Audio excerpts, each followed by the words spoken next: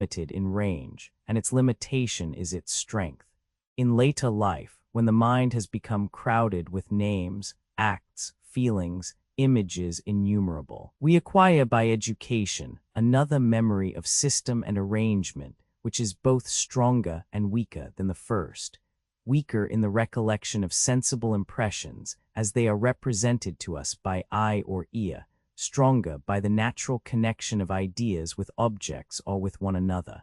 And many of the notions which form a part of the train of our thoughts are hardly realized by us at the time, but like numbers or algebraical symbols, are used as signs only, thus lightening the labor of recollection. And now we may suppose that numerous images present themselves to the mind, which begins to act upon them and to arrange them in various ways. Besides the impression of external objects present with us or just absent from us, we have a dimmer conception of other objects which have disappeared from our immediate recollection and yet continue to exist in us. The mind is full of fancies which are passing to and fro before it. Some feeling or association calls them up, and they are uttered by the lips.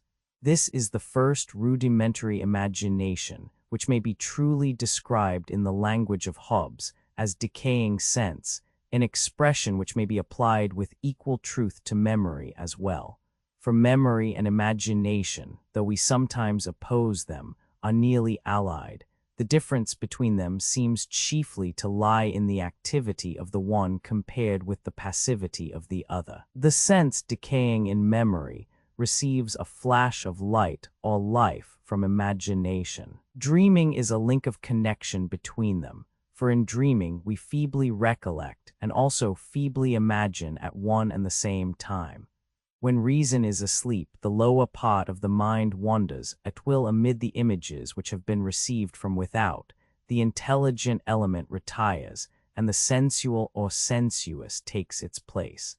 And so in the first efforts of imagination reason is latent or set aside, and images in part disorderly, but also having a unity, however imperfect, of their own, pour like a flood over the mind.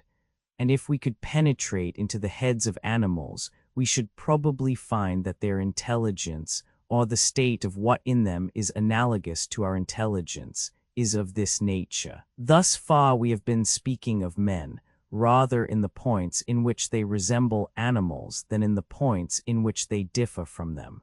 The animal, too, has memory in various degrees, and the elements of imagination, if, as appears to be the case, he dreams. How far their powers or instincts are educated by the circumstances of their lives or by intercourse with one another or with mankind, we cannot precisely tell. They, like ourselves, have the physical inheritance of form, scent, hearing, sight, and other qualities, or instincts, but they have not the mental inheritance of thoughts and ideas handed down by tradition, the slow additions that build up the mind of the human race. And language, which is the great educator of mankind, is wanting in them, whereas in us language is ever present. Even in the infant, the latent power of naming is almost immediately observable, and therefore the description which has been already given of the nascent power of the faculties is in reality an anticipation. For simultaneous with their growth in man, a growth of language must be supposed. The child of 2 years old sees the fire once and again, and the feeble observation of the same recurring object is associated with the feeble utterance of the name by which he is taught to call it. Soon he learns to utter the name when the object is no longer there, but the desire or imagination of it is present to him. At first, in every use of the word there is a color of sense, an indistinct picture of the object which accompanies it. But in later years he sees in the name only the universal or class word, and the more abstract the notion becomes, the more vacant is the image which is presented to him. Henceforward all the operations of his mind, including the perceptions of sense, are a synthesis of sensations, words, conceptions. In seeing or hearing or looking or listening, the sensible impression prevails over the conception and the word. In reflection, the process is reversed. The outward object fades away into nothingness. The name or the conception or both together are everything. Language, like number, is intermediate between the two, partaking of the definiteness of the outer and of the universality of the inner world. For logic teaches us that every word is really a universal, and only condescends by the help of position or circumlocution to become the expression of individuals or particulars. And sometimes, by using words as symbols, we are able to give a local habitation and a name to the infinite and inconceivable. Thus we see that no line can be drawn between the powers of sense and of reflection. They pass imperceptibly into one another. We may indeed distinguish between the seeing and the closed eye, between the sensation and the recollection of it. But this distinction carries us a very little way, for recollection is present in sight as well as sight in recollection. There is no impression of sense which does not simultaneously recall differences of form, number, color, and the like. Neither is such a distinction applicable at all to our internal bodily sensations, which give no sign of themselves when unaccompanied with pain, and even when we are most conscious of them, have often no assignable place in the human frame. Who can divide the nerves or great nervous centers from the mind which uses them? Who can separate the pains and pleasures of the mind from the pains and pleasures of the body? The words inward and outward, active and passive, mind and body, are best conceived by us as differences of degree passing into differences of kind, and at one time and under one aspect acting in harmony and then again opposed. They introduce a system and order into the knowledge of our being, and yet, like many other general terms, are often in advance of our actual analysis or observation. According to some writers, the inward sense is only the fading away or imperfect realization of the outward, but this leaves out of sight one half of the phenomenon.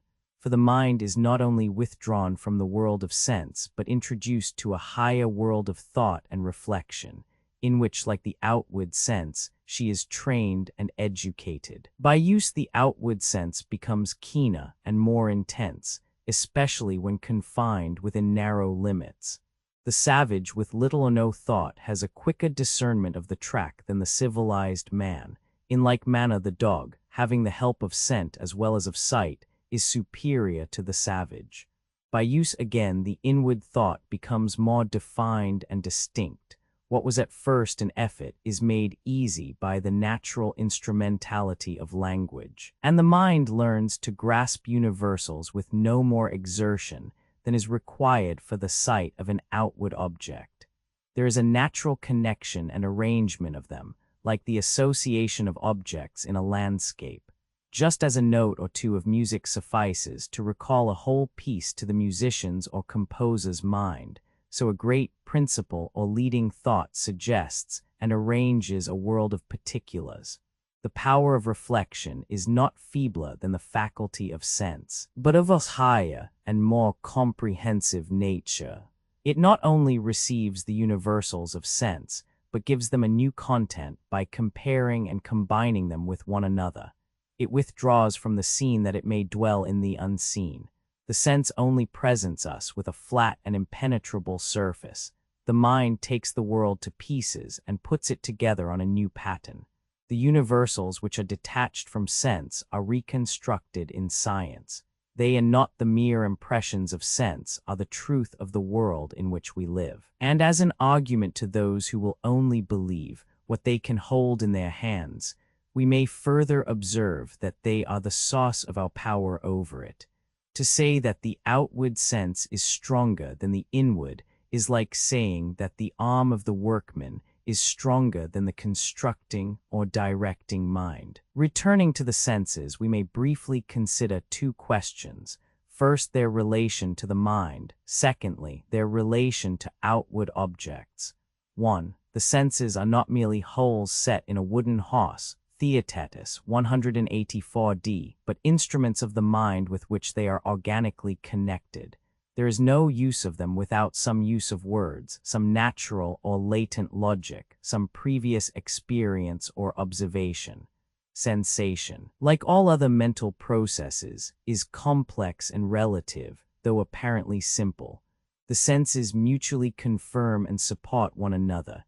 It is hard to say how much our impressions of hearing may be affected by those of sight, or how far our impressions of sight may be corrected by the touch, especially in infancy. The confirmation of them by one another cannot, of course, be given by any one of them. Many intuitions, which are inseparable from the act of sense, are really the result of complicated reasonings. The most cursory glance at objects enables the experienced eye to judge approximately of their relations and distance, although nothing is impressed upon the retina except color, including gradations of light and shade. From these delicate and almost imperceptible differences, we seem chiefly to derive our ideas of distance and position. By comparison of what is near with what is distant, we learn that the tree, house, river, etc., which are a long way off, are objects of a like nature with those which are seen by us in our immediate neighborhood, although the actual impression made on the eye is very different in one case and in the other. This is a language of large and small letters, Republic 2 368d, slightly differing in form and exquisitely graduated by distance, which we are learning all our life long, and which we attain in various degrees according to our powers of sight or observation. There is now the consideration. The greater or less strain upon the nerves of the eye or ear is communicated to the mind, and silently informs the judgment. We have also the use not of one eye only, but of two, which give us a wider range, and help us to discern, by the greater or less acuteness of the angle which the rays of sight form, the distance of an object and its relation to other objects. But we are already passing beyond the limits of our actual knowledge on a subject which has given rise to many conjectures. More important than the addition of another conjecture is the observation, whether in the case of sight or of any other sense, of the great complexity of the causes and the great simplicity of the effect. The sympathy of the mind and the ear is no less striking than the sympathy of the mind and the eye. Do we not seem to perceive instinctively, and as an act of sense, the differences of articulate speech and of musical notes? Yet how small a part of speech or of music is produced by the impression of the ear compared with that which is furnished by the mind. Again, the more refined faculty of sense, as in animals so also in man, seems often to be transmitted by inheritance. Neither must we forget that in the use of the senses, as in his whole nature, man is a social being, who is always being educated by language, habit, and the teaching of other men as well as by his own observation. He knows distance because he is taught it by a more experienced judgment than his own. He distinguishes sounds because he is told to remark them by a person of a more discerning ear. And as we inherit from our parents or other ancestors peculiar powers of sense or feeling, so we improve and strengthen them, not only by regular teaching, but also by sympathy and communion with other persons. 2. The second question, namely, that concerning the relation of the mind to external objects, is really a trifling one, though it has been made the subject of a famous philosophy. We may, if we like, with Berkeley, resolve objects of sense into sensations, but the change is one of name only, and nothing is gained and something is lost by such a resolution or confusion of them. For we have not really made a single step towards idealism, and any arbitrary inversion of our ordinary modes of speech is disturbing to the mind. The youthful metaphysician is delighted at his marvelous discovery that nothing is, and that what we see or feel is our sensation only. For a day or two the world has a new interest to him. He alone knows the secret which has been communicated to him by the philosopher, that mind is all, when in fact he is going out of his mind in the first intoxication of a great thought. But he soon finds that all things remain as they were, the laws of motion, the properties of matter, the qualities of substances. After having inflicted his theories on anyone who is willing to receive them, first on his father and mother, secondly on some other patient listener, thirdly on his dog, he finds that he only differs from the rest of mankind in the use of a word. He had once hoped that by getting rid of the solidity of matter, he might open a passage to worlds beyond. He liked to think of the world as the representation of the divine nature, and delighted to imagine angels and spirits wandering through space, present in the room in which he is sitting without coming through the door, nowhere and everywhere at the same instant. At length he finds that he has been the victim of his own fancies. He has neither more nor less evidence of the supernatural than he had before. He himself has become unsettled, but the laws of the world remain fixed as at the beginning. He has discovered that his appeal to the fallibility of sense was really an illusion. For whatever uncertainty there may be in the appearances of nature, arises only out of the imperfection or variation of the human senses, or possibly from the deficiency of certain branches of knowledge. When science is able to apply her tests, the uncertainty is at an end. We are apt sometimes to think that moral and metaphysical philosophy are lowered by the influence which is exercised over them by physical science. But any interpretation of nature by physical science is far in advance of such idealism. The philosophy of Berkeley, while giving unbounded license to the imagination, is still groveling on the level of sense. We may, if we please, carry this skepticism a step further, and deny not only objects of sense, but the continuity of our sensations themselves. We may say with Protagoras and Hume that what is appears, and that what appears appears only to individuals, and to the same individual only at one instant.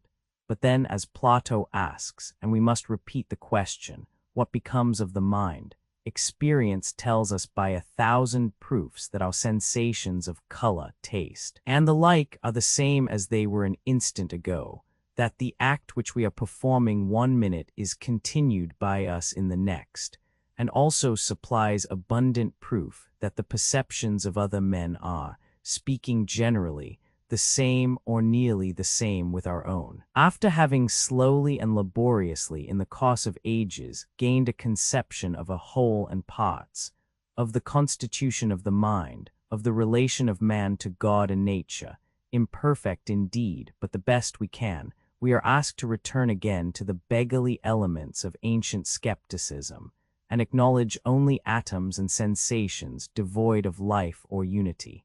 Why should we not go a step further still and doubt the existence of the senses of all things? We are but such stuff as dreams are made of, for we have left ourselves no instruments of thought by which we can distinguish man from the animals, or conceive of the existence even of a mollusk. And observe, this extreme skepticism has been allowed to spring up among us, not like the ancient skepticism, in an age when nature and language really seem to be full of illusions, but in the 18th and 19th centuries, when men walk in the daylight of inductive science. The attractiveness of such speculations arises out of their true nature not being perceived. They are veiled in graceful language. They are not pushed to extremes. They stop where the human mind is disposed also to stop, short of a manifest absurdity. Their inconsistency is not observed by their authors or by mankind in general, who are equally inconsistent themselves. They leave on the mind a pleasing sense of wonder and novelty. In youth, they seem to have a natural affinity to one class of persons, as poetry has to another. But in later life, either we drift back into common sense, or we make them the starting points of a higher philosophy. We are often told that we should inquire into all things before we accept them. With what limitations is this true? For we cannot use our senses without admitting that we have them, or think without presupposing that there is in us a power of thought, or affirm that all knowledge is derived from experience without implying that this first principle of knowledge is prior to experience. The truth seems to be that we begin with the natural use of the mind as of the body, and we seek to describe this as well as we can. We eat before we know the nature of digestion. We think before we know the nature of reflection. As our knowledge increases, our perception of the mind enlarges also. We cannot indeed get beyond facts, but neither can we draw any line which separates facts from ideas, and the mind is not something separate from them but included in them, and they in the mind, both having a distinctness and individuality of their own. To reduce our conception of mind to a succession of feelings and sensations is like the attempt to view a wide prospect by inches through a microscope, or to calculate a period of chronology by minutes. The mind ceases to exist when it loses its continuity, which, though far from being its highest determination, is yet necessary to any conception of it. Even an inanimate nature cannot be adequately represented as an endless succession of states or conditions. Section Roman 2. Another division of the subject has yet to be considered. Why should the doctrine that knowledge is sensation in ancient times, or of sensationalism or materialism in modern times, be allied to the lower rather than to the higher view of ethical philosophy? At first sight, the nature and origin of knowledge appear to be wholly disconnected from ethics and religion, nor can we deny that the ancient Stoics were materialists, or that the materialist doctrines prevalent in modern times have been associated with great virtues, or that both religious and philosophical idealism have not unfrequently parted company with practice. Still, upon the whole, it must be admitted that the higher standard of duty has gone hand in hand with the higher conception of knowledge. It is Protagoras who is seeking to adapt himself to the opinions of the world. It is Plato who rises above them, the one maintaining that all knowledge is sensation, the other basing the virtues on the idea of good. The reason of this phenomenon has now to be examined. By those who rest knowledge immediately upon sense, that explanation of human action is deemed to be the truest which is nearest to sense.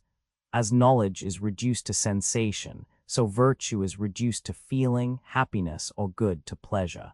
The different virtues, the various characters which exist in the world, are the disguises of self-interest. Human nature is dried up. There is no place left for imagination, or in any higher sense for religion.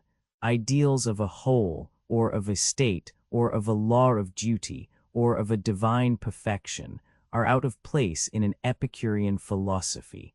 The very terms in which they are expressed are suspected of having no meaning. Man is to bring himself back as far as he is able to the condition of a rational beast. He is to limit himself to the pursuit of pleasure, but of this he is to make a far-sighted calculation.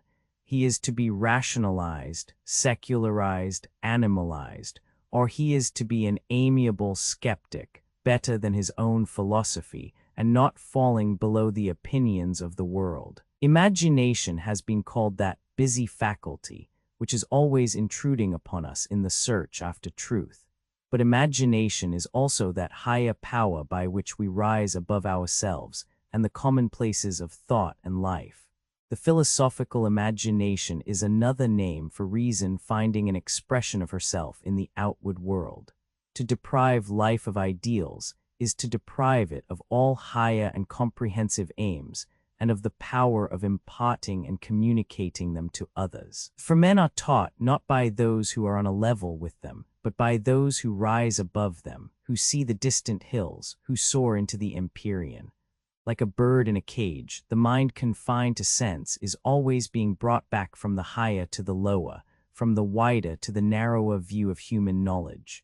It seeks to fly but cannot.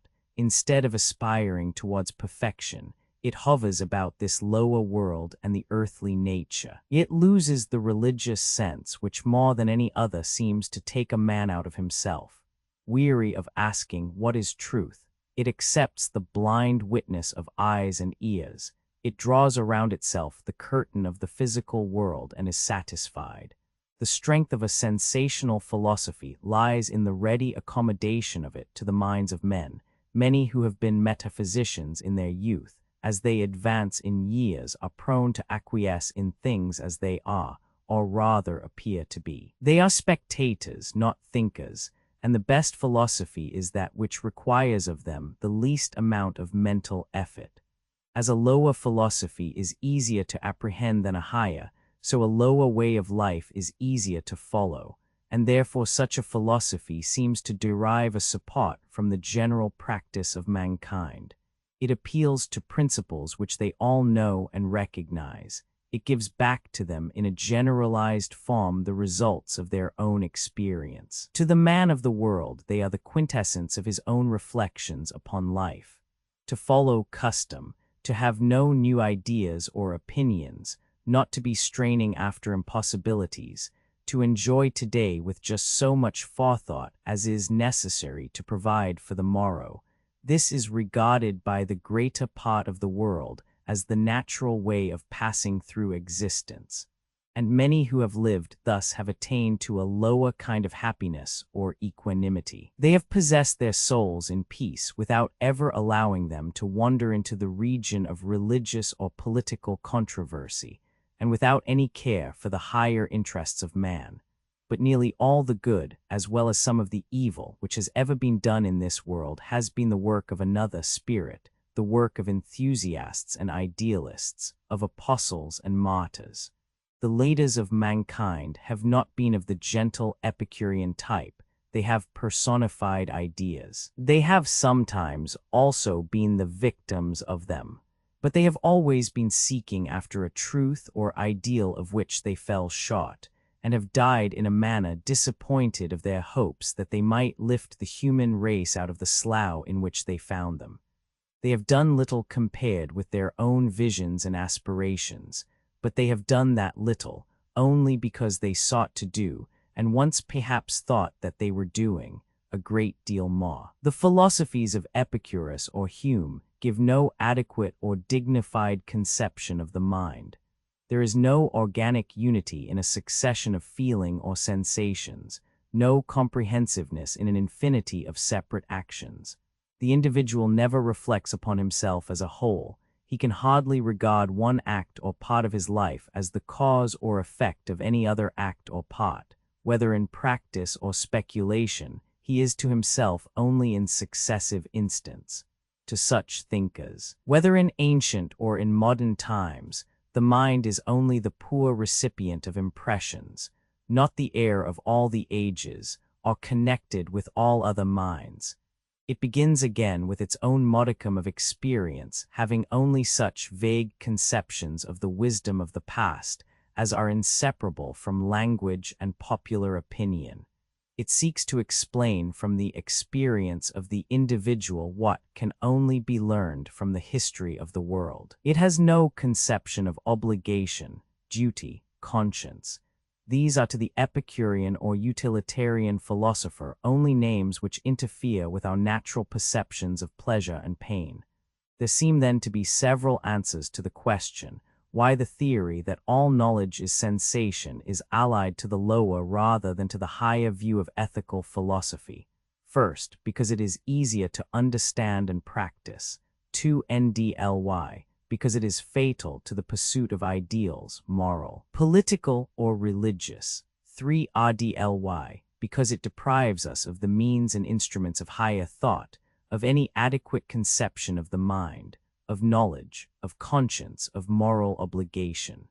On the nature and limits of psychology, Letter 1 FA7 Gamma, Letter 1 F70, Rho, Letter 1 F70, Rho Chi, Letter 1 F74, Mu Letter 1 F72, Mu Letter 1 F43, Mu Letter 1 F74, Omicron, Letter 1 F36, Delta Epsilon, Tau Epsilon Lambda, Epsilon Upsilon, Tau Letter 1 F74 Delta, Letter 1 F72, Kappa Alpha Letter 1 F76, Tau Letter 1 F70, mu epsilon tau alpha xi let 1f7a let 1f10 xi omicron let 1f57 mu let 1f74 omicron let 1f36 delta epsilon sigma epsilon mu pi lambda epsilon kappa tau alpha iota sigma mu eta chi alpha nu let 1f74 tau let 1f74 nu tau omicron iota alpha epsilon tau eta nu let 1f41 mu omicron lambda omicron gamma iota alpha nu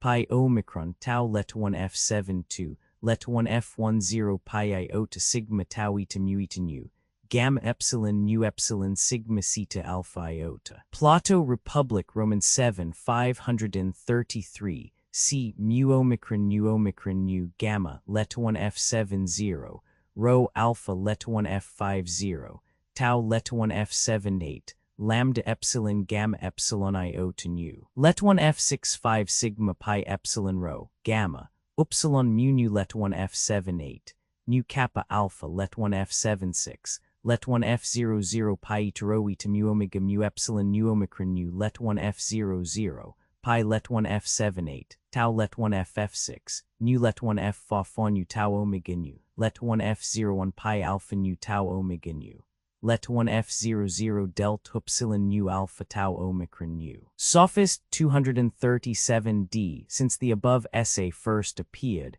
many books on psychology have been given to the world, partly based upon the views of Herbart and other German philosophers, partly independent of them. The subject has gained in bulk and extent. Whether it has had any true growth is more doubtful. It begins to assume the language and claim the authority of a science, but it is only an hypothesis or outline, which may be filled up in many ways according to the fancy of individual thinkers. The basis of it is a precarious one, consciousness of ourselves, and a somewhat uncertain observation of the rest of mankind. Its relations to other sciences are not yet determined. They seem to be almost too complicated to be ascertained. It may be compared to an irregular building, run up hastily and not likely to last because its foundations are weak, and in many places rest only on the surface of the ground. It has sought rather to put together scattered observations and to make them into a system than to describe or prove them. It has never severely drawn the line between facts and opinions. It has substituted a technical phraseology for the common use of language, being neither able to win acceptance for the one nor to get rid of the other. The system which has thus arisen appears to be a kind of metaphysic narrowed to the point of view of the individual mind, through which, as through some new optical instrument limiting the sphere of vision, the interior of thought and sensation is examined. But the individual mind in the abstract, as distinct from the mind of a particular individual and separated from the environment of circumstances, is a fiction only. Yet facts which are partly true gather around this fiction and are naturally described by the help of it. There is also a common type of the mind which is derived from the comparison of many minds with one another and with our own. The phenomena of which psychology treats are familiar to us, but they are for the most part indefinite. They relate to a something inside the body, which seems also to overleap the limits of space. The operations of this something, when isolated, cannot be analyzed by us or subjected to observation and experiment. And there is another point to be considered. The mind, when thinking, cannot survey that part of itself which is used in thought. It can only be contemplated in the past, that is to say, in the history of the individual or of the world. This is the scientific method of studying the mind, but psychology has also some other supports, specious rather than real. It is partly sustained by the false analogy of physical science and has great expectations. From its near relationship to physiology, we truly remark that there is an infinite complexity of the body corresponding to the infinite subtlety of the mind. We are conscious that they are very nearly connected, but in endeavoring to trace the nature of the connection, we are baffled and disappointed. In our knowledge of them, the gulf remains the same. No microscope has ever seen into thought. No reflection on ourselves has supplied the missing link between mind and matter. These are the conditions of this very inexact science, and we shall only know less of it by pretending to know more, or by assigning to it a form or style to which it has not yet attained and is not really entitled. Experience shows that any system, however baseless and ineffectual, in our own or in any other age, may be accepted and continue to be studied, if it seeks to satisfy some unanswered question or is based upon some ancient tradition, especially if it takes the form and uses the language of inductive philosophy. The fact, therefore, that such a science exists and is popular affords no evidence of its truth or value. Many who have pursued it far into detail have never examined the foundations on which it rests. There have been many imaginary subjects of knowledge of which enthusiastic persons have made a lifelong study, without ever asking themselves what is the evidence for them, what is the use of them, how long they will last. They may pass away like the authors of them and leave not a wreck behind, or they may survive in fragments. Nor is it only in the Middle Ages or in the literary desert of China or of India that such systems have arisen. In our own enlightened age, growing up by the side of physics, ethics, and other really progressive sciences, there is a weary waste of knowledge, falsely so called. There are sham sciences which no logic has ever put to the test, in which the desire for knowledge invents the materials of it. And therefore it is expedient once more to review the bases of psychology, lest we should be imposed upon by its pretensions. The study of it may have done good service by awakening us to the sense of inveterate errors familiarized by language, yet it may have fallen into still greater ones. Under the pretense of new investigations, it may be wasting the lives of those who are engaged in it. It may also be found that the discussion of it will throw light upon some points in the Theaetetus of Plato, the oldest work on psychology which has come down to us. The imaginary science may be called, in the language of ancient philosophy, a shadow of a part of dialectic or metaphysic, Gorgias 463. In this postscript or appendix, we propose to treat, first, of the true bases of psychology, secondly, of the errors into which the students of it are most likely to fall, thirdly, of the principal subjects which are usually comprehended under it, fourthly, of the form which facts relating to the mind most naturally assume. We may preface the inquiry by 2 or 3 remarks. 1. We do not claim for the popular psychology the position of a science at all. It cannot. Like the physical sciences, proceed by the inductive method. It has not the necessity of mathematics. It does not, like metaphysic, argue from abstract notions or from internal coherence. It is made up of scattered observations. A few of these, though they may sometimes appear to be truisms, are of the greatest value and free from all doubt. We are conscious of them in ourselves. We observe them working in others. We are assured of them at all times. For example, we are absolutely certain, A, of the influence exerted by the mind over the body or by the body over the mind, B, of the power of association, by which the appearance of some person or the occurrence of some event recalls to mind, not always but often, other persons and events, C, of the effect of habit, which is strongest when least disturbed by reflection, and is to the mind what the bones are to the body, D, of the real, though not unlimited, freedom of the human will, E, of the reference, more or less distinct of our sensations, feelings, thoughts, actions to ourselves, which is called consciousness, or when in excess self-consciousness, F, of the distinction of the I and not I, of ourselves and outward objects.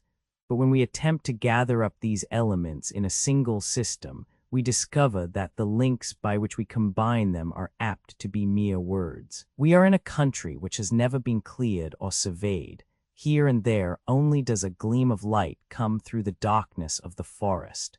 2. These fragments, although they can never become science in the ordinary sense of the word, are a real part of knowledge and may be of great value in education. We may be able to add a good deal to them from our own experience, and we may verify them by it. Self-examination is one of those studies which a man can pursue alone. By attention to himself and the processes of his individual mind, he may learn much about his own character and about the character of others, if he will make his mind sit down and look at itself in the glass. The great, if not the only use of such a study is a practical one, to know first human nature, and secondly our own nature, as it truly is. 3. Hence it is important that we should conceive of the mind in the noblest and simplest manner. While acknowledging that language has been the greatest factor in the formation of human thought, we must endeavor to get rid of the disguises, oppositions, contradictions, which arise out of it. We must disengage ourselves from the ideas which the customary use of words has implanted in us, to avoid error as much as possible when we are speaking of things unseen. The principal terms which we use should be few, and we should not allow ourselves to be enslaved by them. Instead of seeking to frame a technical language, we should vary our forms of speech, lest they should degenerate into formulas. A difficult philosophical problem is better understood when translated into the vernacular. Alpha. Psychology is inseparable from language, and early language contains the first impressions or the oldest experience of man respecting himself. These impressions are not accurate representations of the truth. They are the reflections of a rudimentary age of philosophy. The first and simplest forms of thought are rooted so deep in human nature that they can never be got rid of, but they have been perpetually enlarged and elevated, and the use of many words has been transferred from the body to the mind. The spiritual and intellectual have thus become separated from the material. There is a cleft between them. And the heart and the conscience of man rise above the dominion of the appetites and create a new language in which they too find expression. As the differences of actions begin to be perceived, more and more names are needed. This is the first analysis of the human mind. Having a general foundation in popular experience, it is molded to a certain extent by hierophants and philosophers. See Introd to Cratylus. Beta. This primitive psychology is continually receiving additions from the first thinkers, who in return take a color from the popular language of the time. The mind is regarded from new points of view and becomes adapted to new conditions of knowledge. It seeks to isolate itself from matter and sense, and to assert its independence in thought.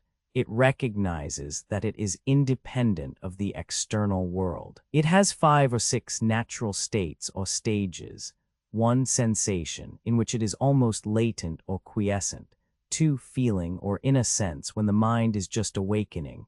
3. Memory, which is decaying sense, and from time to time, as with a spark or flash, has the power of recollecting or reanimating the buried past. 4. Thought, in which images pass into abstract notions or are intermingled with them. 5. Action, in which the mind moves forward of itself, or under the impulse of want or desire or pain, to attain or avoid some end or consequence. And 6. There is the composition of these, or the admixture or assimilation of them in various degrees. We never see these processes of the mind, nor can we tell the causes of them. But we know them by their results, and learn from other men that so far as we can describe to them, or they to us, the workings of the mind, their experience is the same or nearly the same with our own. But the knowledge of the mind is not to any great extent derived from the observation of the individual by himself. It is the growing consciousness of the human race, embodied in language, acknowledged by experience, and corrected from time to time by the influence of literature and philosophy. A great, perhaps the most important, part of it is to be found in early Greek thought. In the Theaetetus of Plato, it has not yet become fixed. We are still stumbling on the threshold. In Aristotle, the process is more nearly completed, and has gained innumerable abstractions, of which many have had to be thrown away, because relative only to the controversies of the time. In the interval between Thales and Aristotle were realized the distinctions of mind and body, of universal and particular, of infinite and infinitesimal, of idea and phenomenon, the class conceptions of faculties and virtues, the antagonism of the appetites and the reason, and connected with this at a higher stage of development, the opposition of moral and intellectual virtue, also the primitive conceptions of unity, being, rest, motion, and the like. These divisions were not really scientific, but rather based on popular experience. They were not held with the precision of modern thinkers, but taken all together they gave a new existence to the mind in thought, and greatly enlarged and more accurately defined man's knowledge of himself and of the world. The majority of them have been accepted by Christian and Western nations. Yet in modern times we have also drifted so far away from Aristotle that if we were to frame a system on his lines, we should be at war with ordinary language and untrue to our own consciousness. And there have been a few both in medieval times and since the Reformation who have rebelled against the Aristotelian point of view. Of these eccentric thinkers there have been various types, but they have all a family likeness. According to them, there has been too much analysis and too little synthesis, too much division of the mind into parts and too little conception of it as a whole or in its relation to God and the laws of the universe. They have thought that the elements of plurality and unity have not been duly adjusted. The tendency of such writers has been to allow the personality of man to be absorbed in the universal or in the divine nature, and to deny the distinction between matter and mind, or to substitute one for the other. They have broken some of the idols of psychology. They have challenged the received meaning of words. They have regarded the mind under many points of view. But though they may have shaken the old, they have not established the new. Their views of philosophy, which seem like the echo of some voice from the East, have been alien to the mind of Europe. Delta, the psychology which is found in common language, is in some degree verified by experience, but not in such a manner as to give it the character of an exact science. We cannot say that words always correspond to facts. Common language represents the mind from different and even opposite points of view, which cannot be all of them equally true. Compare Cratylus 436:7. Yet from diversity of statements and opinions may be obtained a nearer approach to the truth than is to be gained from any one of them. It also tends to correct itself, because it is gradually brought nearer to the common sense of mankind. There are some leading categories or classifications of thought which, though unverified, must always remain the elements from which the science or study of the mind proceeds. For example, we must assume ideas before we can analyze them, and also a continuing mind to which they belong, the resolution of it into successive moments, which would say with Protagoras that the man is not the same person which he was a minute ago, is, as Plato implies in the Theaetetus 166b, an absurdity. Epsilon, the growth of the mind, which may be traced in the histories of religions and philosophies and in the thoughts of nations, is one of the deepest and noblest modes of studying it. Here we are dealing with the reality, with the greater and, as it may be termed, the most sacred part of history. We study the mind of man as it begins to be inspired by a human or divine reason, as it is modified by circumstances, as it is distributed in nations, as it is renovated by great movements, which go beyond the limits of nations and affect human society on a scale still greater, as it is created or renewed by great minds, who, looking down from above, have a wider and more comprehensive vision. This is an ambitious study, of which most of us rather entertain conjecture than arrive at any detailed or accurate knowledge. Later arises the reflection how these great ideas or movements of the world have been appropriated by the multitude and found a way to the minds of individuals. The real psychology is that which shows how the increasing knowledge of nature and the increasing experience of life have always been slowly transforming the mind. How religions too have been modified in the course of ages, that God may be all and in all. Let 1f26 pi omicron lambda lambda alpha pi lambda alpha sigma iot omicron nu. Let 1f14 phi eta. Tau let 1f78, let 1f140 gamma omicron nu, let 1f22, let 1f61 sigma, nu let 1f e6, nu zeta eta tau epsilon let 1f d6, tau alpha iota, pi rho omicron sigma tau alpha tau tau epsilon iota sigma, zeta. Lastly, though we speak of the study of mind in a special sense, it may also be said that there is no science which does not contribute to our knowledge of it.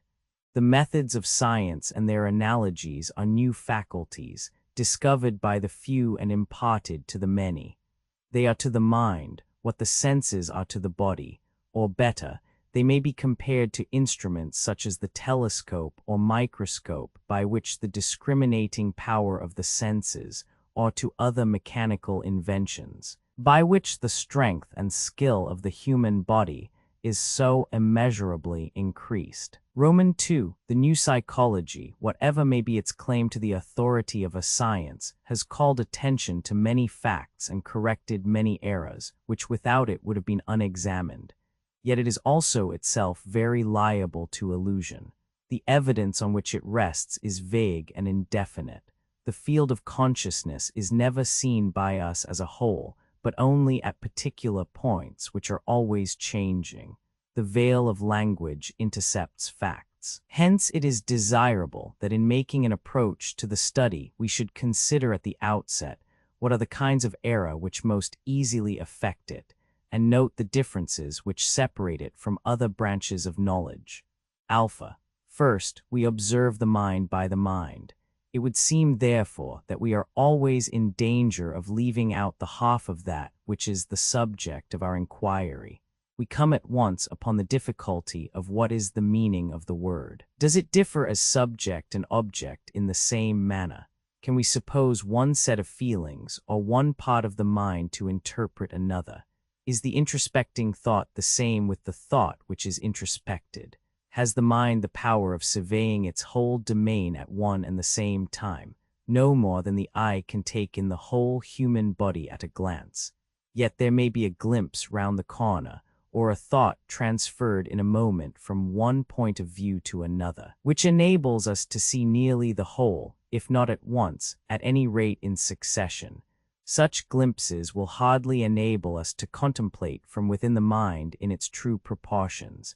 Hence the firmer ground of psychology is not the consciousness of inward feelings, but the observation of external actions, being the actions not only of ourselves, but of the innumerable persons whom we come across in life. Beta. The error of supposing partial or occasional explanation of mental phenomena to be the only or complete ones. For example, we are disinclined to admit of the spontaneity or discontinuity of the mind. It seems to us like an effect without a cause, and therefore we suppose the train of our thoughts to be always called up by association. Yet it is probable, or indeed certain, that of many mental phenomena there are no mental antecedents, but only bodily ones. Gamma. The false influence of language. We are apt to suppose that when there are two or more words describing faculties or processes of the mind, there are real differences corresponding to them. But this is not the case, nor can we determine how far they do or do not exist, or by what degree or kind of difference they are distinguished. The same remark may be made about figures of speech. They fill up the vacancy of knowledge. They are to the mind what too much color is to the eye. But the truth is rather concealed than revealed by them. Delta.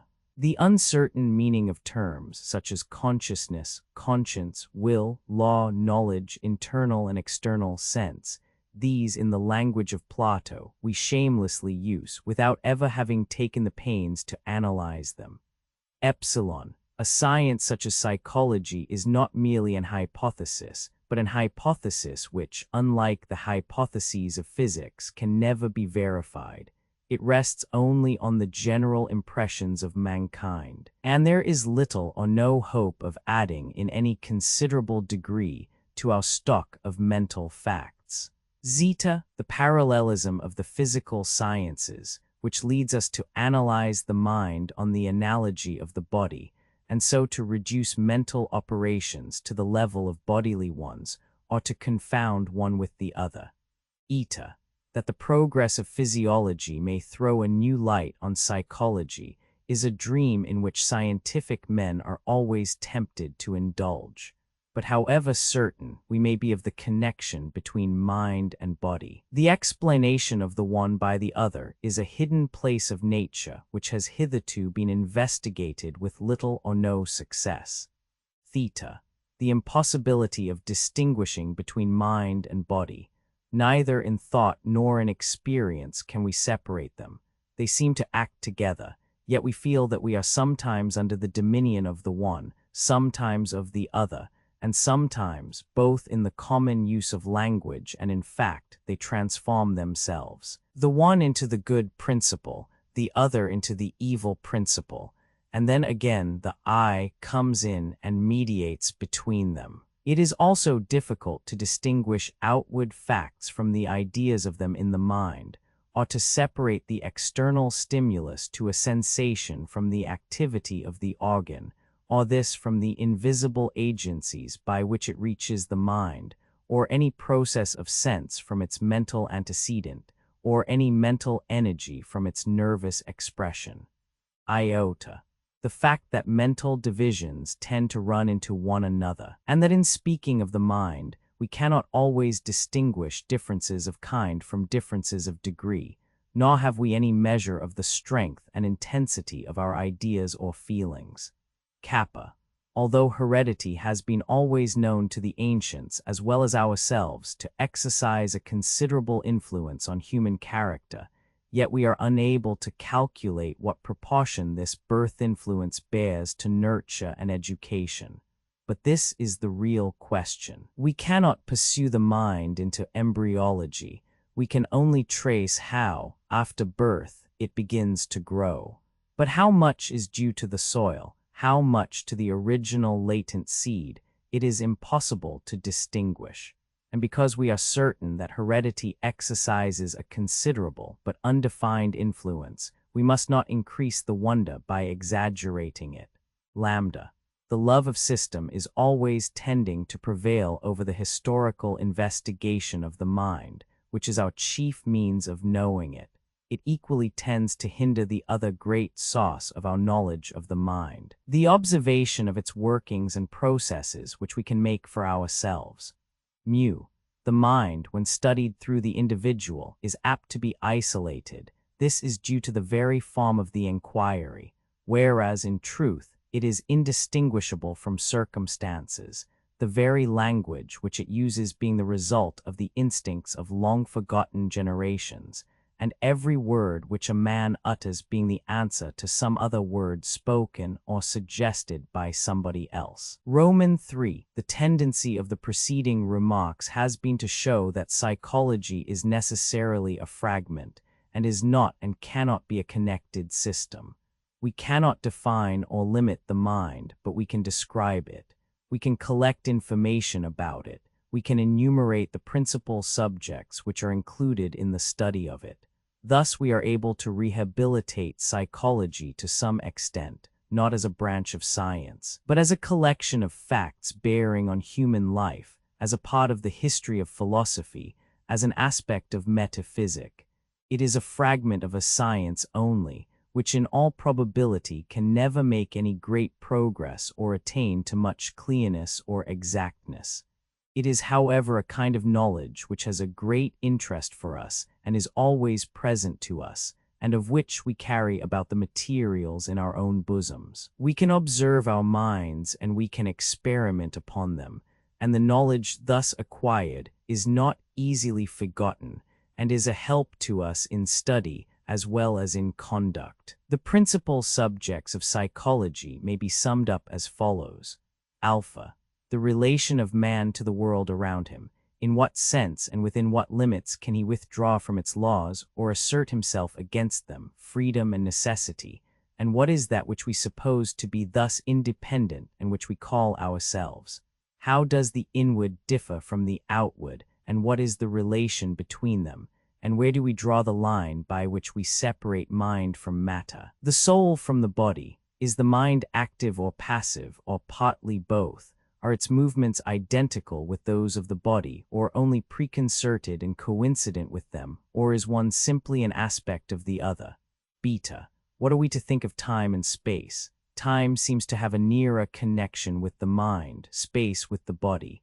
Yet time, as well as space, is necessary to our idea of either. We see also that they have an analogy with one another, and that in mathematics they often interpenetrate. Space or place has been said by Kant to be the form of the outward, time of the inward sense. He regards them as parts or forms of the mind, but this is an unfortunate and inexpressive way of describing their relation to us. For of all the phenomena present to the human mind, they seem to have most the character of objective existence. There is no use in asking what is beyond or behind them.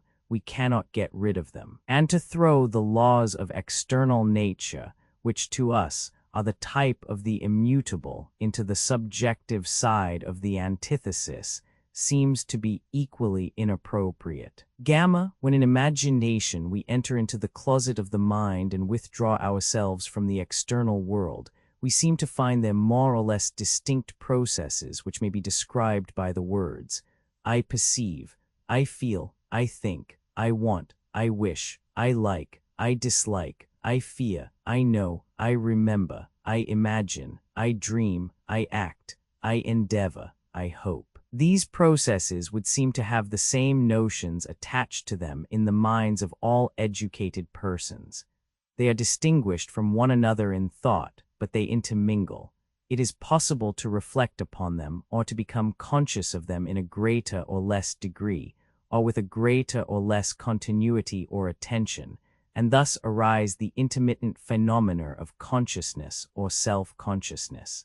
The use of all of them is possible to us at all times, and therefore in any operation of the mind, the whole are latent. But we are able to characterize them sufficiently by that part of the complex action which is the most prominent. We have no difficulty in distinguishing an act of sight or an act of will from an act of thought, although thought is present in both of them. Hence the conception of different faculties or different virtues is precarious, because each of them is passing into the other, and they are all one in the mind itself. They appear and reappear, and may all be regarded as the ever-varying phases or aspects or differences of the same mind or person. Delta. Nearest the sense in the scale of the intellectual faculties is memory, which is a mode rather than a faculty of the mind, and accompanies all mental operations. There are two principal kinds of it, recollection and recognition. Recollection, in which forgotten things are recalled or returned to the mind. Recognition, in which the mind finds itself again among things once familiar. The simplest way in which we can represent the former to ourselves is by shutting our eyes and trying to recall in what we term the mind's eye the picture of the surrounding scene, or by laying down the book which we are reading and recapitulating what we can remember of it. But many times more powerful than recollection is recognition, perhaps because it is more assisted by association. We have known and forgotten, and after a long interval, the thing which we have seen once is seen again by us, but with a different feeling, and comes back to us, not as new knowledge, but as a thing to which we ourselves impart a notion already present to us. In Plato's words, we set the stamp upon the wax. Everyone is aware of the difference between the first and second sight of a place, between a scene clothed with associations or bare and divested of them. We say to ourselves on revisiting a spot after a long interval, "How many things have happened since I last saw this?" There is probably no impression ever received by us of which we can venture to say that the vestiges are altogether lost, or that we might not, under some circumstances, recover it. A long-forgotten knowledge may be easily renewed and therefore is very different from ignorance. Of the language learnt in childhood not a word may be remembered, and yet, when a new beginning is made, the old habit soon returns, the neglected organs come back into use, and the river of speech finds out the dried-up channel. Epsilon, consciousness, is the most treacherous word which is employed in the study of the mind, for it is used in many senses, and has rarely, if ever, been minutely analyzed. Like memory, it accompanies all mental operations, but not always continuously, and it exists in various degrees. It may be imperceptible or hardly perceptible. It may be the living sense that our thoughts, actions, sufferings are our own. It is a kind of attention which we pay to ourselves, and is intermittent rather than continuous. Its sphere has been exaggerated. It is sometimes said to assure us of our freedom, but this is an illusion, as there may be a real freedom without consciousness of it, so there may be a consciousness of freedom without the reality. It may be regarded as a higher degree of knowledge when we not only know but know that we know. Consciousness is opposed to habit, inattention, sleep, death. It may be illustrated by its derivative conscience, which speaks to men not only of right and wrong in the abstract, but of right and wrong actions in reference to themselves and their circumstances. Zeta. Association is another of the ever-present phenomena of the human mind. We speak of the laws of association, but this is an expression which is confusing, for the phenomenon itself is of the most capricious and uncertain sort. It may be briefly described as follows. The simplest case of association is that of sense.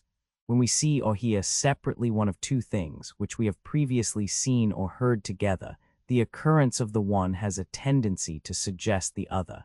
So the sight or name of a house may recall to our minds the memory of those who once lived there. Like may recall like, and everything its opposite. The parts of a whole, the terms of a series, objects lying near, words having a customary order stick together in the mind. A word may bring back a passage of poetry or a whole system of philosophy.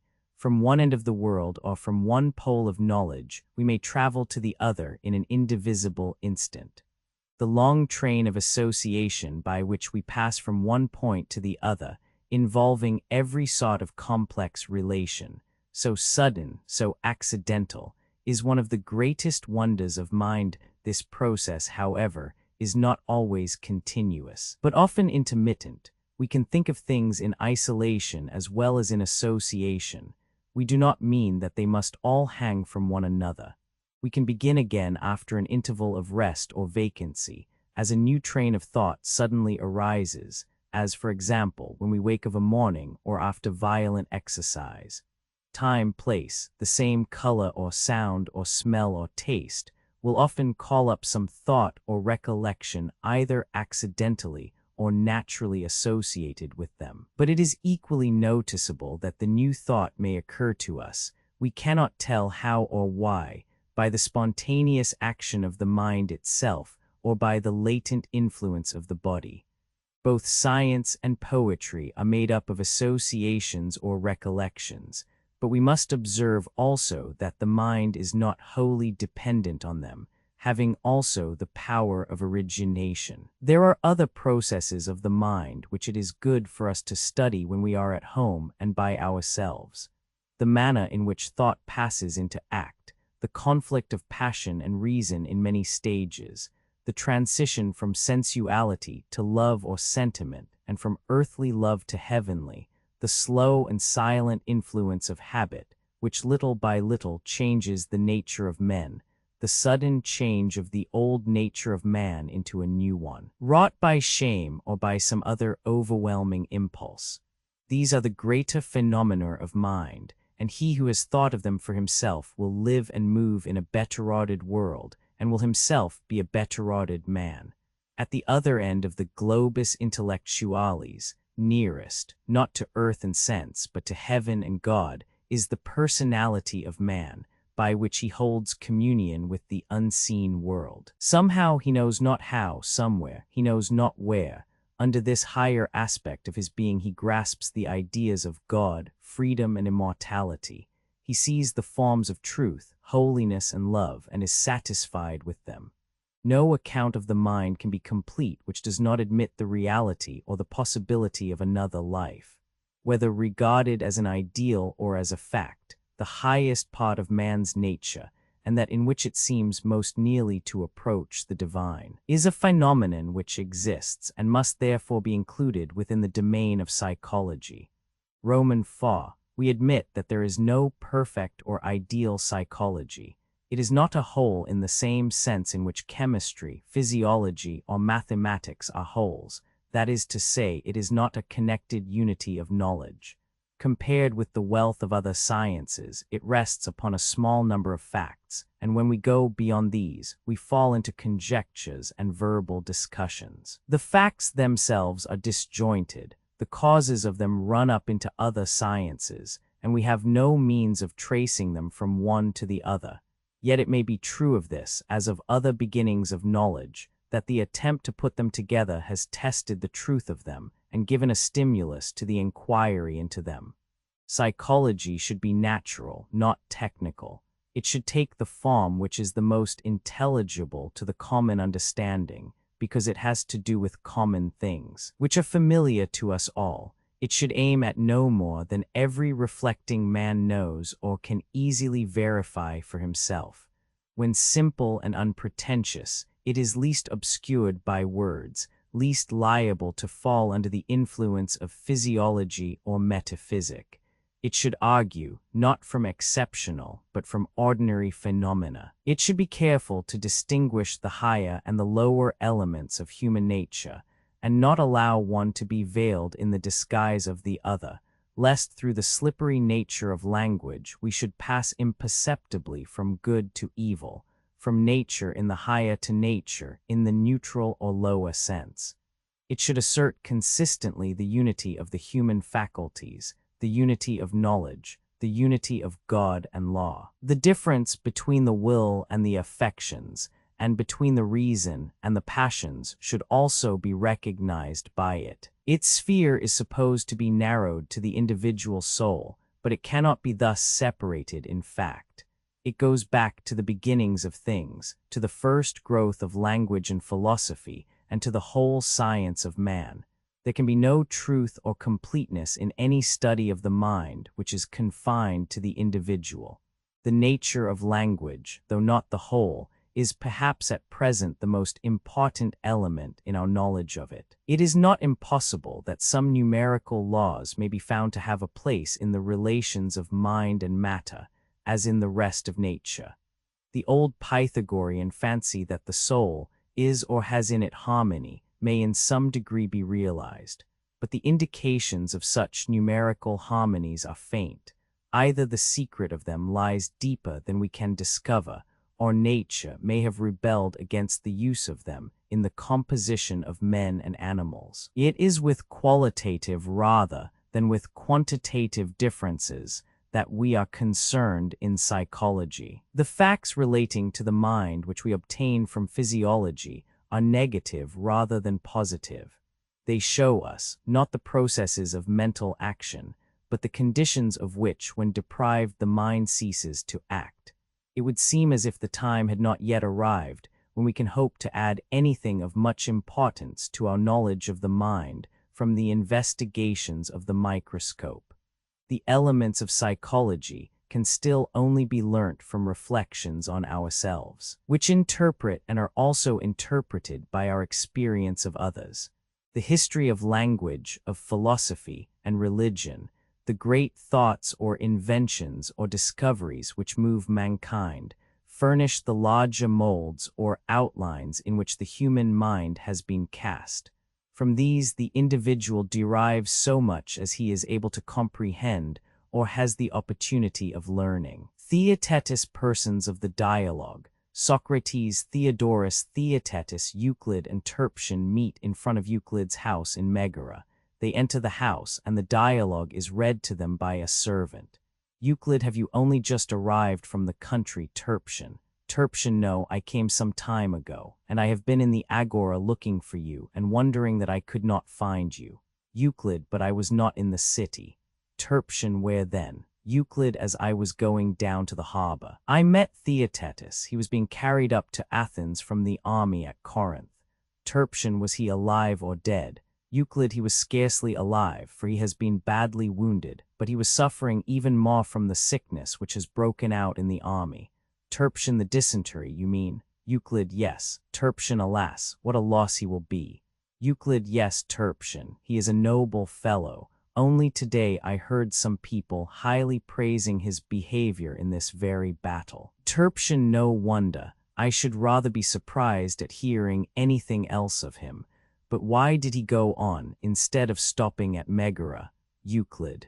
He wanted to get home. Although I entreated and advised him to remain, he would not listen to me. So I set him on his way and turned back, and then I remembered what Socrates had said of him, and thought how remarkably this, like all his predictions, had been fulfilled. I believe that he had seen him a little before his own death, when Theaetetus was a youth, and he had a memorable conversation with him, which he repeated to me when I came to Athens. He was full of admiration of his genius, and said that he would most certainly be a great man if he lived.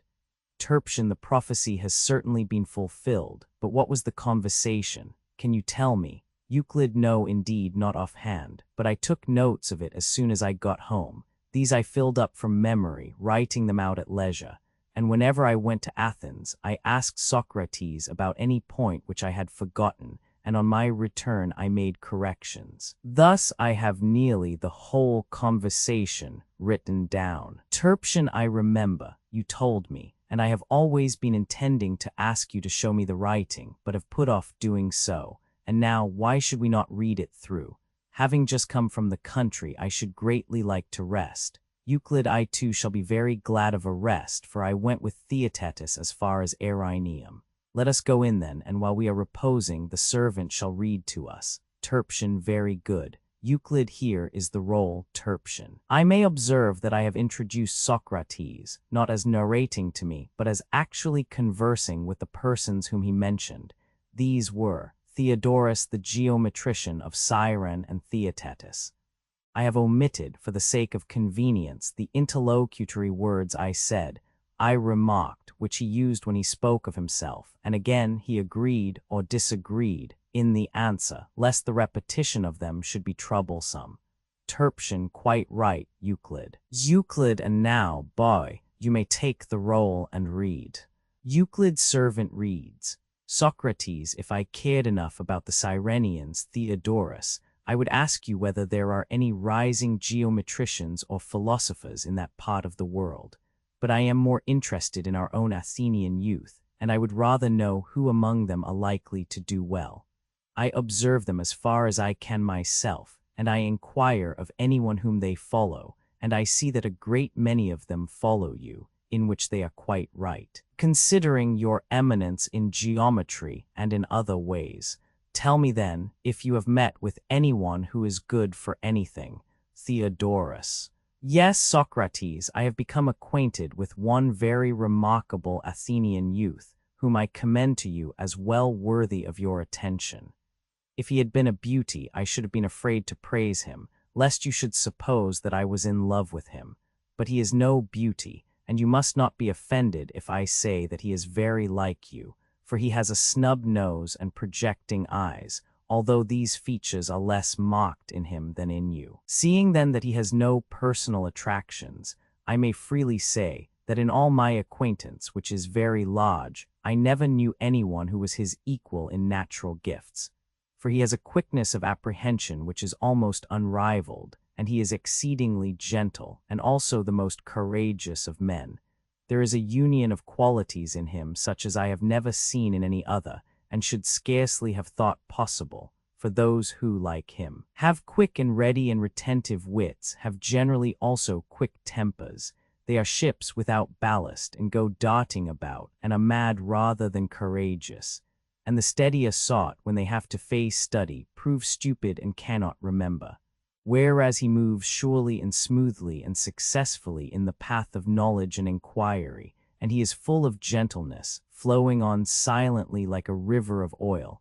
At his age it is wonderful. Socrates, that is good news. Whose son is he? Theodorus, the name of his father I have forgotten, but the youth himself is the middle one of those who are approaching us. He and his companions have been anointing themselves in the outer court, and now they seem to have finished and are coming towards us.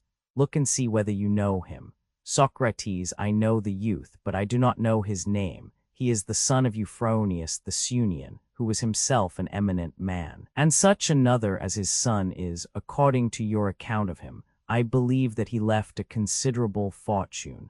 Theodorus Theaetetus, Socrates, is his name, but I rather think that the property disappeared in the hands of trustees, notwithstanding which he is wonderfully liberal. Socrates, he must be a fine fellow. Tell him to come and sit by me. Theodorus, I will. Come hither, Theaetetus, and sit by Socrates. Socrates, by all means. Theaetetus, in order that I may see the reflection of myself in your face. For Theodorus says that we are alike. And yet if each of us held in his hands a lyre and he said that they were tuned alike, should we at once take his word, or should we ask whether he who said so was or was not a musician? Theaetetus, we should ask. Socrates, and if we found that he was, we should take his word, and if not, not. Theaetetus, true. Socrates, and if this supposed likeness of our faces is a matter of any interest to us, we should inquire whether he who says that we are alike is a painter or not. Theaetetus, certainly we should. Socrates, and is Theodorus a painter? Theaetetus, I never heard that he was. Socrates, is he a geometrician?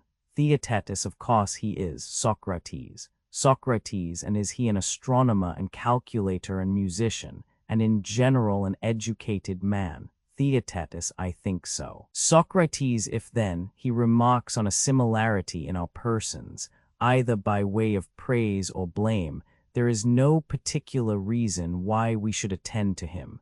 Theaetetus, I should say not. Socrates. But if he praises the virtue or wisdom which are the mental endowments of either of us, then he who hears the praises will naturally desire to examine him who is praised, and he again should be willing to exhibit himself. Theaetetus, very true. Socrates. Socrates, then now is the time, my dear Theaetetus, for me to examine, and for you to exhibit, since although Theodorus has praised many a citizen and stranger in my hearing, never did I hear him praise anyone as he has been praising you. Theaetetus, I am glad to hear it. Socrates, but what if he was only in jest? Socrates, nay, Theodorus is not given to jesting, and I cannot allow you to retract your consent on any such pretense as that. If you do, he will have to swear to his words, and we are perfectly sure that no one will be found to impugn him. Do not be shy then, but stand to your word. Theaetetus, I suppose I must. If you wish it. Socrates, in the first place, I should like to ask what you learn of Theodorus. Something of geometry, perhaps. Theaetetus, yes. Socrates, in astronomy and harmony and calculation. Theaetetus, I do my best. Socrates, yes, my boy, and so do I, and my desire is to learn of him, or of anybody who seems to understand these things, and I get on pretty well in general, but there is a little difficulty which I want you and the company to aid me in investigating. Will you answer me a question? Is not learning growing wiser about that which you learn? Theaetetus, of course. Socrates, and by wisdom the wise are wise. Theaetetus, yes. Socrates, and is that different in any way from knowledge? Theaetetus, what? Socrates, wisdom. Are not men wise in that which they know? Theaetetus, certainly they are.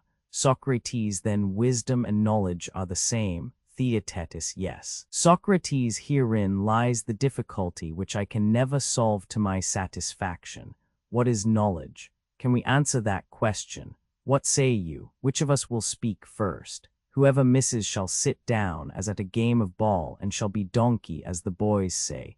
He who lasts out his competitors in the game without missing shall be our king, and shall have the right of putting to us any questions which he pleases. Why is there no reply? I hope, Theodorus, that I am not betrayed into rudeness by my love of conversation. I only want to make us talk and be friendly and sociable. Theodorus, the reverse of rudeness, Socrates, but I would rather that you would ask one of the young fellows, for the truth is that I am unused to your game of question and answer, and I am too old to learn. The young will be more suitable, and they will improve more than I shall, for youth is always able to improve. And so having made a beginning with Theaetetus, I would advise you to go on with him and not let him off. Socrates, do you hear, Theaetetus, what Theodorus says? The philosopher, whom you would not like to disobey and whose word ought to be a command to a young man, bids me interrogate you. Take courage, then, and nobly say what you think that knowledge is. Theaetetus, well, Socrates, I will answer as you and he bid me, and if I make a mistake, you will doubtless correct me. Socrates, we will, if we can.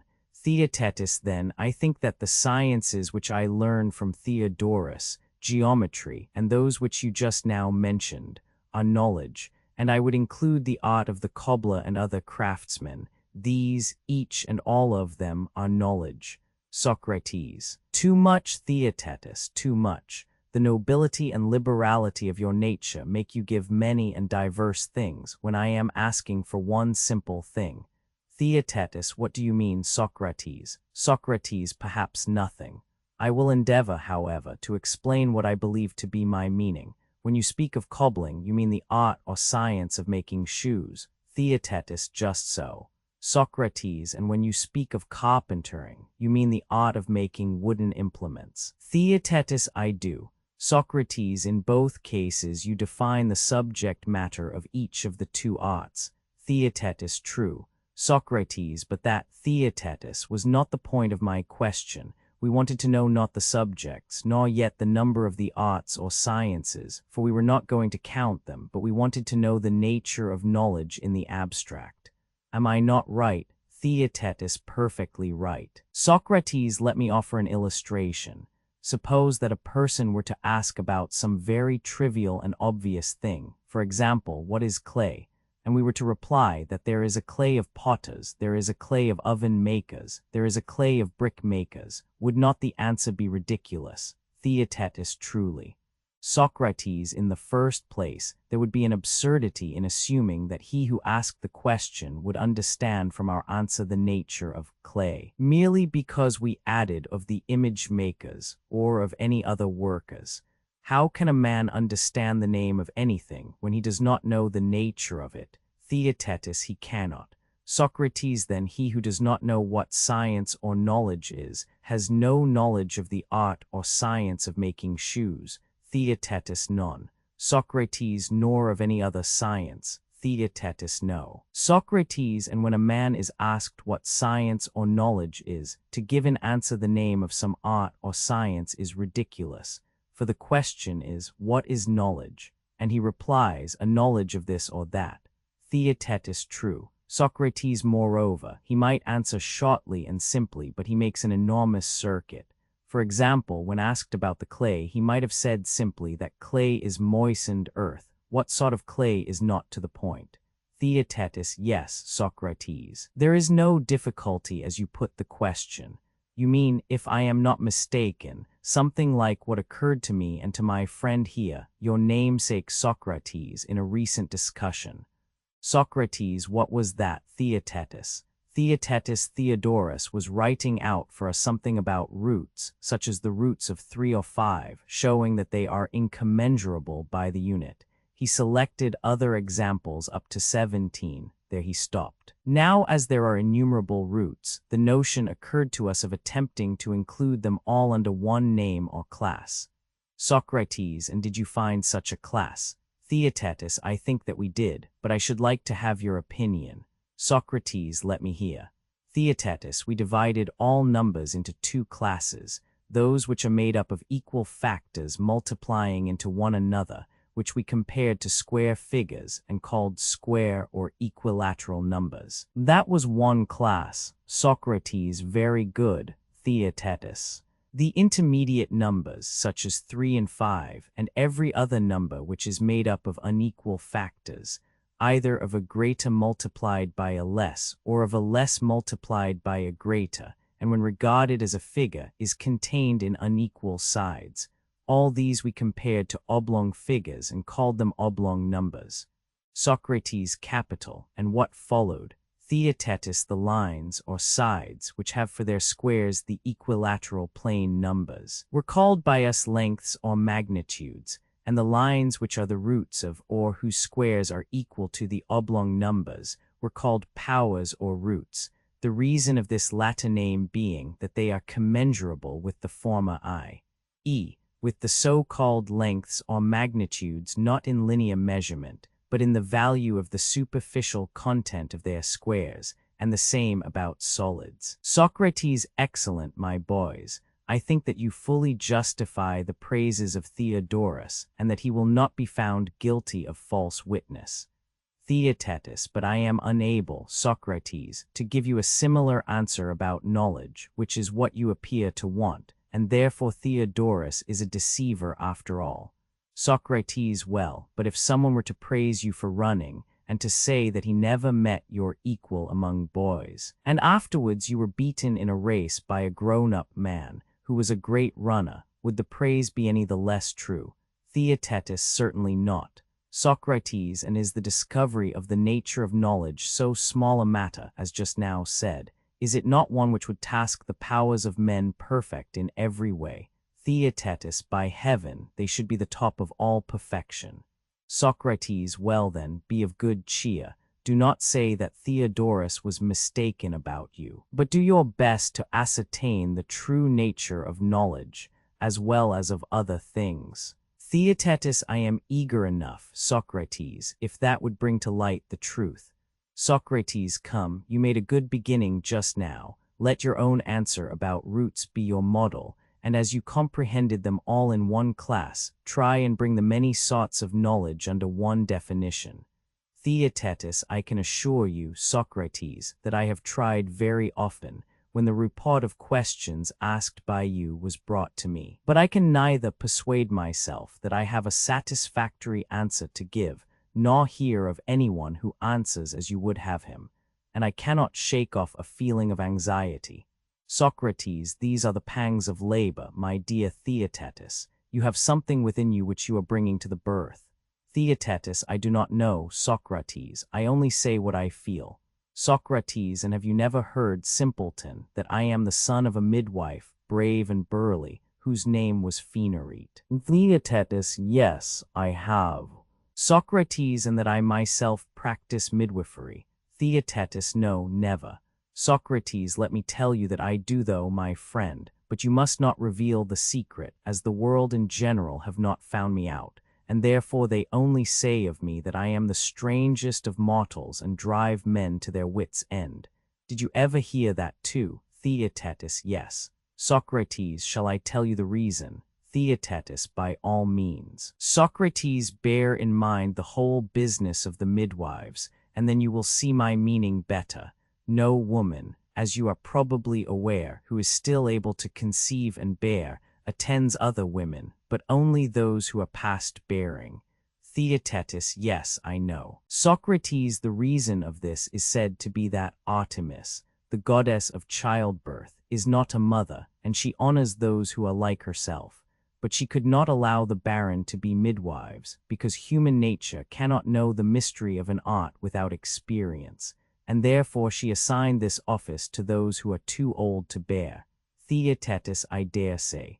Socrates, and I dare say too, or rather I am absolutely certain, that the midwives know better than others who is pregnant and who is not. Theaetetus, very true.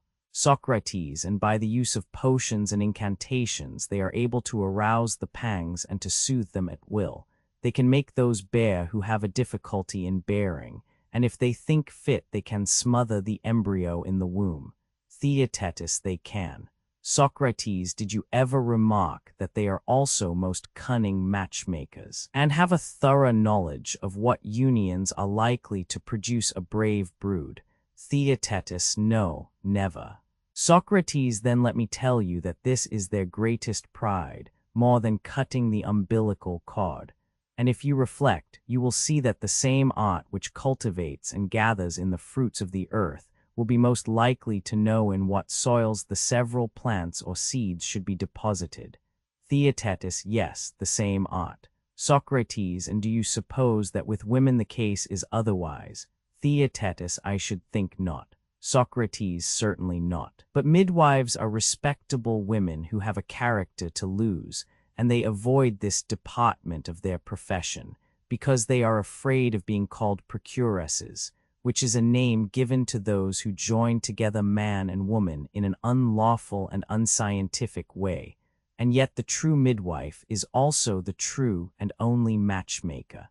Theaetetus, clearly. Socrates, such are the midwives, whose task is a very important one, but not so important as mine.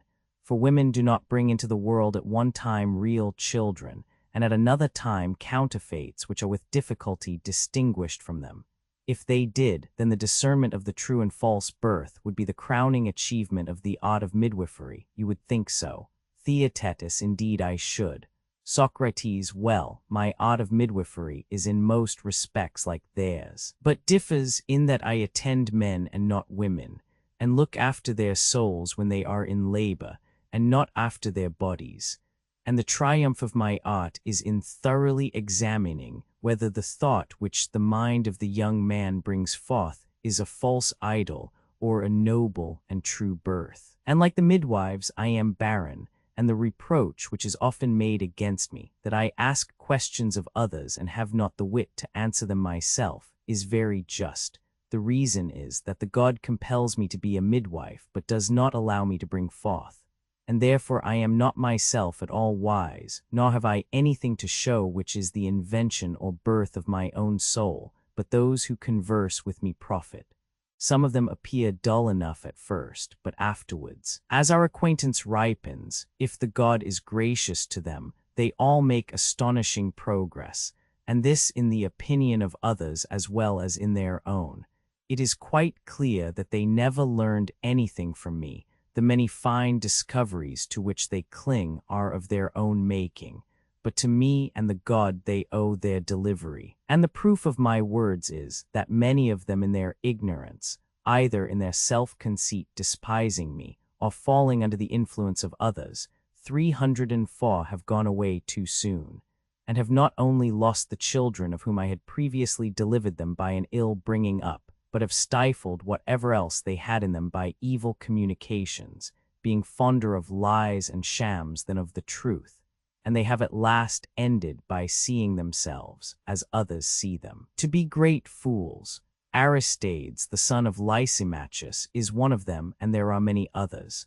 The truants often return to me and beg that I would consort with them again. They are ready to go to me on their knees, and then, if my familiar allows, which is not always the case, I receive them, and they begin to grow again. Dire are the pangs which my art is able to arouse and to allay in those who consort with me, just like the pangs of women in childbirth. Night and day they are full of perplexity and travail, which is even worse than that of the women. So much for them.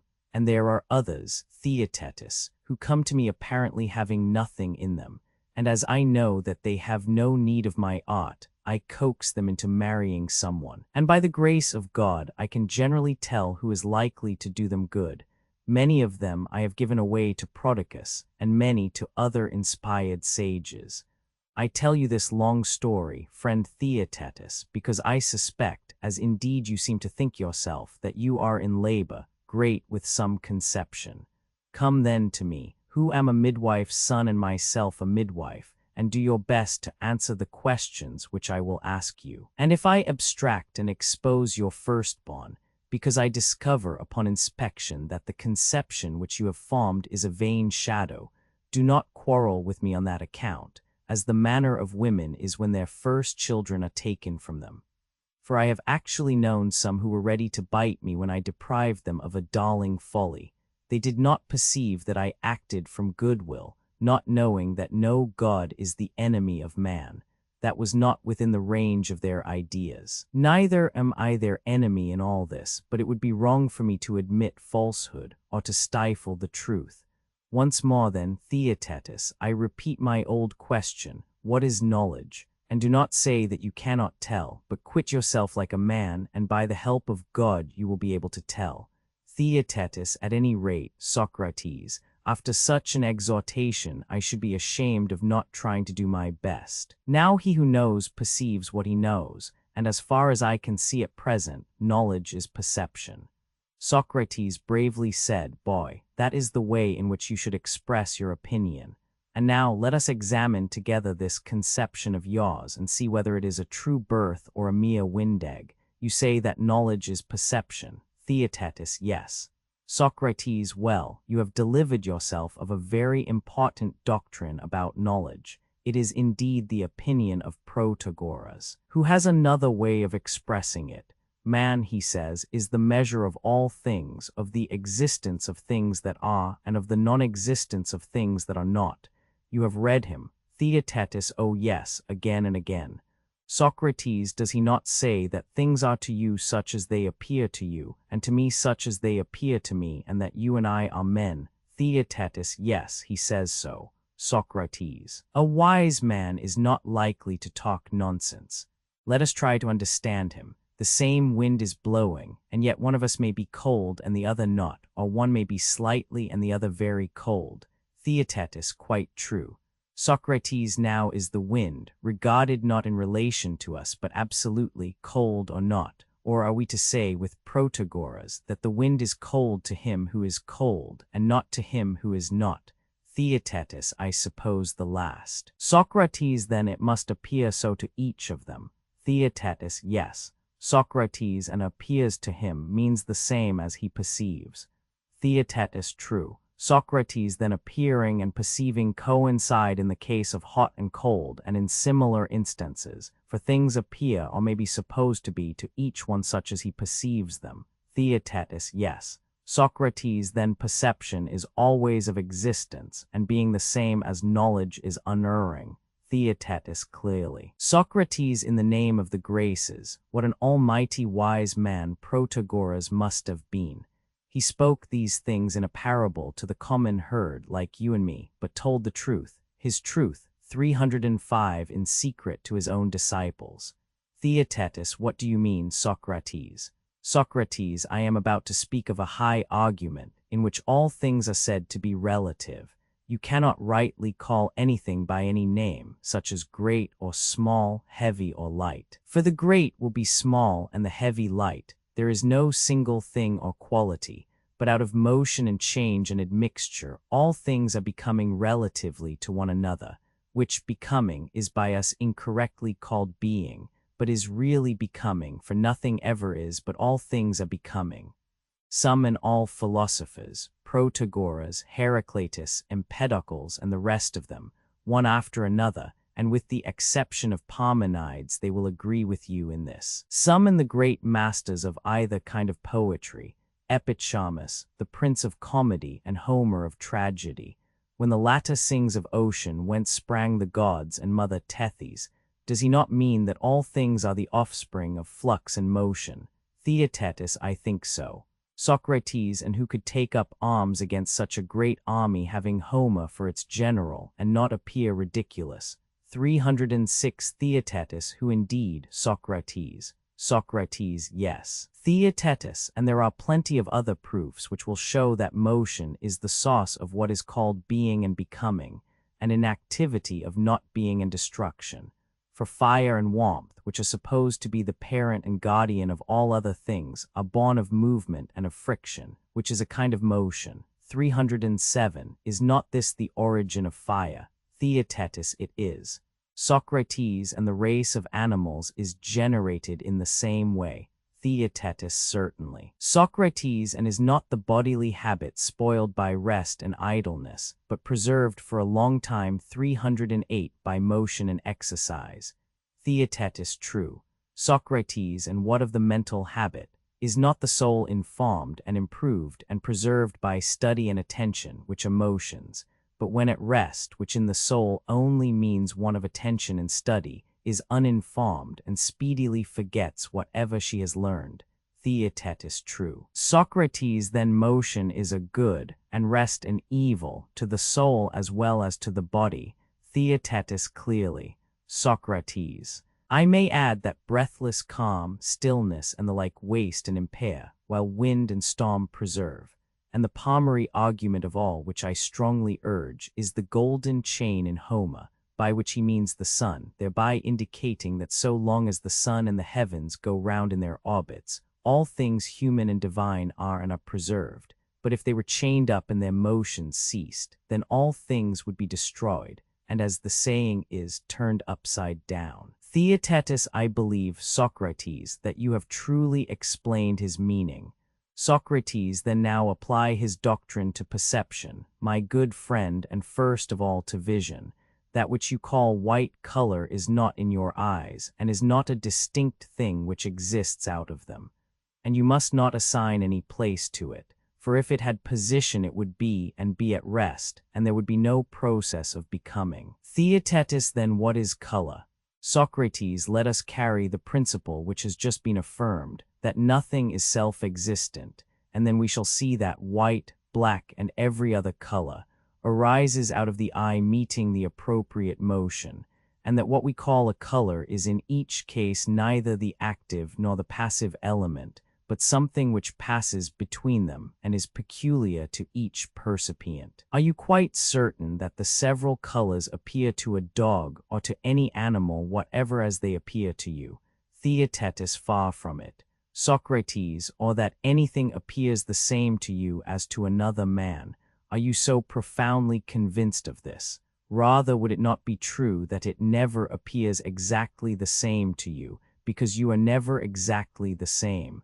Theaetetus, the latter. Socrates, and if that with which I compare myself in size, 309, or which I apprehend by touch, were great or white or hot, it could not become different by mere contact with another unless it actually changed.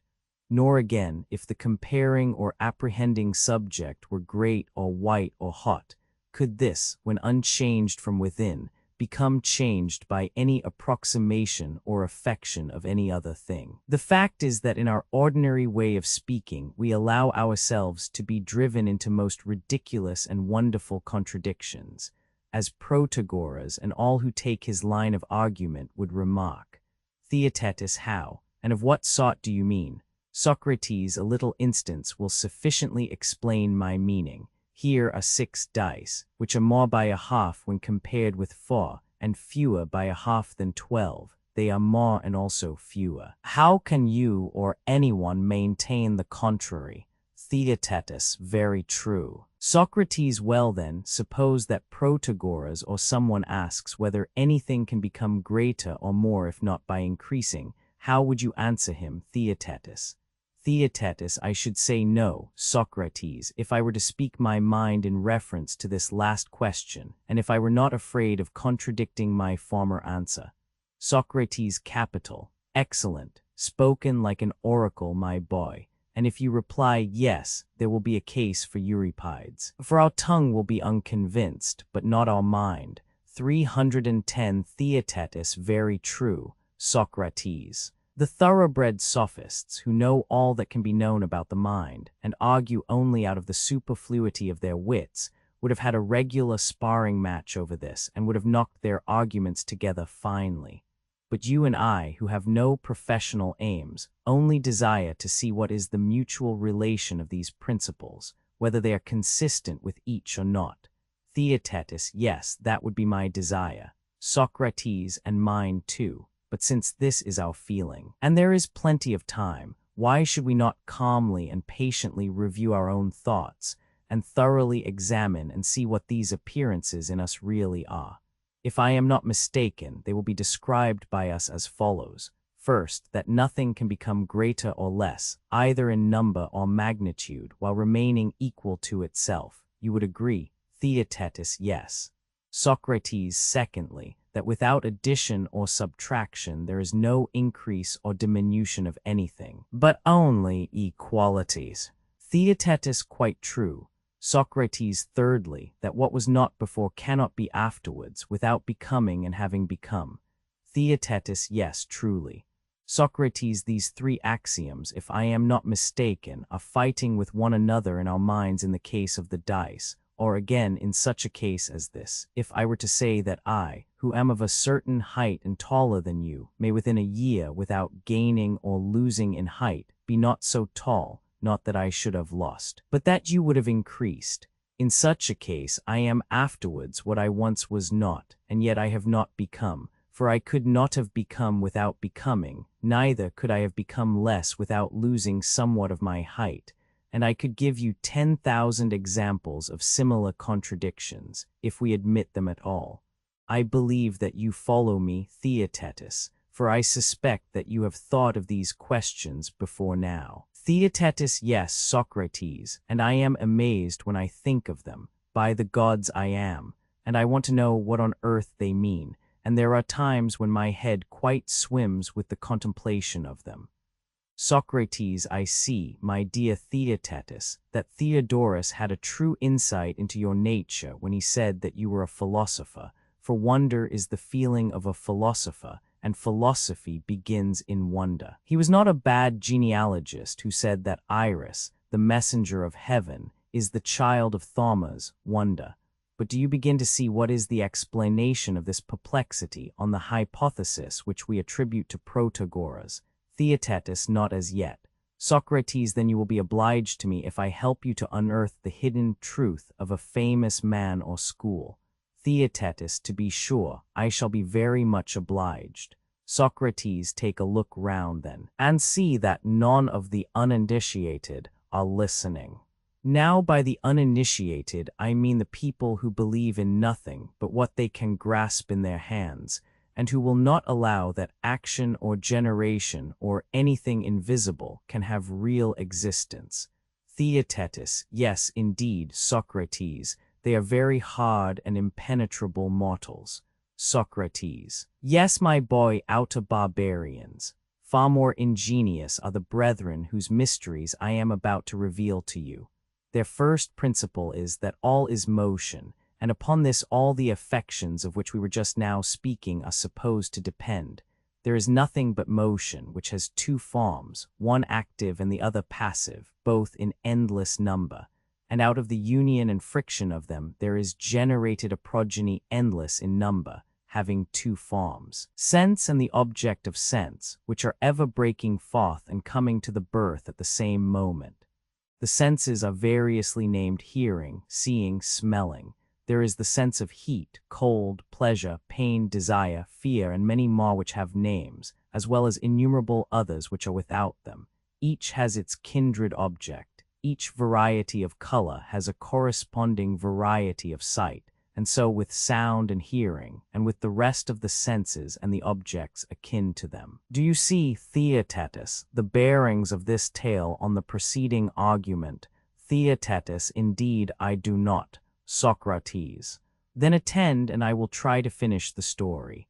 The purport is that all these things are in motion, as I was saying, and that this motion is of two kinds, a slower and a quicker, and the slower elements have their motions in the same place and with reference to things near them, and so they beget. But what is begotten is swifter, for it is carried to fro and moves from place to place. Apply this to sense. When the eye and the appropriate object meet together and give birth to whiteness and the sensation connatural with it, which could not have been given by either of them going elsewhere then, while the sight is flowing from the eye, whiteness proceeds from the object which combines in producing the color. And so the eye is fulfilled with sight and really sees and becomes not sight but a seeing eye. And the object which combined to form the color is fulfilled with whiteness, and becomes not whiteness but a white thing, whether wood or stone or whatever the object may be which happens to be colored white. 311, and this is true of all sensible objects, hard, warm, and the like, which are similarly to be regarded, as I was saying before, not as having any absolute existence, but as being all of them of whatever kind generated by motion in their intercourse with one another. For of the agent and patient, as existing in separation, no trustworthy conception, as they say, can be formed, for the agent has no existence until united with the patient, and the patient has no existence until united with the agent, and that which by uniting with something becomes an agent, by meeting with some other thing is converted into a patient. And from all these considerations, as I said at first, there arises a general reflection that there is no one self-existent thing, but everything is becoming and in relation, and being must be altogether abolished. Although from habit and ignorance we are compelled, even in this discussion, to retain the use of the term. But great philosophers tell us that we are not to allow either the word something, or belonging to something, or to me, or this, or that, or any other detaining name to be used. In the language of nature, all things are being created and destroyed, coming into being and passing into new forms. Nor can any name fix or detain them. He who attempts to fix them is easily refuted. And this should be the way of speaking, not only of particulars, but of aggregates. Such aggregates as are expressed in the word man, or stone, or any name of an animal or of a class.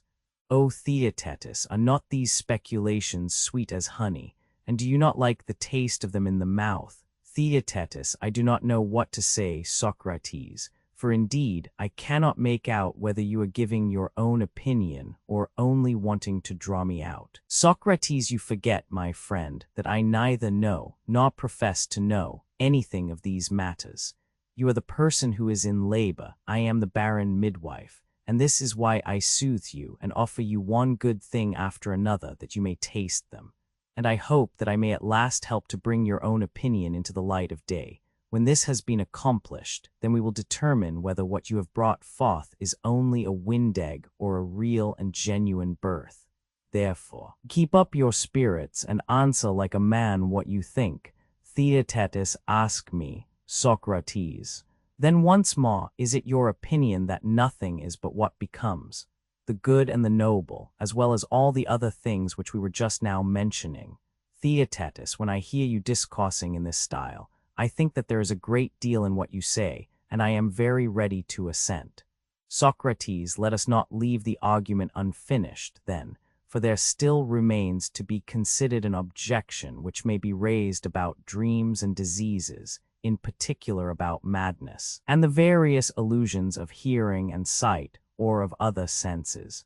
For you know that in all these cases the espersipe theory appears to be unmistakably refuted, since in dreams and illusions we certainly have false perceptions, and far from saying that everything is which appears, we should rather say that nothing is which appears. Theaetetus, very true, Socrates. Socrates, but then, my boy, how can anyone contend that knowledge is perception, or that to every man what appears is? Theaetetus, I am afraid to say, Socrates, that I have nothing to answer, because you rebuked me just now for making this excuse. But I certainly cannot undertake to argue that madmen or dreamers think truly, when they imagine, some of them that they are gods, and others that they can fly, and are flying in their sleep. Socrates, do you see another question which can be raised about these phenomena, notably about dreaming and waking? Theaetetus, what question? Socrates, a question which I think that you must often have heard persons ask. How can you determine whether at this moment we are sleeping, and all our thoughts are a dream, or whether we are awake, and talking to one another in the waking state? Theaetetus, indeed, Socrates, I do not know how to prove the one any more than the other, for in both cases the facts precisely correspond, and there is no difficulty in supposing that during all this discussion we have been talking to one another in a dream, and when in a dream 312 we seem to be narrating dreams, the resemblance of the two states is quite astonishing.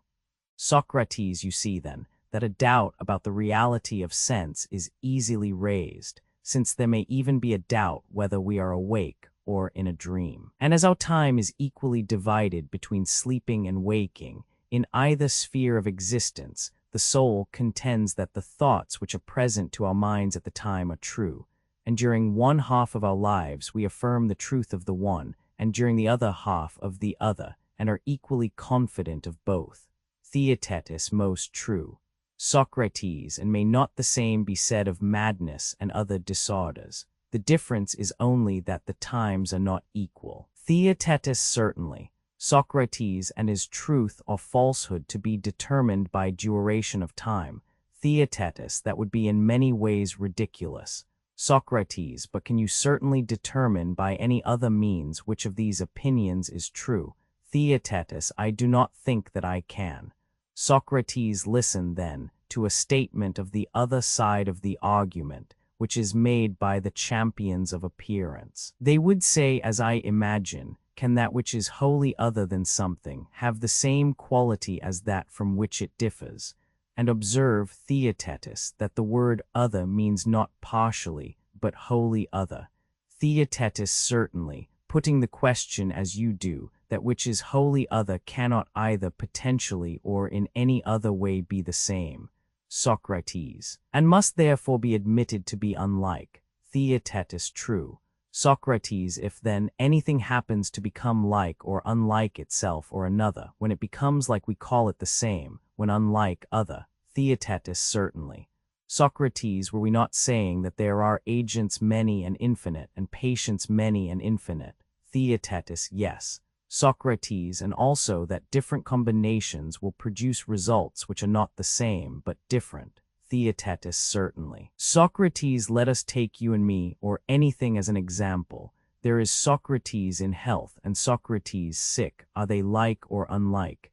Theaetetus, you mean to compare Socrates in health as a whole and Socrates in sickness as a whole. Socrates exactly, that is my meaning. Theaetetus, I answer, they are unlike. Socrates, and if unlike, they are other. Theaetetus certainly. Socrates, and would you not say the same of Socrates sleeping and waking, or in any of the states which we were mentioning? Theaetetus, I should. Socrates, all agents have a different patient in Socrates, accordingly as he is well or ill. Theaetetus, of course. Socrates, and I who am the patient, and that which is the agent, will produce something different in each of the two cases. Theaetetus certainly. Socrates, the wine which I drink when I am in health appears sweet and pleasant to me. Theaetetus true.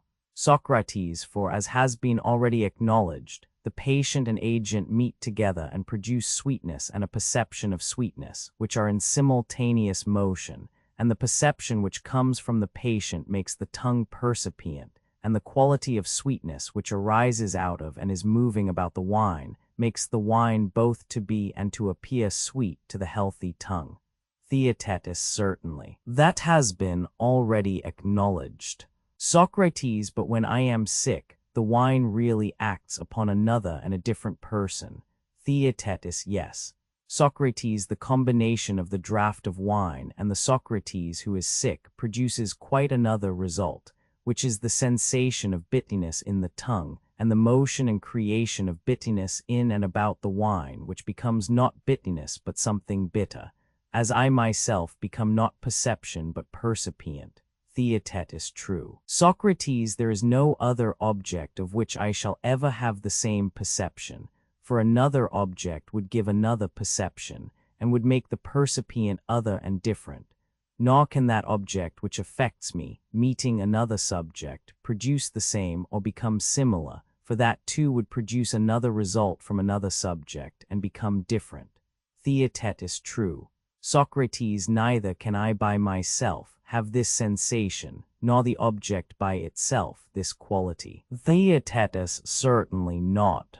Socrates, when I perceive I must become percipient of something, there can be no such thing as perceiving and perceiving nothing.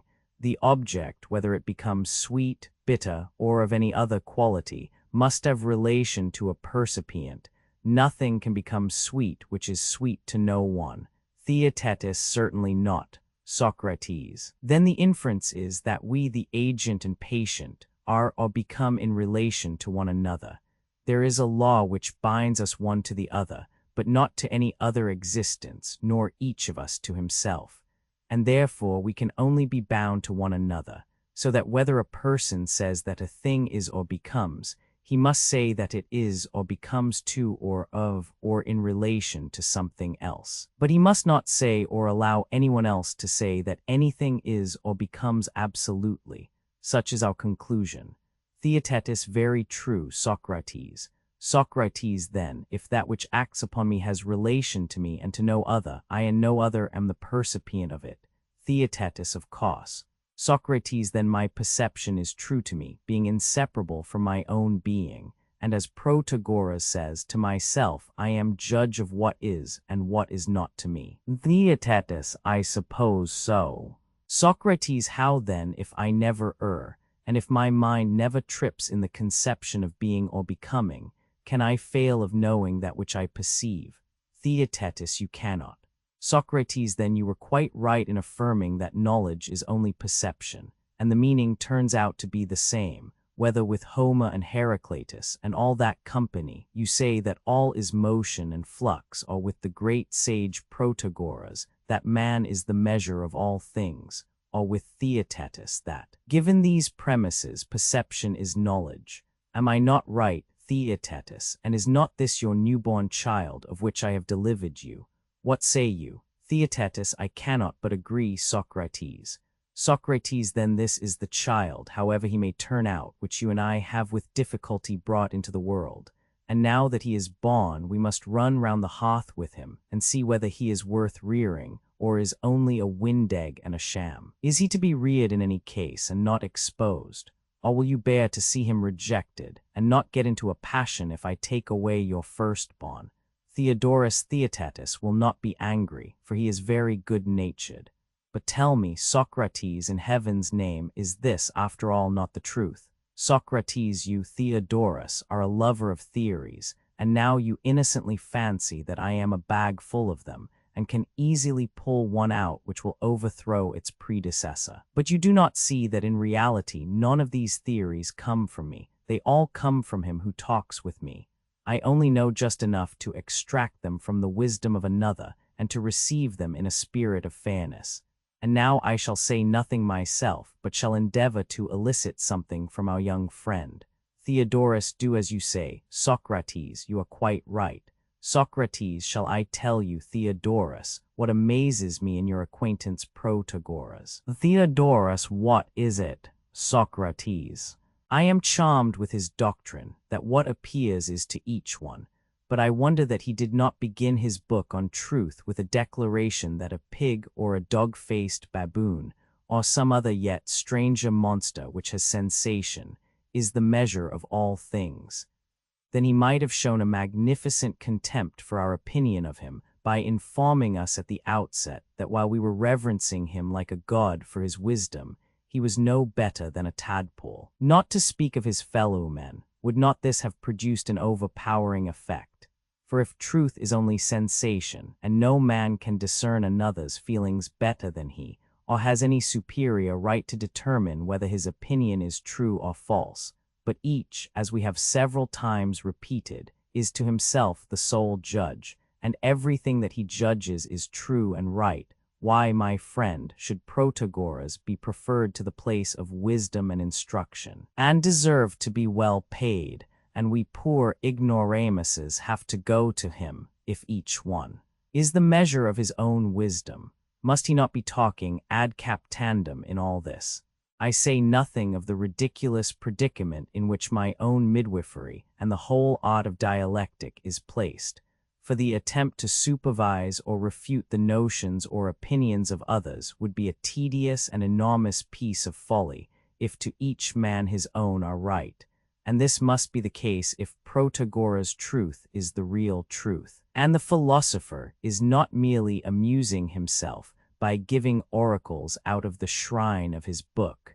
Theodorus, he was a friend of mine, Socrates, as you were saying, and therefore I cannot have him refuted by my lips, nor can I oppose you when I agree with you.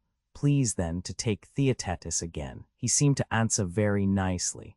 Socrates, if you were to go into a Lacedaemonian palestra, Theodorus, would you have a right to look on at the naked wrestlers, some of them making a poor figure, if you did not strip and give them an opportunity of judging of your own person. Theodorus, why not, Socrates, if they would allow me, as I think you will, in consideration of my age and stiffness.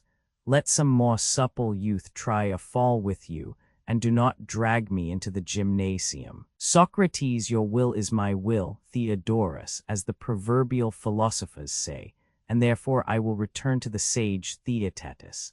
Tell me, Theaetetus, in reference to what I was saying, are you not lost in wonder like myself, when you find that all of a sudden you are raised to the level of the wisest of men, or indeed of the gods? For you would assume the measure of Protagoras to apply to the gods as well as men. Theaetetus, certainly I should. And I confess to you that I am lost in wonder.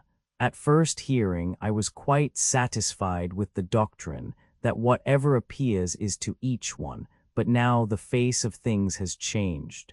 Socrates. Why, my dear boy, you are young, and therefore your ear is quickly caught and your mind influenced by popular arguments. Protagoras, or someone speaking on his behalf, will doubtless say in reply, "Good people, young and old, you meet and harangue and bring in the gods, whose existence or non-existence I banish from writing and speech, or you talk about the reason of man being degraded to the level of the brutes, which is a telling argument with the multitude. But not one word of proof or demonstration do you offer. All is probability with you, and yet surely you and Theodorus had better reflect whether you are disposed to admit of probability and figures of speech in matters of such importance. He or any other mathematician who argued from probabilities and likelihoods in geometry would not be worth an ace. Theaetetus, but neither you nor we, Socrates, would be satisfied with such arguments. Socrates, then you and Theodorus mean to say that we must look at the matter in some other way. Theaetetus, yes, in quite another way. Socrates, and the way will be to ask whether perception is or is not the same as knowledge.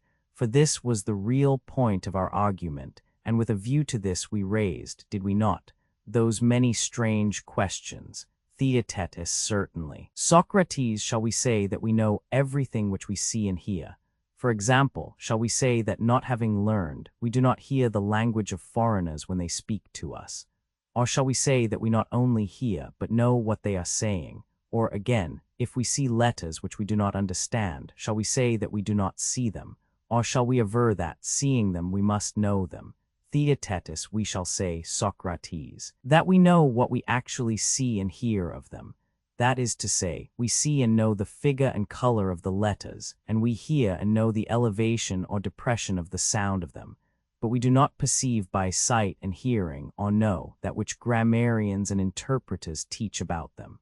Socrates, capital, Theaetetus, and about this there shall be no dispute, because I want you to grow.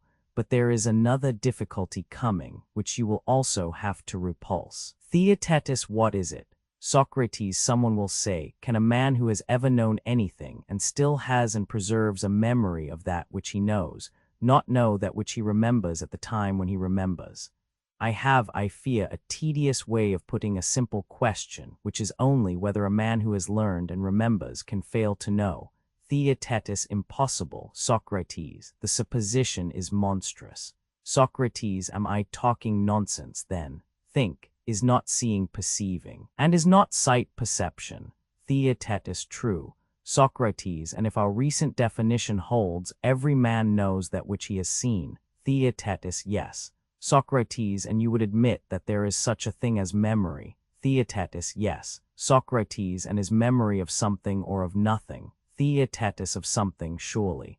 Socrates, of things learned and perceived, that is. Theaetetus, certainly. Socrates, often a man remembers that which he has seen. Theaetetus, true. Socrates, and if he closed his eyes, would he forget? Theaetetus, who, Socrates, would dare to say so? Socrates, but we must say so, if the previous argument is to be maintained. Theaetetus, what do you mean? I am not quite sure that I understand you, though I have a strong suspicion that you are right. Socrates, as thus, he who sees knows, as we say, that which he sees, for perception and sight and knowledge are admitted to be the same. Theaetetus, certainly. Socrates, but he who saw and has knowledge of that which he saw remembers when he closes his eyes that which he no longer sees. Theaetetus, true. Socrates, and seeing is knowing, and therefore not seeing is not knowing. Theaetetus, very true. Socrates, then the inference is that a man may have attained the knowledge of something, which he may remember and yet not know, because he does not see, and this has been affirmed by us to be a monstrous supposition. Theaetetus, most true. Socrates, thus then, the assertion that knowledge and perception are one involves a manifest impossibility.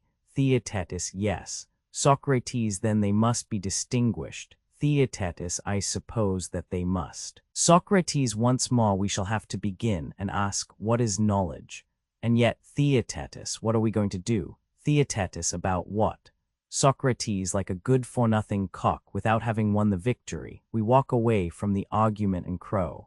Theaetetus, how do you mean? Socrates, after the manner of disputers, 313, we were satisfied with mere verbal consistency, and were well pleased if in this way we could gain an advantage. Although professing not to be mere eristics, but philosophers, I suspect that we have unconsciously fallen into the error of that ingenious class of persons.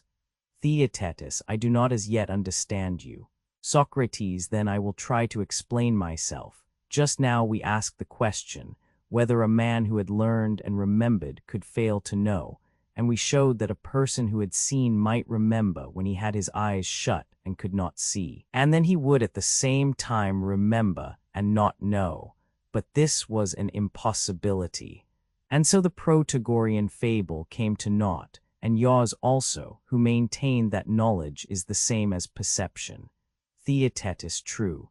Socrates, and yet, my friend, I rather suspect that the result would have been different if Protagoras, who was the father of the first of the two brats, had been alive. He would have had a great deal to say on their behalf. But he is dead, and we insult over his orphan child, and even the guardians whom he left, and of whom our friend Theodorus is one, are unwilling to give any help, and therefore I suppose that I must take up his cause myself and see justice done. Theodorus, not I, Socrates, but rather Callias, the son of Hipponicus, is guardian of his orphans. I was too soon diverted from the abstractions of dialectic to geometry. Nevertheless, I shall be grateful to you if you assist him. Socrates, very good. Theodorus, you shall see how I will come to the rescue. If a person does not attend to the meaning of terms as they are commonly used in argument, he may be involved even in greater paradoxes than these. Shall I explain this matter to you or to Theaetetus? Theodorus, to both of us, and let the younger answer. He will incur less disgrace if he is discomfited. Socrates, then now let me ask the awful question, which is this. Can a man know and also not know that which he knows? Theodorus, how shall we answer? Theaetetus. Theaetetus, he cannot, I should say. Socrates. He can if you maintain that seeing is knowing.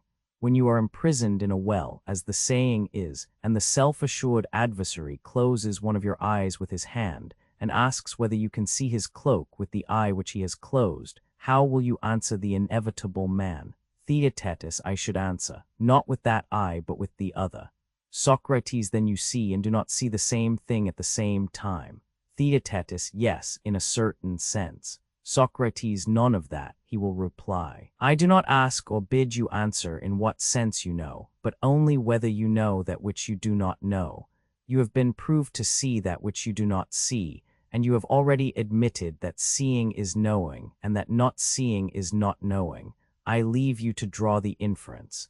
Theaetetus, yes, the inference is the contradictory of my assertion. Socrates, yes, my marvel, and there might have been yet worse things in store for you, if an opponent had gone on to ask whether you can have a sharp and also a dull knowledge, and whether you can know near but not at a distance, or know the same thing with more or less intensity, and so on without end. Such questions might have been put to you by a light-armed mercenary who argued for pay.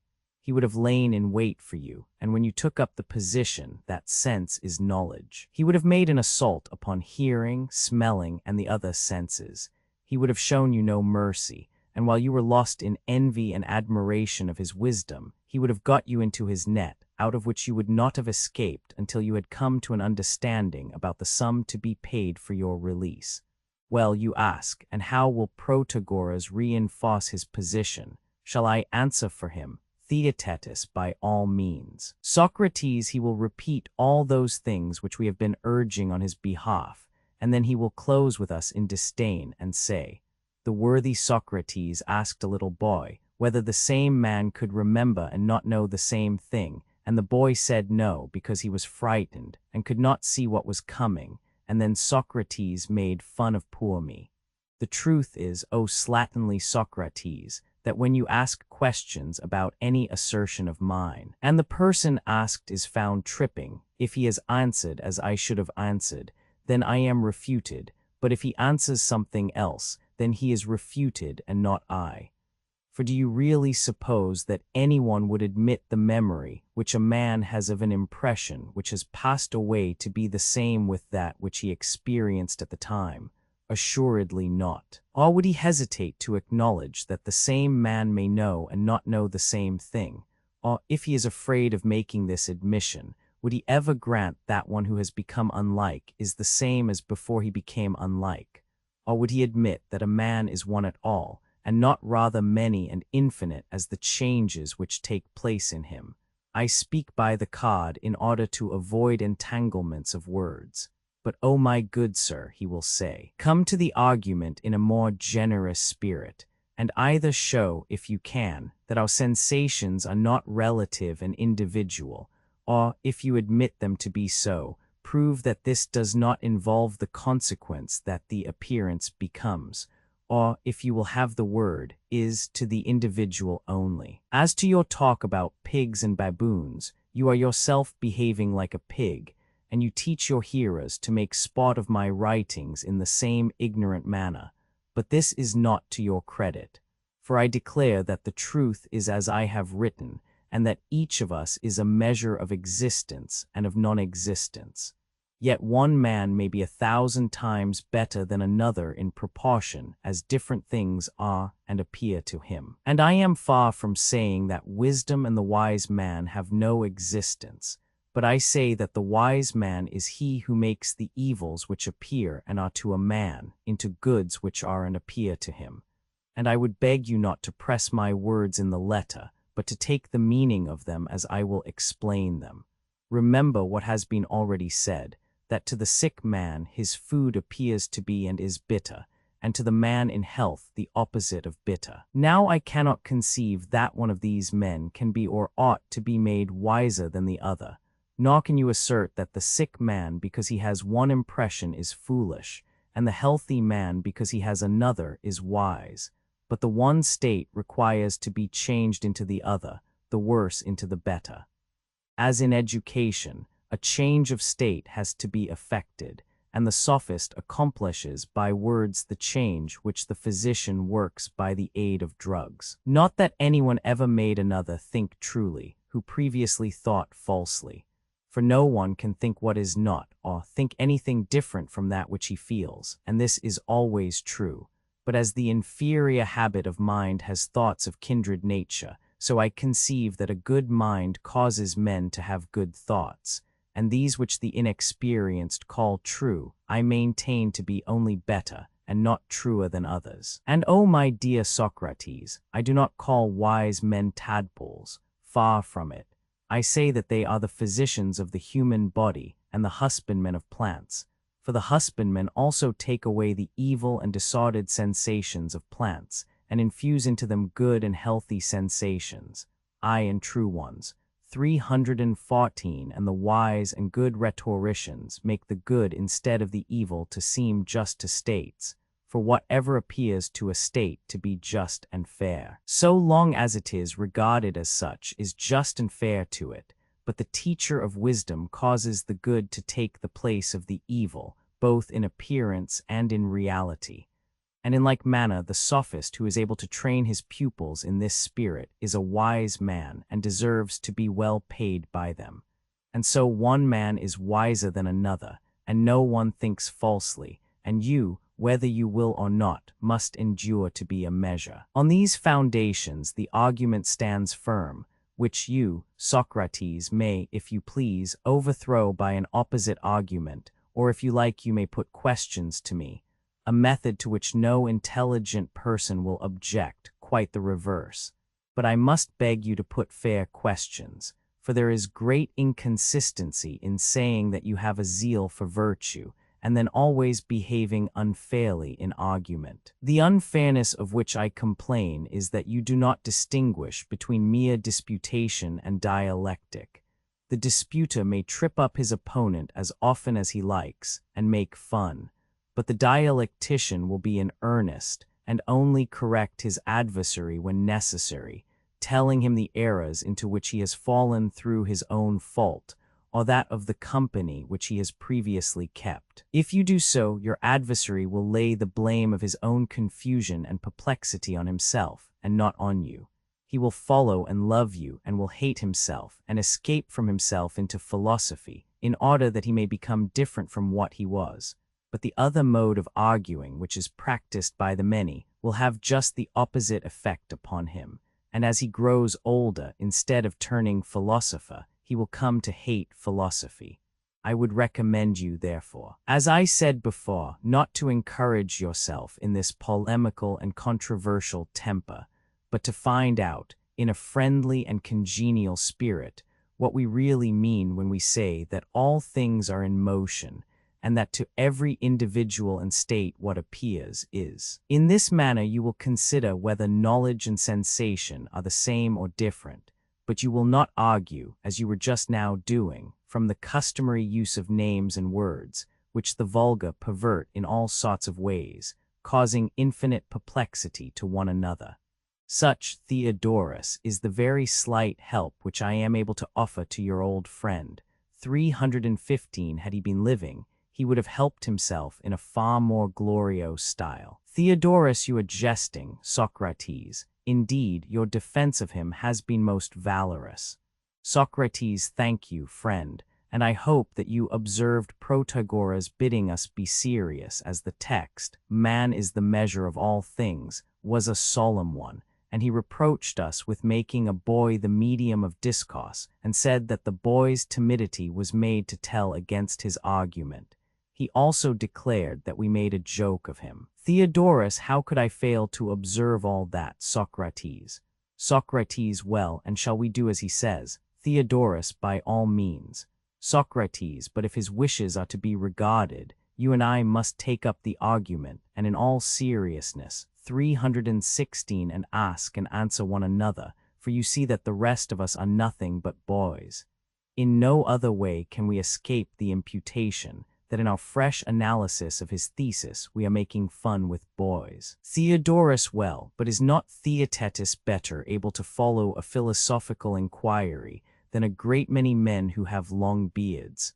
Socrates, yes, Theodorus, but not better than you, and therefore please not to imagine that I am to defend by every means in my power your departed friend, and that you are to defend nothing and nobody. At any rate, my good man, do not sheer off until we know whether you are a true measure of diagrams, or whether all men are equally measures and sufficient for themselves in astronomy and geometry, and the other branches of knowledge in which you are supposed to excel them. Theodorus, he who is sitting by you, Socrates, will not easily avoid being drawn into an argument, and when I said just now that you would excuse me, and not, like the Lacedaemonians, compel me to strip and fight, I was talking nonsense. I should rather compare you to Sauron, who threw travellers from the rocks, for the Lacedaemonian rule is strip or depart, but you seem to go about your work more after the fashion of Antaeus. You will not allow anyone who approaches you to depart until you have stripped him, and he has been compelled to try a fall with you in argument. Socrates. There, Theodorus, you have hit off precisely the nature of my complaint, but I am even more pugnacious than the giants of old, for I have met with no end of heroes. Many a Heracles, many a Theseus, mighty in words, has broken my head. Nevertheless, I am always at this rough exercise, which inspires me like a passion. Please, then, to try a fall with me, whereby you will do yourself good as well as me.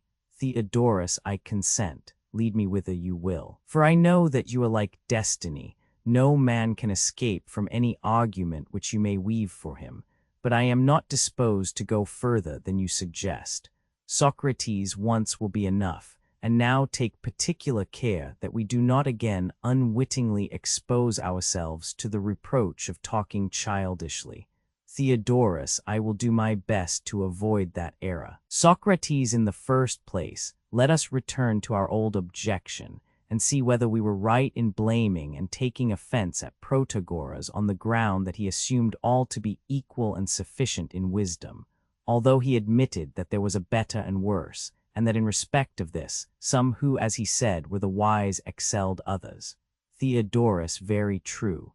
Socrates, had Protagoras been living and answered for himself, instead of our answering for him, there would have been no need of our reviewing or reinforcing the argument.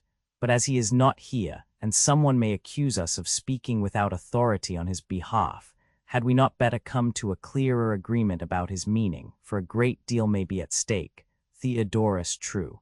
Socrates, then let us obtain, not through any third person, but from his own statement, and in the fewest words possible, the basis of agreement. Theodorus, in what way? Socrates, in this way. His words are, what seems to a man is to him. Theodorus, yes, so he says. Socrates, and are not we, Protagoras, uttering the opinion of man, or rather of all mankind, when we say that everyone thinks himself wiser than other men in some things, and they're inferior in others? In the hour of danger, when they are in perils of war, or of the sea, or of sickness, do they not look up to their commanders as if they were gods, and expect salvation from them, only because they excel them in knowledge? Is not the world full of men in their several employments, who are looking for teachers and rulers of themselves and of the animals? And there are plenty who think that they are able to teach and able to rule. Now, in all this is implied that ignorance and wisdom exist among them, at least in their own opinion. Theodorus, certainly. Socrates, and wisdom is assumed by them to be true thought, and ignorance to be false opinion. Theodorus, exactly. Socrates, how then, Protagoras, would you have us treat the argument? Shall we say that the opinions of men are always true, or sometimes true and sometimes false? In either case, the result is the same, and their opinions are not always true, but sometimes true and sometimes false. For tell me, Theodorus, do you suppose that you yourself, or any other follower of Protagoras, would contend that no one deems another ignorant or mistaken in his opinion? Theodorus, the thing is incredible. Socrates. Socrates, and yet that absurdity is necessarily involved in the thesis which declares man to be the measure of all things. Theodorus, how so? Socrates. Why suppose that you determine in your own mind something to be true, and declare your opinion to me? Let us assume, as he argues, that this is true to you. Now, if so, you must either say that the rest of us are not the judges of this opinion or judgment of yours, or that we judge you always to have a true opinion. But are there not thousands upon thousands who, whenever you form a judgment, take up arms against you, and are of an opposite judgment and opinion, deeming that you judge falsely? Theodorus, yes, indeed. Socrates, thousands and tens of thousands, as Homer says, who give me a world of trouble. Socrates, well, but are we to assert that what you think is true to you and false to the 10,000 others? Theodorus, no other inference seems to be possible. Socrates, and how about Protagoras himself?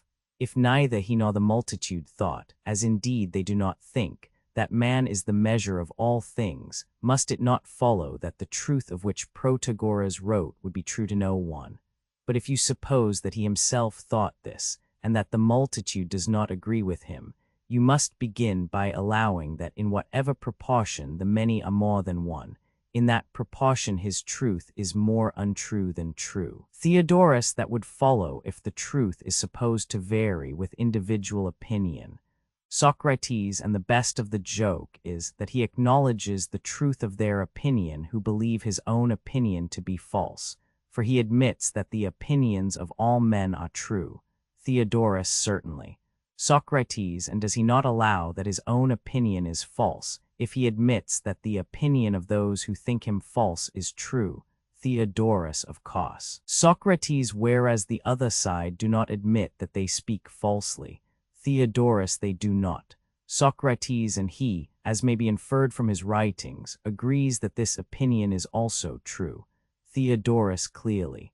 Socrates, then all mankind, beginning with Protagoras, will contend, or rather, I should say that he will allow, when he concedes that his adversary has a true opinion, Protagoras, I say, will himself allow that neither a dog nor any ordinary man is the measure of anything which he has not learned. Am I not right? Theodorus, yes. Socrates, and the truth of Protagoras being doubted by all, will be true neither to himself to anyone else. Theodorus, I think, Socrates, that we are running my old friend too hard. Socrates, but I do not know that we are going beyond the truth. Doubtless, as he is older, he may be expected to be wiser than we are. And if he could only just get his head out of the world below, he would have overthrown both of us again and again, me for talking nonsense and you for assenting to me, and have been off and underground in a trice. But as he is not within call, we must make the best use of our own faculties, such as they are, and speak out what appears to us to be true. And one thing which no one will deny is, that there are great differences in the understandings of men. Theodorus, in that opinion I quite agree. Socrates. And is there not most likely to be firm ground in the distinction which we were indicating on behalf of Protagoras, viz., that most things and all immediate sensations, such as hot, dry, sweet, are only such as they appear? If, however, difference of opinion is to be allowed at all, surely we must allow it in respect of health or disease. For every woman, child, or living creature has not such a knowledge of what conduces to health as to enable them to cure themselves. Theodorus, I quite agree. Socrates, or again, in politics, while affirming that just and unjust, honorable and disgraceful, holy and unholy, are in reality to each state such as the state thinks and makes lawful, and that in determining these matters no individual or state is wiser than another, still the followers of Protagoras will not deny that in determining what is or is not expedient for the community one state is wiser, and one counselor better than another.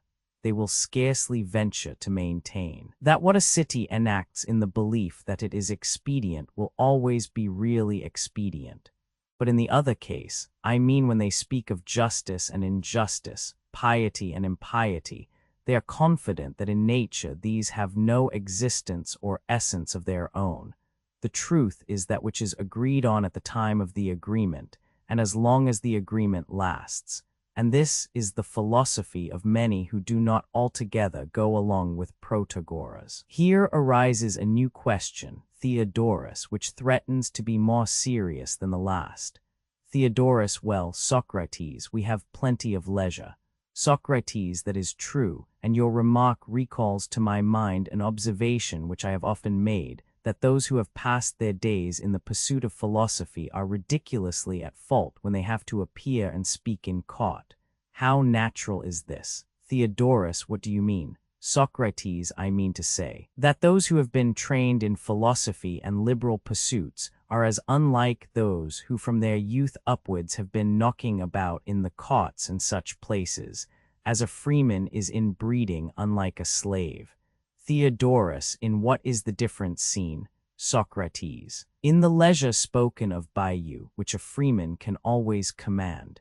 He has his talk out in peace, and like ourselves, he wanders at will from one subject to another, and from a second to a third. If the fancy takes him, he begins again, as we are doing now, caring not whether his words are many or few. His only aim is to attain the truth.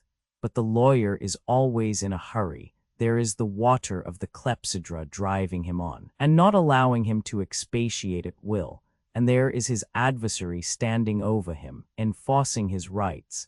The indictment, which in their phraseology is termed the affidavit, is recited at the time, and from this he must not deviate. He is a servant, and is continually disputing about a fellow servant before his master, who who is seated and has the cause in his hands. The trial is never about some indifferent matter, but always concerns himself. And often the race is for his life.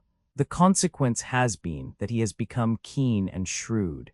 He has learned how to flatter his master in word and indulge him in deed, but his soul is small and unrighteous. His condition, which has been that of a slave from his youth upwards, has deprived him of growth and uprightness and independence. Dangers and fears which were too much for his truth and honesty came upon him in early years, when the tenderness of youth was unequal to them, and he has been driven into crooked ways. From the first he has practiced deception and retaliation and has become stunted and warped, and so he has passed out of youth into manhood, having no soundness in him, and is now, as he thinks, a master in wisdom. Such is the lawyer Theodorus. Will you have the companion picture of the philosopher, who is of our brotherhood, or shall we return to the argument? Do not let us abuse the freedom of digression which we claim. Theodorus, nay, Socrates, not until we have finished what we are about, for you truly said that we belong to a brotherhood which is free, and are not the servants of the argument. But the argument is our servant, and must wait our leisure. Who is our judge, or where is the spectator having any right to censure or control us, as he might the poets? Socrates. Then, as this is your wish, I will describe the lighters, for there is no use in talking about the inferior sort. In the first place, the lauds of philosophy have never, from their youth upwards, known their way to the agora, or the dicastery, or the council, or any other political assembly. They neither see nor hear the laws or decrees, as they are called, of the state written or recited. The eagerness of political societies in the attainment of offices, clubs, and banquets, and revels, and singing maidens do not enter even into their dreams. Whether any event has turned out well or ill in the city, what disgrace may have descended to anyone from his ancestors, male or female, are matters of which the philosopher no more knows than he can tell, as they say, how many pints are contained in the ocean. Neither is he conscious of his ignorance, for he does not hold aloof in order that he may gain a reputation. But the truth is that the outer form of him only is in the city. His mind, disdaining the littlenesses and nothingnesses of human things, is flying all abroad, as Pindar says, measuring earth and heaven and the things which are under and on the earth and above the heaven, interrogating the whole nature of each and all in their entirety, but not condescending to anything which is within reach.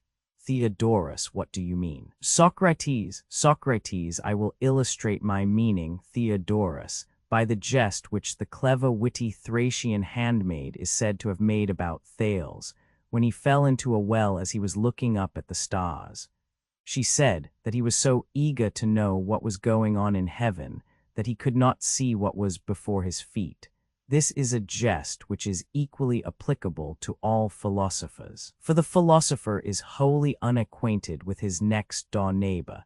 He is ignorant not only of what he is doing, but he hardly knows whether he is a man or an animal. He is searching into the essence of man, and busy in inquiring what belongs to such a nature to do or suffer different from any other. I think that you understand me, Theodorus. Theodorus, I do, and what you say is true. Socrates. And thus, my friend, on every occasion, private as well as public, as I said at first, when he appears in a law court, or in any place in which he has to speak of things which are at his feet and before his eyes, he is the jest, not only of Thracian handmaids, but of the general herd, tumbling into wells and every sort of disaster through his inexperience. His awkwardness is fearful, and gives the impression of imbecility. When he is reviled, he has nothing personal to say in answer to the civilities of his adversaries, for he knows no scandals of anyone, and they do not interest him, and therefore he is laughed at for his sheepishness. And when others are being praised and glorified, in the simplicity of his heart he cannot help going into fits of laughter, so that he seems to be a downright idiot. When he hears a tyrant or king eulogized, he He fancies that he is listening to the praises of some keeper of cattle, a swineherd or shepherd or perhaps a cowherd, who is congratulated on the quantity of milk which he squeezes from them, and he remarks that the creature whom they tend, and out of whom they squeeze the wealth, is of a less tractable and more insidious nature.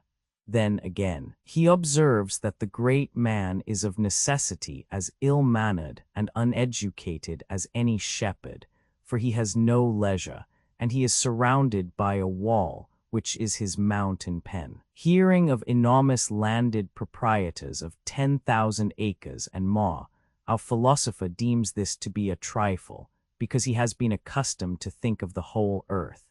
And when they sing the praises of family, and say that someone is a gentleman because he can show 7 generations of wealthy ancestors, he thinks that their sentiments only betray a dull and narrow vision in those who utter them, and who are not educated enough to look at the whole, nor to consider that every man has had thousands and 10,000s of progenitors, and among them have been rich and poor, kings and slaves, Hellenes and barbarians, innumerable.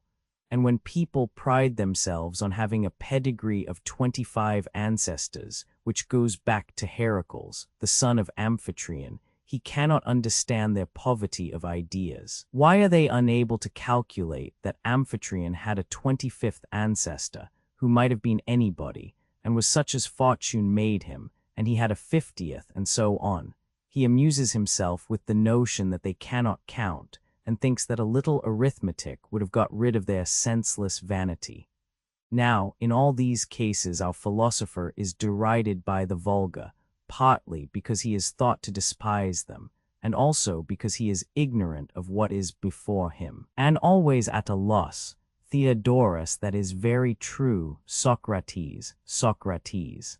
But oh, my friend, when he draws the other into upper air, and gets him out of his pleas and rejoinders into the contemplation of justice and injustice in their own nature, and in their difference from one another and from all other things, or from the commonplaces about the happiness of a king or of a rich man to the consideration of government, and of human happiness and misery in general, what they are, and how a man is to attain the one and avoid the other, when that narrow, keen, little legal mind is called to account about all this, he gives the philosopher his revenge.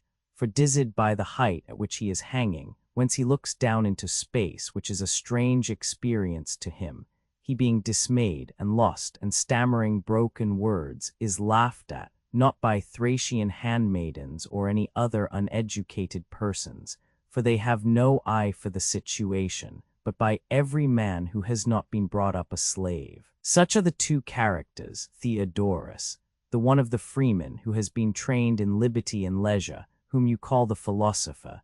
Him we cannot blame because he appears simple and of no account when he has to perform some menial task, such as packing up bedclothes, or flavoring a sauce or forning speech.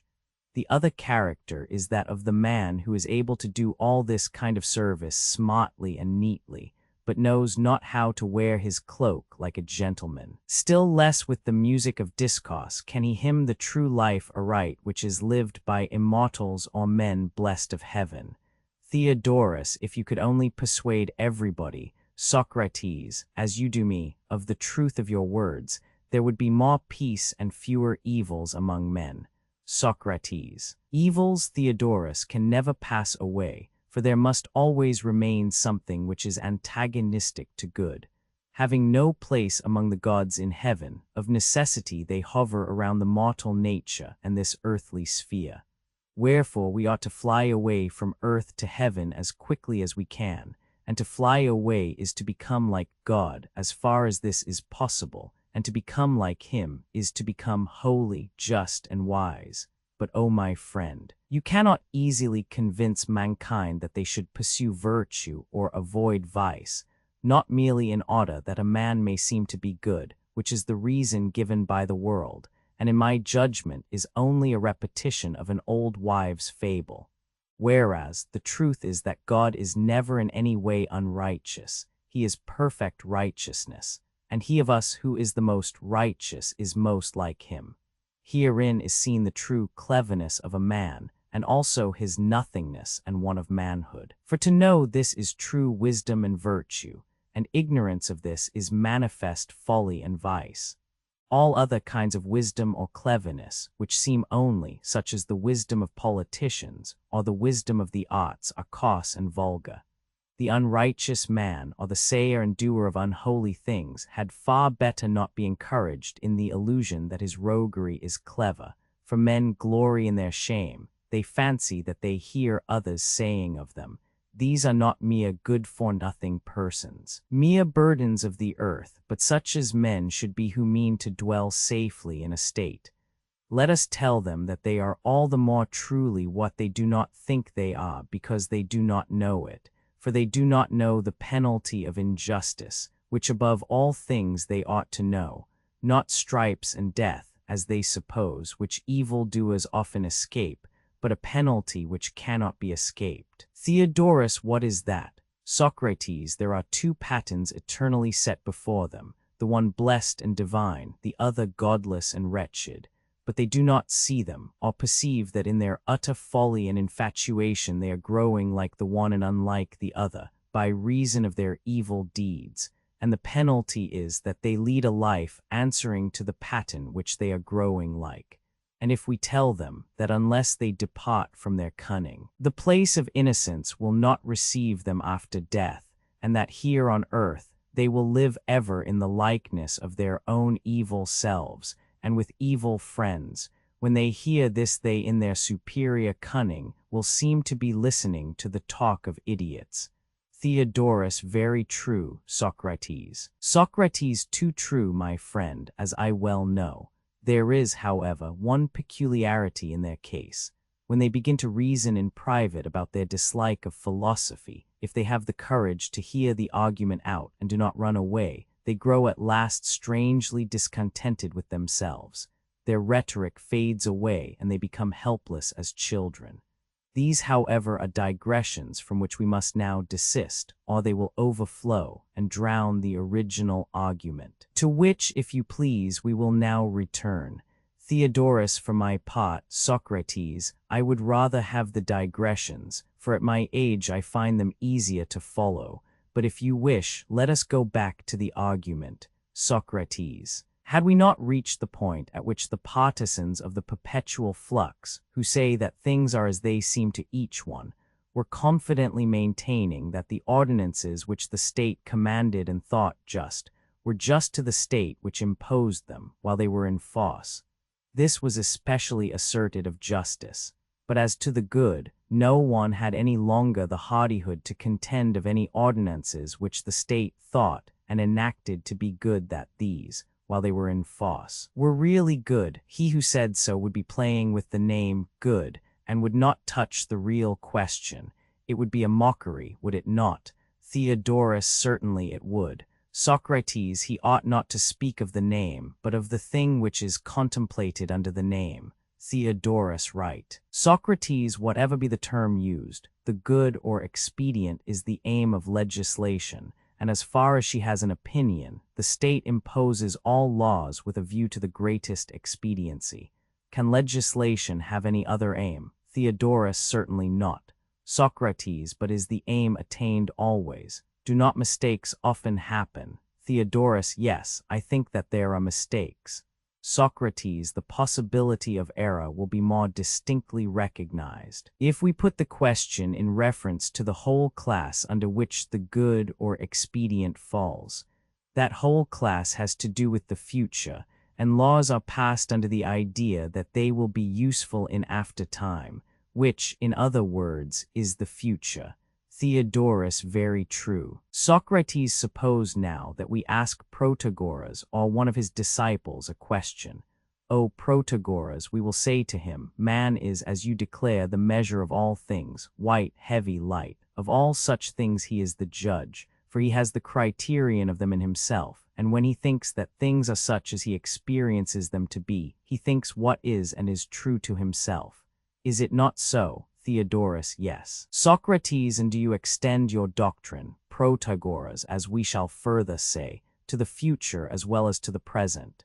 And has he the criterion not only of what in his opinion is but of what will be, and do things always happen to him as he expected?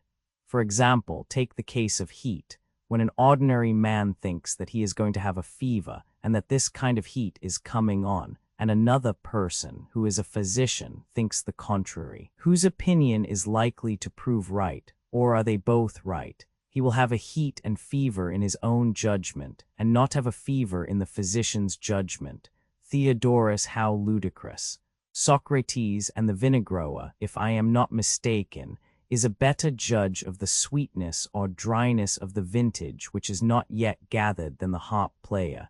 Theodorus, certainly. Socrates, and in musical composition, the musician will know better than the training master what the training master himself will hereafter think harmonious, or the reverse. Theodorus, of course. Socrates and the cook will be a better judge than the guest, who is not a cook, of the pleasure to be derived from the dinner which is in preparation. For of present or past pleasure we are not as yet arguing. But can we say that everyone will be to himself the best judge of the pleasure which will seem to be and will be to him in the future? Nay, would not you, Protagoras, better guess which arguments in a court would convince any one of us than the ordinary man? Theodorus. Certainly, Socrates. He used to profess in the strongest manner that he was the superior of all men in this respect. Socrates, to be sure, friend, who would have paid a large sum for the privilege of talking to him, if he had really 317 persuaded his visitors that neither a prophet nor any other man was better able to judge what will be and seem to be in the future than everyone could for himself. Theodorus, who indeed. Socrates and legislation and expediency are all concerned with the future, and everyone will admit that states, in passing laws, must often fail of their highest interests. Theodorus, quite true. Socrates, then we may fairly argue against your master, that he must admit one man to be wiser than another, and that the wiser is a measure. But I, who know nothing, am not at all obliged to accept the honor which the advocate of Protagoras was just now forcing upon me, whether I would or not, of being a measure of anything. Theodorus, that is the best refutation of him, Socrates, although he is also caught when he ascribes truth to the opinions of others, who give the lie direct to his own opinion. Socrates, there are many ways, Theodorus, in which the doctrine that every opinion of every man is true may be refuted, but there is more difficulty in proving that states of feeling, which are present to a man, and out of which arise sensations and opinions in accordance with them, are also untrue. And very likely I have been talking nonsense about them, for they may be unassailable, and those who say that there is clear evidence of them, and that they are matters of knowledge, may probably be right, in which case our friend Theaetetus was not so far from the mark when he identified perception and knowledge. And therefore let us draw nearer, as the advocate of Protagoras desires, and give the truth of the universal flux a ring. Is the theory sound or not? At any rate, no small war is raging about it, and there are combination not a few. Theodorus, no small war indeed, for in Ionia the sect makes rapid strides. The disciples of Heraclitus are most energetic upholders of the doctrine. Socrates, then we are the more bound, my dear Theodorus, to examine the question from the foundation as it is set forth by themselves. Theodorus, certainly we are. About these speculations of Heraclitus, which, as you say, are as old as Homer, or even older still, the Ephesians themselves, who profess to know them, are downright mad, and you cannot talk with them on the subject. For in accordance with their textbooks they are always in motion, but as for dwelling upon an argument or a question, and quietly asking and answering in turn, they can no more do so than they can fly. Or rather, the determination of these fellows not to have a particle of rest in them is more than the utmost powers of negation can express. If you ask any of them a question, he will produce, as from a quiver, sayings brief and dark, and shoot them at you. And if you inquire the reason of what he has said, you will be hit by some other newfangled word, and will make no way with any of them, nor they with one another. Their great care is not to allow of any settled principle either in their arguments or in their minds, conceiving, as I imagine, that any such principle would be stationary, for they are at war with the stationary, and do what they can to drive it out everywhere. Socrates. I suppose, Theodorus, that you have only seen them when they were fighting, and have never stayed with them in time of peace, for they are no friends of yours, and their peace doctrines are only communicated by them at leisure, as I imagine, to those disciples of theirs whom they want to make like themselves. Theodorus, disciples. My good sir, they have none. Men of their sort are not one another's disciples, but they grow up at their own sweet will and get their inspiration anywhere, each of them saying of his neighbor that he knows nothing. From these men, then, as I was going to remark, you will never get a reason, whether with their will or without their will. We must take the question out of their hands and make the analysis ourselves, as if we were doing geometrical problem. Socrates quite right too, but as touching the aforesaid problem, have we not heard from the ancients, who concealed their wisdom from the many in poetical figures, that Oceanus and Tethys, the origin of all things, are streams, and that nothing is at rest? And now the moderns, in their superior wisdom, have declared the same openly, that the cobbler too may hear and learn of them, and no longer foolishly imagine that some things are at rest and others in motion. Having learned that all is motion, he will duly honor his teachers. I had almost forgotten the opposite doctrine, Theodorus, alone being remains unmoved, which is the name for the all. This is the language of Parmenides, Melissus, and their followers, who stoutly maintain that all being is one and self-contained, and has no place in which to move. What shall we do, friend, with all these people? For advancing step by step, we have imperceptibly got between the combatants, and unless we can protect our retreat, we shall pay the penalty of our rashness, like the players in the palestra who are caught upon the line and are dragged different ways by the two parties. Therefore I think that we had better begin by considering those whom we first accosted, the river gods, and if we find any truth in them, we will help them to pull us over and try to get away from the others. But if the partisans of the whole appear to speak more truly, we will fly off from the party which would move the immovable to them. And if I find that neither of them have anything reasonable to say, we shall be in a ridiculous position, having so great a conceit of our own poor opinion, and rejecting that of ancient and famous men. O Theodorus, do you think that there is any use in proceeding when the danger is so great? Theodorus, nay, Socrates, not to examine thoroughly what the two parties have to say would be quite intolerable. Socrates, then examine we must, since you, who were so reluctant to begin, are so eager to proceed. The nature of motion appears to be the question with which we begin. What do they mean when they say that all things are in motion? Is there only one kind of motion? As I rather incline to think too, I should like to have your opinion upon this point in addition to my own, that I may err if I must err in your company. Tell me, then, when a thing changes from one place to another, or goes round in the same place, is not that what is called motion? Theodorus, yes. Socrates. Here then we have one kind of motion. But when a thing, remaining on the same spot, grows old, or becomes black from being white, or hard from being soft, or undergoes any other change, may not this be properly called motion of another kind? Theodorus, I think so. Socrates, say rather that it must be so. Of motion then there are these two kinds, change and motion in place.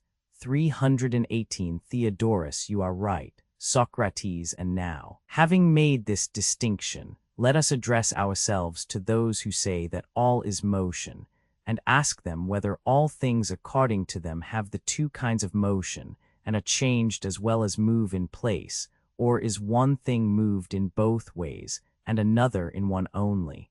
Theodorus, indeed, I do not know what to answer, but I think they would say that all things are moved in both ways. Socrates, yes, comrade, for if not, they would have to say that the same things are in motion and at rest, and there would be no more truth in saying that all things are in motion than that all things are at rest. Theodorus, to be sure. Socrates, and if they are to be in motion, and nothing is to be devoid of motion, all things must always have every sort of motion. Theodorus, most true. Socrates, consider a further point. Did we not understand them to explain the generation of heat, whiteness, or anything else in some such manner as the following? Were they not saying that each of them is moving between the agent and the patient, together with a perception, and that the patient ceases to be a perceiving power and becomes a percipient, and the agent a qual instead of a quality? I suspect that quality may appear a strange and uncouth term to you, and that you do not understand the abstract expression. Then I will take concrete instances. I mean to say that the producing power or agent becomes neither heat nor whiteness, but hot and white, and the like of other things. For I must repeat what I said before, that neither the agent nor patient have any absolute existence, but when they come together and generate sensations and their objects, the one becomes a thing of a certain quality, and the other a percipient. You remember Theodorus of Cos. Socrates, we may leave the details of their theory unexamined, but we must not forget to ask them the only question with which we are concerned. Are all things in motion and flux? Theodorus, yes, they will reply. Socrates, and they are moved in both those ways which we distinguished, that is to say, they move in place and are also changed. Theodorus of Cos, if the motion is to be perfect. Socrates, if they only moved in place and were not changed, we should be able to say what is the nature of the things which are in motion and flux. Theodorus, exactly. Socrates, but now, since not even white continues to flow white, and whiteness itself is a flux or change which is passing into another color, and is never to be caught standing still, can the name of any color be rightly used at all? Theodorus, how is that possible, Socrates? Either in the case of this or of any other quality, if while we are using the word the object is escaping in the flux. Socrates, and what would you say of perceptions, such as sight and hearing, or any other kind of perception? Is there any stopping in the act of seeing and hearing? Theodorus, certainly not, if all things are in motion. Socrates, then we must not speak of seeing any more than of not seeing, nor of any other perception more than of any non-perception, if all things partake of every kind of motion. Theodorus, certainly not. Socrates, yet perception is knowledge, so at least Theaetetus and I were saying. Theodorus, very true. Socrates, then when we were asked what is knowledge, we no more answered what is knowledge than what is not knowledge. Theodorus, I suppose not. Socrates, here, then, is a fine result. We corrected our first answer in our eagerness to prove that nothing is at rest.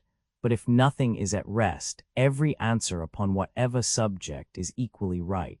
You may say that a thing is or is not thus, or if you prefer, becomes thus, and if we say becomes, we shall not then hamper them with words expressive of rest. Theodorus, quite true. Socrates, yes, Theodorus, except in saying thus and not thus. But you ought not to use the word thus, for there is no motion in thus or in not thus. The maintainers of the doctrine have as yet no words in which to express themselves, and must get a new language. I know of no word that will suit them, except perhaps know how, which is perfectly indefinite. Theodorus, yes, that is a manner of speaking in which they will be quite at home. Socrates, and so, Theodorus, we have got rid of your friend without assenting to his doctrine, that every man is the measure of all things. A wise man only is a measure. Neither can we allow that knowledge is perception, certainly not on the hypothesis of a perpetual flux, unless, perchance, our friend Theaetetus is able to convince us that it is. Theodorus, very good, Socrates, and now that the argument about the doctrine of Protagoras has been completed, I am absolved from answering, for this was the agreement.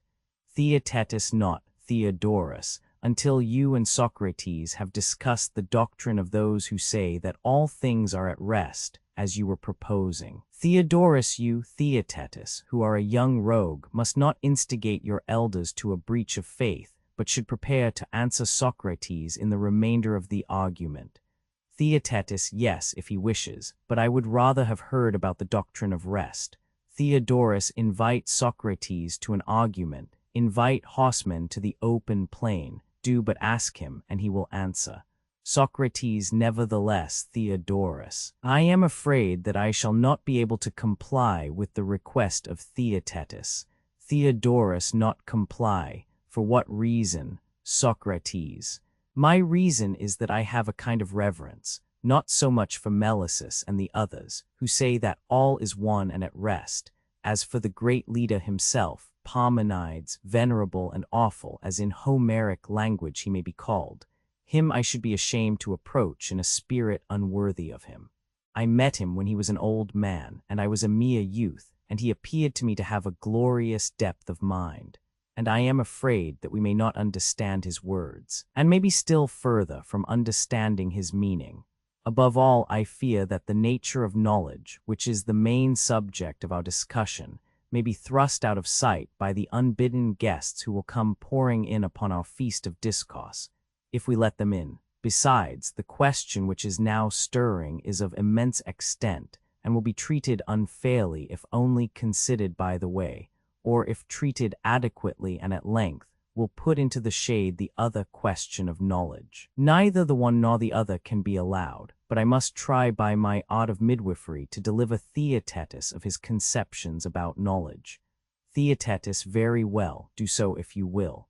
Socrates, then now, Theaetetus, take another view of the subject. You answered that knowledge is perception. Theaetetus, I did. Socrates, and if anyone were to ask you, with what does a man see black and white colors, and with what does he hear high and low sounds, you would say, if I am not mistaken, with the eyes and with the ears.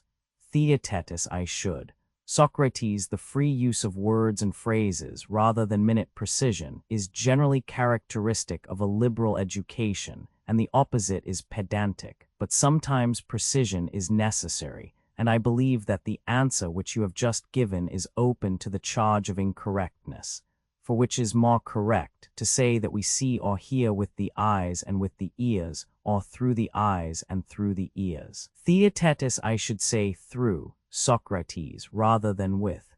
Socrates, yes, my boy, for no one can suppose that in each of us, as in a sort of Trojan horse, there are perched a number of unconnected senses, which do not all meet in some one nature, the mind, or whatever we please to call it, of which they are the instruments, and with which through them we perceive objects of sense. Theaetetus, I agree with you in that opinion. Socrates, the reason why I am thus precise is, because I want to know whether, when we perceive black and white through the eyes, and again other qualities through other organs, we do not perceive them with one and the same part of ourselves, and if you were asked, you might refer all such perceptions to the body. Perhaps, however, I had better allow you to answer for yourself and not interfere. Tell me then, are not the organs through which you perceive warm and hard and light and sweet, organs of the body? Theaetetus, of the body, certainly. Socrates, and you would admit that what you perceive through one faculty you cannot perceive through another. The objects of hearing, for example, cannot be perceived through sight, or the objects of sight through hearing. Theaetetus, of course not. Socrates, if you have any thought about both of them, this common perception cannot come to you, either through the one or the other organ. Theaetetus, it cannot. Socrates, how about sounds and colors? In the first place you would admit that they both exist. Theaetetus, yes, Socrates. And that either of them is different from the other, and the same with itself. Theaetetus, certainly. Socrates, and that both are two and each of them one. Theaetetus, yes. Socrates, you can further observe whether they are like or unlike one another. Theaetetus, I dare say. Socrates, but through what do you perceive all this about them? For neither through hearing nor yet through seeing can you apprehend that which they have in common. Let me give you an illustration of the point at issue. If there were any meaning in asking whether sounds and colors are saline or not, you would be able to tell me what faculty would consider the question. It would not be sight or hearing, but some other. Theaetetus certainly, the faculty of taste. Socrates, very good. And now tell me what is the power which discerns, not only in sensible objects, but in all things, universal notions, such as those which are called being and not being, and those others about which we were just asking. What organs will you assign for the perception of these notions? Theaetetus, you are thinking of being and not being, likeness and unlikeness, sameness and difference, and also of unity and other numbers which are applied to objects of sense. And you mean to ask through what bodily organ the soul perceives odd and even numbers and other arithmetical conceptions. Socrates, you follow me excellently, Theaetetus. That is precisely what I am asking. Theaetetus, indeed, Socrates, I cannot answer. My only notion is that these, unlike objects of sense, have no separate organ, but that the mind, by a power of her own, contemplates the universals in all things. Socrates, you are a beauty, Theaetetus, and not ugly, as Theodorus was saying, for he who utters the beautiful is himself beautiful and good. And besides being beautiful, you have done me a kindness in releasing me from a very long discussion, if you are clear that the soul views some things by herself and others through the bodily organs. For that was my own opinion, and I wanted you to agree with me. Theaetetus, I am quite clear. Socrates, and to which class would you refer being or essence? For this, of all our notions, is the most universal. Theaetetus, I should say, to that class which the soul aspires to know of herself. Socrates, and would you say this also of like and unlike, same and other? Theaetetus, yes. Socrates, and would you say the same of the noble and base, and of good and evil? Theaetetus, these I conceive to be notions which are essentially relative, and which the soul also perceives by comparing in herself things past and present with the future. Socrates, and does she not perceive the hardness of that which is hard by the touch, and the softness of that which is soft equally by the touch? Theaetetus, yes. Socrates, but their essence and what they are, and their opposition to one another, and the essential nature of this opposition, the soul herself endeavors to decide for us by the review and comparison of them. Theaetetus, certainly. Socrates, the simple sensations which reach the soul through the body are given at birth to men and animals by nature, but their reflections on the being and use of them are slowly and hardly gained, if they are ever gained, by education and long experience. Theaetetus, assuredly. Socrates, and can a man attain truth who fails of attaining being? Theaetetus, impossible. Socrates, and can he who misses the truth of anything have a knowledge of that thing? Theaetetus, he cannot. Socrates, then knowledge does not consist in impressions of sense, but in reasoning about them. In that only, and not in the mere impression, truth and being can be attained. Theaetetus, clearly. Socrates, and would you call the two processes by the same name, when there is so great a difference between them? Theaetetus, that would certainly not be right. Socrates, and what name would you give to seeing, hearing, smelling, being cold and being hot? Theaetetus, I should call all of them perceiving. What other name could be given to them? Socrates, perception would be the collective name of them. Theaetetus, certainly. Socrates, which, as we say, has no part in the attainment of truth any more than of being. Theaetetus, certainly not. Socrates, and therefore not in science or knowledge. Theaetetus, no. Socrates, then perception, Theaetetus, can never be the same as knowledge or science. Theaetetus, clearly not. Socrates, and knowledge has now been most distinctly proved to be different from perception. Socrates, but the original aim of our discussion was to find out rather what knowledge is than what it is not. At the same time, we have made some progress, for we no longer seek for knowledge in perception at all, but in that other process, however called, in which the mind is alone and engaged with being. Theaetetus, you mean, Socrates, if I am not mistaken, what is called thinking or opining. Socrates, you conceive truly. And now, my friend, please to begin again at this point, and having wiped out of your memory all that has preceded, see if you have arrived at any clearer view, and once more say what is knowledge. Theaetetus, I cannot say, Socrates, that all opinion is knowledge, because there may be a false opinion, but I will venture to assert that knowledge is true opinion. Let this then be my reply, and if this is hereafter disproved, I must try to find another. Socrates, that is the way in which you ought to answer, Theaetetus, and not in your former hesitating strain, for if we are bold we shall gain one of two advantages. Either we shall find what we seek, or we shall be less likely to think that we know what we do not know. In either case we shall be richly rewarded. And now, what are you saying? Are there two sorts of opinion, one true and the other false? And do you define knowledge to be the true? Theaetetus, yes, according to my present view. Socrates, is it still worth our while to resume the discussion touching opinion? Theaetetus, to what are you alluding? Socrates, there is a point which often troubles me, and is a great perplexity to me, both in regard to myself and others. I cannot make out the nature or origin of the mental experience to which I refer. Theaetetus, pray what is it? Socrates, how there can be false opinion. That difficulty still troubles the eye of my mind, and I am uncertain whether I shall leave the question, or begin over again in a new way.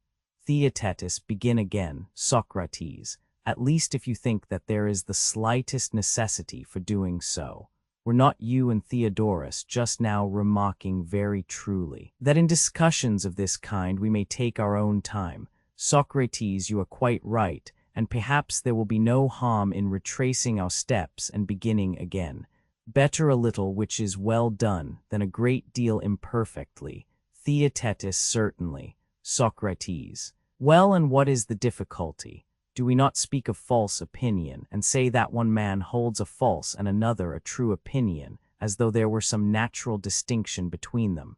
Theaetetus, we certainly say so. Socrates, all things and everything are either known or not known. I leave out of view the intermediate conceptions of learning and forgetting, because they have nothing to do with our present question. Theaetetus, there can be no doubt, Socrates, if you exclude these, that there is no other alternative but knowing or not knowing a thing. Socrates, that point being now determined, must we not say that he who has an opinion must have an opinion about something which he knows or does not know? Theaetetus, he must. Socrates, he who knows cannot but know, and he who does not know cannot know. Theaetetus, of course. Socrates, what shall we say then? When a man has a false opinion, does he think that which he knows to be some other thing which he knows, and knowing both, is he at the same time ignorant of both? Theaetetus, that, Socrates, is impossible. Socrates, but perhaps he thinks of something which he does not know as some other thing which he does not know. For example, he knows neither Theaetetus nor Socrates, and yet he fancies that Theaetetus is Socrates, or Socrates Theaetetus. Theaetetus, how can he? Socrates, but surely he cannot suppose what he knows to be what he does not know, or what he does not know to be what he knows. Theaetetus, that would be monstrous. Socrates, where, then, is false opinion? For if all things are either known or unknown, there can be no opinion which is not comprehended under this alternative, and so false opinion is excluded. Theaetetus, most true. Socrates, suppose that we remove the question out of the sphere of knowing or not knowing, into that of being and not being. Theaetetus, what do you mean? Socrates, may we not suspect the simple truth to be that he who thinks about anything, that which is not, will necessarily think what is false, whatever in other respects may be the state of his mind? Theaetetus, that again is not unlikely, Socrates. Socrates, then suppose someone to say to us, Theaetetus, is it possible for any man to think that which is not, either as a self-existent substance or as a predicate of something else? And suppose that we answer, yes, he can, when he thinks what is not true. That will be our answer. Theaetetus, yes. Socrates, but is there any parallel to this? Theaetetus, what do you mean? Socrates, can a man see something and yet see nothing? Theaetetus, impossible. Socrates, but if he sees any one thing, he sees something that exists. Do you suppose that what is one is ever to be found among non-existing things? Theaetetus, I do not. Socrates, he then who sees someone thing, sees something which is. Theaetetus, clearly. Socrates, and he who hears anything, hears someone thing and hears that which is. Theaetetus, yes. Socrates, and he who touches anything, touches something which is one and therefore is. Theaetetus, that again is true. Socrates, and does not he who thinks, think someone thing? Theaetetus, certainly. Socrates, and does not he who thinks someone thing, think something which is? Theaetetus, I agree. Socrates, then he who thinks of that which is not, thinks of nothing. Theaetetus, clearly. Socrates, and he who thinks of nothing, does not think at all. Theaetetus, obviously. Socrates. Then no one can think that which is not, either as a self-existent substance or as a predicate of something else. Theaetetus, clearly not. Socrates, then to think falsely is different from thinking that which is not. Theaetetus, it would seem so. Socrates, then false opinion has no existence in us, either in the sphere of being or of knowledge. Theaetetus, certainly not. Socrates, but may not the following be the description of what we express by this name? Theaetetus, what? Socrates, may we not suppose that false opinion or thought is a sort of heterodoxy? A person may make an exchange in his mind, and say that one real object is another real object.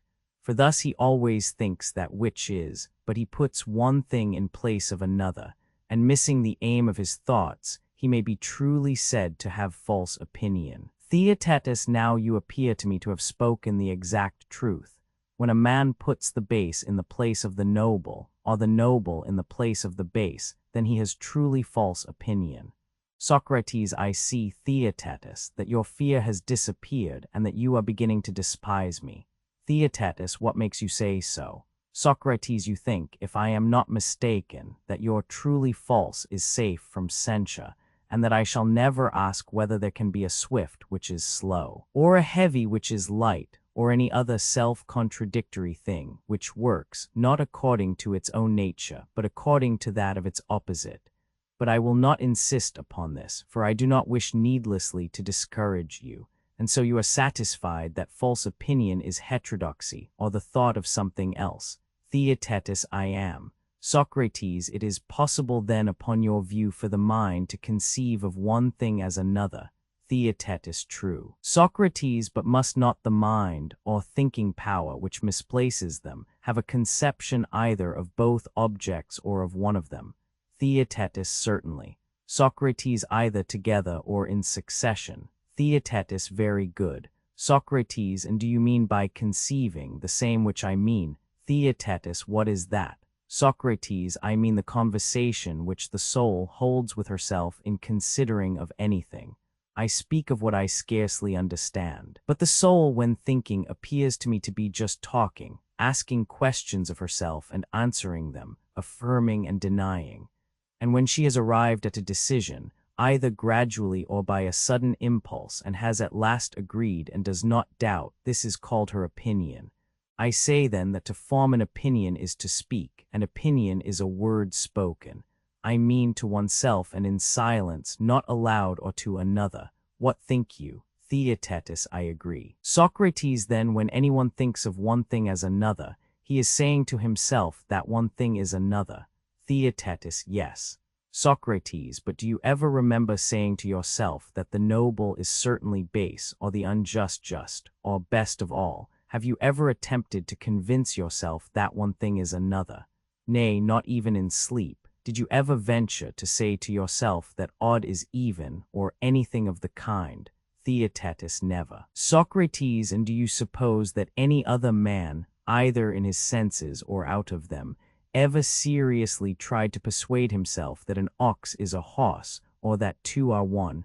Theaetetus, certainly not. Socrates. But if thinking is talking to oneself, no one speaking and thinking of two objects, and apprehending them both in his soul, will say and think that the one is the other of them. And I must add that even you, lover of dispute as you are, had better let the word other alone, Not insist that one and other are the same 319. I mean to say that no one thinks the noble to be base or anything of the kind. Theaetetus, I will give up the word other. Socrates, and I agree to what you say. Socrates, if a man has both of them in his thoughts, he cannot think that the one of them is the other. Theaetetus, true. Socrates, neither, if he has one of them only in his mind and not the other, can he think that one is the other. Theaetetus, true, for we should have to suppose that he apprehends that which is not in his thoughts at all. Socrates, then no one who has either both or only one of the two objects in his mind can think that the one is the other. And therefore he who maintains that false opinion is heterodoxy is talking nonsense, for neither in this, any more than in the previous way, can false opinion exist in us. Theaetetus, no. Socrates, but if Theaetetus, this is not admitted, we shall be driven into many absurdities. Theaetetus, what are they? Socrates, I will not tell you until I have endeavored to consider the matter from every point of view. For I should be ashamed of us if we were driven in our perplexity to admit the absurd consequences of which I speak. But if we find the solution and get away from them, we may regard them only as the difficulties of others, and the ridicule will not attach to us. On the other hand, if we utterly fail, I suppose that we must be humble, and allow the argument to trample us under foot, as the seasick passenger is trampled upon by the sailor, and to do anything to us. Listen, then, while I tell you how I hope to find a way out of our difficulty. Theaetetus, let me hear. Socrates, I think that we were wrong in denying that a man could think what he knew to be what he did not know, and that there is a way in which such a deception is possible. Theaetetus, you mean to say, as I suspected at the time, that I may know Socrates, and at a distance see someone who is unknown to me, and whom I mistake for him, then the deception will occur. Socrates, but has not that position been relinquished by us? Because involving the absurdity that we should know and not know the things which we know. Theaetetus, true. Socrates, let us make the assertion in another form, which may or may not have a favorable issue, but as we are in a great strait, every argument should be turned over and tested. Tell me then whether I am right in saying that you may learn a thing which at one time you did not know. Theaetetus, certainly you may. Socrates, and another and another. Theaetetus, yes. Socrates, I would have you imagine, then, that there exists in the mind of man a block of wax, which is of different sizes in different men, harder, moister, and having more or less of purity in one than another, and in some of an intermediate quality.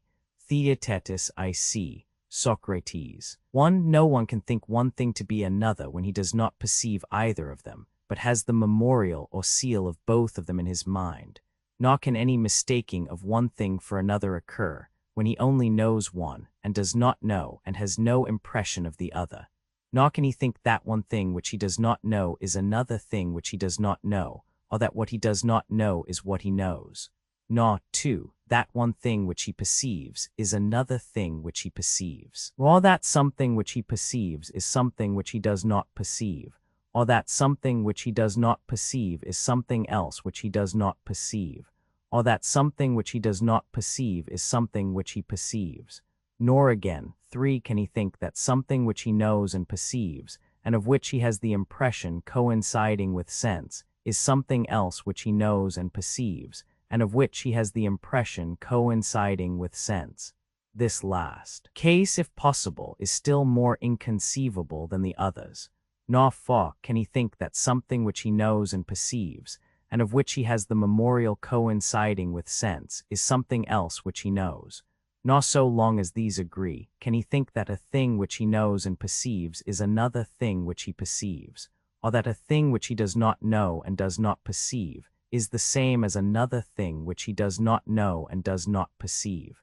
Nor again, can he suppose that a thing which he does not know and does not perceive is the same as another thing which he does not know, or that a thing which he does not know and does not perceive is another thing which he does not perceive, All these utterly and absolutely exclude the possibility of false opinion. Let us say that this tablet is a gift of memory, the mother of the muses, and that when we wish to remember anything which we have seen or heard or thought in our own minds, we hold the wax to the perceptions and thoughts, and in that material receive the impression of them as from the seal of a ring, and that we remember and know what is imprinted as long as the image lasts. But when the image is effaced or cannot be taken, then we forget and do not know. Theaetetus, very good. Socrates, now, when a person has this knowledge, and is considering something which he sees or hears, may not false opinion arise in the following manner? Theaetetus, in what manner? Socrates, when he thinks what he knows, sometimes to be what he knows, and sometimes to be what he does not know.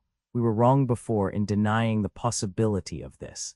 Theaetetus, and how would you amend the former statement? Socrates, I should begin by making a list of the impossible cases which must be excluded. The only cases, if any, which remain are the following. Theaetetus, what are they? If you tell me, I may perhaps understand you better, but at present I am unable to follow you.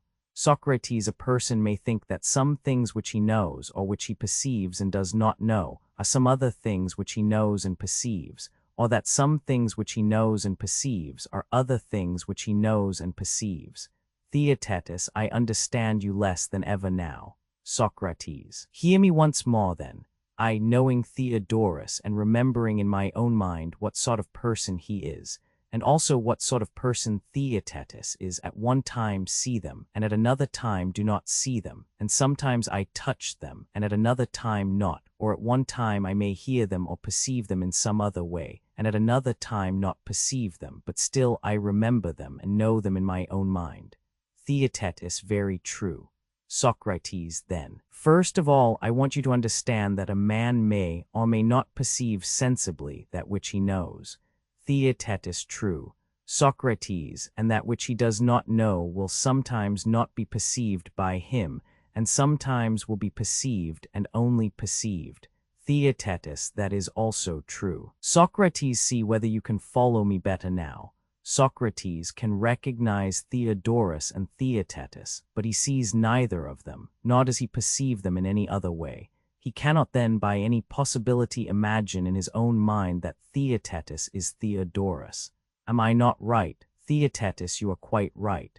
Socrates, then that was the first case of which I spoke. Theaetetus, yes. Socrates, the second case was, that I, knowing one of you and not knowing the other, and perceiving neither, can never think him whom I know to be him whom I do not know. Theaetetus, true.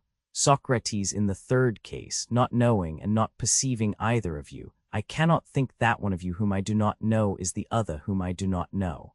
I need not again go over the catalogue of excluded cases, in which I cannot form a false opinion about you and Theodorus, either when I know both, or when I am in ignorance of both, or when I know one and not the other. And the same of perceiving. Do you understand me? Theaetetus, I do. Socrates, the only possibility of erroneous opinion is, when knowing you and Theodorus, and having on the waxen block the impression of both of you given as by a seal, but seeing you imperfectly and at a distance, I try to assign the right impression of memory to the right visual impression, and to fit this into its own print. If I succeed, recognition will take place, but if I fail and transpose them, putting the foot into the wrong shoe, that is to say, putting the vision of either of you on to the wrong impression, or if my mind, like the sight in a mirror, which is transferred from right to left, or by reason of some similar affection, then heterodoxy and false opinion ensues. Theaetetus, yes, Socrates, you have described the nature of opinion with wonderful exactness. Socrates, or again, when I know both of you, and perceive as well as know one of you, but not the other, and my knowledge of him does not accord with perception. That was the case put by me just now which you did not understand. Theaetetus, no, I did not. Socrates, I meant to say that when a person knows and perceives one of you, his knowledge coincides with his perception. He will never think him to be some other person whom he knows and perceives, and the knowledge of whom coincides with his perception. for that also was a case supposed. Theaetetus, true. Socrates, but there was an omission of the further case, in which, as we now say, false opinion may arise, when knowing both and seeing, or having some other sensible perception of both, I fail in holding the seal over against the corresponding sensation. Like a bad archer, I miss and fall wide of the mark, and this is called falsehood. Theaetetus. Yes, it is rightly so called. Socrates, when therefore perception is present to one of the seals or impressions, but not to the other, and the mind fits the seal of the absent perception on the one which is present, in any case of this sort the mind is deceived.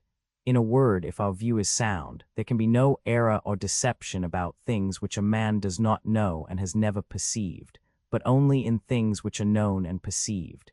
In these alone opinion turns and twists about, and becomes alternately true and false, true when the seals and impressions of sense meet straight and opposite, false when they go awry and crooked. Theaetetus, and is not that Socrates nobly said? Socrates nobly. Yes, but wait a little and hear the explanation, and then you will say so with more reason, for to think truly is noble, and to be deceived is base. Theaetetus, undoubtedly. Socrates, and the origin of truth and error is as follows. When the wax in the soul of anyone is deep and abundant, and smooth and perfectly tempered, then the impressions which pass through the senses and sink into the heart of the soul, as Homer says in a parable, meaning to indicate the likeness of the soul to wax kurhos. These, I say, being pure and clear, and having a sufficient depth of wax, are also lasting, and minds such as these easily learn and easily retain, and are not liable to confusion, but have true thoughts, for they have plenty of room, and having clear impressions of things, as we term them, quickly distribute them into their proper places on the block. And such men are called wise. Do you agree? Theaetetus, entirely. Socrates, but when the heart of anyone is shaggy, a quality which the all-wise poet commends, or muddy and of impure wax, or very soft, or very hard, then there is a corresponding defect in the mind. The soft are good at learning, but apt to forget, and the hard are the reverse. The shaggy and rugged and gritty, or those who have an admixture of earth or dung in their composition, have the impressions indistinct, as also the hard, for there is no depth in them. And the soft too are indistinct, for their impressions are easily confused and effaced. Yet greater is the indistinctness when they are all jostled together in a little soul, which has no room. These are the natures which have false opinion, for when they see or hear or think of anything, they are slow in assigning the right objects to the right impressions. In their stupidity they confuse them, and are apt to see and hear and think amiss. And such men are said to be deceived in their knowledge of objects, and ignorant. Theaetetus, no man, Socrates, can say anything truer than that. Socrates, then now we may admit the existence of false opinion in us.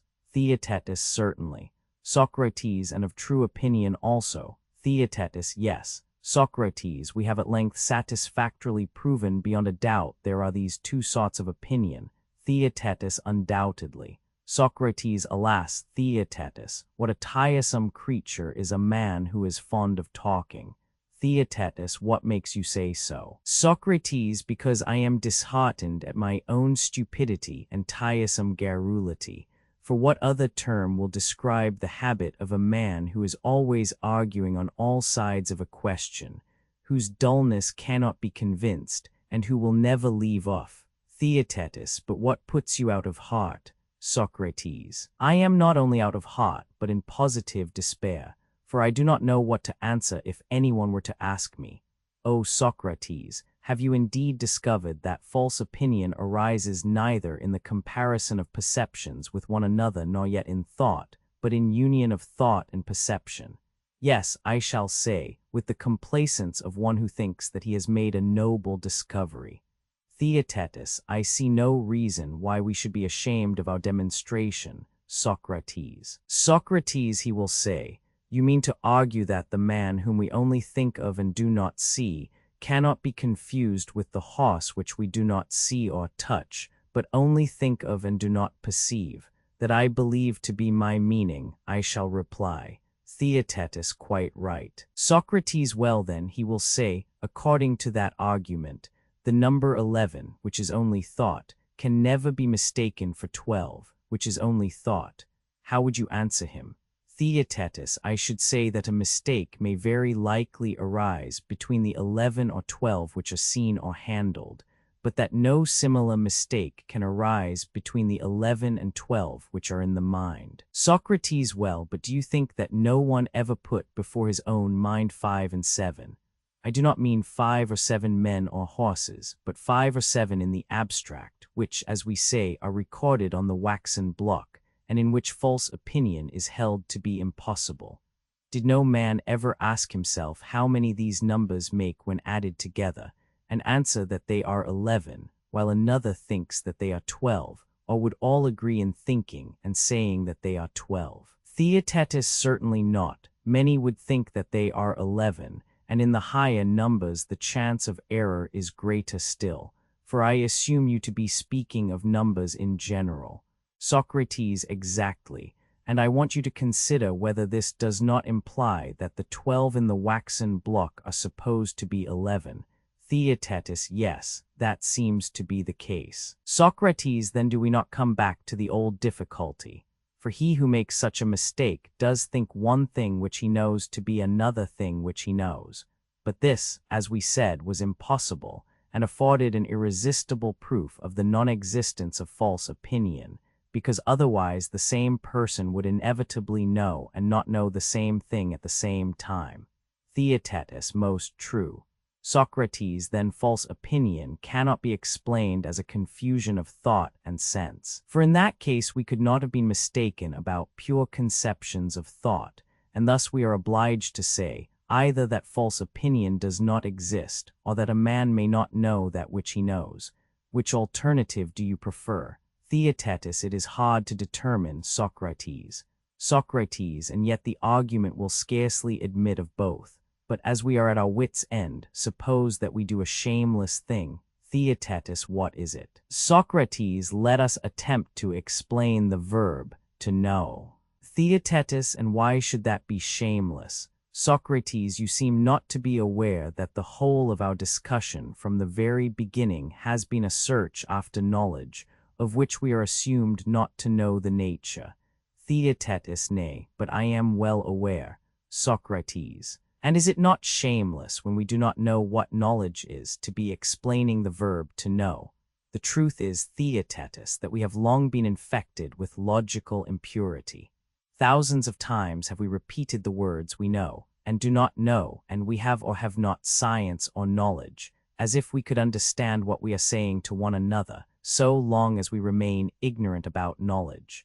And at this moment we are using the words we understand. We are ignorant, as though we could still employ them when deprived of knowledge or science.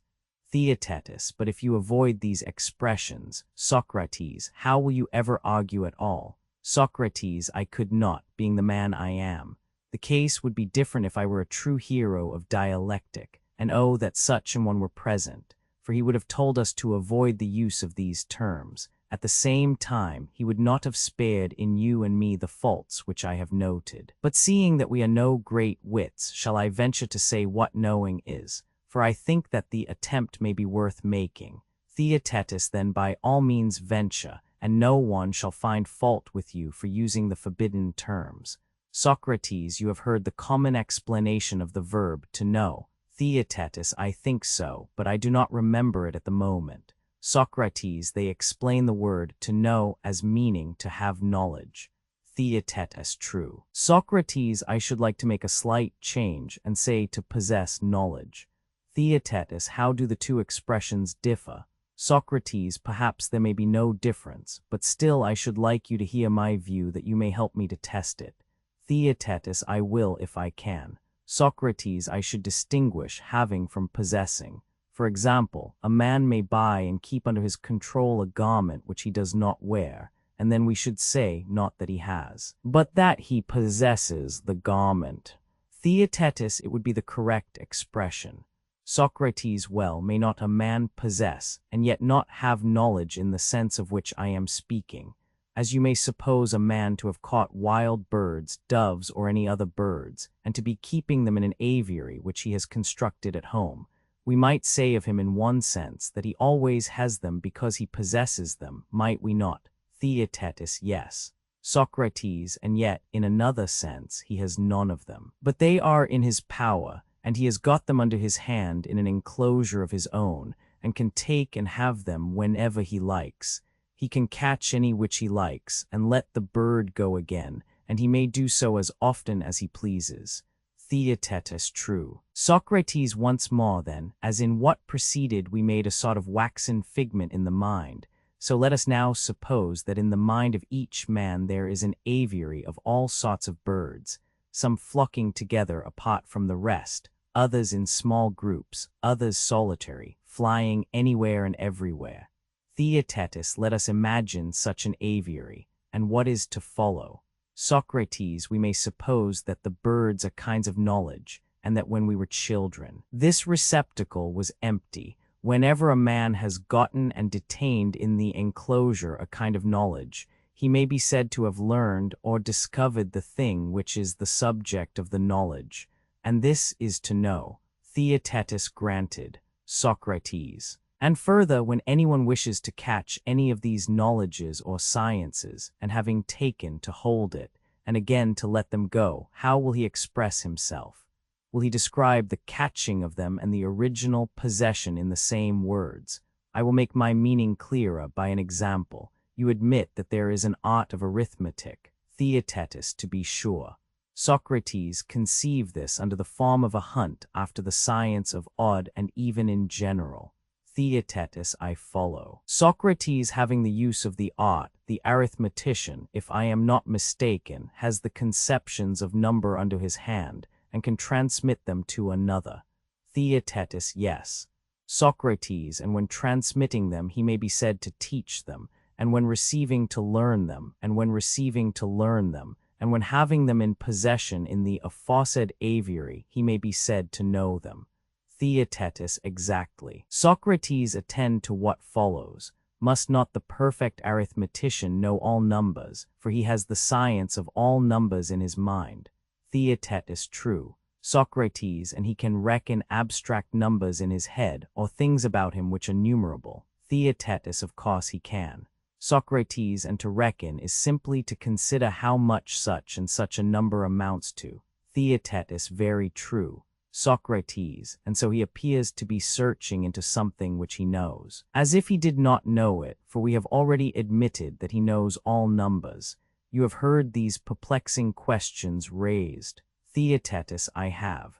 Socrates, may we not pursue the image of the doves, and say that the chase after knowledge is of two kinds? One kind is prior to possession, and for the sake of possession, and the other for the sake of taking and holding in the hands that which is possessed already. And thus, when a man has learned and known something long ago, he may resume and get hold of the knowledge which he has long possessed, but has not at hand in his mind. Theaetetus, true. Socrates, that was my reason for asking how we ought to speak when an arithmetician sets about numbering, or a grammarian about reading. Shall we say that although he knows, he comes back to himself to learn what he already knows? Theaetetus, it would be too absurd. Socrates. Socrates, shall we say then that he is going to read or number what he does not know, although we have admitted that he knows all letters and all numbers? Theaetetus, that, again, would be an absurdity. Socrates, then, shall we say that about names we care nothing? Anyone may twist and turn the words knowing and learning in any way which he likes, but since we have determined that the possession of knowledge is not the having or using it, we do assert that a man cannot not possess that which he possesses. And therefore, in no case can a man not know that which he knows, but he may get a false opinion about it. For he may have the knowledge, not of this particular thing, but of some other, when the various numbers and forms of knowledge are flying about in the aviary, and wishing to capture a certain sort of knowledge out of the general store, he takes the wrong one by mistake, that is to say, when he thought 11 to be 12, he got hold of the ringdove which he had in his mind, when he wanted the pigeon. Theaetetus, a very rational explanation. Socrates. But when he catches the one which he wants, then he is not deceived, and has an opinion of what is, and thus false and true opinion may exist, and the difficulties which were previously raised disappear. I dare say that you agree with me, do you not? Theaetetus. Yes. Socrates. And so we are rid of the difficulty of a man's not knowing what he knows, for we are not driven to the inference that he does not possess what he possesses, whether he be or be not deceived. And yet I fear that a greater difficulty is looking in at the window. Theaetetus. What is it? Socrates. How can the exchange of one knowledge for another ever become false opinion? Theaetetus. What do you mean? Socrates. In the first place, how can a man who has the knowledge of anything be ignorant of that which he knows, not by reason of ignorance, but by reason of his own knowledge? And again, is it not an extreme absurdity that he should suppose another thing to be this, and this to be another thing, that, having knowledge present with him in his mind, he should still know nothing and be ignorant of all things? You might as well argue that ignorance may make a man know, and blindness make him see, as that knowledge can make him ignorant. Theaetetus. Perhaps, Socrates, we may have been wrong in making only forms of knowledge our birds, whereas there ought to have been forms of ignorance as well, flying about together in the mind, and then he who sought to take one of them might sometimes catch a form of knowledge, and sometimes a form of ignorance, and thus he would have a false opinion from ignorance, but a true one from knowledge about the same thing. Socrates. I cannot help praising you, Theaetetus, and yet I must beg you to reconsider your words. Let us grant what you say, then, according to you, he who takes ignorance will have a false opinion. Am I right? Theaetetus. Yes. Socrates. He will certainly not think that he has a false opinion. Theaetetus. Of course not. Socrates. He will think that his opinion is true, and he will fancy that he knows the things about which he has been deceived. Theaetetus. Certainly. Socrates. Then he will think that he has captured knowledge, and not ignorance. Theaetetus. Clearly. Socrates. And thus, after going a long way round, we are once more face to face with our original difficulty. The hero of dialectic will retort upon us. "O my excellent friends," he will say, laughing, "if a man knows the form of ignorance and the form of knowledge, can he think that one of them which he knows is the other which he knows? Or if he knows neither of them, can he think that the one which he knows not is another which he knows not? Or if he knows one and not the other, can he think the one which he knows to be the one which he does not know? Or the one which he does not know to be the one which he knows? Or will you tell me that there are other forms of knowledge which distinguish the right and wrong birds, and which the owner keeps in some other aviaries, or graven on waxen blocks according to your foolish images, and which he may be said to know while he possesses them, even though he have them not at hand in his mind? And thus, in a perpetual circle, you will be compelled to go round and round, and you will make no progress. What are we to say in reply? Theaetetus. Theaetetus. Indeed, Socrates, I do not know what we are to say. Socrates. Are not his reproaches just, and does not the argument truly show that we are wrong in seeking for false opinion until we know what knowledge is? That must be first ascertained. Then the nature of false opinion. Theaetetus. I cannot but agree with you, Socrates, so far as we have yet gone. Socrates. Then, once more, what shall we say that knowledge is? For we are not going to lose heart as yet. Theaetetus. Certainly, I shall not lose heart if you do not. Socrates. What definition will be most consistent with our former views? Theaetetus. I cannot think of any but our old one, Socrates. Socrates. What was it? Theaetetus. Knowledge was said by us to be true opinion, and true opinion is surely unerring, and the results which follow from it are all noble and good. Socrates. He who led the way into the river, Theaetetus, said the experiment will show, and perhaps if we go forward in the search, we may stumble upon the thing which we are looking for, but if we stay where we are, nothing will come to light. Theaetetus. Very true. Let us go forward and try.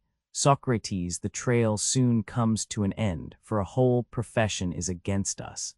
Theaetetus, how is that, and what profession do you mean? Socrates, the profession of the great wise ones who are called orators and lawyers. For these persuade men by their art and make them think whatever they like, but they do not teach them.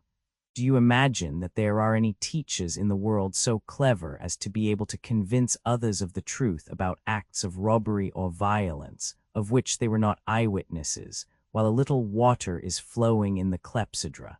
Theaetetus, certainly not. They can only persuade them. Socrates, and would you not say that persuading them is making them have an opinion? Theaetetus, to be sure.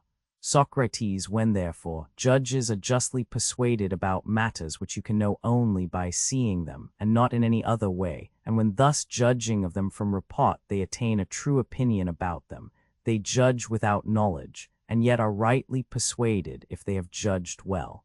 Theaetetus, certainly.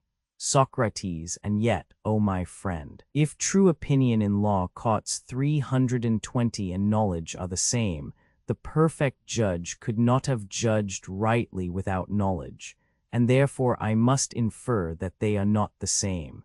Theaetetus, that is a distinction, Socrates, which I have heard made by someone else, but I had forgotten it. He said that true opinion, combined with reason, was knowledge, but that the opinion which had no reason was out of the sphere of knowledge, and that things of which there is no rational account are not knowable. Such was the singular expression which he used, and that things which have a reason or explanation are knowable.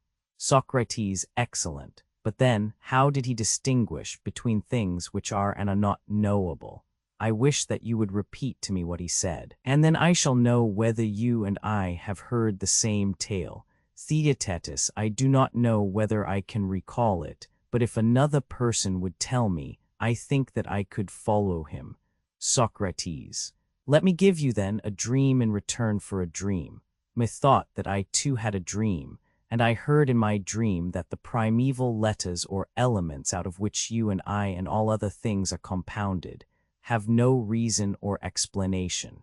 You can only name them, but no predicate can be either affirmed or denied of them, for in the one case existence, in the other non-existence is already implied, neither of which must be added. If you mean to speak of this or that thing by itself alone, it should not be called itself, or that, or each, or alone, or this, or the like, for these go about everywhere and are applied to all things but are distinct from them.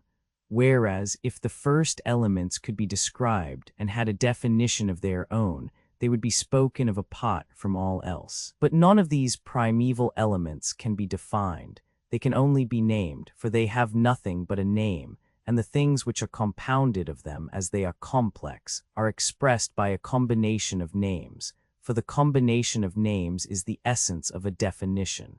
Thus then, the elements or letters are only objects of perception, and cannot be defined or known, but the syllables or combinations of them are known and expressed, and are apprehended by true opinion. When, therefore, anyone forms the true opinion of anything without rational explanation, you may say that his mind is truly exercised, but has no knowledge, for he who cannot give and receive a reason for a thing has no knowledge of that thing. But when he adds rational explanation, then he is perfected in knowledge and may be all that I have been denying of him. Was that the form in which the dream appeared to you? Theaetetus, precisely. Socrates, and you allow and maintain that true opinion, combined with definition or rational explanation, is knowledge. Theaetetus, exactly. Socrates, then may we assume, Theaetetus, that today, and in this casual manner, we have found a truth which in former times many wise men have grown old and have not found. Theaetetus, at any rate, Socrates, I am satisfied with the present statement. Socrates, which is probably correct, for how can there be knowledge apart from definition and true opinion? And yet there is one point in what has been said which does not quite satisfy me. Theaetetus, what was it? Socrates, what might seem to be the most ingenious notion of all, that the elements or letters are unknown, but the combination or syllables known. Theaetetus, and was that wrong? Socrates, we shall soon know. For we have as hostages the instances which the author of the argument himself used. Theaetetus what hostages, Socrates the letters which are the clements, and the syllables which are the combinations. He reasoned, did he not, from the letters of the alphabet? Theaetetus, yes, he did. Socrates, let us take them and put them to the test, or rather, test ourselves. What was the way in which we learned letters? And first of all, are we right in saying that syllables have a definition, but that letters have no definition? Theaetetus, I think so. Socrates, I think so too. For suppose that someone asks you to spell the first syllable of my name, Theaetetus, he says, what is so? Theaetetus, I should reply S and O. Socrates, that is the definition which you would give of the syllable. Theaetetus, I should. Socrates, I wish that you would give me a similar definition of the S. Theaetetus. But how can anyone, Socrates, tell the elements of an element? I can only reply that S is a consonant, a mere noise as of the tongue hissing. B and most other letters, again, are neither vowel sounds nor noises. Thus letters may be most truly said to be undefined, for even the most distinct of them, which are the 7 vowels, have a sound only, but no definition at all. Socrates, then, I suppose, my friend, that we have been so far right in our idea about knowledge. Theaetetus, yes, I think that we have. Socrates, well, but have we been right in maintaining that the syllables can be known but not the letters? Theaetetus, I think so. Socrates, and do we mean by a syllable 2 letters, or if there are more, all of them, or a single idea which arises out of the combination of them? Theaetetus, I should say that we mean all the letters. Socrates, take the case of the 2 letters S and O, which form the first syllable of my own name. Must not he who knows the syllable know both of them? Theaetetus, certainly. Socrates, he knows that is the S and O. Theaetetus, yes. Socrates, but can he be ignorant of either singly and yet know both together? Theaetetus, such a supposition, Socrates, is monstrous and unmeaning. Socrates, but if he cannot know both without knowing each, then if he is ever to know the syllable, he must know the letters first, and thus the fine theory has again taken wings and departed. Theaetetus, yes, with wonderful celerity. Socrates, yes, we did not keep watch properly. Perhaps we ought to have maintained that a syllable is not the letters, but rather one single idea framed out of them, having a separate form distinct from them. Theaetetus, very true, and a more likely notion than the other. Socrates, take care. Let us not be cowards and betray a great and imposing theory.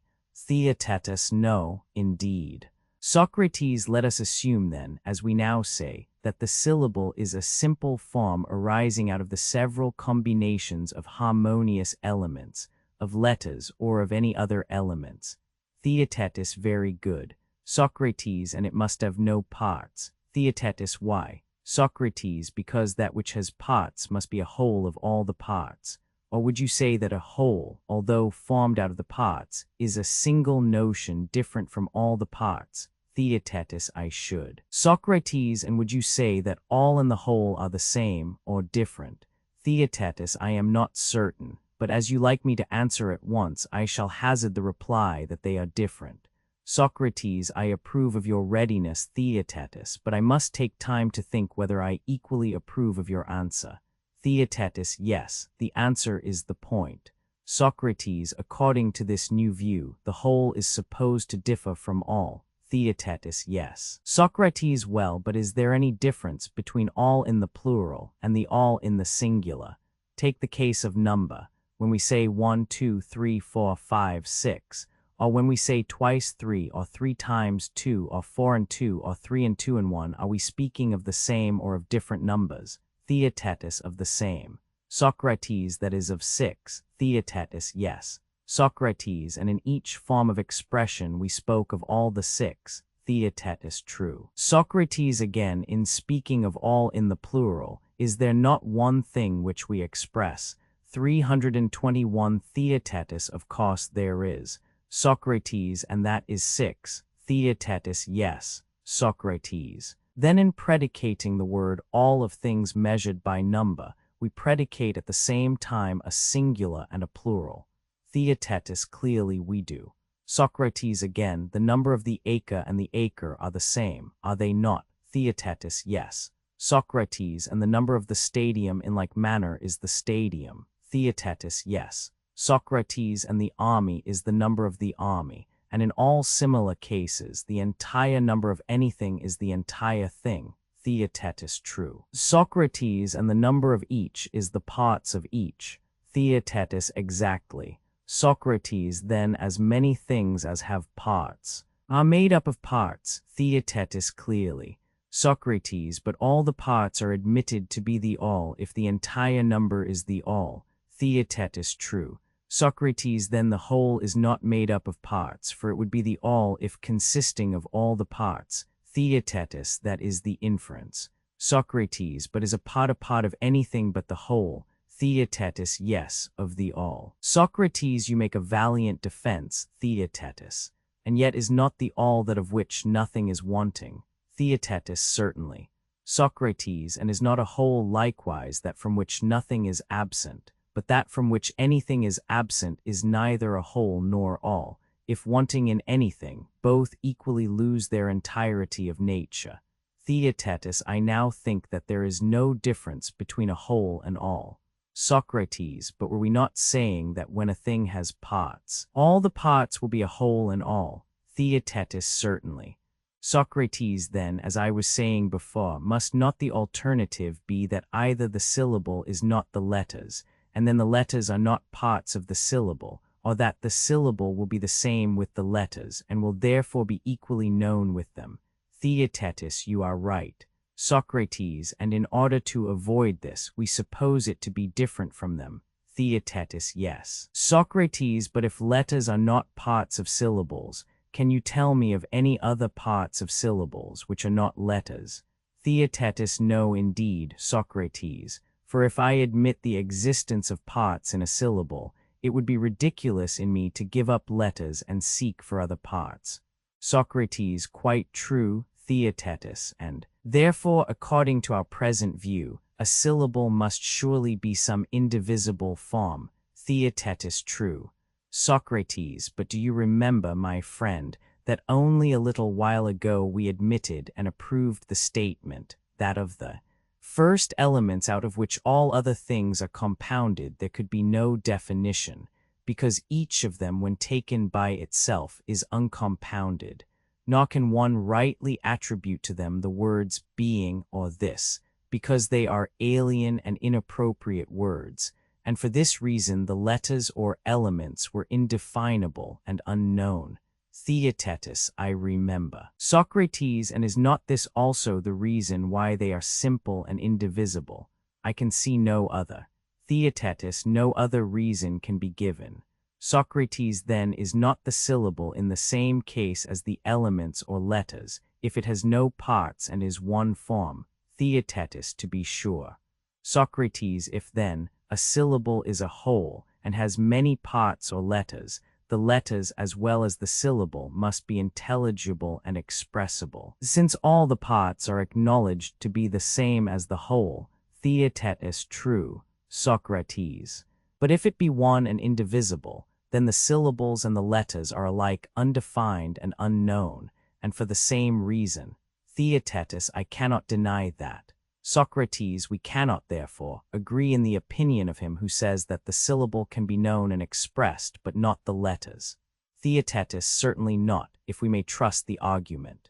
Socrates, well, but will you not be equally inclined to disagree with him when you remember your own experience in learning to read? Theaetetus, what experience? Socrates, why, that in learning you were kept trying to distinguish the separate letters both by the eye and by the ear, in order that, when you heard them spoken or saw them written, you might not be confused by their position. Theaetetus, very true. Socrates, and is the education of the harp player complete unless he can tell what string answers to a particular note? The notes, as everyone would allow, are the elements or letters of music. Theaetetus, exactly. Socrates, then, if we argue from the letters and syllables which we know to other simples and compounds, we shall say that the letters or simple elements as a class are much more certainly known than the syllables, and much more indispensable to a perfect knowledge of any subject.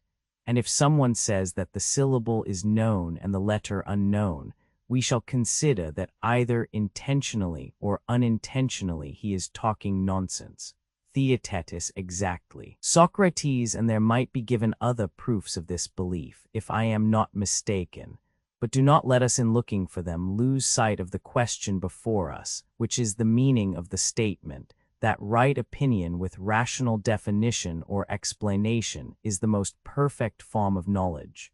Theaetetus we must not. Socrates, well, and what is the meaning of the term explanation? I think that we have a choice of three meanings. Theaetetus, what are they? Socrates, in the first place, the meaning may be manifesting one's thought by the voice with verbs and nouns, imaging an opinion in the stream which flows from the lips, as in a mirror or water. Does not explanation appear to be of this nature? Theaetetus, certainly. He who so manifests his thought is said to explain himself. Socrates, and everyone who is not born deaf or dumb is able sooner or later to manifest what he thinks of anything, and if so, all those who have a right opinion about anything will also have right explanation, nor will right opinion be anywhere found to exist apart from knowledge. Theaetetus, true. Socrates, let us not, therefore, hastily charge him who gave this account of knowledge with uttering an unmeaning word, for perhaps he only intended to say that when a person was asked what was the nature of anything, he should be able to answer his questioner by giving the elements of the thing. Theaetetus, as for example, Socrates. Socrates, as for example, when Hesiod says that a wagon is made up of 100 planks.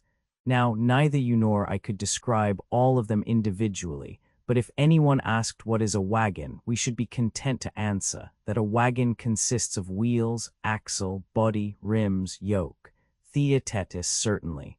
Socrates. And our opponent will probably laugh at us, just as he would if we professed to be grammarians and to give a grammatical account of the name of Theaetetus, and yet could only tell the syllables and not the letters of your name. That would be true opinion and not knowledge. For knowledge, as has been already remarked, is not attained until, combined with true opinion, there is an enumeration of the elements out of which anything is composed. Theaetetus, yes. Socrates, in the same general way. We might also have true opinion about a wagon, but he who can describe its essence by an enumeration of the 100 planks adds rational explanation to true opinion, and instead of opinion has art and knowledge of the nature of a wagon, in that he attains to the whole through the elements. Theaetetus, and do you not agree in that view, Socrates? Socrates, if you do, my friend, but I want to know first whether you admit the resolution of all things into their elements to be a rational explanation of them, and the consideration of them in syllables or larger combinations of them to be irrational. Is this your view? Theaetetus, precisely. Socrates, well. And do you conceive that a man has knowledge of any element who at one time affirms and at another time denies that element of something, or thinks that the same thing is composed of different elements at different times? Theaetetus, assuredly not. Socrates, and do you not remember that in your case and in that of others this often occurred in the process of learning to read? Theaetetus, you mean that I mistook the letters and misspelt the syllables. Socrates, yes. Theaetetus, to be sure. I perfectly remember, and I am very far from supposing that they who are in this condition have knowledge. Socrates, when a person at the time of learning writes the name of Theaetetus, and thinks that he ought to write and does write th and e, but again, meaning to write the name of Theodorus, thinks that he ought to write and does write t and e, can we suppose that he knows the first syllables of your two names? Theaetetus, we have already admitted that such a one has not yet attained knowledge. Socrates, and in like manner be may enumerate without knowing them the second and third and fourth syllables of your name. Theaetetus, he may. Socrates, and in that case, when he knows the order of the letters and can write them out correctly, he has right opinion.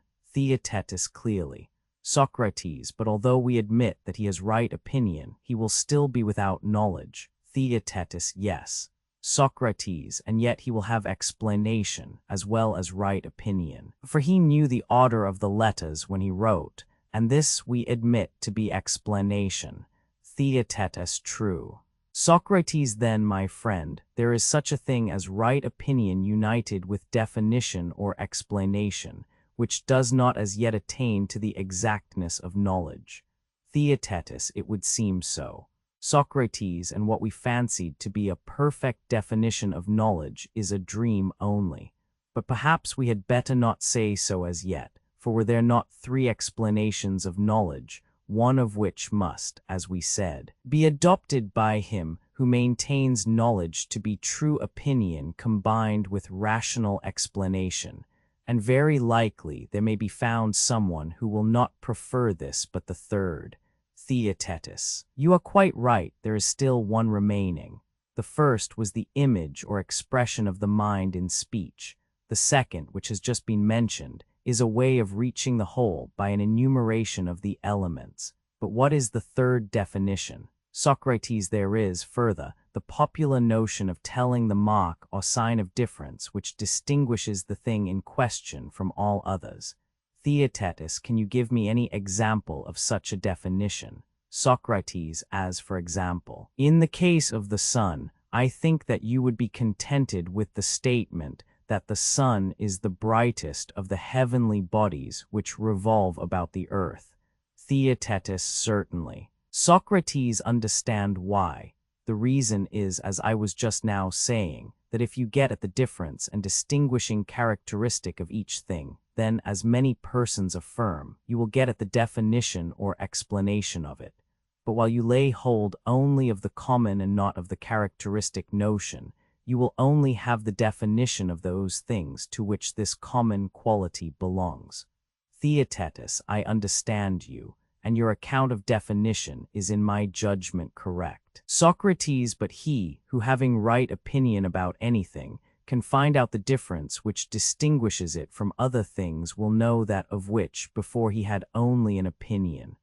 Theaetetus, yes, that is what we are maintaining. Socrates, nevertheless, Theaetetus, on a nearer view, I find myself quite disappointed. The picture, which at a distance was not so bad, has now become altogether unintelligible. Theaetetus, what do you mean? Socrates, I will endeavor to explain. I will suppose myself to have true opinion of you, and if to this I add your definition, then I have knowledge, but if not, opinion only. Theaetetus, yes. Socrates, the definition was assumed to be the interpretation of your difference. Theaetetus, true. Socrates, but when I had only opinion, I had no conception of your distinguishing characteristics. Theaetetus, I suppose not. Socrates, then I must have conceived of some general or common nature, which no more belonged to you than to another. Theaetetus, true. Socrates, tell me, now, how in that case could I have formed a judgment of you any more than of anyone else? Suppose that I imagine Theaetetus to be a man who has nose, eyes, and mouth, and every other member complete. How would that enable me to distinguish Theaetetus from Theodorus, or from some outer barbarian? Theaetetus, how could it? Socrates, or if I had further conceived of you, not only as having nose and eyes, but as having a snub nose and prominent eyes. Should I have any more notion of you than of myself and others who resemble me? Theaetetus, certainly not. Socrates, surely I can have no conception of Theaetetus until your snub-nosedness has left an impression on my mind different from the snub-nosedness of all others whom I have ever seen, and until your other peculiarities have a like distinctness. And so when I meet you tomorrow, the right opinion will be recalled. Theaetetus, most true. Socrates, then right opinion implies the perception of differences. Theaetetus, clearly.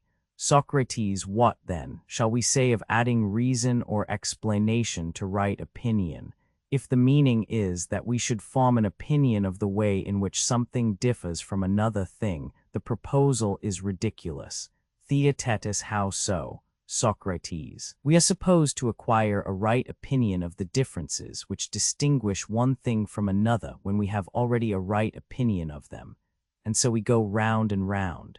The revolution of the cycle, or pestle, or any other rotatory machine in the same circles is as nothing compared with such a requirement, and we may be truly described as the blind directing the blind.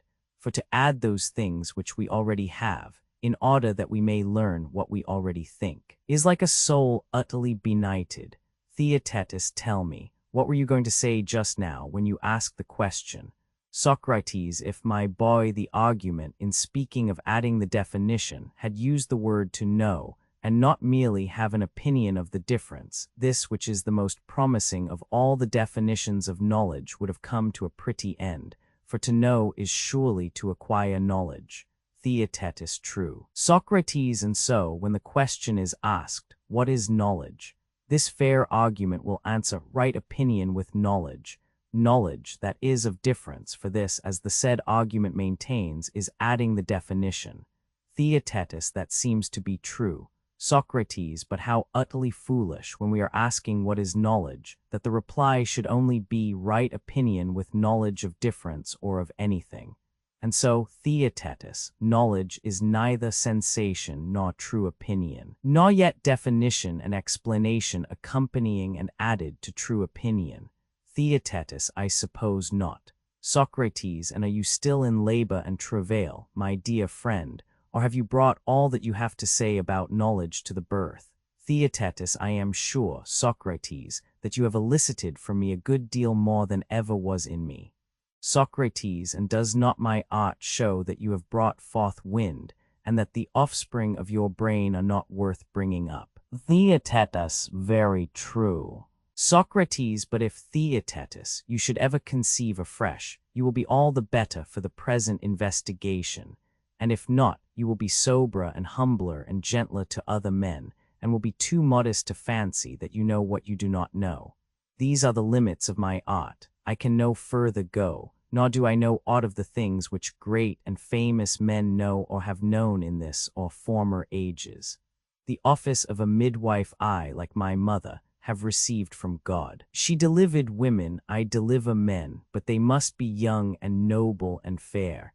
And now I have to go to the porch of the King Archon, where I am to meet Meletus and his indictment. Tomorrow morning, Theodorus, I shall hope to see you again at this place. Sophist, introduction and analysis. The dramatic power of the dialogues of Plato appears to diminish as the metaphysical interest of them increases. Compare in Trod to the Philebus.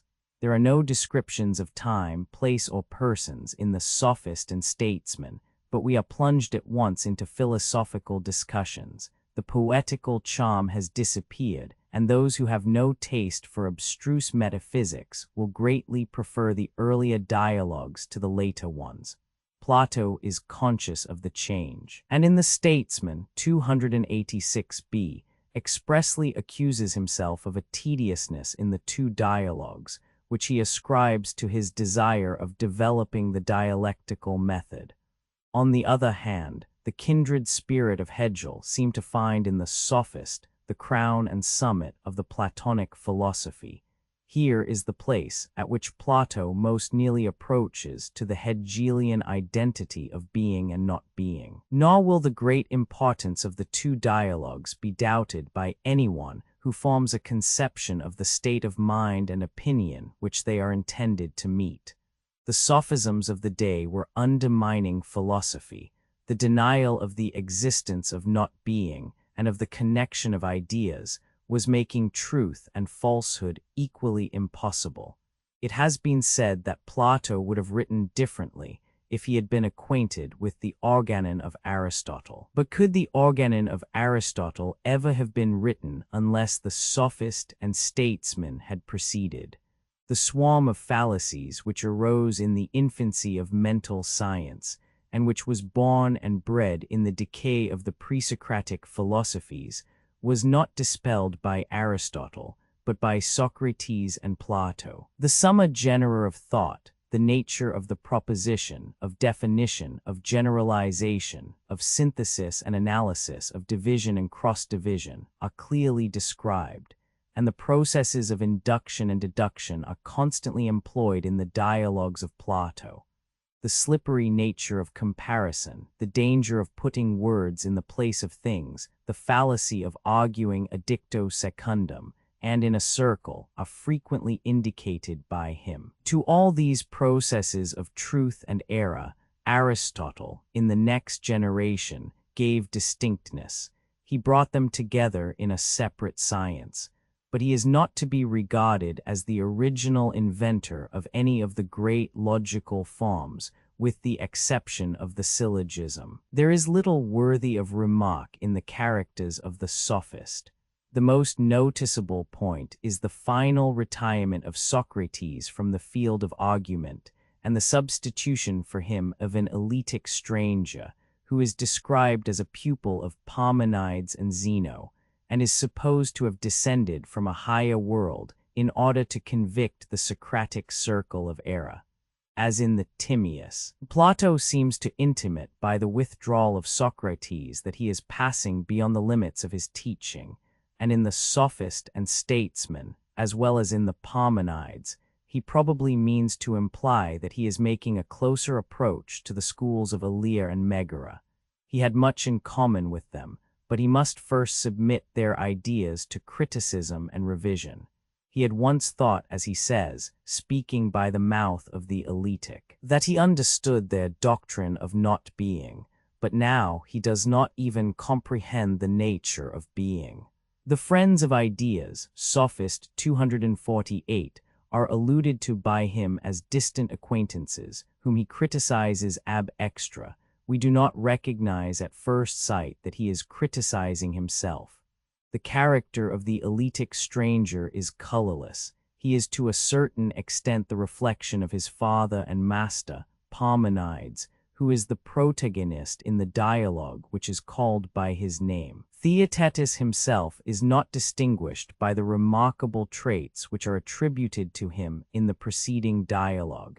He is no longer under the spell of Socrates, or subject to the operation of his midwifery, though the fiction of question and answer is still maintained, and the necessity of taking Theaetetus along with him is several times insisted upon by his partner in the discussion. There is a reminiscence of the old Theaetetus in his remark that he will not tire of the argument, and in his conviction, which the elitic thinks likely to be permanent, that the course of events is governed by the will of God. Throughout the two dialogues, Socrates continues a silent auditor, in the Statesman just reminding us of his presence at the commencement by a characteristic jest about the statesman and the philosopher, and by an allusion to his namesake, with whom on that ground he claims relationship, as he had already claimed an affinity with Theaetetus, grounded on the likeness of his ugly face. But in neither dialogue, any more than in the Timaeus, does he offer any criticism on the views which are propounded by another. The style, though wanting in dramatic power, in this respect resembling the Philebus and the Laws, is very clear and accurate, and has several touches of humor and satire. The language is less fanciful and imaginative than that of the earlier dialogues, and there is more of bitterness, as in the Laws, though traces of a similar temper may also be observed in the description of the great brute in the Republic, and in the contrast of the lawyer and philosopher in the Theaetetus. The following are characteristic passages. The ancient philosophers, of whom we may say without offense that they went on their way rather regardless of whether we understood them or not. The picture of the materialists or earth-born giants who grasped oaks and rocks in their hands, and who must be improved before they can be reasoned with, and the equally humorous delineation of the friends of ideas who defend themselves from a fastness in the invisible world. Or the comparison of the sophist to a painter or maker, compare Republic X, and the hunt after him in the rich meadowlands of youth and wealth. Or again, the light and graceful touch with which the older philosophies are painted, Ionian and Sicilian muses, the comparison of them to mythological tales, and the fear of the elitic that he will be counted a parricide if he ventures to lay hands on his father Parmenides, or once more, the likening of the elitic stranger to a god from heaven. All these passages, notwithstanding the decline of the style, retain the impress of the great master of language. But the equably diffused grace is gone. Instead of the endless variety of the early dialogues, traces of the rhythmical, monotonous cadence of the laws begin to appear, and already an approach is made to the technical language of Aristotle in the frequent use of the words essence, power, generation, motion, rest, action, passion, and the like. The sophist, like the Phaedrus, has a double character and unites two inquirers which are only in a somewhat forced manner connected with each other. The first is the search after the sophist, the second is the inquiry into the nature of not being, which occupies the middle part of the work. For not being is the whole or division of the dialectical net in which the sophist has hidden himself. He is the imaginary impersonation of false opinion. Yet he denies the possibility of false opinion, for falsehood is that which is not and therefore has no existence. At length the difficulty is solved. The answer, in the language of the Republic, appears tumbling out at our feet. Acknowledging that there is a communion of kinds with kinds, and not merely one being or good having different names, or several isolated ideas or classes incapable of communion, we discover not being to be the other of being. Transferring this to language and thought, we have no difficulty in apprehending that a proposition may be false as well as true. The sophist, drawn out of the shelter which cynic and Megarian paradoxes have temporarily afforded him, is proved to be a dissembler and juggler with words. The chief points of interest in the dialogue are I, the character attributed to the sophist, Roman 2, the dialectical method, Romans 3, the nature of the puzzle about not being, Roman 4, the battle of the philosophers, v. the relation of the sophist to other dialogues. I, the sophist in Plato, is the master of the art of illusion, the charlatan, the foreigner, the prince of esprit's foe, the hireling who is not a teacher, and who, from whatever point of view he is regarded, is the opposite of the true teacher.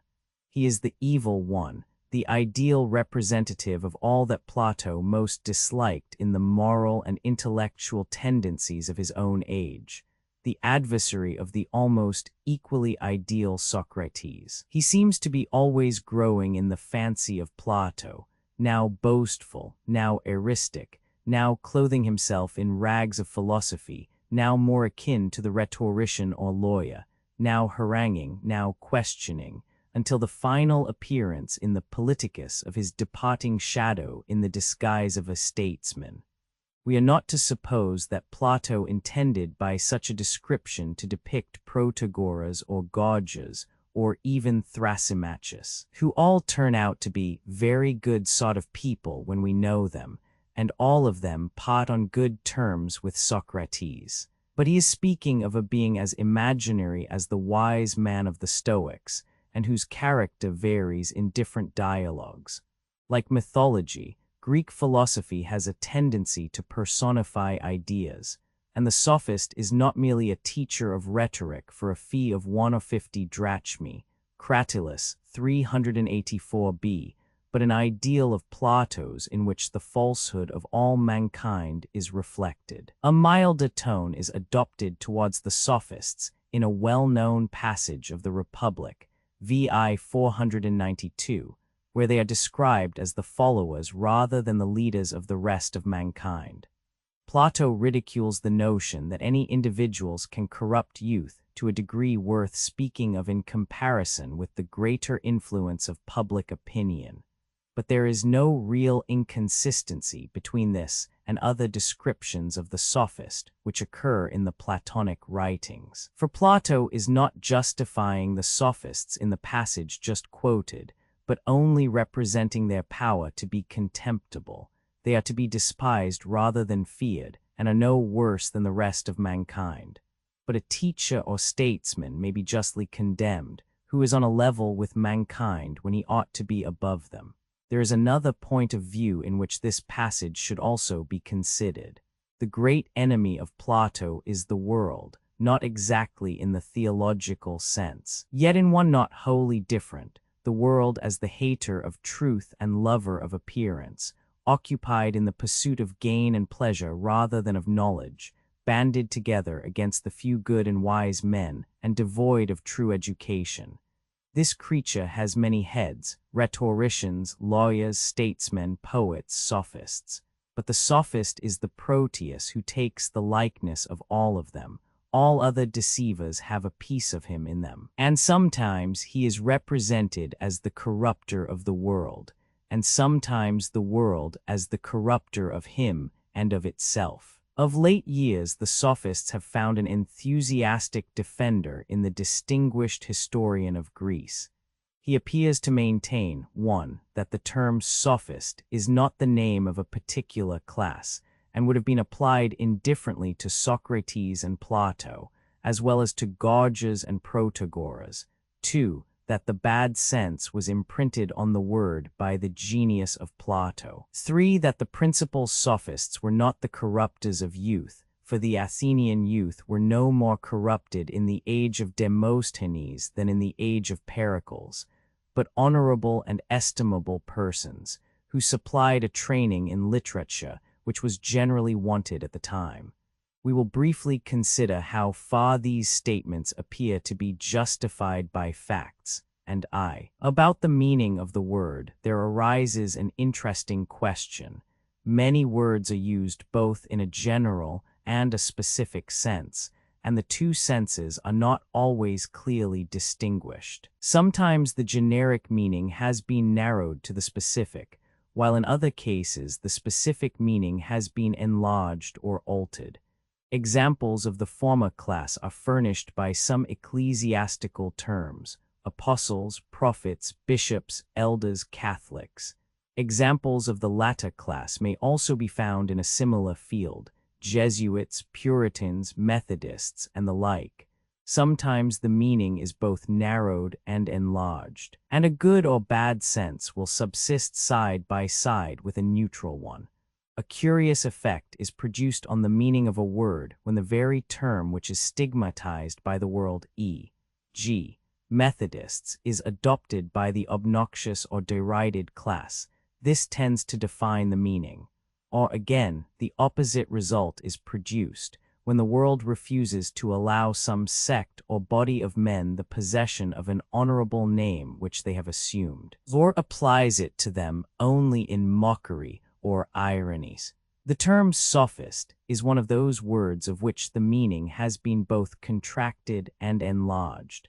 Passages may be quoted from Herodotus and the tragedians, in which the word is used in a neutral sense for a contriver or deviser or inventor, without including any ethical idea of goodness or badness.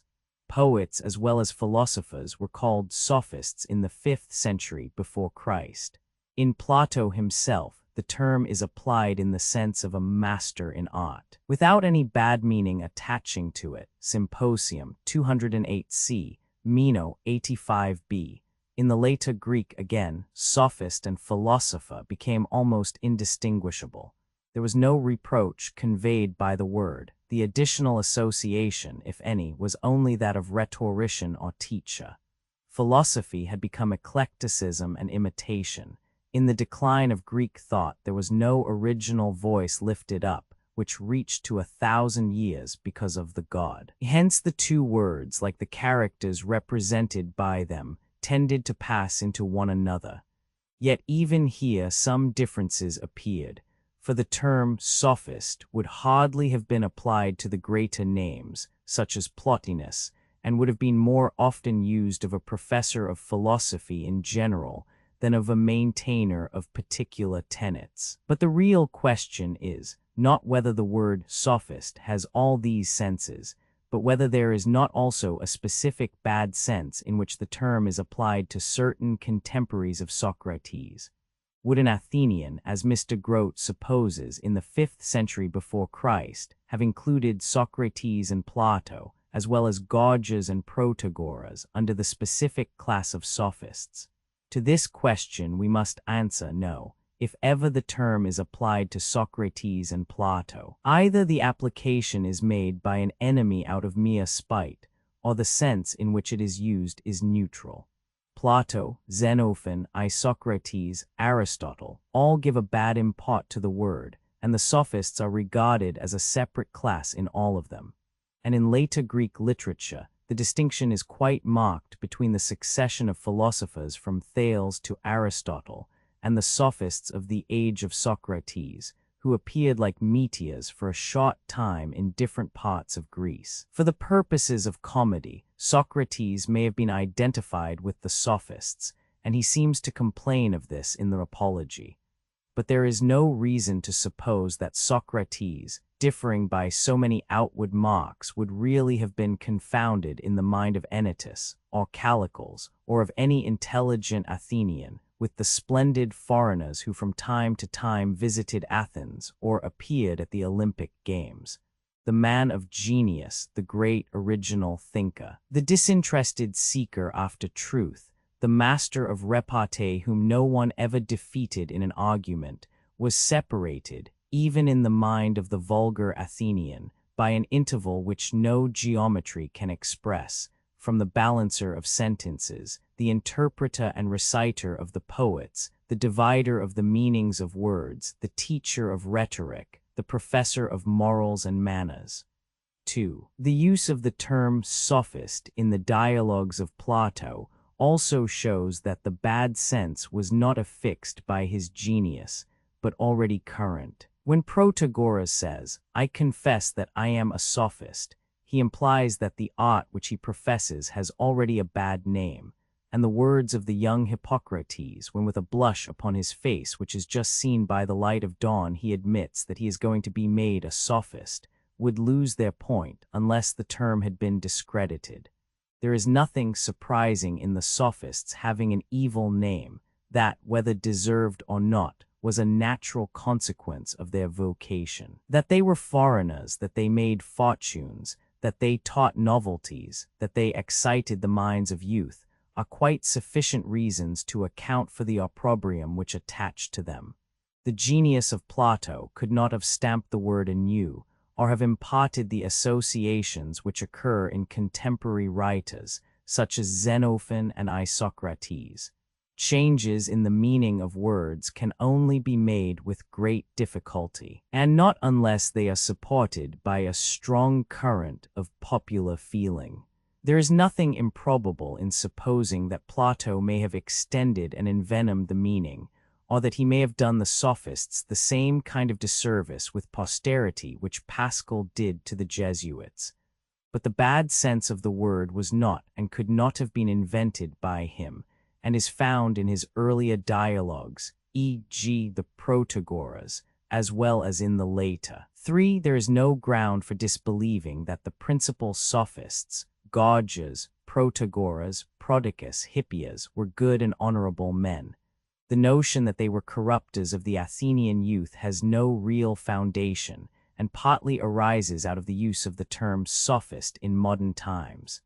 The truth is that we know little about them, and the witness of Plato in their favor is probably not much more historical than his witness against them. Of that national decline of genius, unity, political force, which has been sometimes described as the corruption of youth, the sophists were one among many signs.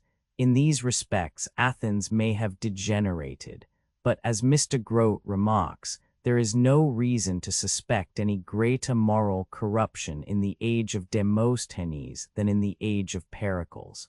The Athenian youth were not corrupted in this sense, and therefore the sophists could not have corrupted them. It is remarkable, and may be fairly set down to their credit, that Plato nowhere attributes to them that peculiar Greek sympathy with youth which he ascribes to Parmenides, and which was evidently common in the Socratic circle.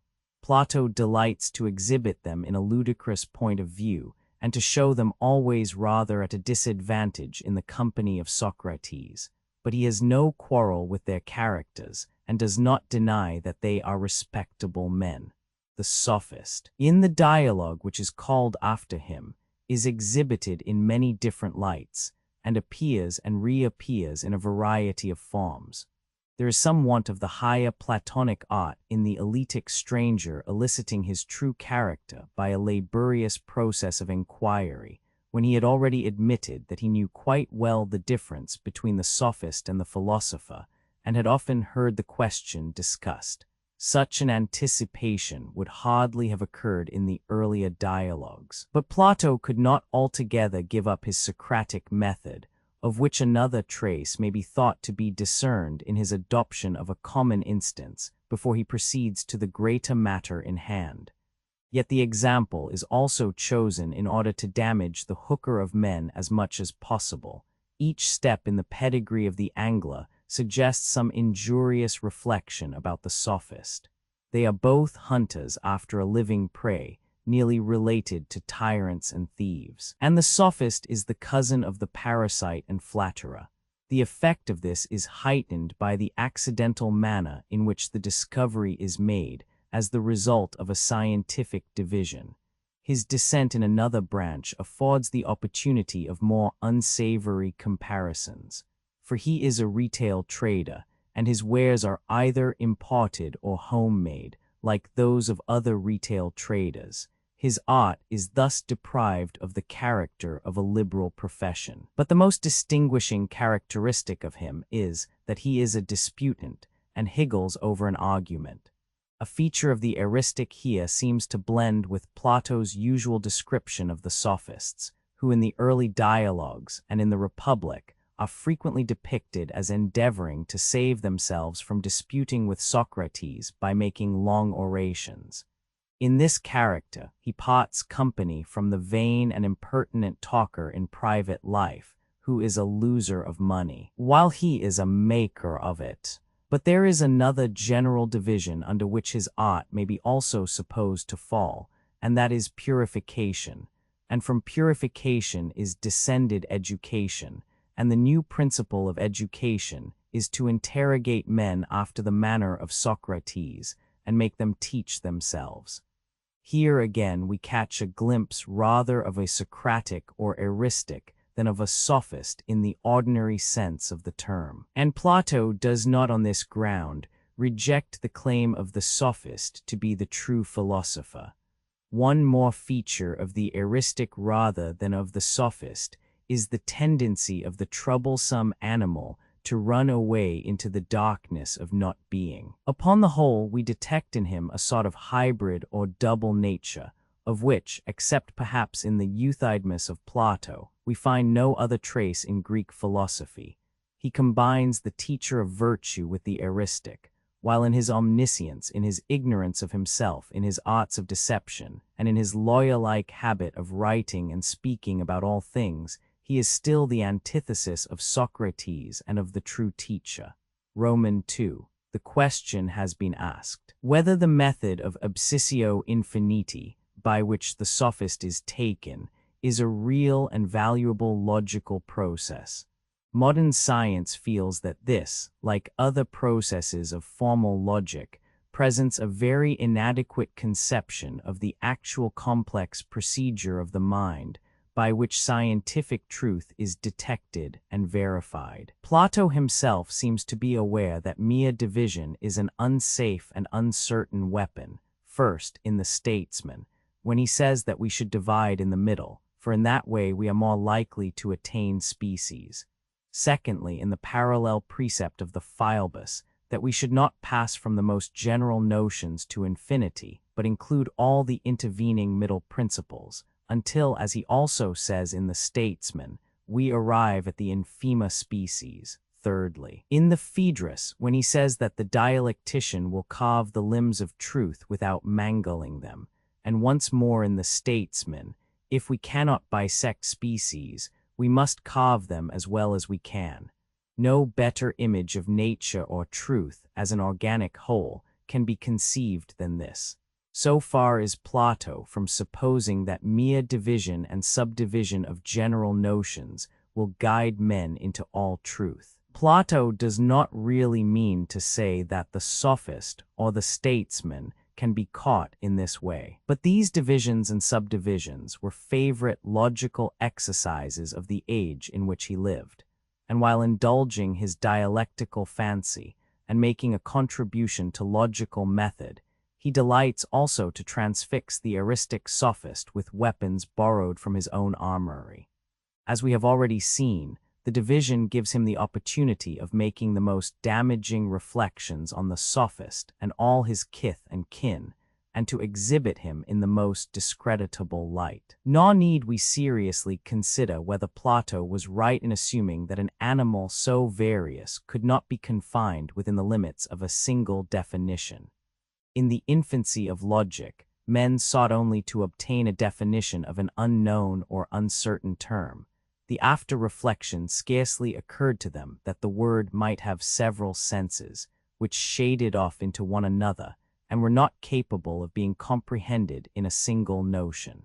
There is no trace of this reflection in Plato. But neither is there any reason to think, even if the reflection had occurred to him, that he would have been deterred from carrying on the war with weapons fair or unfair against the outlaw sophist.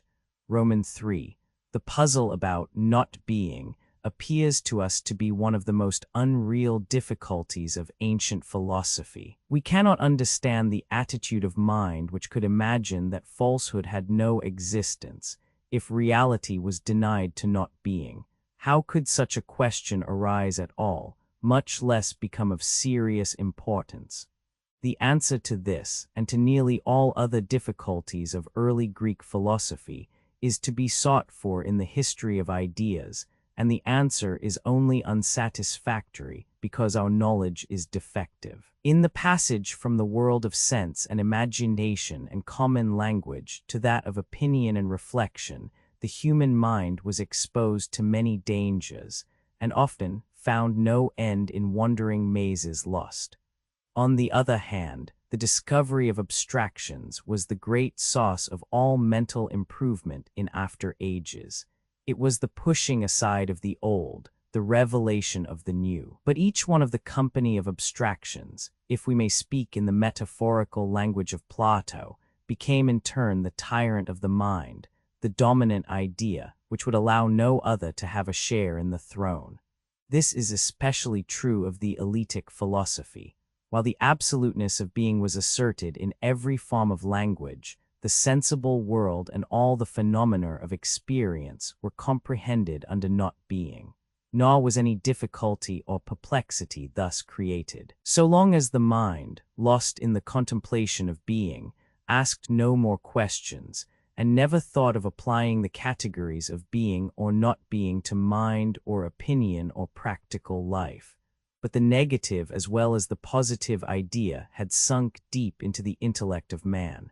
The effect of the paradoxes of Zeno extended far beyond the Eleatic circle, and now an unforeseen consequence began to arise. If the many were not, if all things were names of the one, and nothing could be predicated of any other thing, how could truth be distinguished from falsehood? The Eleatic philosopher would have replied that being is alone true, but mankind had got beyond his barren abstractions. They were beginning to analyze, to classify, to define, to ask what is the nature of knowledge, opinion, sensation. Still less could they be content with the description which Achilles gives in Homer of the man whom his soul hates. Let 1 F45 sigma, chi let 1 F15 tau epsilon rho omicron nu, mu let 1 F72 nu kappa, epsilon upsilon theta let 1 FC3 let 1 F10 nu iota, phi rho, epsilon sigma let 1 F76 nu. Let 1 F05 lambda lambda omicron delta, let 1 F72, epsilon let 1 F34, pi let 1 FC3. For their difficulty was not a practical but a metaphysical one, and their conception of falsehood was really impaired and weakened by a metaphysical illusion. The strength of the illusion seems to lie in the alternative. If we once admit the existence of being and not being as two spheres which exclude each other, No being or reality can be ascribed to not being, and therefore not to falsehood, which is the image or expression of not being. Falsehood is wholly false, and to speak of true falsehood, as Theaetetus does, Theaetetus 189c, is a contradiction in terms. The fallacy to us is ridiculous and transparent, no better than those which Plato satirizes in the Euthydemus. It is a confusion of falsehood and negation, from which Plato himself is not entirely free. Instead of saying, "This is not in accordance with facts, this is proved by experience to be false," and from such examples forming a general notion of falsehood, the mind of the Greek thinker was lost in the mazes of the Eleatic philosophy. And the greater importance which Plato attributes to this fallacy, compared with others, is due to the influence which the Eleatic philosophy exerted over him. He sees clearly to a certain extent, but he has not yet attained a complete mastery over the ideas of his predecessors. They are still ends to him, and not mere instruments of thought. They are too rough-hewn to be harmonized in a single structure, and may be compared to rocks which project or overhang in some ancient city's walls. There are many such imperfect syncretisms or eclecticisms in the history of philosophy. A modern philosopher, though emancipated from scholastic notions of essence or substance, might still be seriously affected by the abstract idea of necessity, although accustomed, like Bacon, to criticize abstract notions, might not extend his criticism to the syllogism. The saying or thinking the thing that is not would be the popular definition of falsehood or error. If we were met by the sophist's objection, the reply would probably be an appeal to experience. 10,000s, as Homer would say, mu alpha lambda alpha mu upsilon rho leta 1 f30 omicron iota, tell falsehoods and fall into errors. And this is Plato's reply, both in the Cratylus 429d and Sophist. Theaetetus is flying, is a sentence in form quite as grammatical as Theaetetus is sitting. The difference between the two sentences is that the one is true and the other false. But before making this appeal to common sense, Plato propounds for our consideration a theory of the nature of the negative. The theory is that not being is relation. Not being is the other of being, and has as many kinds as there are differences in being. This doctrine is the simple converse of the famous proposition of Spinoza, not omnis determinatio est negatio, but omnis negatio est determinatio. Not all distinction is negation, but all negation is distinction. Not being is the unfolding or determining of being, and is a necessary element in all other things that are. We should be careful to observe, first, that Plato does not identify being with not being. He has no idea of progression by antagonism, or of the Hegelian vibration of moments.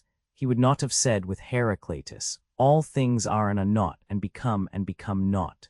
Secondly, he has lost sight altogether of the other sense of not being, as the negative of being, although he again and again recognizes the validity of the law of contradiction. Thirdly, he seems to confuse falsehood with negation. Nor is he quite consistent in regarding not being as one class of being, and yet as coextensive with being in general. Before analyzing further the topics thus suggested, we will endeavor to trace the manner in which Plato arrived at his conception of not being. In all the later dialogues of Plato, the idea of mind or intelligence becomes more and more prominent. That idea which Anaxagoras employed inconsistently in the construction of the world, Plato, in the Philebus. The sophist and the laws extends to all things, attributing to providence a care, infinitesimal as well as infinite, of all creation. The divine mind is the leading religious thought of the later works of Plato. The human mind is a sort of reflection of this, having ideas of being, sameness, and the like. At times they seem to be parted by a great gulf, Parmenides. At other times they have a common nature, and the light of a common intelligence. But this ever-growing idea of mind is really irreconcilable with the abstract pantheism of the Eletics. To the passionate language of Parmenides, Plato replies in a strain equally passionate. What has not been mind, and is not being capable of being known, and if this is admitted, then capable of being affected or acted upon. In motion, then, and yet not wholly incapable of rest. Already we have been compelled to attribute opposite determinations to being. And the answer to the difficulty about being may be equally the answer to the difficulty about not being. The answer is that in these and all other determinations of any notion we are attributing to it not being. We went in search of not being and seem to lose being, and now in the hunt after being we recover both. Not being is a kind of being, and in a sense coextensive with being, and there are as many divisions of not being as of being. To every positive idea, just, beautiful, and the like, there is a corresponding negative idea, not just, not beautiful, and the like. A doubt may be raised whether this account of the negative is really the true one. The common logicians would say that the not just, not beautiful, are not really classes at all, but are merged in one great class of the infinite or negative. The conception of Plato in the days before logic seems to be more correct than this, for the word not does not altogether annihilate the positive meaning of the word just, at least. It does not prevent our looking for the not just in or about the same class in which we might expect to find the just. Not just is not honorable, is neither a false nor an unmeaning proposition. The reason is that the negative proposition has really passed into an undefined positive. To say that not just has no more meaning than not honorable, that is to say, that the two cannot in any degree be distinguished, is clearly repugnant to the common use of language. The ordinary logic is also jealous of the explanation of negation as relation, because seeming to take away the principle of contradiction. Plato, as far as we know, is the first philosopher who distinctly enunciated this principle, and though we need not suppose him to have been always consistent with himself, there is no real inconsistency between his explanation of the negative and the principle of contradiction. Neither the Platonic notion of the negative as the principle of difference, nor the Hegelian identity of being and not being, at all touch the principle of contradiction. For what is asserted about being and not being only relates to our most abstract notions, and in no way interferes with the principle of contradiction employed in the concrete, because not being is identified with other, or being with not being. This does not make the proposition, "some have not eaten," any the less a contradiction of "all have eaten." The explanation of the negative given by Plato in the Sophist is a true but partial one, for the word not, besides the meaning of other, may also imply opposition, and difference or opposition may be either total or partial. The not beautiful may be other than the beautiful, or in no relation to the beautiful, or a specific class in various degrees opposed to the beautiful. And the negative may be a negation of fact or of thought omicron letta 1 F50 and mu eta. Lastly, there are certain ideas such as beginning, becoming, the finite, the abstract, in which the negative cannot be separated from the positive, and being and not being are inextricably blended.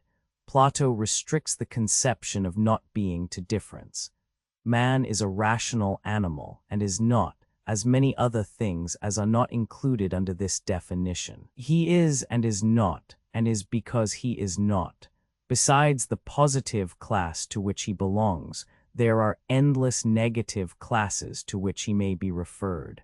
This is certainly intelligible, but useless. To refer a subject to a negative class is unmeaning, unless the not is a mere modification of the positive, as in the example of not honorable and dishonorable, or unless the class is characterized by the absence rather than the presence of a particular quality. Nor is it easy to see how not being any more than sameness or otherness is one of the classes of being. They are aspects rather than classes of being. Not being can only be included in being as the denial of some particular class of being. If we attempt to pursue such airy phantoms at all, the Hegelian identity of being and not being is a more apt and intelligible expression of the same mental phenomenon. For Plato has not distinguished between the being which is prior to not being and the being which is the negation of not being. Compare Parmenides 162a-b. But he is not thinking of this when he says that being comprehends not being. Again, we should probably go back for the true explanation to the influence which the Eleatic philosophy exercised over him. Under not being, the Eleatic had included all the realities of the sensible world. Led by this association and by the common use of language which has been already noticed, we cannot be much surprised that Plato should have made classes of not being. It is observable that he does not absolutely deny that there is an opposite of being. He is inclined to leave the question, merely remarking that the opposition, if admissible at all, is not expressed by the term not being. On the whole, we must allow that the great service rendered by Plato to metaphysics in the Sophist is not his explanation of not being as difference. With this he certainly laid the ghost of not being, and we may attribute to him in a measure the credit of anticipating Spinoza and Hegel. But his conception is not clear or consistent. He does not recognize the different senses of the negative, and he confuses the different classes of not being with the abstract notion. As the pre-Socratic philosopher failed to distinguish between the universal and the true, while he placed the particulars of sense under the false and apparent, so Plato appears to identify negation with falsehood, or is unable to distinguish them. The greatest service rendered by him to mental science is the recognition of the communion of classes, which, although based by him on his account of not being, is independent of it. He clearly saw that the isolation of ideas or classes is the annihilation of reasoning. Thus, after wandering in many diverging paths, we return to common sense. And for this reason we may be inclined to do less than justice to Plato, because the truth which he attains by a real effort of thought is to us a familiar and unconscious truism, which no one would any longer think either of doubting or examining. Rome and Fa, the later dialogues of Plato, contain many references to contemporary philosophy. Both in the Theaetetus and in the Sophist, he recognizes that he is in the midst of a fray. A huge irregular battle everywhere surrounds him. Theaetetus 153a. First, there are the two great philosophies going back into cosmogony and poetry. The philosophy of Heraclitus, supposed to have a poetical origin in Homer, and that of the Eleatics, which in a similar spirit he conceives to be even older than Xenophanes. Compare Protagoras 316e. Still older were theories of 2 and 3 principles, hot and cold, moist and dry, which were ever marrying and being given in marriage. In speaking of these, he is probably referring to Pherecydes and the early Ionians. In the philosophy of motion, there were different accounts of the relation of plurality and unity, which were supposed to be joined and severed by love and hate, some maintaining that this process was perpetually going on, e.g. Heraclitus, others, e.g. Empedocles, that there was an alternation of them. Of the Pythagoreans or of Anaxagoras he makes no distinct mention. His chief opponents are, first, Eristics or Megarians, secondly, the materialists. The picture which he gives of both these latter schools is indistinct, and he appears reluctant to mention the names of their teachers.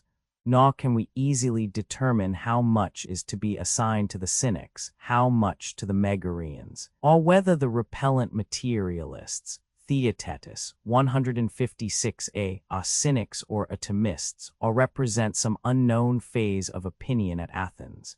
To the cynics and antisthenes is commonly attributed, on the authority of Aristotle, the denial of predication, while the Megareans are said to have been nominalists, asserting the one good under many names to be the true being of Zeno and the Eletics, and like Zeno, employing their negative dialectic in the refutation of opponents. But the later Megareans also denied predication, and this tenet, which is attributed to all of them by Simplicius, is certainly in accordance with their over-refining philosophy.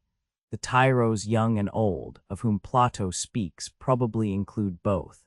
At any rate, we shall be safer in accepting the general description of them which he has given, and in not attempting to draw a precise line between them. Of these eristics, whether cynics or Megareans, several characteristics are found in Plato. 1. They pursue verbal oppositions. 2. They make reasoning impossible by their over-accuracy in the use of language. 3.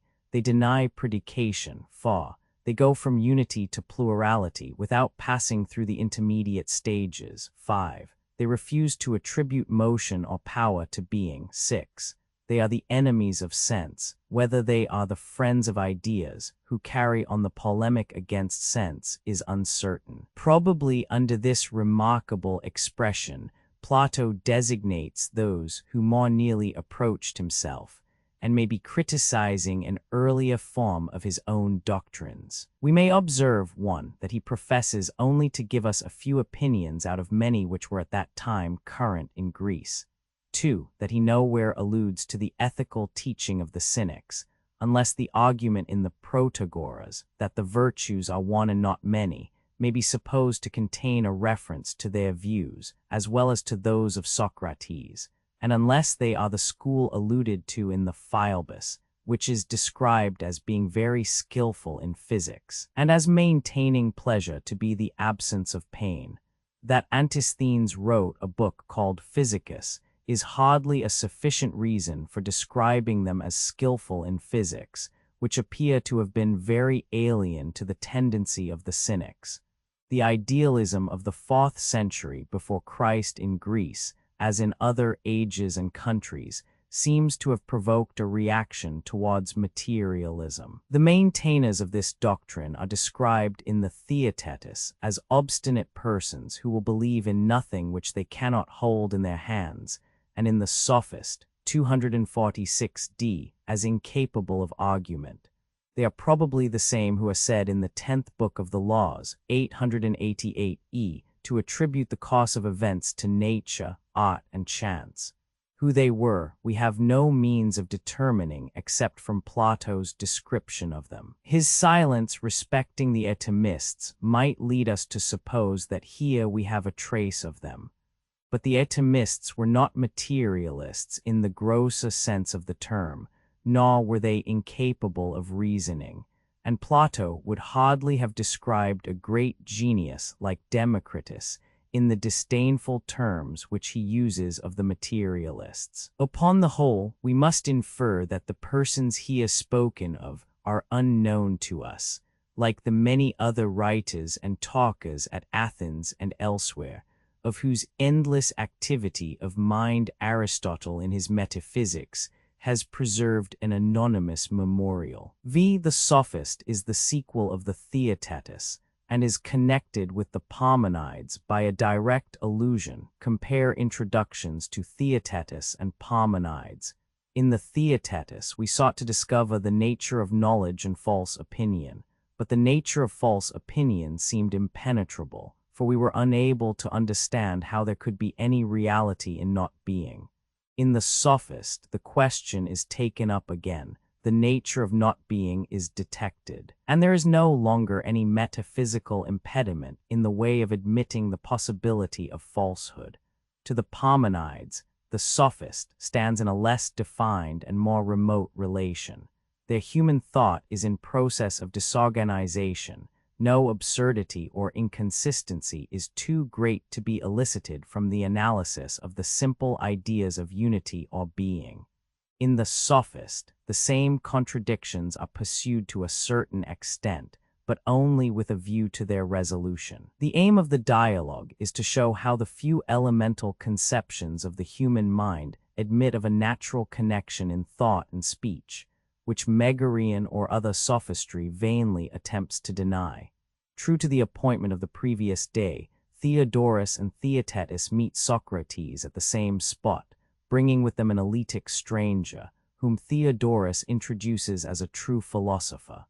Socrates, half in jest, half in earnest, declares that he must be a god in disguise, who, as Homer would say, has come to earth that he may visit the good and evil among men and detect the foolishness of Athenian wisdom. At any rate, he is a divine person, one of a class who are hardly recognized on earth, who appear in divers forms, now as statesmen, now as sophists, and are often deemed madmen. Philosopher, statesman, sophist, says Socrates, repeating the words. I should like to ask our eletic friend what his countrymen think of them. Do they regard them as one or three? The stranger has been already asked the same question by Theodorus and Theaetetus, and he at once replies that they are thought to be three, but to explain the difference fully would take time. He is pressed to give this fuller explanation, either in the form of a speech or of question and answer. He prefers the latter, and chooses as his respondent Theaetetus, whom he already knows, and who is recommended to him by Socrates. We are agreed, he says, about the name sophist, but we may not be equally agreed about his nature. Great subjects should be approached through familiar examples, and considering that he is a creature not easily caught, I think that, before approaching him, we should try our hand upon some more obvious animal, who may be made the subject of logical experiment. Shall we say an angler? Very good. In the first place, the angler is an artist, and there are two kinds of art: productive art, which includes husbandry, manufactures, imitations, and acquisitive art, which includes learning, trading, fighting, hunting. The angler's is an acquisitive art, and acquisition may be effected either by exchange or by conquest, in the latter case either by force or craft. Conquest by craft is called hunting, and of hunting there is one kind which pursues inanimate, and another which pursues animate objects. And animate objects may be either land animals or water animals, and water animals either fly over the water or live in the water. The hunting of the last is called fishing, and of fishing one kind uses enclosures, catching the fish in nets and baskets, and another kind strikes them either with spears by night or with barbed spears or barbed hooks by day. The barbed spears are impelled from above. The barbed hooks are jerked into the head and lips of the fish, which are then drawn from below upwards. Thus, by a series of divisions, we have arrived at the definition of the angler's art. And now, by the help of this example, we may proceed to bring to light the nature of the sophist. Like the angler, he is an artist, and the resemblance does not end here, for they are both hunters and hunters of animals, the one of water and the other of land animals. But at this point they diverge, the one going to the sea and the rivers, and the other to the rivers of wealth and rich meadowlands, in which generous youth abide. On land you may hunt tame animals, or you may hunt wild animals. And man is a tame animal, and he may be hunted either by force or persuasion, either by the pirate, man-stealer, soldier, or by the lawyer, orator, talker. The latter use persuasion, and persuasion is either private or public. Of the private practitioners of the art, some bring gifts to those whom they hunt. These are lovers, and others take hire, and some of these flatter, and in return are fed. Others profess to teach virtue and receive a round sum. And who are these last? Tell me who. Have we not unearthed the sophist? But he is a many-sided creature, and may still be traced in another line of descent. The acquisitive art had a branch of exchange as well as of hunting, and exchange is either giving or selling, and the seller is either a manufacturer or a merchant, and the merchant either retails or exports, and the exporter may export either food for the body or food for the mind. And of this trading in food for the mind, one kind may be termed the art of display, and another the art of selling learning, and learning may be a learning of the arts or of virtue. The seller of the arts may be called an art seller, the seller of virtue a sophist. Again, there is a third line in which a sophist may be traced. For is he less a sophist when, instead of exporting his wares to another country, he stays at home and retails goods which he not only buys of others, but manufactures himself? Or he may be descended from the acquisitive art in the combative line, through the pugnacious, the controversial, the disputatious arts, and he will be found at last in the eristic section of the latter, and in that division of it which disputes in private for gain about the general principles of right and wrong. And still there is a track of him which has not yet been followed out by us. Do not our household servants talk of sifting, straining, winnowing, and they also speak of carding, spinning, and the like? All these are processes of division, and of division there are two kinds, one in which like is divided from like, and another in which the good is separated from the bad. The latter of the two is termed purification, and again of purification. There are two sorts of animate bodies, which may be internal or external, and of inanimate. Medicine and gymnastic are the internal purifications of the animate and bathing the external, and of the inanimate, fulling and cleaning and other humble processes, some of which have ludicrous names.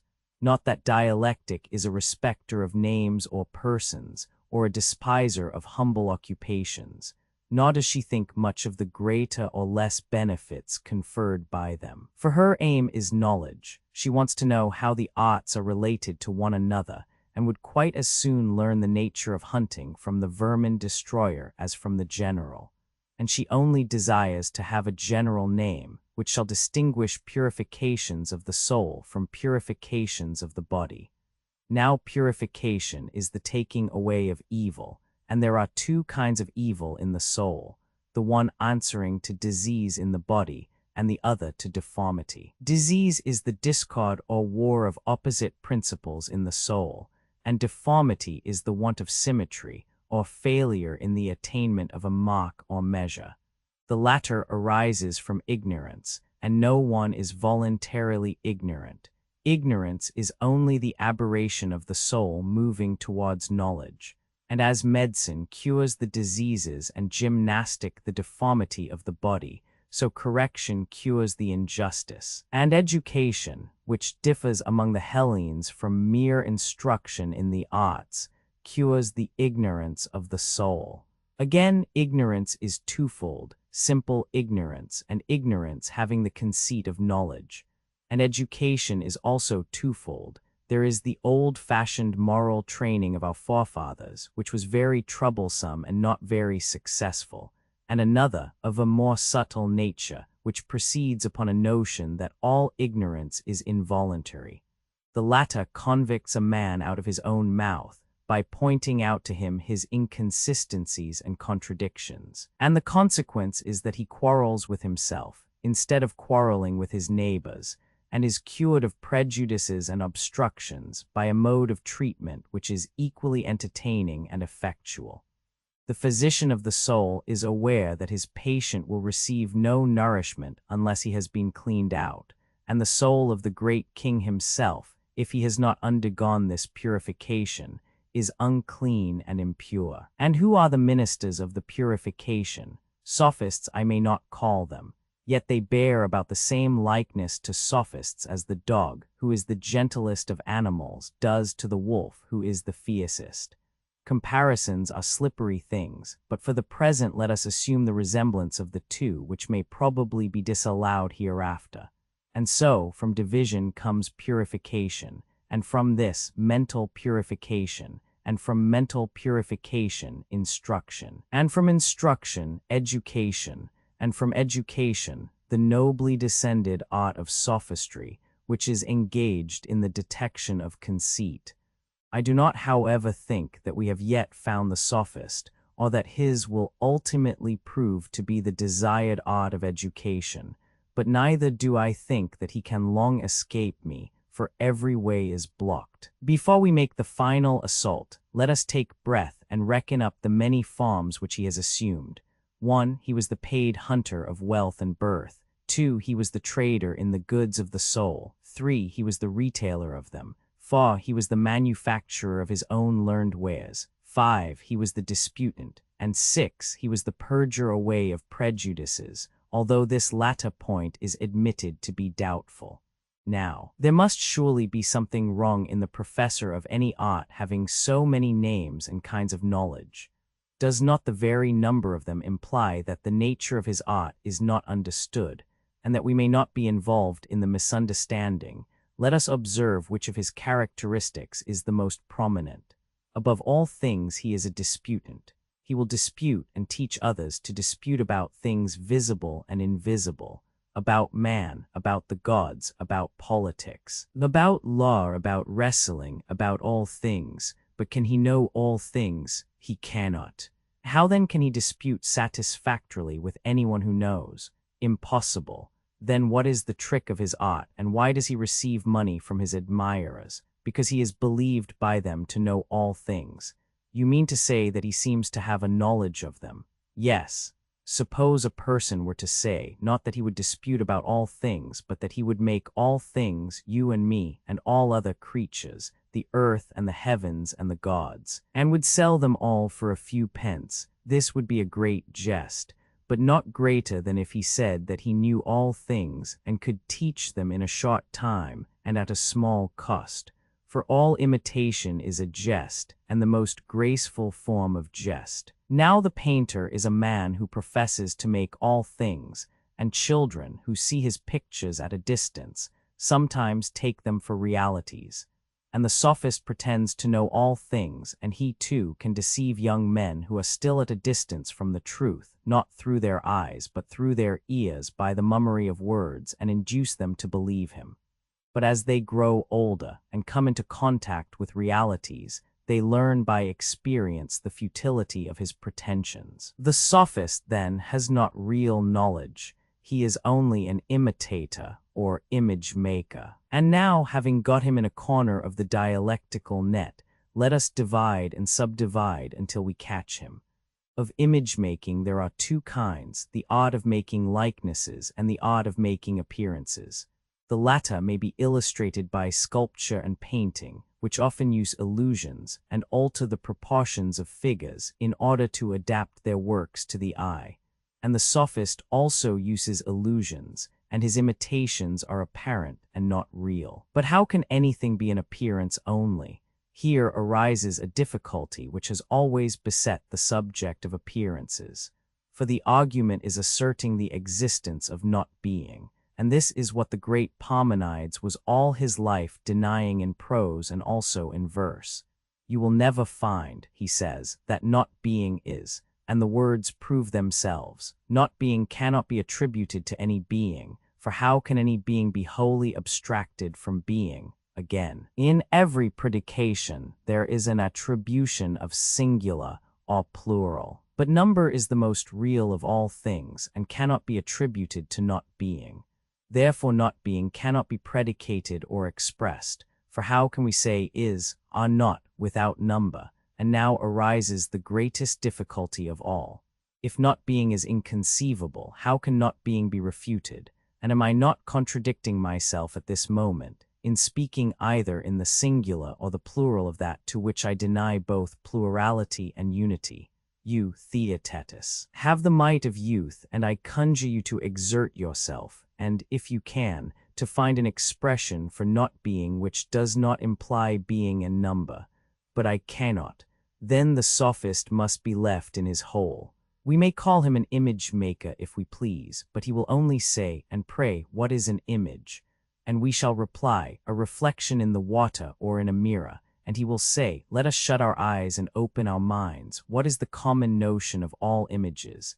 I should answer, such another made in the likeness of the true, real or not real, at least, not in a true sense. And the real is, and the not real is not. Yes. Then a likeness is really unreal, and essentially not. Here is a pretty complication of being and not being, in which the many-headed sophist has entangled us. He will at once point out that he is compelling us to contradict ourselves by affirming being of not being.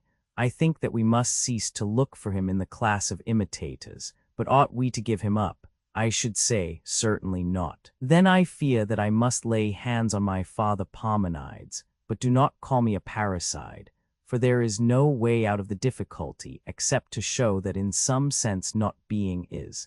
And if this is not admitted, no one can speak of falsehood or false opinion or imitation without falling into a contradiction. You observe how unwilling I am to undertake the task, for I know that I am exposing myself to the charge of inconsistency in asserting the being of not being. But if I am to make the attempt, I think that I had better begin at the beginning. Lightly in the days of our youth, Parmenides and others told us tales about the origin of the universe. One spoke of three principles warring and at peace again, marrying and begetting children, another of two principles, hot and cold, dry and moist, which also formed relationships. There were the Eletics in our part of the world, saying that all things are one, whose doctrine begins with Xenophanes and is even older. Ionian, and more recently, Sicilian muses speak of a one and many which are held together by enmity and friendship, ever parting, ever meeting. Some of them do not insist on the perpetual strife, but adopt a gentler strain and speak of alternation only. Whether they are right or not, who can say? But one thing we can say, that they went on their way without much caring whether we understood them or not. For tell me, Theaetetus, do you understand what they mean by their assertion of unity, or by their combinations and separations of two or more principles? I used to think when I was young that I knew all about not being, and now I am in great difficulties even about being. Let us proceed first to the examination of being. Turning to the dualist philosophers, we say to them, is being a third element besides hot and cold? Or do you identify one or both of the two elements with being? At any rate, you can hardly avoid resolving them into one. Let us next interrogate the patrons of the one.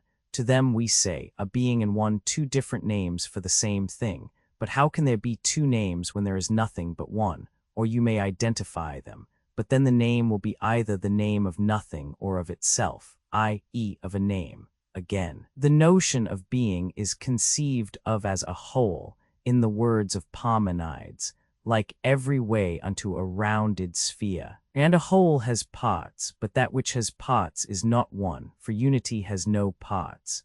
Is being then one because the parts of being are one, or shall we say that being is not a whole? In the former case, one is made up of parts, and in the latter there is still plurality, viz., being and a whole which is apart from being.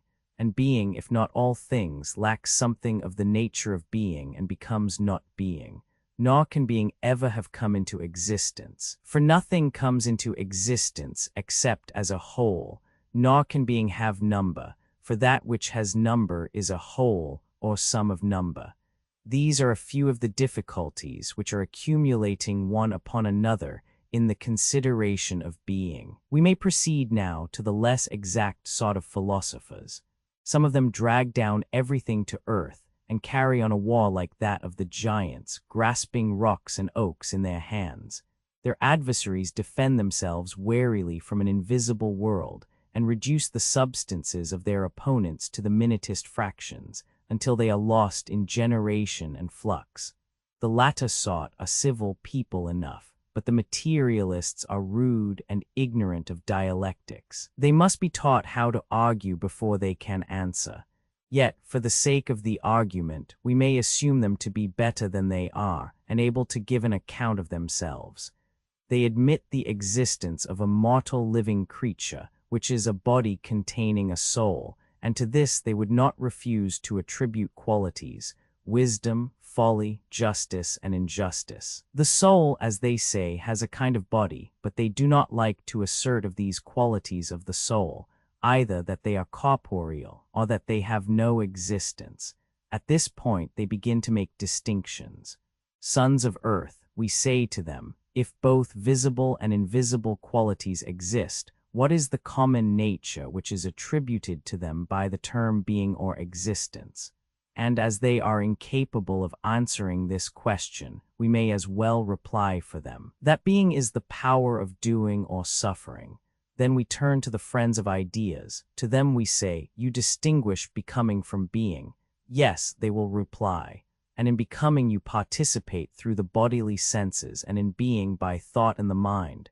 Yes, and you mean by the word participation a power of doing or suffering. To this they answer, I am acquainted with them, Theaetetus, and know their ways better than you do, that being can neither do nor suffer, though becoming may. And we rejoin, does not the soul know, and is not being known, and are not knowing and being known active and passive? That which is known is affected by knowledge and therefore is in motion.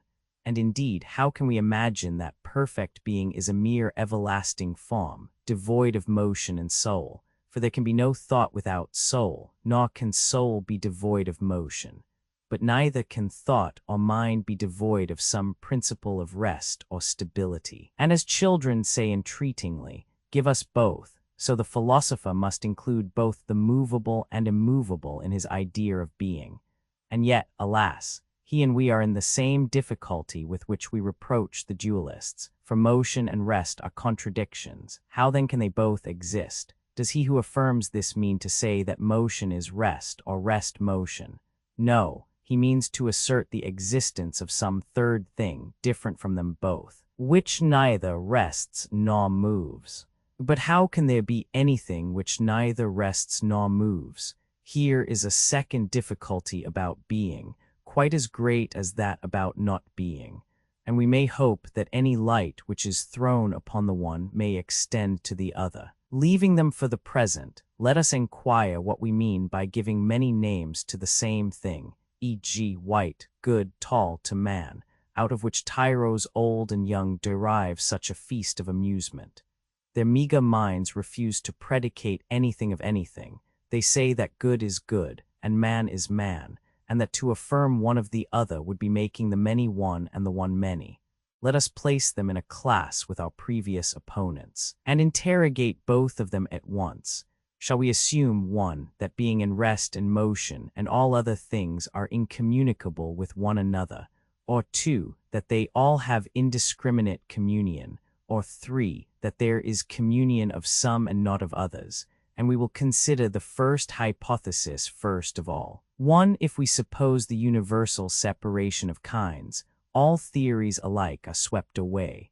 The patrons of a single principle of rest or of motion, or of a plurality of immutable ideas, all alike have the ground cut from under them, and all creators of the universe by theories of composition and division, whether out of or into a finite or infinite number of elemental forms, in alternation or continuance, share the same fate. Most ridiculous is the discomfiture which attends the opponents of predication, who, like the ventriloquist oracles, have the voice that answers them in their own breast.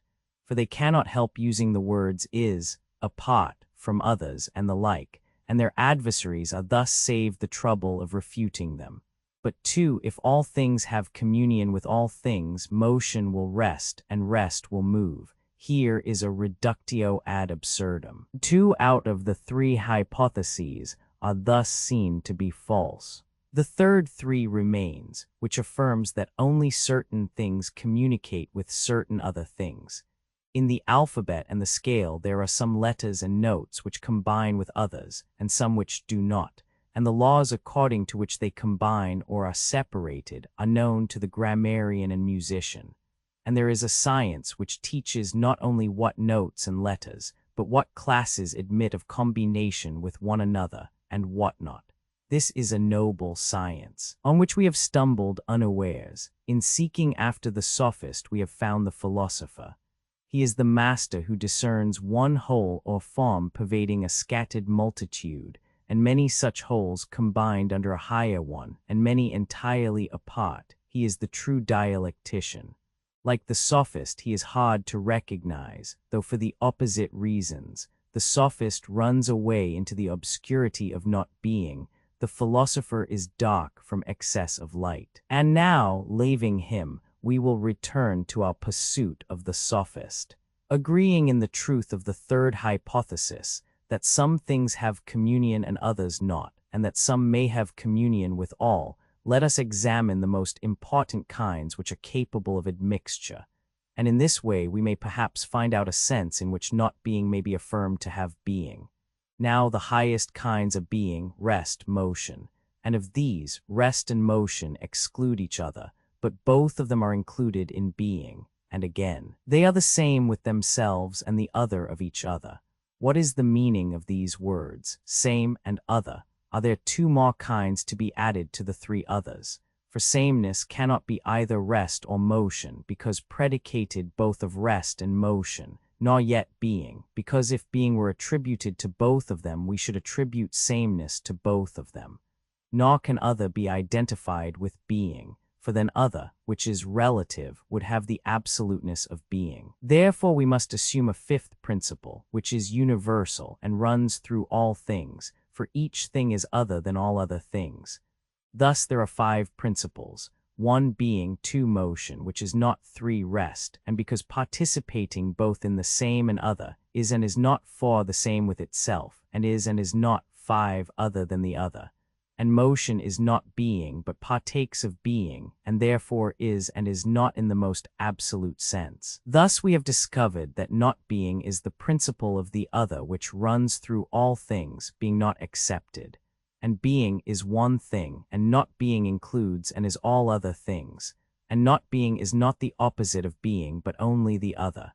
Knowledge has many branches, and the other or difference has as many, each of which is described by prefixing the word not to some kind of knowledge. The not beautiful is as real as the beautiful, the not just as the just. And the essence of the not beautiful is to be separated from and opposed to a certain kind of existence which is termed beautiful. And this opposition and negation is the not being of which we are in search, and is one kind of being. Thus, in spite of Parmenides, we have not only discovered the existence, but also the nature of not being. That nature we have found to be relation. In the communion of different kinds, being and other mutually interpenetrate. Other is. But is other than being, and other than each and all of the remaining kinds, and therefore in an infinity of ways is not. And the argument has shown that the pursuit of contradictions is childish and useless, and the very opposite of that higher spirit which criticizes the words of another according to the natural meaning of them. Nothing can be more unphilosophical than the denial of all communion of kinds. And we are fortunate in having established such a communion for another reason, because in continuing the hunt after the sophist we have to examine the nature of discourse, and there could be no discourse if there were no communion. For the sophist, although he can no longer deny the existence of not being, may still affirm that not being cannot enter into discourse, and as he was arguing before that there could be no such thing as falsehood, because there was no such thing as not being, he may continue to argue that there is no such thing as the art of image-making and fantastic, because not being has no place in language. Hence arises the necessity of examining speech, opinion, and imagination. And first concerning speech, let us ask the same question about words which we have already answered about the kinds of being and the letters of the alphabet. To what extent do they admit of combination? Some words have a meaning when combined, and others have no meaning. One class of words describes action, another class agents. Walks, runs, sleeps are examples of the first. Stag, horse, lion of the second. But no combination of words can be formed without a verb and a noun, e.g., a man learns. The simplest sentence is composed of 2 words, and one of these must be a subject. For example, in the sentence, Theaetetus sits, which is not very long, Theaetetus is the subject, and in the sentence, Theaetetus flies, Theaetetus is again the subject. But the 2 sentences differ in quality, for the first says of you that which is true, and the second says of you that which is not true, or, in other words, attributes to you things which are not as though they were. Here is false discourse in the shortest form, and thus not only speech, but thought and opinion and imagination are proved to be both true and false. For thought is only the process of silent speech, and opinion is only the silent assent or denial which follows this, and imagination is only the expression of this in some form of sense. All of them are akin to speech, and therefore, like speech, admit of true and false. And we have discovered false opinion, which is an encouraging sign of our probable success in the rest of the inquiry. Then now let us return to our old division of likeness-making and fantastic. When we were going to place the sophist in one of them, a doubt arose whether there could be such a thing as an appearance, because there was no such thing as falsehood.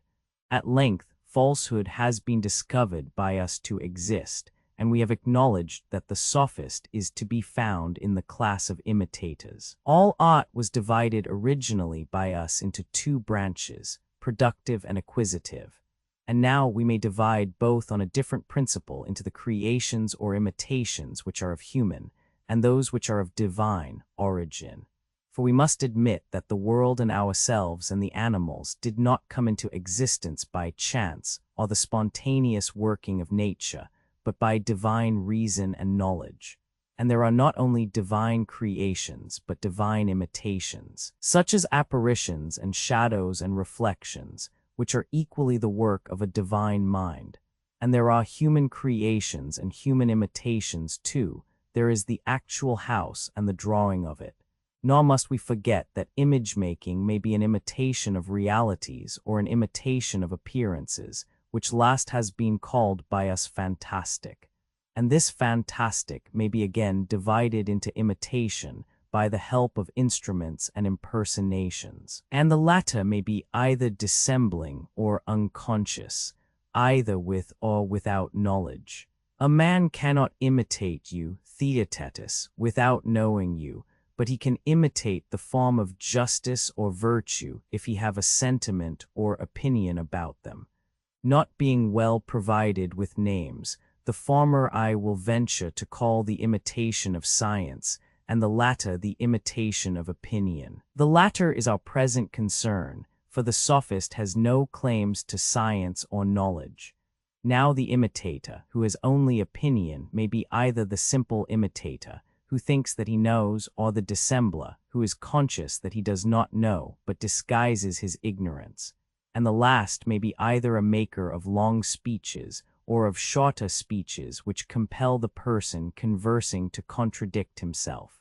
The maker of longer speeches is the popular orator. The maker of the shorter is the sophist, whose art may be traced as being the contradictious dissembling without knowledge human, and not divine juggling with words fantastic or unreal art of image-making. In commenting on the dialogue in which Plato most nearly approaches the great modern master of metaphysics, there are several points which it will be useful to consider, such as the unity of opposites, the conception of the ideas as causes, and the relation of the Platonic and Hegelian dialectic. The unity of opposites was the crux of ancient thinkers in the age of Plato. How could one thing be or become another? That substances have attributes was implied in common language. That heat and cold, day and night, pass into one another was a matter of experience, on a level with the cobbler's understanding. Theaetetus, 180d. But how could philosophy explain the connection of ideas, how justify the passing of them into one another, the abstractions of one other? Being, not being, rest, motion, individual, universal, which successive generations of philosophers had recently discovered, seemed to be beyond the reach of human thought, like stars shining in a distant heaven.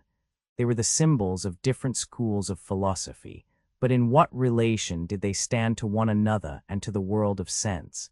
It was hardly conceivable that one could be other, or the same different. Yet without some reconciliation of these elementary ideas, thought was impossible. There was no distinction between truth and falsehood, between the sophist and the philosopher. Everything could be predicated of everything, or nothing of anything.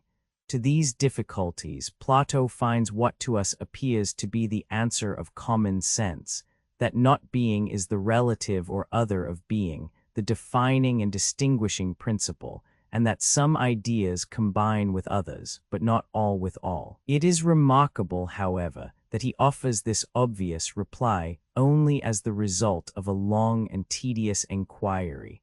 By a great effort, he is able to look down, as from a height, on the friends of the ideas, as well as on the pre-Socratic philosophies. Yet he is merely asserting principles which no one who could be made to understand them would deny. The Platonic unity of differences or opposites is the beginning of the modern view that all knowledge is of relations. It also anticipates the doctrine of Spinoza that all determination is negation. Plato takes or gives so much of either of these theories as was necessary or possible in the age in which he lived.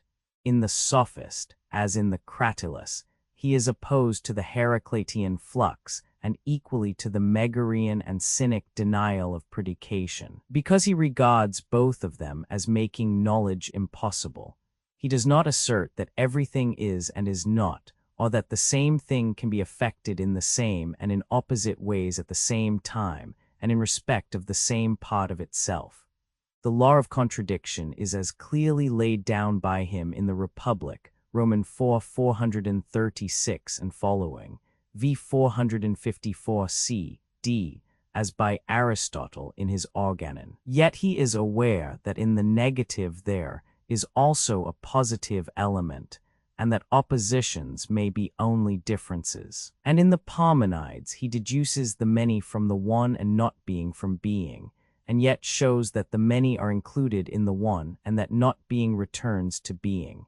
In several of the later dialogues, Plato is occupied with the connection of the sciences, which in the Philebus he divides into two classes of pure and applied, adding to them there is elsewhere, Phaedrus, Cratylus, Republic, Statesman, a superintending science of dialectic. This is the origin of Aristotle's architectonic, which seems, however, to have passed into an imaginary science of essence, and no longer to retain any relation to other branches of knowledge. Of such a science, whether described as philosophia prima, the science of ousia, logic, or metaphysics, philosophers have often dreamed. But even now the time has not arrived when the anticipation of Plato can be realized. Though many a thinker has framed a hierarchy of the sciences, no one has as yet found the higher science which arrays them in harmonious order, giving to the organic and inorganic, to the physical and moral, their respective limits, and showing how they all work together in the world and in man. Plato arranges in order the stages of knowledge and of existence. They are the steps or grades by which he rises from sense and the shadows of sense to the idea of beauty and good. Mind is in motion as well as at rest, Sophist 249b, and may be described as a dialectical progress which passes from one limit or determination of thought to another and back again to the first. This is the account of dialectic given by Plato in the 6th book of the Republic, 511, which regarded under another aspect is the mysticism of the Symposium, Symposium 211. He does not deny the existence of objects of sense, but according to him they only receive their true meaning when they are incorporated in a principle which is above them. Republic VI 511a, b. In modern language, they might be said to come first in the order of experience, last in the order of nature and reason. They are assumed, as he is fond of repeating, upon the condition that they shall give an account of themselves, and that the truth of their existence shall be hereafter proved. For philosophy must begin somewhere and may begin anywhere, with outward objects, with statements of opinion, with abstract principles. But objects of sense must light us onward to the ideas or universals which are contained in them. The statements of opinion must be verified. The abstract principles must be filled up and connected with one another. In Plato we find, as we might expect, the germs of many thoughts which have been further developed by the genius of Spinoza and Hegel. But there is a difficulty in separating the germ from the flower, or in drawing the line which divides ancient from modern philosophy. Many coincidences which occur in them are unconscious, seeming to show a natural tendency in the human mind towards certain ideas and forms of thought. And there are many speculations of Plato which would have passed away unheeded, and their meaning, like that of some hieroglyphic, would have remained undeciphered, unless 2,000 years and more afterwards an interpreter had arisen of a kindred spirit and of the same intellectual family. For example, in the Sophist, Plato begins with the abstract and goes on to the concrete, not in the lower sense of returning to outward objects, but to the Hegelian concrete or unity of abstractions. In the intervening period, hardly any importance would have been attached to the question which is so full of meaning to Plato and Hegel. They differ, however, in their manner of regarding the question. For Plato is answering a difficulty. He is seeking to justify the use of common language and of ordinary thought into which philosophy had introduced a principle of doubt and dissolution. Whereas Hegel tries to go beyond common thought and to combine abstractions in a higher unity. The ordinary mechanism of language and logic is carried by him into another region in which all oppositions are absorbed and all contradictions affirmed, only that they may be done away with. But Plato, unlike Hegel, nowhere bases his system on the unity of opposites, although in the Parmenides he shows an Hegelian subtlety in the analysis of one and being. It is difficult within the compass of a few pages to give even a faint outline of the Hegelian dialectic. No philosophy which is worth understanding can be understood in a moment. Common sense will not teach us metaphysics any more than mathematics. If all sciences demand of us protracted study and attention, the highest of all can hardly be matter of immediate intuition. Neither can we appreciate a great system without yielding a half assent to it. Like flies, we are caught in the spider's web, and we can only judge of it truly when we place ourselves at a distance from it. Of all philosophies, Hegelianism is the most obscure, and the difficulty inherent in the subject is increased by the use of a technical language. The saying of Socrates respecting the writings of Heraclitus, "Noble is that which I understand, and that which I do not understand may be as noble, but the strength of a Delian diver is needed to swim through it," expresses the feeling with which the reader rises from the perusal of Hegel. We may truly apply to him the words in which Plato describes the pre-Socratic philosophers. He went on his way rather regardless of whether we understood him or not. As he is reported himself to have said of his own pupils, "There is only one of you who understands me, and he does not understand me." Nevertheless, the consideration of a few general aspects of the Hegelian philosophy may help to dispel some errors and to awaken an interest about it. It is an ideal philosophy which, in popular phraseology, maintains not matter but mind to be the truth of things, and this not by a mere crude substitution of one word for another, but by showing either of them to be the complement of the other. Both are creations of thought, and the difference in kind which seems to divide them may also be regarded as a difference of degree. One is to the other as the real to the ideal, and both may be conceived together under the higher form of the notion. Roman 2, under another aspect, it views all the forms of sense and knowledge as stages of thought which have always existed implicitly and unconsciously, and to which the mind of the world, gradually disengaged from sense, has become awakened. The present has been the past.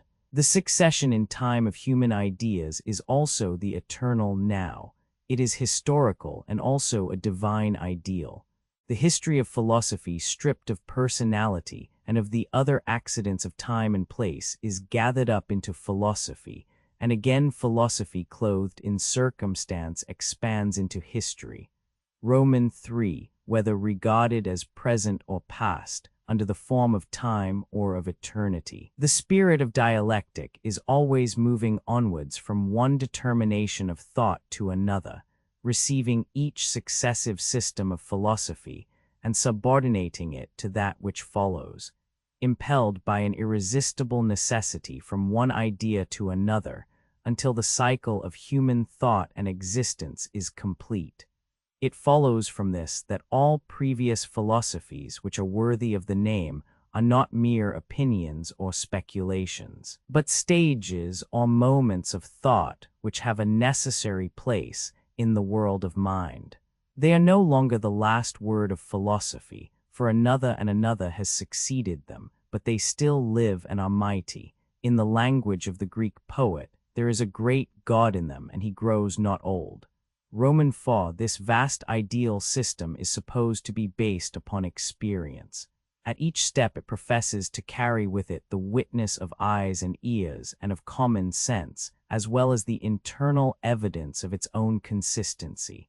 It has a place for every science, and affirms that no philosophy of a narrower type is capable of comprehending all true facts. The Hegelian dialectic may be also described as a movement from the simple to the complex, beginning with the generalizations of sense, 1. Passing through ideas of quality, quantity, measure, number, and the like, 2. Ascending from presentations, that is, pictorial forms of sense, to representations in which the picture vanishes and the essence is detached in thought from the outward form, 3. Combining the I and the not I, or the subject and object. The natural order of thought is at last found to include the leading ideas of the sciences, and to arrange them in relation to one another. Abstractions grow together and again become concrete in a new and higher sense. They also admit of development from within their own spheres. Everywhere there is a movement of attraction and repulsion going on, an attraction or repulsion of ideas of which the physical phenomenon described under a similar name is a figure. Freedom and necessity, mind and matter, the continuous and the discrete, cause and effect, are perpetually being severed from one another in thought, only to be perpetually reunited. The finite and infinite, the absolute and relative are not really opposed. The finite and the negation of the finite are alike lost in a higher or positive infinity, and the absolute is the sum or correlation of all relatives. When this reconciliation of opposites is finally completed in all its stages, the mind may come back again and review the things of sense, the opinions of philosophers, the strife of theology and politics without being disturbed by them. Whatever is, if not the very best, and what is the best, who can tell, is, at any rate, historical and rational, suitable to its own age, unsuitable to any other. Nor can any efforts of speculative thinkers, or of soldiers and statesmen, materially quicken the process of the suns. Hegel was quite sensible how great would be the difficulty of presenting philosophy to mankind under the form of opposites. Most of us live in the one-sided truth which the understanding offers to us, and if occasionally we come across difficulties like the time-honored controversy of necessity and free will, or the elitic puzzle of Achilles and the tortoise, we relegate some of them to the sphere of mystery, others to the book of riddles, and go on our way rejoicing. Most men, like Aristotle, have been accustomed to regard a contradiction in terms as the end of strife, to be told that contradiction is the life and mainspring of the intellectual world is indeed a paradox to them. Every abstraction is at first the enemy of every other, yet they are linked together, each with all, in the chain of being. The struggle for existence is not confined to the animals, but appears in the kingdom of thought. The divisions which arise in thought between the physical and moral, and between the moral and intellectual, and the like, are deepened and widened by the formal logic, which elevates the defects of the human faculties into laws of thought. They become a part of the mind which makes them, and is also made up of them. Such distinctions become so familiar to us that we regard the things signified by them as absolutely fixed and defined. These are some of the illusions from which Hegel delivers us by placing us above ourselves, by teaching us to analyze the growth of what we are pleased to call our minds, by reverting to a time when our present distinctions of thought and language had no existence. Of the great dislike and childish impatience of his system which would be aroused among his opponents, he was fully aware, and would often anticipate the jests which the rest of the world, in the superfluity of their wits, were likely to make upon him. Men are annoyed at what puzzles them. They think what they cannot easily understand to be full of danger. Many a skeptic has stood, as he supposed, firmly rooted in the categories of the understanding which Hegel resolves into their original nothingness.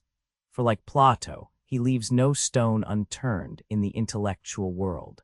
Nor can we deny that he is unnecessarily difficult, or that his own mind, like that of all metaphysicians, was too much under the dominion of his system and unable to see beyond, or that the study of philosophy, if made a serious business, compare Republic Romans 7, 538, involves grave results to the mind and life of the student. For it may encumber him without enlightening his path, and it may weaken his natural faculties of thought and expression without increasing his philosophical power. The mind easily becomes entangled among abstractions and loses hold of facts. The glass which is adapted to distant objects takes away the vision of what is near and present to us. To Hegel, as to the ancient Greek thinkers, philosophy was a religion, a principle of life as well as of knowledge. Like the idea of good in the 6th book of the Republic, a cause as well as an effect, the source of growth as well as of light. In forms of thought which by most of us are regarded as mere categories, he saw or thought that he saw a gradual revelation of the divine being. He would have been said by his opponents to have confused God with the history of philosophy, and to have been incapable of distinguishing ideas from facts. And certainly we can scarcely understand how a deep thinker like Hegel could have hoped to revive or supplant the old traditional faith by an unintelligible abstraction, or how he could have imagined that philosophy consisted only or chiefly in the categories of logic. For abstractions, though combined by him in the notion, seem to be never really concrete. They are a metaphysical anatomy, not a living and thinking substance. Though we are reminded by him again and again that we are gathering up the world in ideas, we feel after all that we have not really spanned the gulf which separates phi alpha iota nu omicron nu epsilon nu alpha from leta 1 f far far nu tau alpha. Having in view some of these difficulties, he seeks, and we may follow his example, to make the understanding of his system easier, A, by illustrations, and B, by pointing out the coincidence of the speculative idea and the historical order of thought. If we ask how opposites can coexist, we are told that many different qualities inhere in a flower or a tree or in any other concrete object, and that any conception of space or matter or time involves the two contradictory attributes of divisibility and continuousness. We may ponder over the thought of number, reminding ourselves that every unit both implies and denies the existence of every other, and that the one is many, a sum of fractions, and the many one a sum of units. We may be reminded that in nature there is a centripetal as well as a centrifugal force, a regulator as well as a spring, a law of attraction as well as of repulsion. The way to the west is the way also to the east. The north pole of the magnet cannot be divided from the south pole. 2 minus signs make a plus in arithmetic and algebra. Again, we may liken the successive layers of thought to the deposits of geological strata, which were once fluid and are now solid, which were at one time uppermost in the series and are now hidden in the earth, or to the successive rinds or barks of trees which year by year pass inward, or to the ripple of water which appears and reappears in an ever-widening circle. Or our attention may be drawn to ideas which the moment we analyze them involve a contradiction, such as beginning or becoming, or to the opposite poles, as they are sometimes termed, of necessity and freedom, of idea and fact. We may be told to observe that every negative is a positive, that differences of kind are resolvable into differences of degree, and that differences of degree may be heightened into differences of kind. We may remember the common remark that there is much to be said on both sides of a question. We may be recommended to look within and to explain how opposite ideas can coexist in our own minds, and we may be told to imagine the minds of all mankind as one mind in which the true ideas of all ages and countries inhere. In our conception of God in his relation to man, or of any union of the divine and human nature, a contradiction appears to be unavoidable. Is not the reconciliation of mind and body a necessity, not only of speculation, but of practical life? Reflections such as these will furnish the best preparation and give the right attitude of mind for understanding the Hegelian philosophy. B. Hegel's treatment of the early Greek thinkers affords the readiest illustration of his meaning in conceiving all philosophy under the form of opposites. The first abstraction is to him the beginning of thought. Hitherto there had only existed a tumultuous chaos of mythological fancy, but when Thales said, "All is water," a new era began to dawn upon the world. Man was seeking to grasp the universe under a single form which was at first simply a material element, the most equable and colorless and universal which could be found. But soon the human mind became dissatisfied with the emblem, and after ringing the changes on one element after another, demanded a more abstract and perfect conception, such as one or being which was absolutely at rest. But the positive had its negative, the conception of being involved not being, the conception of one many, the conception of a whole parts. Then the pendulum swung to the other side, from rest to motion, from Xenophanes to Heraclitus. The opposition of being and not being projected into space became the atoms and void of Leucippus and Democritus. Until the atomists, the abstraction of the individual did not exist. In the philosophy of Anaxagoras, the idea of mind, whether human or divine, was beginning to be realized. The pendulum gave another swing, from the individual to the universal, from the object to the subject. The sophist first uttered the word "man is the measure of all things," which Socrates presented in a new form as the study of ethics. Once more we return from mind to the object of mind, which is knowledge, and out of knowledge the various degrees or kinds of knowledge, more or less abstract, were gradually developed. The threefold division of logic, physic, and ethics, foreshadowed in Plato, was finally established by Aristotle and the Stoics.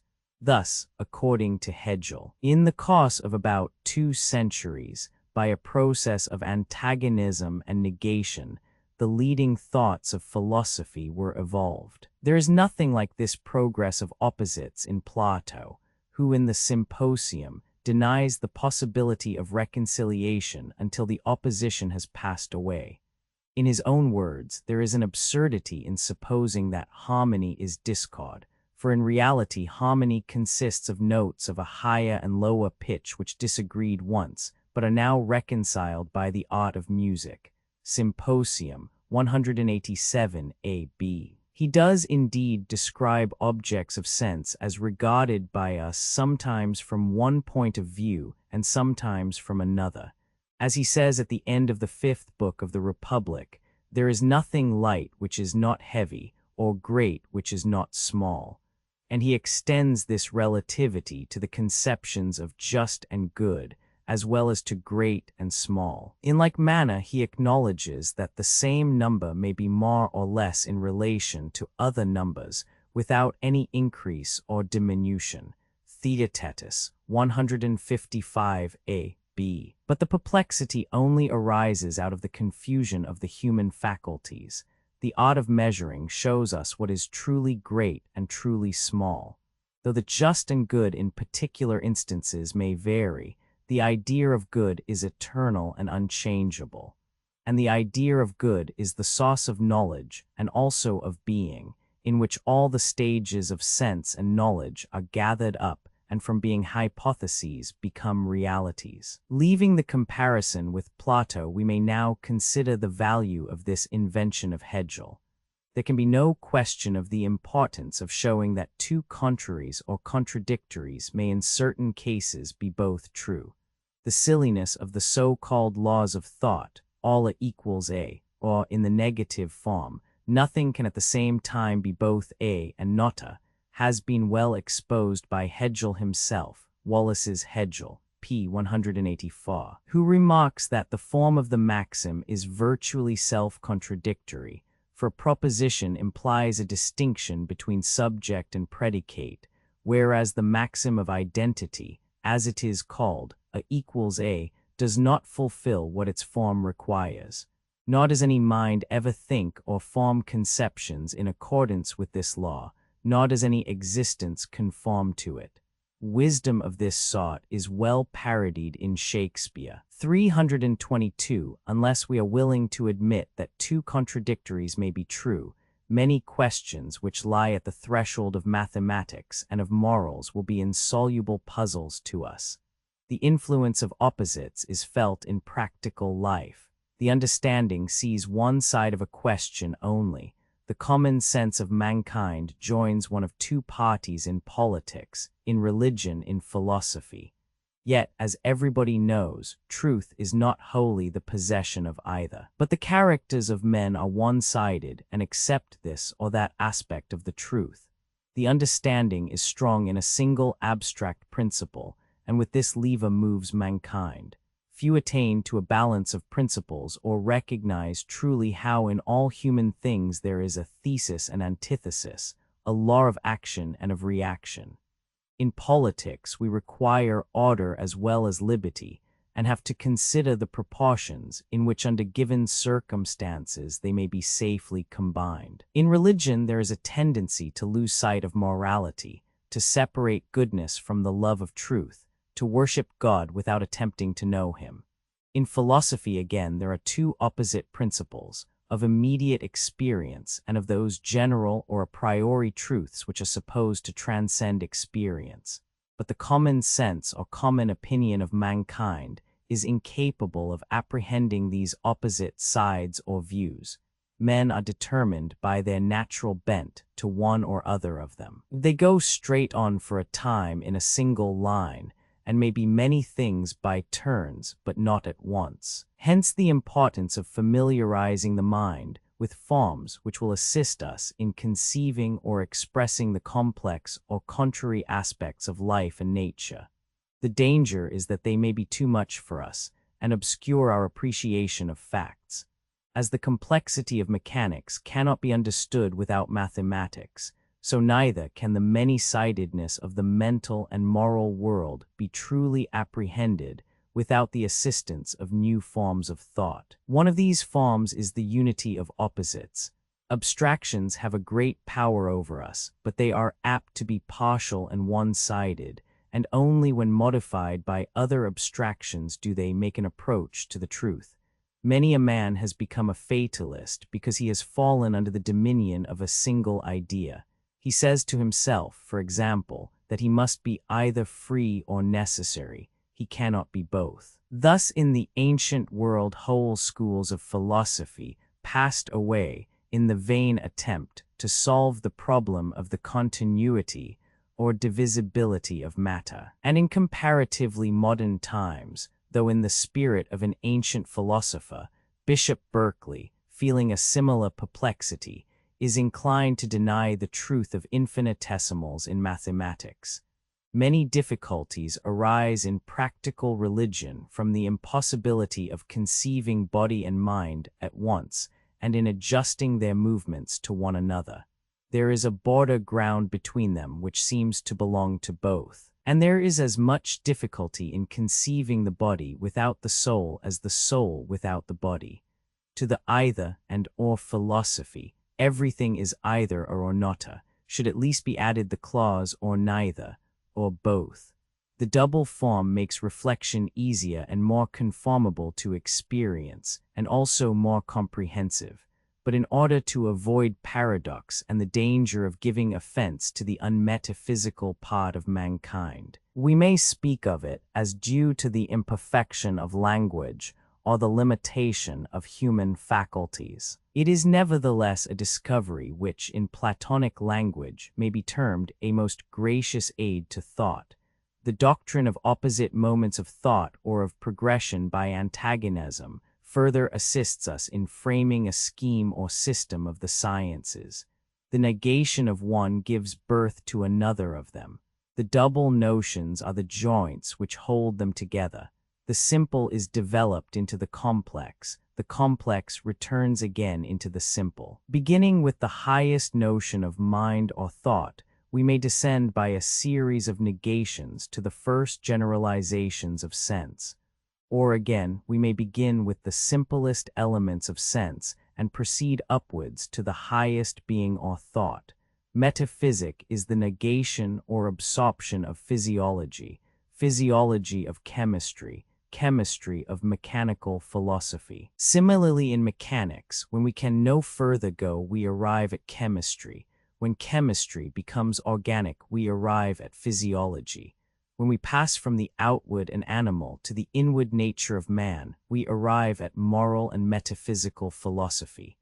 These sciences have each of them their own methods and are pursued independently of one another, but to the mind of the thinker they are all one, latent in one another, developed out of one another. This method of opposites has supplied new instruments of thought for the solution of metaphysical problems, and has thrown down many of the walls within which the human mind was confined. Formerly, when philosophers arrived at the infinite and absolute, they seemed to be lost in a region beyond human comprehension. But Hegel has shown that the absolute and infinite are no more true than the relative and finite, and that they must alike be negatived before we arrive at a true absolute or a true infinite. The conceptions of the infinite and absolute as ordinarily understood are tiresome because they are unmeaning, but there is no peculiar sanctity or mystery in them. We might as well make an infinitesimal series of fractions or a perpetually recurring decimal the object of our worship. They are the widest and also the thinnest of human ideas, or, in the language of logicians, they have the greatest extension and the least comprehension. Of all words, they may be truly said to be the most inflated with a false meaning. They have been handed down from one philosopher to another until they have acquired a religious character. They seem also to derive a sacredness from their association with the divine being. Yet they are the poorest of the predicates under which we describe him, signifying no more than this, that he is not finite, that he is not relative, and tending to obscure his higher attributes of wisdom, goodness, truth. The system of Hegel frees the mind from the dominion of abstract ideas. We acknowledge his originality, and some of us delight to wander in the mazes of thought which he has opened to us. For Hegel has found admirers in England and Scotland when his popularity in Germany has departed, and he, like the philosophers whom he criticizes, is of the past. No other thinker has ever dissected the human mind with equal patience and minuteness. He has lightened the burden of thought because he has shown us that the chains which we wear are of our own forging. To be able to place ourselves not only above the opinions of men, but above their modes of thinking, is a great height of philosophy. This dearly obtained freedom, however, we are not disposed to part with, or to allow him to build up in a new form the beggarly elements of scholastic logic which he has thrown down, so far as they are aids to reflection and expression. Forms of thought are useful, but no further. We may easily have too many of them. And when we are asked to believe the Hegelian to be the sole or universal logic, we naturally reply that there are other ways in which our ideas may be connected. The triplets of Hegel, the division into being, essence, and notion, are not the only or necessary modes in which the world of thought can be conceived. There may be an evolution by degrees as well as by opposites. The word continuity suggests the possibility of resolving all differences into differences of quantity. Again, the opposites themselves may vary from the least degree of diversity up to contradictory opposition. They are not like numbers and figures, always and everywhere of the same value, and therefore the edifice which is constructed out of them has merely an imaginary symmetry and is really irregular and out of proportion. The spirit of Hegelian criticism should be applied to his own system, and the terms being, not being, existence, essence, notion, and the like challenged and defined. For if Hegel introduces a great many distinctions, he obliterates a great many others by the help of the universal solvent is not, which appears to be the simplest of negations, and yet admits of several meanings. Neither are we able to follow him in the play of metaphysical fancy, which conducts him from one determination of thought to another. But we begin to suspect that this vast system is not God within us, or God immanent in the world, and may be only the invention of an individual brain. The beyond is always coming back upon us, however often we expel it. We do not easily believe that we have within the compass of the mind the form of universal knowledge. We rather incline to think that the method of knowledge is inseparable from actual knowledge, and wait to see what new forms may be developed out of our increasing experience and observation of man and nature. We are conscious of a being who is without us as well as within us. Even if inclined to pantheism, we are unwilling to imagine that the meager categories of the understanding, however ingeniously arranged or displayed, are the image of God, that what all religions were seeking after from the beginning was the Hegelian philosophy which has been revealed in the latter days. The great metaphysician, like a prophet of old, was naturally inclined to believe that his own thoughts were divine realities. We may almost say that whatever came into his head seemed to him to be a necessary truth. He never appears to have criticized himself, or to have subjected his own ideas to the process of analysis which he applies to every other philosopher. Hegel would have insisted that his philosophy should be accepted as a whole or not at all. He would have urged that the parts derived their meaning from one another and from the whole.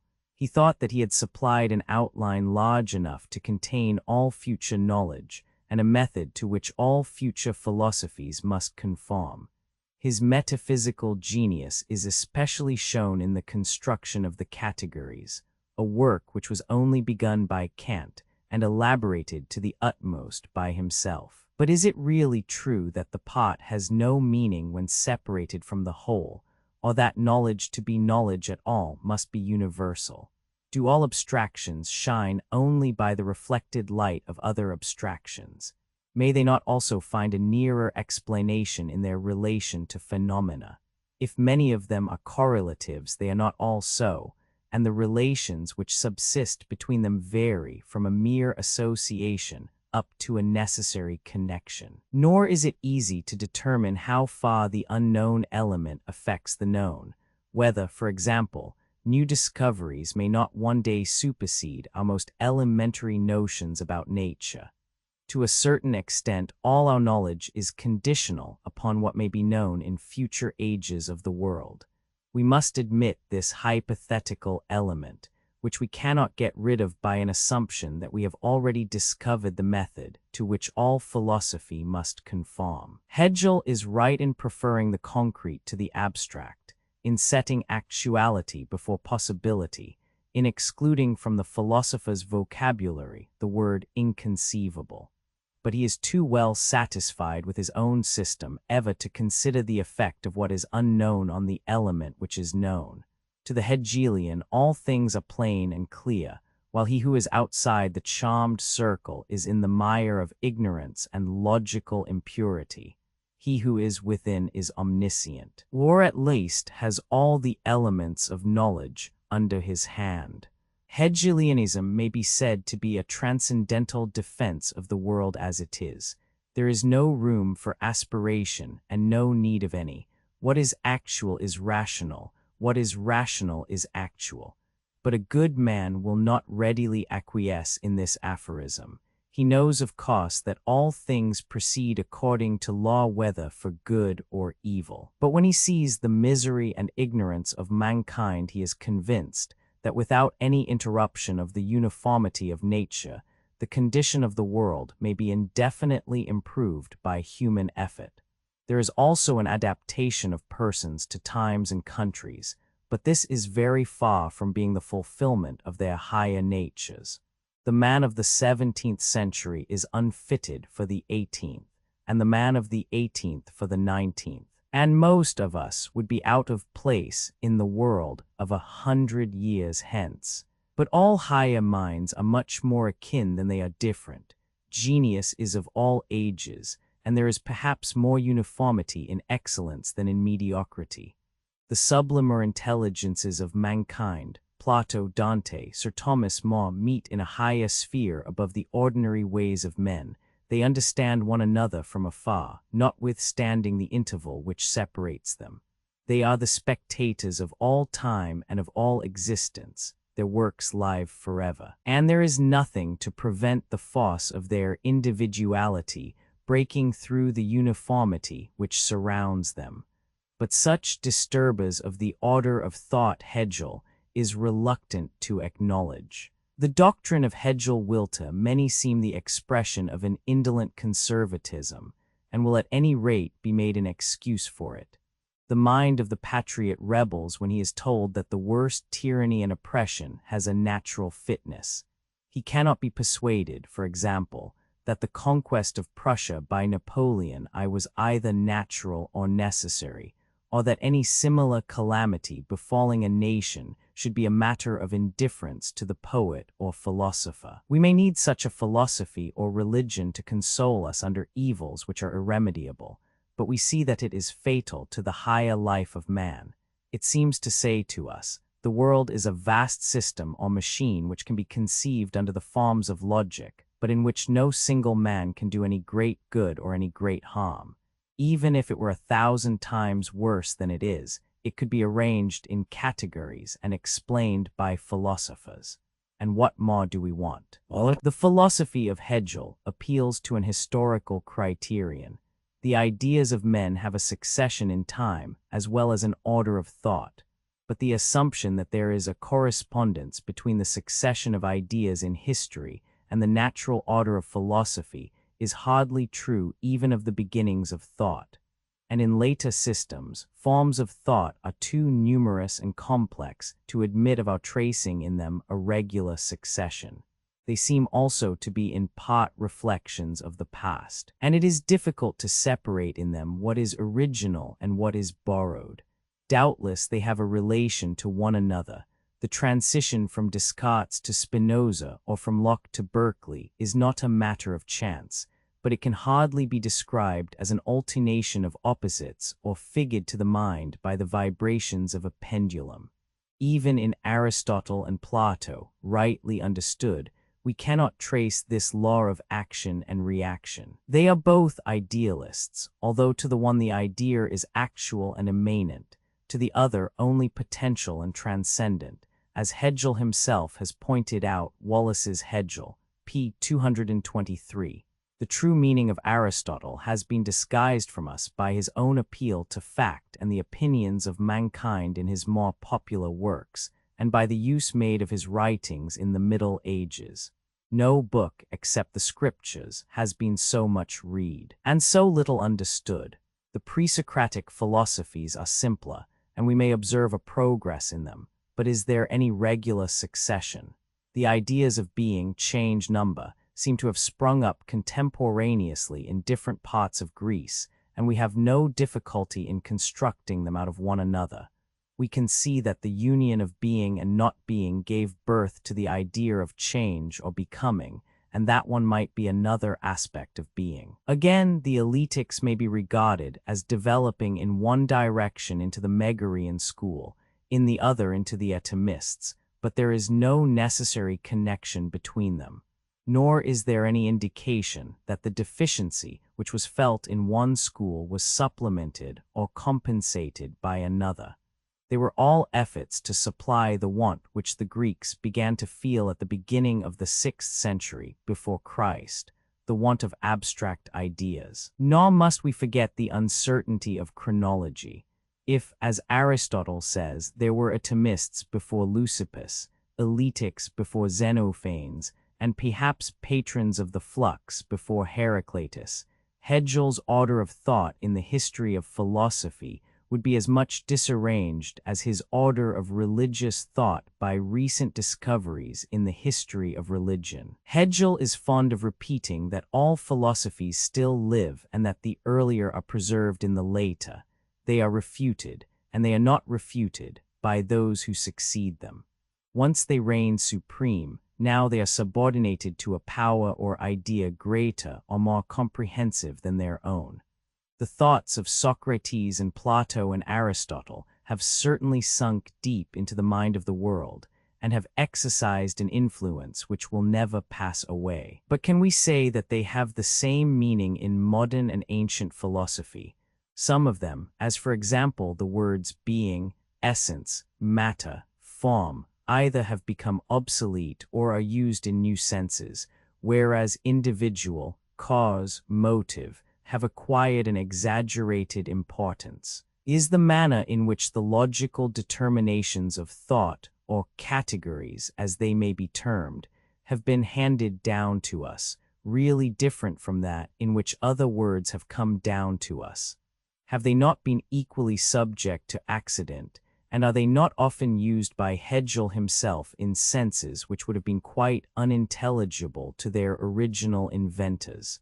As for example, when he speaks of the ground of Leibniz, everything has a sufficient ground, as identical with his own doctrine of the notion, Wallace's Hegel, p. 195, or the being and not being of Heraclitus as the same with his own becoming. As the historical order of thought has been adapted to the logical, so we have reason for suspecting that the Hegelian logic has been in some degree adapted to the order of thought in history. There is unfortunately no criterion to which either of them can be subjected, and not much forcing was required to bring either into near relations with the other. We may fairly doubt whether the division of the first and second parts of logic in the Hegelian system has not really arisen from a desire to make them accord with the first and second stages of the early Greek philosophy. Is there any reason why the conception of measure in the first part, which is formed by the union of quality and quantity, should not have been equally placed in the second division of mediate or reflected ideas? The more we analyze them, the less exact does the coincidence of philosophy and the history of philosophy appear. Many terms which were used absolutely in the beginning of philosophy, such as being, matter, cause, and the like, became relative in the subsequent history of thought, but Hegel employs some of them absolutely, some relatively, seemingly without any principle and without any regard to their original significance. The divisions of the Hegelian logic bear a superficial resemblance to the divisions of the scholastic logic. The first part answers to the term, the second to the proposition, the third to the syllogism. These are the grades of thought under which we conceive the world: first, in the general terms of quality, quantity, measure; secondly, under the relative forms of ground and existence, substance and accidents, and the like; thirdly, in syllogistic forms of the individual mediated with the universal by the help of the particular. Of syllogisms there are various kinds: qualitative, quantitative, inductive, mechanical, teleological, which are developed out of one another. But is there any meaning in reintroducing the forms of the old logic? Whoever thinks of the world as a syllogism? What connection is there between the proposition and our ideas of reciprocity, cause and effect, and similar relations? It is difficult enough to conceive all the powers of nature and mind gathered up in one. The difficulty is greatly increased when the new is confused with the old, and the common logic is the procrust's bed into which they are forced. The Hegelian philosophy claims, as we have seen, to be based upon experience. It abrogates the distinction of a priori and a posteriori truth. It also acknowledges that many differences of kind are resolvable into differences of degree. It is familiar with the terms evolution, development, and the like. Yet it can hardly be said to have considered the forms of thought which are best adapted for the expression of facts. It has never applied the categories to experience. It has not defined the differences in our ideas of opposition, or development, or cause and effect, in the different sciences which make use of these terms. It rests on a knowledge which is not the result of exact or serious inquiry, but is floating in the air. The mind has been imperceptibly informed of some of the methods required in the sciences. Hegel boasts that the movement of dialectic is at once necessary and spontaneous. In reality, it goes beyond experience and is unverified by it. Further, the Hegelian philosophy, while giving us the power of thinking a great deal more than we are able to fill up, seems to be wanting in some determinations of thought which we require. We cannot say that physical science, which at present occupies so large a share of popular attention, has been made easier or more intelligible by the distinctions of Hegel, nor can we deny that he has sometimes interpreted physics by metaphysics, and confused his own philosophical fancies with the laws of nature. The very freedom of the movement is not without suspicion, seeming to imply a state of the human mind which has entirely lost sight of facts. Nor can the necessity which is attributed to it be very stringent, seeing that the successive categories or determinations of thought in different parts of his writings are arranged by the philosopher in different ways. What is termed necessary evolution seems to be only the order in which a succession of ideas presented themselves to the mind of Hegel at a particular time. The nomenclature of Hegel has been made by himself out of the language of common life. He uses a few words only which are borrowed from his predecessors or from the Greek philosophy, and these generally in a sense peculiar to himself. The first stage of his philosophy answers to the word is, the second to the word has been, the third to the words has been and is combined. In other words, the first sphere is immediate, the second mediated by reflection. The third or highest returns into the first, and is both mediate and immediate. As Luther's Bible was written in the language of the common people, so Hegel seems to have thought that he gave his philosophy a truly German character by the use of idiomatic German words, but it may be doubted whether the attempt has been successful. First, because such words as in sich sein, an sich sein, and und für sich sein, though the simplest combinations of nouns and verbs, require a difficult and elaborate explanation. The simplicity of the words contrasts with the hardness of their meaning. Secondly, the use of technical phraseology necessarily separates philosophy from general literature. The student has to learn a new language of uncertain meaning, which he with difficulty remembers. No former philosopher had ever carried the use of technical terms to the same extent as Hegel. The language of Plato or even of Aristotle is but slightly removed from that of common life, and was introduced naturally by a series of thinkers. The language of the scholastic logic has become technical to us, but in the Middle Ages was the vernacular Latin of priests and students. The higher spirit of philosophy, the spirit of Plato and Socrates, rebels against the Hegelian use of language as mechanical and technical. Hegel is fond of etymologies and often seems to trifle with words. He gives etymologies which are bad, and never considers that the meaning of a word may have nothing to do with its derivation. He lived before the days of comparative philology or of comparative mythology and religion, which would have opened a new world to him. He makes no allowance for the element of chance either in language or thought, and perhaps there is no greater defect in his system than the want of a sound theory of language. He speaks as if thought, instead of being identical with language, was wholly independent of it. It is not the actual growth of the mind, but the imaginary growth of the Hegelian system, which is attractive to him. Neither are we able to say why of the common forms of thought some are rejected by him, while others have an undue prominence given to them.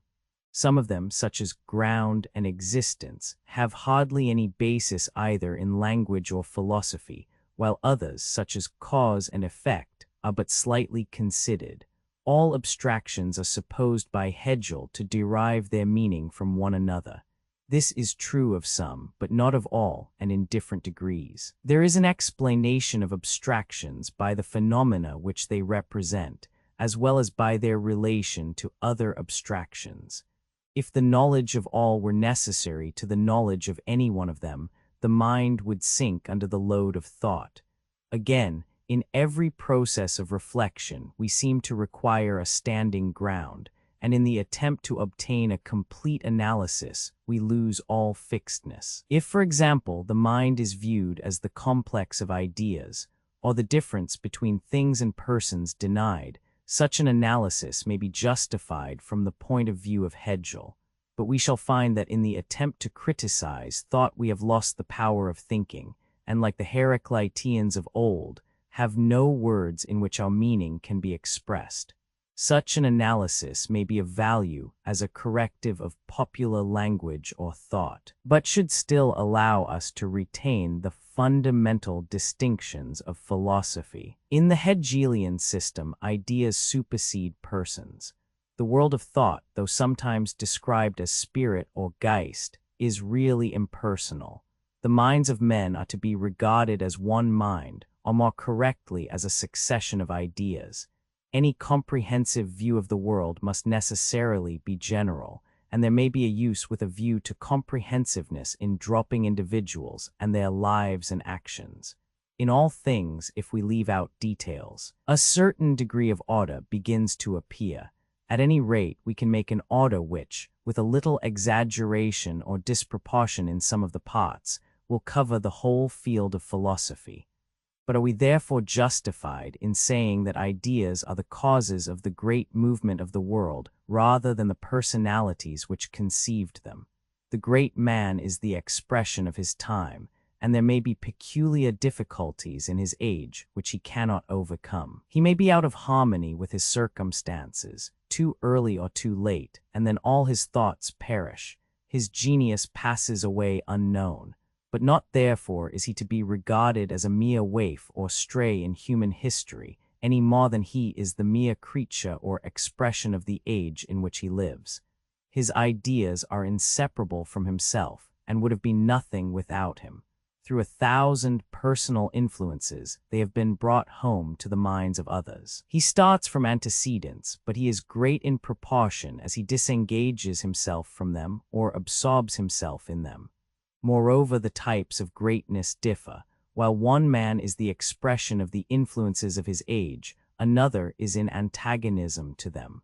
One man is born on the surface of the water, another is carried forward by the current which flows beneath. The character of an individual, whether he be independent of circumstances or not, inspires others quite as much as his words. What is the teaching of Socrates apart from his personal history, or the doctrines of Christ apart from the divine life in which they are embodied? Has not Hegel himself delineated the greatness of the life of Christ as consisting in his Schicksalslosigkeit, or independence of the destiny of his race? Do not persons become ideas, and is there any distinction between them? Take away the 5 greatest legislators, the 5 greatest warriors, the 5 greatest poets, the 5 greatest founders or teachers of a religion, the 5 greatest philosophers, the 5 greatest inventors, where would have been all that we most value in knowledge or in life? And can that be a true theory of the history of philosophy which, in Hegel's own language, does not allow the individual to have his right? Are we not seeking the living among the dead and dignifying a mere logical skeleton with the name of philosophy and almost of God? When we look far away into the primeval sources of thought and belief, do we suppose that the mere accident of our being the heirs of the Greek philosophers can give us a right to set ourselves up as having the true and only standard of reason in the world? Or when we contemplate the infinite worlds in the expanse of heaven, can we imagine that a few meager categories derived from language and invented by the genius of one or two great thinkers contain the secret of the universe? Or, having regard to the ages during which the human race may yet endure, do we suppose that we can anticipate the proportions human knowledge may attain even within the short space of 1,000 or 2,000 years? Again, we have a difficulty in understanding how ideas can be causes, which to us seems to be as much a figure of speech as the old notion of a creator-artist who makes the world by the help of the demigods, Plato, Timaeus, or with a golden pair of compasses measures out the circumference of the universe, Milton, Paradise Lost. Once more, while we readily admit that the world is relative to the mind, and the mind to the world, and that we must suppose a common or correlative growth in them, we shrink from saying that this complex nature can contain, even in outline, all the endless forms of being and knowledge. We can understand how the idea in the mind of an inventor is the cause of the work which is produced by it, and we can dimly imagine how this universal frame may be animated by a divine intelligence. But we cannot conceive how all the thoughts of men that ever were, which are themselves subject to so many external conditions of climate, country, and the like, even if regarded as the single thought of a divine being, can be supposed to have made the world. We appear to be only wrapping up ourselves in our own conceits, to be confusing cause and effect, to be losing the distinction between reflection and action, between the human and divine. These are some of the doubts and suspicions which arise in the mind of a student of Hegel, when, after living for a time within the charmed circle, he removes to a little distance and looks back upon what he has learnt, from the vantage ground of history and experience.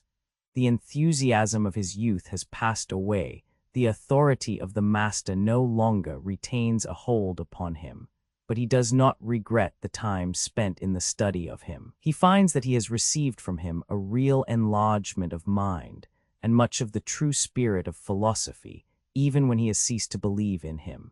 He returns again and again to his writings as to the recollections of a first love, not undeserving of his admiration still. Perhaps if he were asked how he can admire without believing, or what value he can attribute to what he knows to be erroneous, he might answer in some such manner as the following. 1. That in Hegel he finds glimpses of the genius of the poet and of the common sense of the man of the world. His system is not cast in a poetic form, but neither has all this load of logic extinguished in him the feeling of poetry. He is the true countryman of his contemporaries Goethe and Schiller. Many fine expressions are scattered up and down in his writings, as when he tells us that the Crusaders went to the sepulchre but found it empty. He delights to find vestiges of his own philosophy in the older German mystics. And though he can be scarcely said to have mixed much in the affairs of men, for, as his biographer tells us, he lived for 30 years in a single room, yet he is far from being ignorant of the world. No one can read his writings without acquiring an insight into life. He loves to touch with the spear of logic the follies and self-deceptions of mankind, and make them appear in their natural form, stripped of the disguises of language and custom. He will not allow men to defend themselves by an appeal to one-sided or abstract principles. In this age of reason, anyone can too easily find a reason for doing what he likes. Wallace, p. 197. He is suspicious of a distinction which is often made between a person's character and his conduct. His spirit is the opposite of that of Jesuitism or casuistry. Wallace, p. 181. He affords an example of a remark which has been often made, that in order to know the world it is not necessary to have had a great experience of it. 2. Hegel, if not the greatest philosopher, is certainly the greatest critic of philosophy who ever lived. No one else has equally mastered the opinions of his predecessors or traced the connection of them in the same manner. No one has equally raised the human mind above the trivialities of the common logic and the unmeaningness of mere abstractions, and above imaginary possibilities, which, as he truly says, have no place in philosophy. No one has won so much for the kingdom of ideas. Whatever may be thought of his own system, it will hardly be denied that he has overthrown Locke, Kant, Hume, and the so-called philosophy of common sense. He shows us that only by the study of metaphysics can we get rid of metaphysics, and that those who are in theory most opposed to them are in fact most entirely and hopelessly enslaved by them. Die reinen physica sind nur die Theer. The disciple of Hegel will hardly become the slave of any other system maker. What Bacon seems to promise him, he will find realized in the great German thinker, an emancipation nearly complete from the influences of the scholastic logic. 3. Many of those who are least disposed to become the votaries of Hegelianism nevertheless recognize in his system a new logic supplying a variety of instruments and methods hitherto unemployed. We may not be able to agree with him in assimilating the natural order of human thought with the history of philosophy, and still less in identifying both with the divine idea or nature. But we may acknowledge that the great thinker has thrown a light on many parts of human knowledge, and has solved many difficulties. We cannot receive his doctrine of opposites as the last word of philosophy, but still we may regard it as a very important contribution to logic. We cannot affirm that words have no meaning when taken out of their connection in the history of thought, but we recognize that their meaning is to a great extent due to association, and to their correlation with one another. We see the advantage of viewing in the concrete what mankind regard only in the abstract. There is much to be said for his faith or conviction that God is immanent in the world, within the sphere of the human mind and not beyond it. It was natural that he himself, like a prophet of old, should regard the philosophy which he had invented as the voice of God in man. But this by no means implies that he conceived himself as creating God in thought. He was the servant of his own ideas and not the master of them. The philosophy of history and the history of philosophy may be almost said to have been discovered by him. He has done more to explain Greek thought than all other writers put together. Many ideas of development, evolution, reciprocity, which have become the symbols of another school of thinkers, may be traced to his speculations. In the theology and philosophy of England, as well as of Germany, and also in the lighter literature of both countries, there are always appearing fragments of the great banquet of Hegel. Sophist persons of the dialogue, Theodorus Theaetetus, Socrates, an Eleatic stranger, whom Theodorus and Theaetetus bring with them. The younger Socrates, who is a silent auditor. Theodorus, here we are, Socrates, true to our agreement of yesterday, and we bring with us a stranger from Elea, who is a disciple of Parmenides and Zeno and a true philosopher. Socrates, is he not rather a god, Theodorus, who comes to us in the disguise of a stranger? For Homer says that all the gods, and especially the god of strangers, are companions of the meek and just, and visit the good and evil among men. And may not your companion be one of those higher powers, a cross-examining deity, who has come to spy out our weakness in argument and to cross-examine us? Theodorus, nay, Socrates, he is not one of the disputatious sort. He is too good for that. And in my opinion, he is not a god at all, but divine he certainly is. For this is a title which I should give to all philosophers. Socrates. Capital, my friend, and I may add that they are almost as hard to be discerned as the gods. For the true philosophers, and such as are not merely made up for the occasion, appear in various forms unrecognized by the ignorance of men, and they hover about cities, as Homer declares, looking from above upon human life, and some think nothing of them, and others can never think enough, and sometimes they appear as statesmen, and sometimes as sophists, and then, again, to many they seem to be no better than madmen. I should like to ask our elitic friend if he would tell us what is thought about them in Italy, and to whom the terms are applied. Theodorus, what terms? Socrates, sophist, statesman, philosopher. Theodorus, what is your difficulty about them, and what made you ask? Socrates, I want to know whether by his countrymen they are regarded as one or two, or do they, as the names are three, distinguish also three kinds, and assign one to each name? Theodorus, I dare say that the stranger will not object to discuss the question.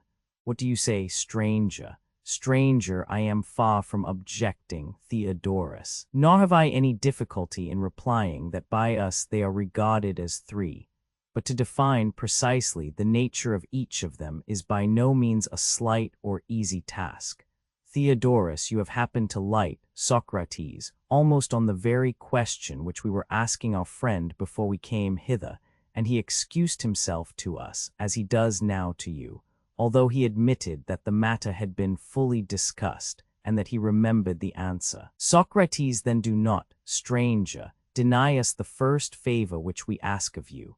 I am sure that you will not, and therefore I shall only beg of you to say whether you like and are accustomed to make a long oration on a subject which you want to explain to another, or to proceed by the method of question and answer. I remember hearing a very noble discussion in which Parmenides employed the latter of the two methods when I was a young man, and he was far advanced in years. 323 Stranger, I prefer to talk with another when he responds pleasantly, and is light in hand. If not, I would rather have my own say. Socrates, any one of the present company will respond kindly to you, and you can choose whom you like of them. I should recommend you to take a young person, Theaetetus, for example, unless you have a preference for someone else. Stranger, I feel ashamed, Socrates, being a newcomer into your society, instead of talking a little and hearing others talk, to be spinning out a long soliloquy or address as if I wanted to show off. For the true answer will certainly be a very long one, a great deal longer than might be expected from such a short and simple question. At the same time, I fear that I may seem rude and ungracious if I refuse your courteous request, especially after what you have said. For I certainly cannot object to your proposal that Theaetetus should respond, having already conversed with him myself, and being recommended by you to take him. Theaetetus, but are you sure, stranger, that this will be quite so acceptable to the rest of the company as Socrates imagines? Stranger, you hear them applauding Theaetetus. After that, there is nothing more to be said. Well then, I am to argue with you, and if you tire of the argument, you may complain of your friends and not of me, Theaetetus. I do not think that I shall tire, and if I do, I shall get my friend here, young Socrates, the namesake of the elder Socrates, to help. He is about my own age and my partner at the gymnasium, and is constantly accustomed to work with me. Stranger, very good. You can decide about that for yourself as we proceed. Meanwhile, you and I will begin together and inquire into the nature of the sophist. First of the three, I should like you to make out what he is and bring him to light in a discussion. For at present we are only agreed about the name, but of the thing to which we both apply the name, possibly you have one notion and I another. Whereas we ought always to come to an understanding about the thing itself in terms of a definition, and not merely about the name minus the definition. Now the tribe of sophists which we are investigating is not easily caught or defined, and the world has long ago agreed that if great subjects are to be adequately treated, they must be studied in the lesser and easier instances of them before we proceed to the greatest of all. And as I know that the tribe of sophists is troublesome and hard to be caught, I should recommend that we practice beforehand the method which is to be applied to him on some simple and smaller thing. Unless you can suggest a better way, Theaetetus, indeed I cannot. Stranger then suppose that we work out some lesser example which will be a pattern of the greater. Theaetetus, good. Stranger, what is there which is well known and not great, and is yet as susceptible of definition as any larger thing? Shall I say an angler? He is familiar to all of us, and not a very interesting or important person. Theaetetus, he is not. Stranger, yet I suspect that he will furnish us with the sort of definition and line of inquiry which we want. Theaetetus, very good. Stranger, let us begin by asking whether he is a man having art or not having art, but some other power. Theaetetus, he is clearly a man of art. Stranger, and of arts there are two kinds. Theaetetus, what are they? Stranger, there is agriculture, and the tending of mortal creatures, and the art of constructing or molding vessels. And there is the art of imitation. All these may be appropriately called by a single name. Theaetetus, what do you mean? And what is the name? Stranger, he who brings into existence something that did not exist before is said to be a producer, and that which is brought into existence is said to be produced. Theaetetus, true. Stranger, and all the arts which were just now mentioned are characterized by this power of producing. Theaetetus, they are. Stranger, then let us sum them up under the name of productive or creative art. Theaetetus, very good. Stranger, next follows the whole class of learning and cognition, then comes trade, fighting, hunting. And since none of these produces anything, but is only engaged in conquering by word or deed, or in preventing others from conquering, things which exist and have been already produced, in each and all of these branches there appears to be an art which may be called acquisitive. Theaetetus, yes, that is the proper name. Stranger, seeing then that all arts are either acquisitive or creative, in which class shall we place the art of the angler? Theaetetus, clearly in the acquisitive class. Stranger. And the acquisitive may be subdivided into two parts. There is exchange, which is voluntary and is effected by gifts, hire, purchase, and the other part of acquisitive, which takes by force of word or deed, may be termed conquest. Theaetetus, that is implied in what has been said. Stranger, and may not conquest be again subdivided? Theaetetus, how? Stranger, open force may be called fighting, and secret force may have the general name of hunting. Theaetetus, yes. Stranger, and there is no reason why the art of hunting should not be further divided. Theaetetus, how would you make the division? Stranger, into the hunting of living and of lifeless prey. Theaetetus, yes, if both kinds exist. Stranger, of course they exist, but the hunting after lifeless things having no special name, except some sorts of diving and other small matters, may be omitted. The hunting after living things may be called animal hunting. Theaetetus, yes. Stranger, and animal hunting may be truly said to have two divisions: land animal hunting, which has many kinds and names, and water animal hunting, or the hunting after animals who swim. Theaetetus, true. Stranger, and of swimming animals, one class lives on the wing and the other in the water. Theaetetus, certainly. Stranger, fowling is the general term under which the hunting of all birds is included. Theaetetus, true. Stranger, the hunting of animals who live in the water has the general name of fishing. Theaetetus, yes. Stranger, and this sort of hunting may be further divided also into two principal kinds. Theaetetus, what are they? Stranger, there is one kind which takes them in nets, another which takes them by a blow. Theaetetus, what do you mean, and how do you distinguish them? Stranger, as to the first kind, all that surrounds and encloses anything to prevent egress may be rightly called an enclosure. Theaetetus, very true. Stranger, for which reason twig baskets, casting nets, nooses, creels, and the like may all be termed enclosures. Theaetetus, true. Stranger, and therefore this first kind of capture may be called by us capture with enclosures or something of that sort. Theaetetus, yes. Stranger the other kind, which is practiced by a blow with hooks and three-pronged spears, when summed up under one name, may be called striking, unless you, Theaetetus, can find some better name. Theaetetus, never mind the name. What you suggest will do very well. Stranger, there is one mode of striking, which is done at night and by the light of a fire, and is by the hunters themselves called firing or spearing by firelight. Theaetetus, true.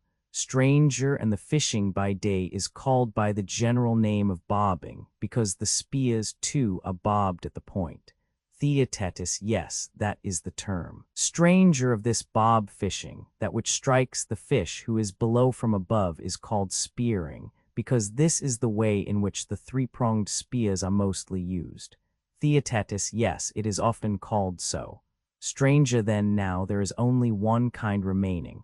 Theaetetus, what is that? Stranger, when a hook is used, and the fish is not struck in any chance part of his body, as he is with the spear, but only about the head and mouth, and is then drawn out from below upwards with reeds and rods. What is the right name of that mode of fishing? Theaetetus. Theaetetus, I suspect that we have now discovered the object of our search. Stranger. Then now you and I have come to an understanding not only about the name of the angler's art, but about the definition of the thing itself. One half of all art was acquisitive, half of the acquisitive art was conquest or taking by force, half of this was hunting, and half of hunting was hunting animals, half of this was hunting water animals, of this again the under half was fishing, half of fishing was striking. A part of striking was fishing with a bob, and one half of this again, being the kind which strikes with a hook and draws the fish from below upwards, is the art which we have been seeking, and which from the nature of the operation is denoted angling or drawing up, alpha sigma pi alpha lambda iota, epsilon upsilon tau iota kappa letta 1 f7 fa. Letta 1 f00 nu alpha sigma pi letta 1 f b6 sigma theta alpha iota. Theaetetus, the result has been quite satisfactorily brought out. Stranger, and now, following this pattern, let us endeavor to find out what a sophist is.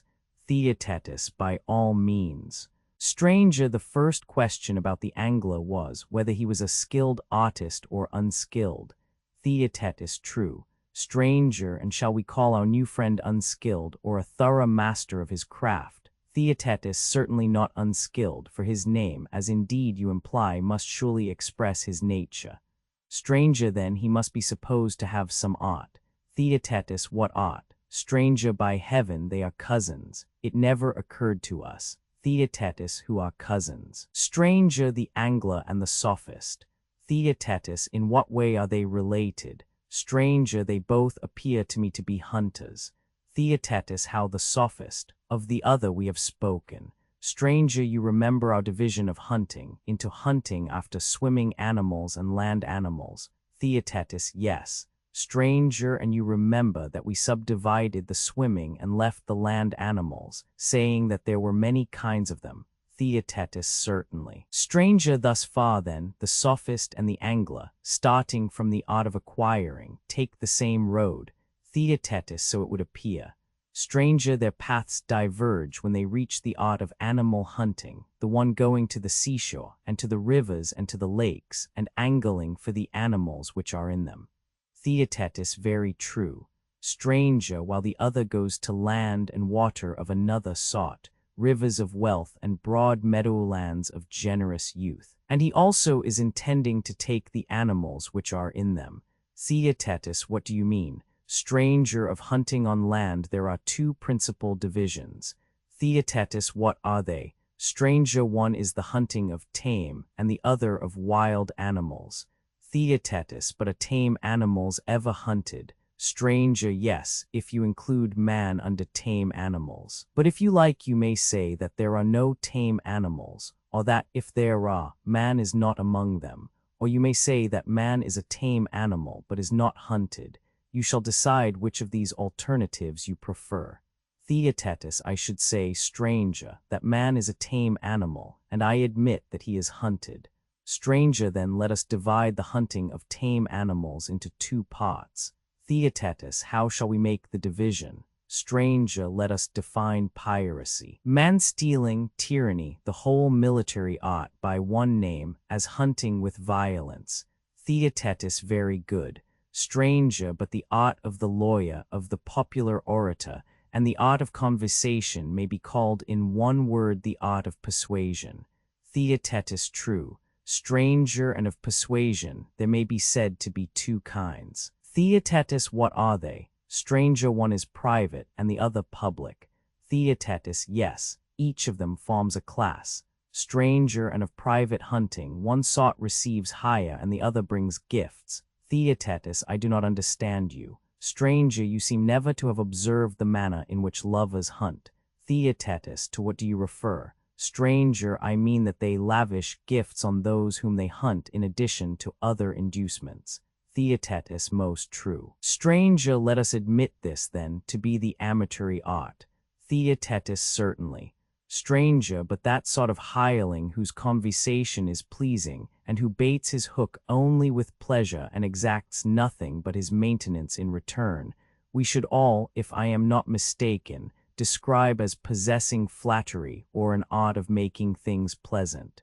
Theaetetus, certainly. Stranger, and that sort, which professes to form acquaintances only for the sake of virtue, and demands a reward in the shape of money, may be fairly called by another name. Theaetetus, to be sure. Stranger, and what is the name? Will you tell me? Theaetetus, it is obvious enough, for I believe that we have discovered the sophist, which is, as I conceive, the proper name for the class described. Stranger, then now, Theaetetus, his art may be traced as a branch of the appropriative. 324 acquisitive family, which hunts animals, living, land tame animals, which hunts man privately for hire, taking money in exchange, having the semblance of education, and this is termed sophistry, and is a hunt after young men of wealth and rank. Such is the conclusion. Theaetetus, just so. Stranger, let us take another branch of his genealogy, for he is a professor of a great and many-sided art, and if we look back at what has preceded, we see that he presents another aspect, besides that of which we are speaking. Theaetetus, in what respect? Stranger, there were two sorts of acquisitive art, the one concerned with hunting, the other with exchange. Theaetetus, there were. Stranger, and of the art of exchange there are two divisions, the one of giving and the other of selling. Theaetetus, let us assume that. Stranger, next, we will suppose the art of selling to be divided into two parts. Theaetetus, how? Stranger, there is one part which is distinguished as the sale of a man's own productions, another which is the exchange of the works of others. Theaetetus, certainly. Stranger, and is not that part of exchange which takes place in the city, being about half of the whole, termed retailing? Theaetetus, yes. Stranger, and that which exchanges the goods of one city for those of another by selling and buying, is the exchange of the merchant. Theaetetus, to be sure. Stranger, and you are aware that this exchange of the merchant is of two kinds. It is partly concerned with food for the use of the body, and partly with the food of the soul, which is bartered and received in exchange for money. Theaetetus, what do you mean? Stranger, you want to know what is the meaning of food for the soul. The other kind you surely understand. Theaetetus, yes. Stranger. Take music in general, and painting and marionette playing and many other things, which are purchased in one city, and carried away and sold in another, wares of the soul which are hawked about either for the sake of instruction or amusement. May not he who takes them about and sells them be quite as truly called a merchant as he who sells meats and drinks? Theaetetus, to be sure he may. Stranger, and would you not call by the same name him who buys up knowledge and goes about from city to city exchanging his wares for money? Theaetetus, certainly I should. Stranger, of this merchandise of the soul, may not one part be fairly termed the art of display? And there is another part which is certainly not less ridiculous, but being a trade in learning must be called by some name germane to the matter. Theaetetus, certainly. Stranger, the latter should have two names, one descriptive of the sale of the knowledge of virtue, and the other of the sale of other kinds of knowledge. Theaetetus, of course.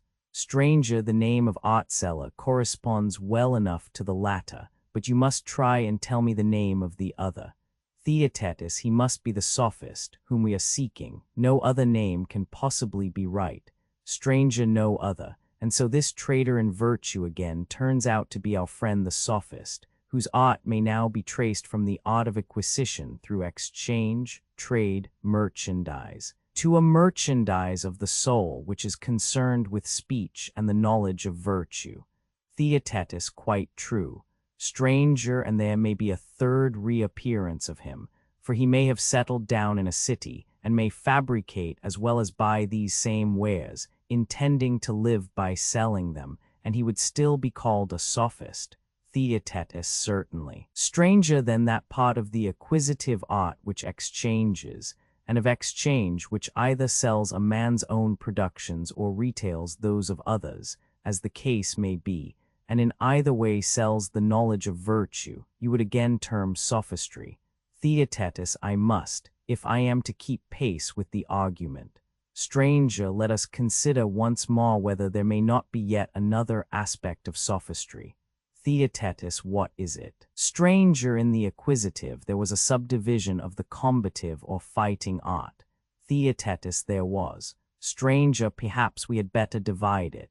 Theaetetus, what shall be the divisions? Stranger, there shall be one division of the competitive and another of the pugnacious. Theaetetus, very good. Stranger, that part of the pugnacious which is a contest of bodily strength may be properly called by some such name as violent. Theaetetus, true. Stranger, and when the war is one of words, it may be termed controversy. Theaetetus, yes. Stranger and controversy may be of two kinds. Theaetetus, what are they? Stranger, when long speeches are answered by long speeches, and there is public discussion about the just and unjust, that is forensic controversy. Theaetetus, yes. Stranger, and there is a private sort of controversy, which is cut up into questions and answers, and this is commonly called disputation. Theaetetus, yes, that is the name. Stranger, and of disputation. That sort which is only a discussion about contracts, and is carried on at random, and without rules of art, is recognized by the reasoning faculty to be a distinct class, but has hitherto had no distinctive name, and does not deserve to receive one from us. Theaetetus. No, for the different sorts of it are two-minute and heterogeneous.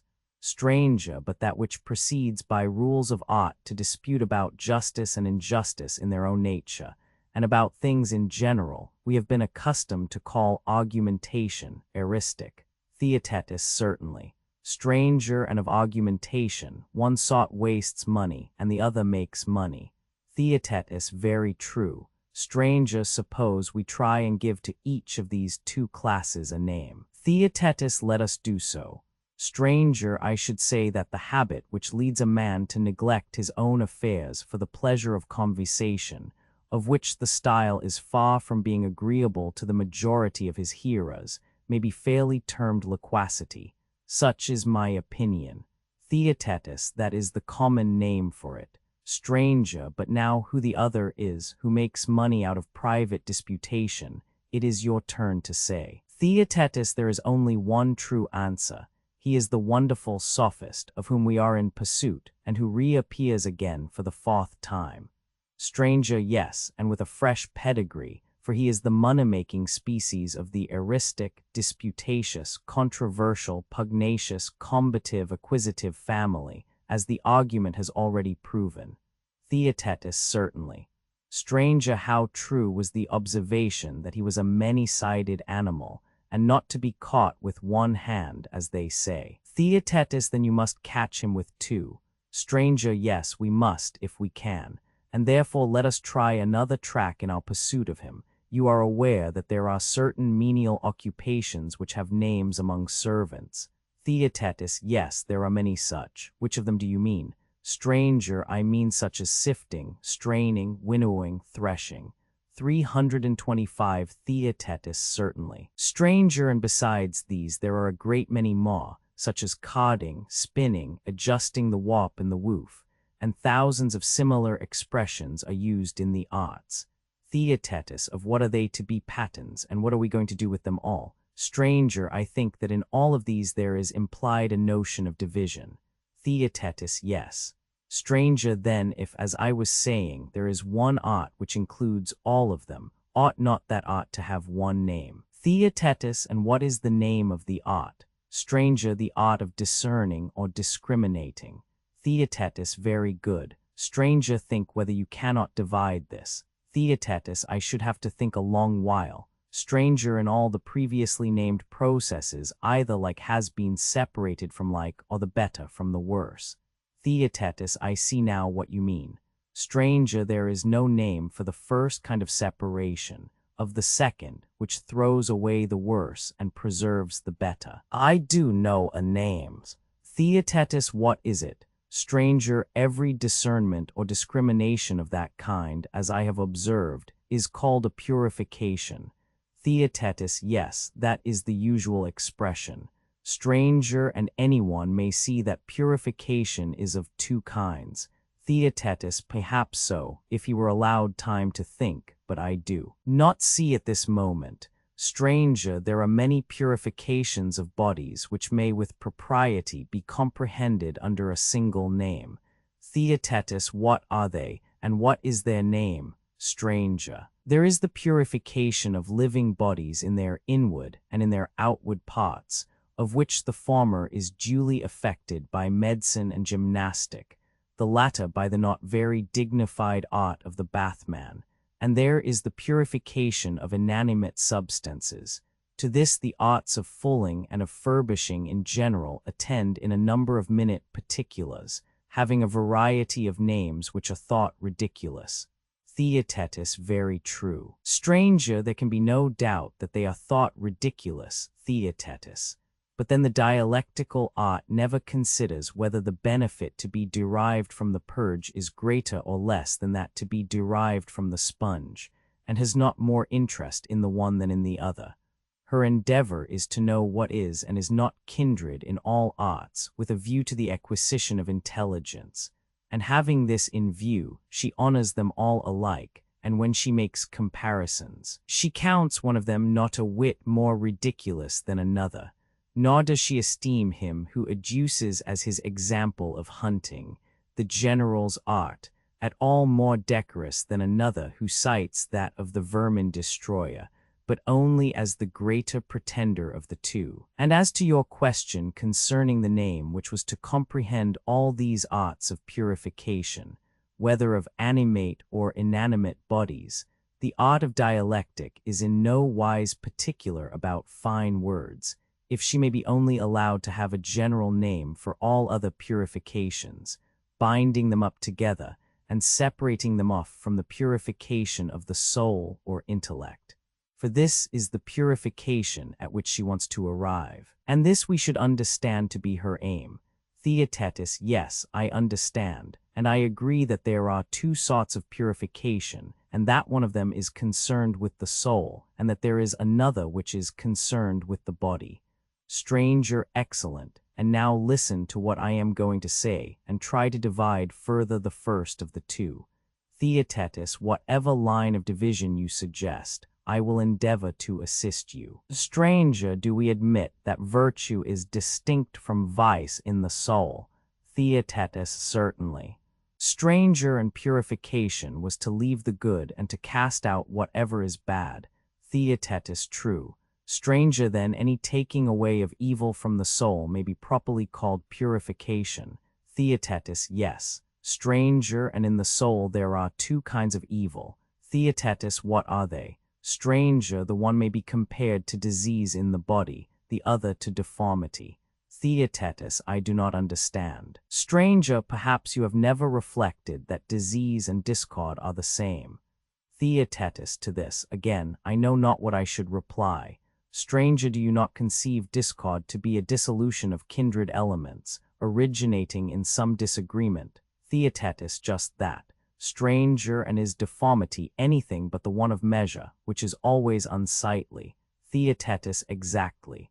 Stranger, and do we not see that opinion is opposed to desire, pleasure to anger, reason to pain, and that all these elements are opposed to one another in the souls of bad men? Theaetetus, certainly. Stranger, and yet they must all be akin.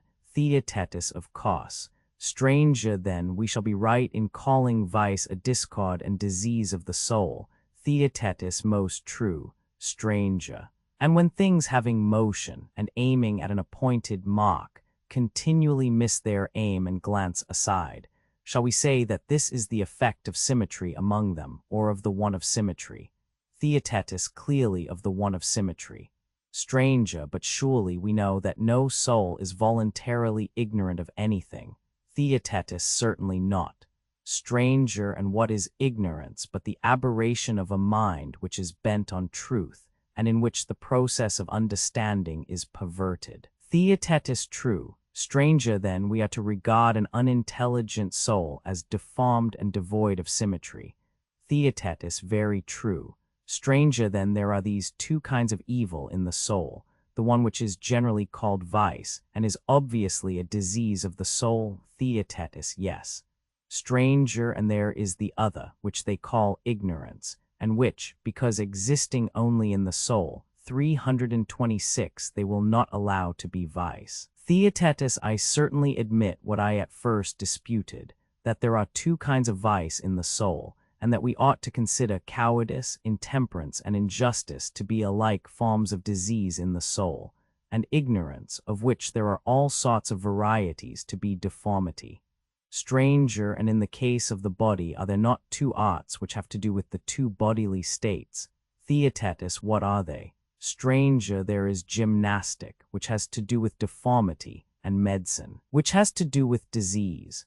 Theaetetus, true. Stranger, and where there is insolence and injustice and cowardice, is not chastisement the art which is most required? 327. Theaetetus, that certainly appears to be the opinion of mankind. Stranger, again, of the various kinds of ignorance, may not instruction be rightly said to be the remedy? Theaetetus, true. Stranger, and of the art of instruction, shall we say that there is one or many kinds? At any rate, there are two principal ones. Think. Theaetetus, I will. Stranger, I believe that I can see how we shall soonest arrive at the answer to this question. Theaetetus, how? Stranger, if we can discover a line which divides ignorance into two halves. For division of ignorance into two parts will certainly imply that the art of instruction is also twofold, answering to the two divisions of ignorance. Theaetetus, well, and do you see what you are looking for? Stranger, I do seem to myself to see one very large and bad sort of ignorance which is quite separate, and may be weighed in the scale against all other sorts of ignorance put together. Theaetetus, what is it? Stranger, when a person supposes that he knows and does not know, this appears to be the great source of all the errors of the intellect. Theaetetus, true.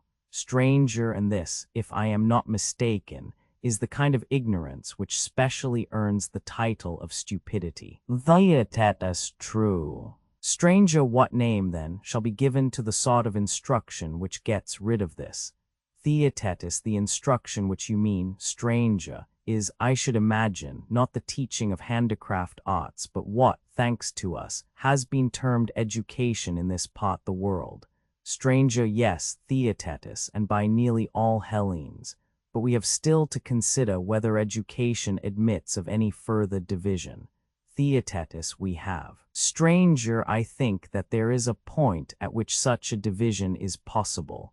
Theaetetus, where? Stranger, of education, one method appears to be rougher and another smoother. Theaetetus, how are we to distinguish the two? Stranger, there is the time-honored mode which our fathers commonly practice towards their sons, and which is still adopted by many, either of roughly reproving their errors, or of gently advising them, which varieties may be correctly included under the general term of admonition. Theaetetus, true. Stranger, but whereas some appear to have arrived at the conclusion that all ignorance is involuntary, and that no one who thinks himself wise is willing to learn any of those things in which he is conscious of his own cleverness, and that the admonitory sort of instruction gives much trouble and does little good, Theaetetus, there they are quite right. Stranger, accordingly, they set to work to eradicate the spirit of conceit in another way. Theaetetus, in what way? Stranger, they cross-examine a man's words when he thinks that he is saying something and is really saying nothing, and easily convict him of inconsistencies in his opinions. These they then collect by the dialectical process, and placing them side by side, show that they contradict one another about the same things, in relation to the same things, and in the same respect. He, seeing this, is angry with himself, and grows gentle towards others, and thus is entirely delivered from great prejudices and harsh notions, in a way which is most amusing to the hearer, and produces the most lasting good effect on the person who is the subject of the operation. For as the physician considers that the body will receive no benefit from taking food until the internal obstacles have been removed, so the purifier of the soul is conscious that his patient will receive no benefit from the application of knowledge until he is refuted, and from refutation learns modesty. He must be purged of his prejudices first, and made to think that he knows only what he knows and no more. Theaetetus, that is certainly the best and wisest state of mind. Stranger, for all these reasons, Theaetetus, we must admit that refutation is the greatest and chiefest of purifications, and he who has not been refuted, though he be the great king himself, is in an awful state of impurity. He is uninstructed and deformed in those things in which he who would be truly blessed ought to be fairest and purest. Theaetetus, very true. Stranger, and who are the ministers of this art? I am afraid to say the sophists. Theaetetus, why? Stranger, lest we should assign to them too high a prerogative. Theaetetus, yet the sophist has a certain likeness to our minister of purification. Stranger, yes, the same sort of likeness which a wolf, who is the fiercest of animals, has to a dog, who is the gentlest. But he who would not be found tripping ought to be very careful in this matter of comparisons, for they are most slippery things. Nevertheless, let us assume that the sophists are the men. I say this provisionally, for I think that the line which divides them will be marked enough if proper care is taken. Theaetetus, likely enough. Stranger, let us grant then that from the discerning art comes purification, and from purification let there be separated off a part which is concerned with the soul. Of this mental purification instruction is a portion, and of instruction education, and of education that refutation of vain conceit which has been discovered in the present argument, and let this be called by you and me the nobly descended art of sophistry. Theaetetus. Very well, and yet, considering the number of forms in which he has presented himself, I begin to doubt how I can with any truth or confidence describe the real nature of the sophist. Stranger, you naturally feel perplexed, and yet I think that he must be still more perplexed in his attempt to escape us, for as the proverb says, when every way is blocked, there is no escape. Now, then, is the time of all others to set upon him. Theaetetus, true. Stranger, first let us wait a moment and recover breath, and while we are resting, we may reckon up in how many forms he has appeared. In the first place, he was discovered to be a paid hunter after wealth and youth. Theaetetus, yes. Stranger, in the second place, he was a merchant in the goods of the soul. Theaetetus, certainly. Stranger, in the third place, he has turned out to be a retailer of the same sort of wares. Theaetetus, yes, and in the fourth place, he himself manufactured the learned wares which he sold. Stranger, quite right. I will try and remember the fifth myself. He belonged to the fighting class, and was further distinguished as a hero of debate who professed the eristic art. Theaetetus, true. Stranger, the sixth point was doubtful, and yet we at last agreed that he was a purger of souls, who cleared away notions obstructive to knowledge. Theaetetus, very true. Stranger, do you not see that when the professor of any art has one name and many kinds of knowledge, there must be something wrong? The multiplicity of names which is applied to him shows that the common principle to which all these branches of knowledge are tending is not understood.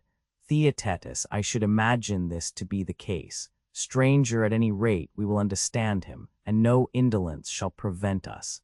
Let us begin again, then, and re-examine some of our statements concerning the sophist. There was one thing which appeared to me especially characteristic of him. Theaetetus, to what are you referring? Stranger, we were saying of him, if I am not mistaken, that he was a disputer.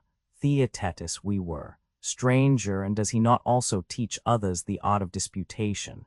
Theaetetus, certainly he does. Stranger, and about what does he profess that he teaches men to dispute? To begin at the beginning, does he make them able to dispute about divine things, which are invisible to men in general?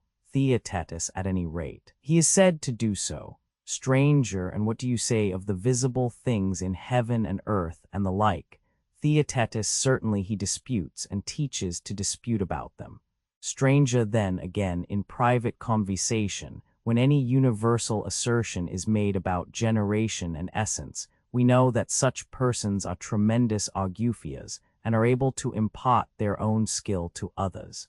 Theaetetus, undoubtedly. Stranger, and do they not profess to make men able to dispute about law and about politics in general?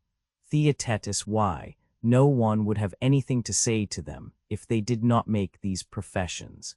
Stranger, in all and every art, what the craftsman ought to say in answer to any question is written down in a popular form, and he who likes may learn.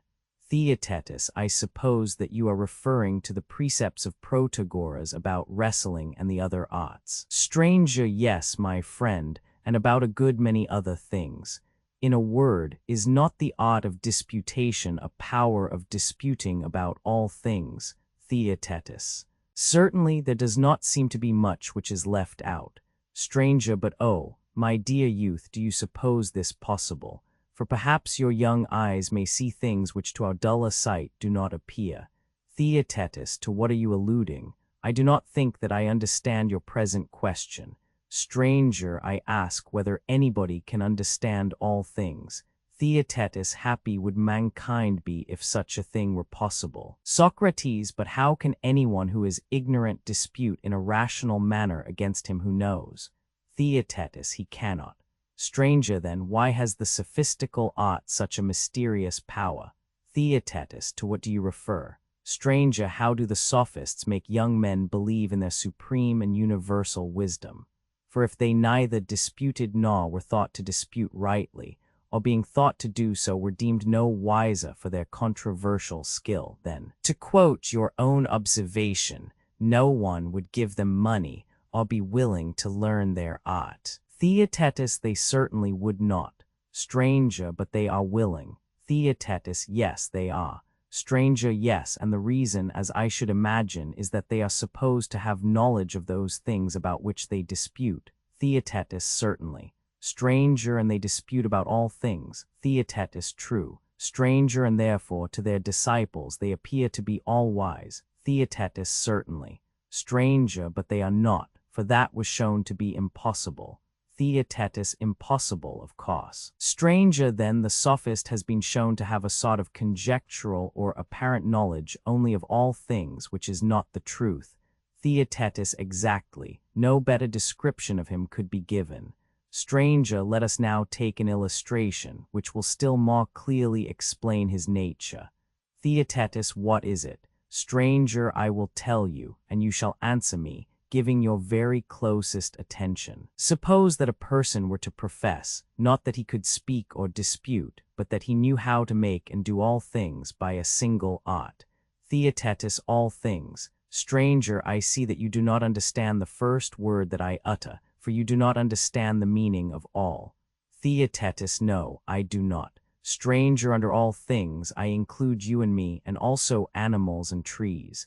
Theaetetus, what do you mean? Stranger, suppose a person to say that he will make you and me and all creatures. Theaetetus, what would he mean by making? He cannot be a husbandman, for you said that he is a maker of animals. Stranger, yes, and I say that he is also the maker of the sea and the earth and the heavens and the gods and of all other things, and further that he can make them in no time and sell them for a few pence. Theaetetus, that must be a jest. Stranger, and when a man says that he knows all things, and can teach them to another at a small cost, and in a short time, is not that a jest? Theaetetus, certainly. Stranger, and is there any more artistic or graceful form of jest than imitation? Theaetetus, certainly not, and imitation is a very comprehensive term, which includes under one class the most diverse sorts of things. Stranger. We know, of course, that he who professes by one art to make all things is really a painter, and by the painter's art makes resemblances of real things which have the same name with them, and he can deceive the less intelligent sort of young children, to whom he shows his pictures at a distance, into the belief that he has the absolute power of making whatever he likes. Theaetetus, certainly. Stranger, and may there not be supposed to be an imitative art of reasoning? Is it not possible to enchant the hearts of young men by words pawed through their ears, when they are still at a distance from the truth of facts, by exhibiting to them fictitious arguments and making them think that they are true, and that the speaker is the wisest of men in all things? Theaetetus, yes. Why should there not be another such art? Stranger, but as time goes on, and their hearers advance in years, and come into closer contact with realities, and have learnt by sad experience to see and feel the truth of things, are not the greater part of them compelled to change many opinions which they formerly entertained, so that the great appears small to them, and the easy difficult, and all their dreamy speculations are overturned by the facts of life? Theaetetus, that is my view as far as I can judge, although, at my age, I may be one of those who see things at a distance only. Stranger, and the wish of all of us, who are your friends, is and always will be to bring you as near to the truth as we can without the sad reality. And now I should like you to tell me whether the sophist is not visibly a magician and imitator of true being, or are we still disposed to think that he may have a true knowledge of the various matters about which he disputes? Theaetetus, but how can he, stranger? Is there any doubt, after what has been said, that he is to be located in one of the divisions of children's play? Stranger, then we must place him in the class of magicians and mimics.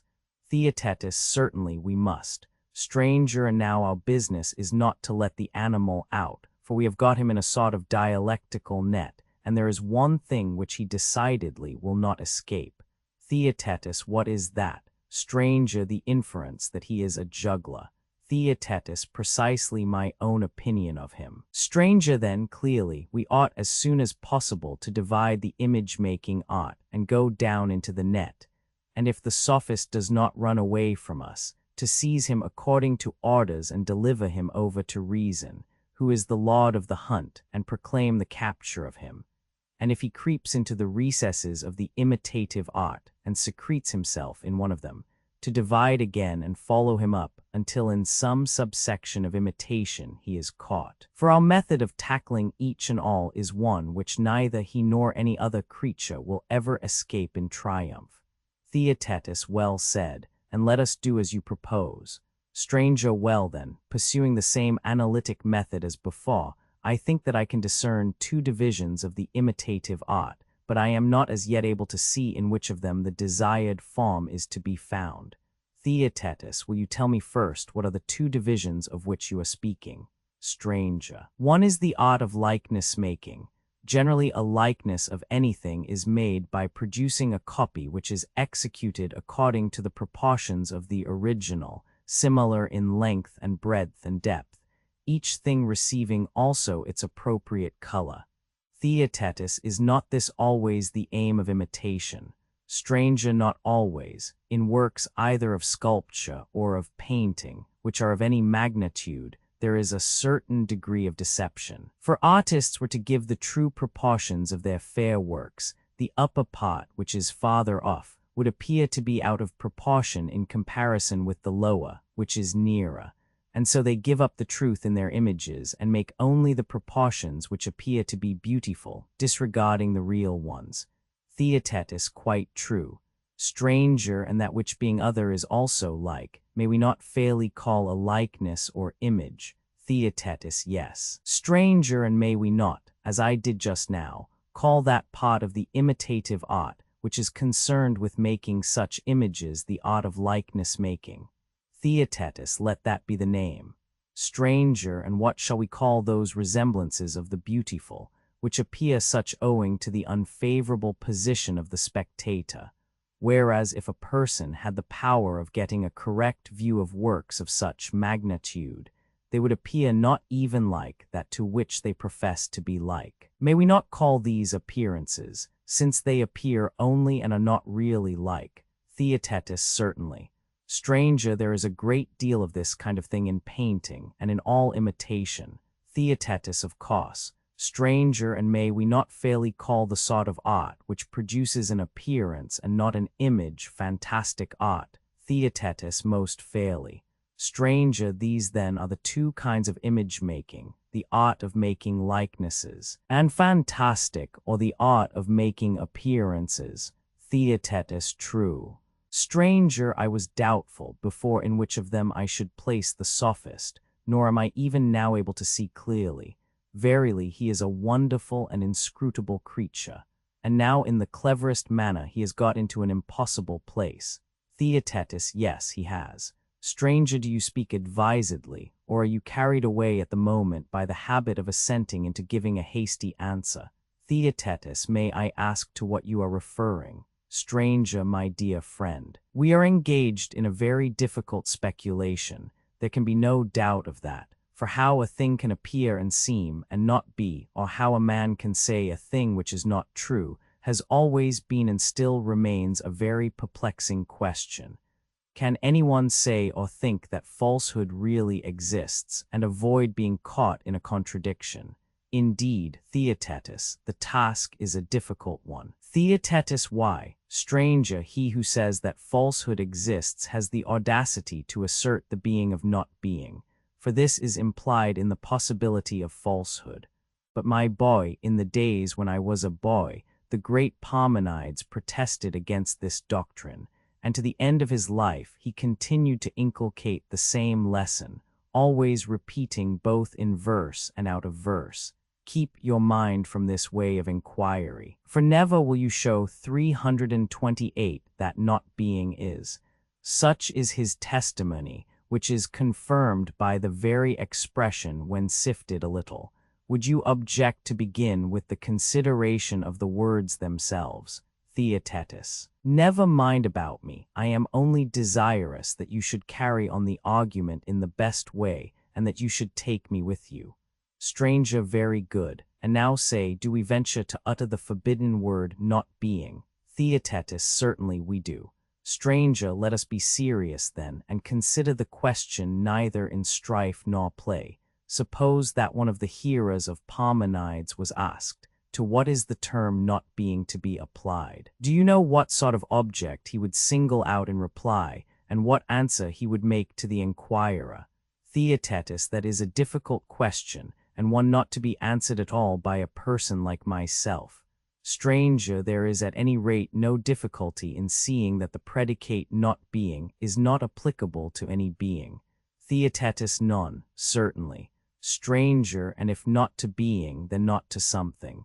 Theaetetus, of course not. Stranger, it is also plain that in speaking of something we speak of being, for to speak of an abstract something naked and isolated from all being is impossible. Theaetetus, impossible. Stranger, you mean by assenting to imply that he who says something must say some one thing? Theaetetus, yes.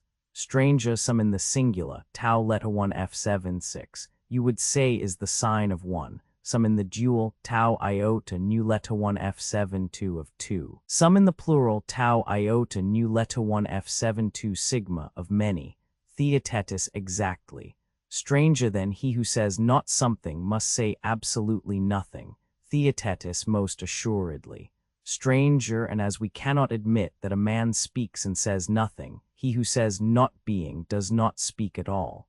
Theaetetus, the difficulty of the argument can no further go. Stranger, not yet, my friend. is the time for such a word. For there still remains of all perplexities the first and greatest, touching the very foundation of the matter. Theaetetus, what do you mean? Do not be afraid to speak. Stranger to that which is may be attributed some other thing which is. Theaetetus, certainly. Stranger, but can anything which is be attributed to that which is not? Theaetetus, impossible. Stranger, and all number is to be reckoned among things which are. Theaetetus, yes, surely number, if anything, has a real existence. Stranger, then, we must not attempt to attribute to not being number either in the singular or plural. Theaetetus, the argument implies that we should be wrong in doing so. Stranger, but how can a man either express in words or even conceive in thought things which are not, or a thing which is not without number? Theaetetus, how indeed? Stranger, when we speak of things which are not, are we not attributing plurality to not being? Theaetetus, certainly. Stranger, but on the other hand, when we say what is not, do we not attribute unity? Theaetetus, manifestly. Stranger, nevertheless, we maintain that you may not and ought not to attribute being to not being. Theaetetus, most true. Stranger, do you see then that not being in itself can neither be spoken, uttered, or thought, but that it is unthinkable, unutterable, unspeakable, indescribable? Theaetetus, quite true. Stranger, but if so, I was wrong in telling you just now that the difficulty which was coming is the greatest of all. Theaetetus, what? Is there a greater still behind? Stranger. Well, I am surprised, after what has been said already, that you do not see the difficulty in which he who would refute the notion of not being is involved. For he is compelled to contradict himself as soon as he makes the attempt. Theaetetus, what do you mean? Speak more clearly. Stranger, do not expect clearness from me. For I, who maintain that not being has no part either in the one or many, just now spoke and am still speaking of not being as one. For I say not being. Do you understand? Theaetetus, yes. Stranger, and a little while ago I said that not being is unutterable, unspeakable, indescribable. Do you follow? Theaetetus, I do after a fashion. Stranger, when I introduced the word is, did I not contradict what I said before? Theaetetus, clearly. Stranger, and in using the singular verb, did I not speak of not being as one? Theaetetus, yes. Stranger, and when I spoke of not being as indescribable and unspeakable and unutterable, in using each of these words in the singular, did I not refer to not being as one? Theaetetus, certainly. Stranger, and yet we say that, strictly speaking, it should not be defined as one or many, and should not even be called it. For the use of the word, it would imply a form of unity. Theaetetus, quite true. Stranger, how then can anyone put any faith in me? For now, as always, I am unequal to the refutation of not being. And therefore, as I was saying, do not look to me for the right way of speaking about not being, but come, let us try the experiment with you. Theaetetus, what do you mean? Stranger, make a noble effort, as becomes youth, and endeavor with all your might to speak of not being in a right manner, without introducing into it either existence or unity or plurality. Theaetetus, it would be a strange boldness in me, which would attempt the task when I see you thus discomfited. Stranger, say no more of ourselves, but until we find someone or other who can speak of not being without number, we must acknowledge that the sophist is a clever rogue who will not be got out of his hole. Theaetetus, most true.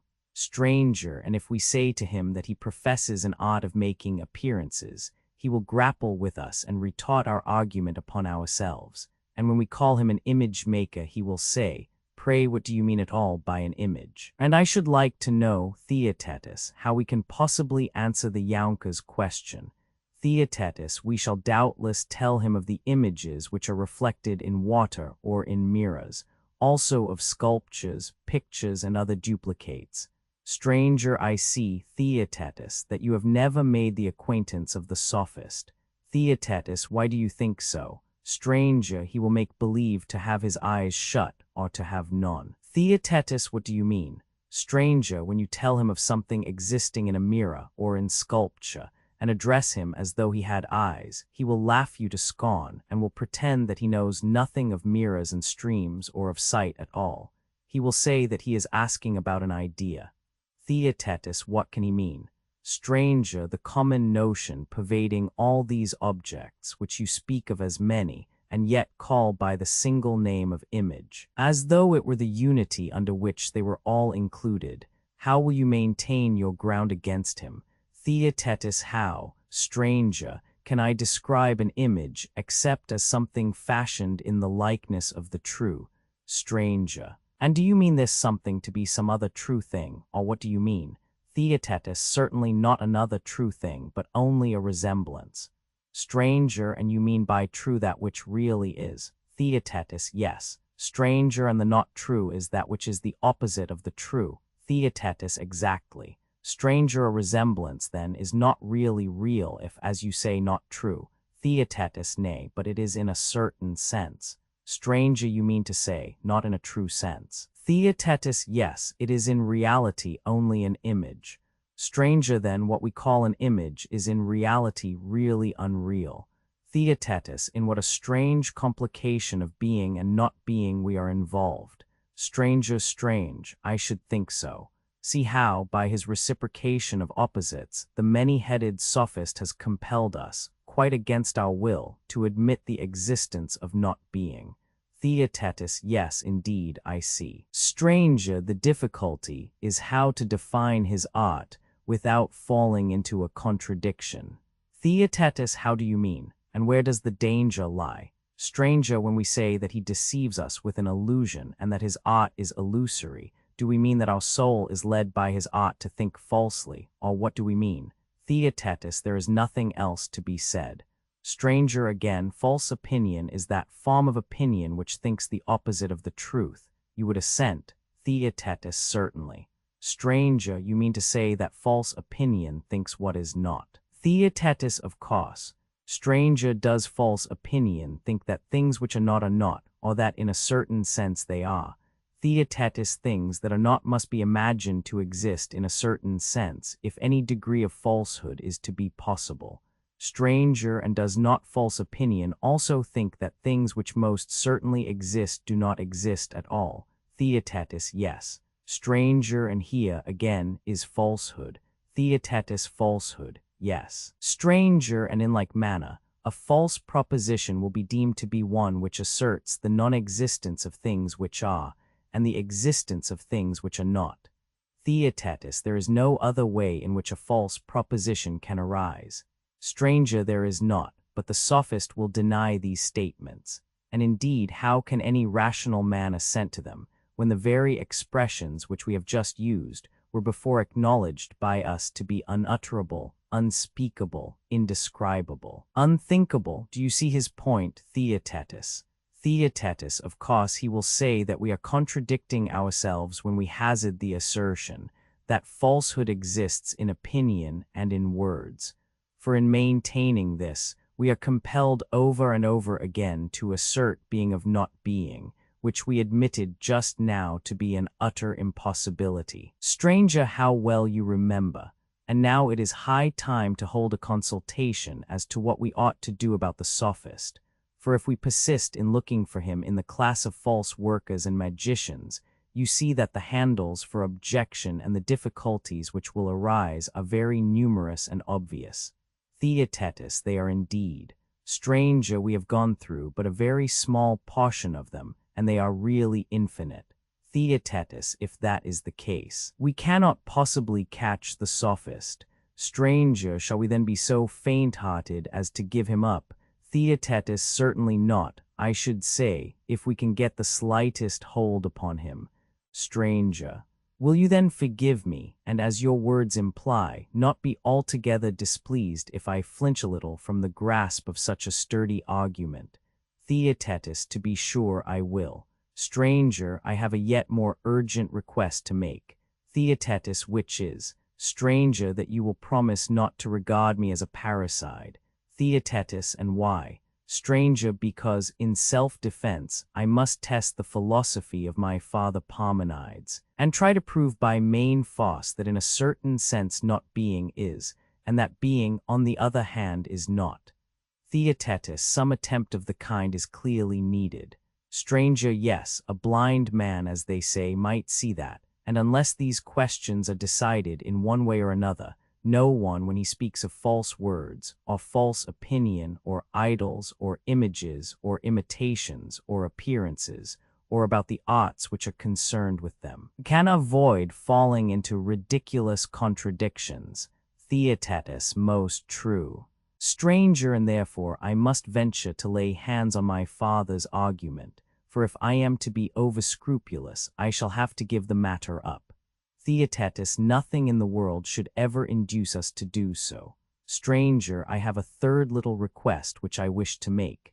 Theaetetus, what is it? Stranger, you heard me say what I have always felt and still feel, that I have no heart for this argument. Theaetetus, I did. Stranger, I tremble at the thought of what I have said, and expect that you will deem me mad when you hear of my sudden changes and shiftings. Let me therefore observe that I am examining the question entirely out of regard for you. Theaetetus, there is no reason for you to fear that I shall impute any impropriety to you if you attempt this refutation and proof. Take heart, therefore, and proceed. Stranger, and where shall I begin the perilous enterprise? I think that the road which I must take is Theaetetus, which, let me hear. Stranger, I think that we had better, first of all, consider the points which at present are regarded as self-evident, lest we may have fallen into some confusion, and be too ready to assent to one another, fancying that we are quite clear about them. Theaetetus, say more distinctly what you mean. Stranger, I think that Parmenides, and all ever yet undertook to determine the number and nature of existences, talked to us in rather a light and easy strain. Theaetetus, how? Stranger, as if we had been children, to whom they repeated each his own mythus or story. One said that there were 3 principles, and that at one time there was war between certain of them, and then again there was peace, and they were married and begat children, and brought them up. And another spoke of 2 principles, a moist and a dry, a hot and a cold, and made them marry and cohabit. The Eletics, however, in our part of the world, say that all things are many in name, but in nature one. This is their mythus, which goes back to Xenophanes and is even older. Then there are Ionian, and in more recent times Sicilian muses, who have arrived at the conclusion that to unite the 2 principles is safer, and to say that being is one and many, and that these are held together by enmity and friendship, ever parting, ever meeting, as the severer muses assert, while the gentler ones do not insist on the perpetual strife and peace, but admit a relaxation and alternation of them, peace and unity sometimes prevailing under the sway of Aphrodite, and then again plurality and war by reason of a principle of strife, whether any of them spoke. The truth in all this is hard to determine. Besides, antiquity and famous men should have reverence, and not be liable to accusations so serious. Yet one thing may be said of them without offense. Theaetetus, what thing? Stranger, that they went on their several ways, disdaining to notice people like ourselves. They did not care whether they took us with them, or left us behind them. Theaetetus, how do you mean? Stranger, I mean to say, that when they talk of 1, 2, or more elements which are or have become or are becoming, or again of heat mingling with cold, assuming in some other part of their work separations and mixtures. Tell me, Theaetetus, do you understand what they mean by these expressions? When I was a younger man, I used to fancy that I understood quite well what was meant by the term not being, which is our present subject of dispute, and now you see in what a fix we are about it. Theaetetus, I see. Stranger, and very likely we have been getting into the same perplexity about being, and yet may fancy that when anybody utters the word, we understand him quite easily, although we do not know about not being. But we may be equally ignorant of both. Theaetetus, I dare say. Stranger, and the same may be said of all the terms just mentioned. Theaetetus, true. Stranger, the consideration of most of them may be deferred, but we had better now discuss the chief captain and leader of them. Theaetetus, of what are you speaking? You clearly think that we must first investigate what people mean by the word being. Stranger. You follow close at my heels, Theaetetus. For the right method, I conceive, will be to call into our presence the dualistic philosophers and to interrogate them. Come, we will say, ye who affirm that hot and cold or any other two principles are the universe, what is this term which you apply to both of them, and what do you mean when you say that both and each of them are? How are we to understand the word are, upon your view? Are we to suppose that there is a third principle over and above the other two, three in all and not two? For clearly you cannot say that one of the two principles is being, and yet attribute being equally to both of them. For if you did, whichever of the two is identified with being will comprehend the other, and so they will be one and not two.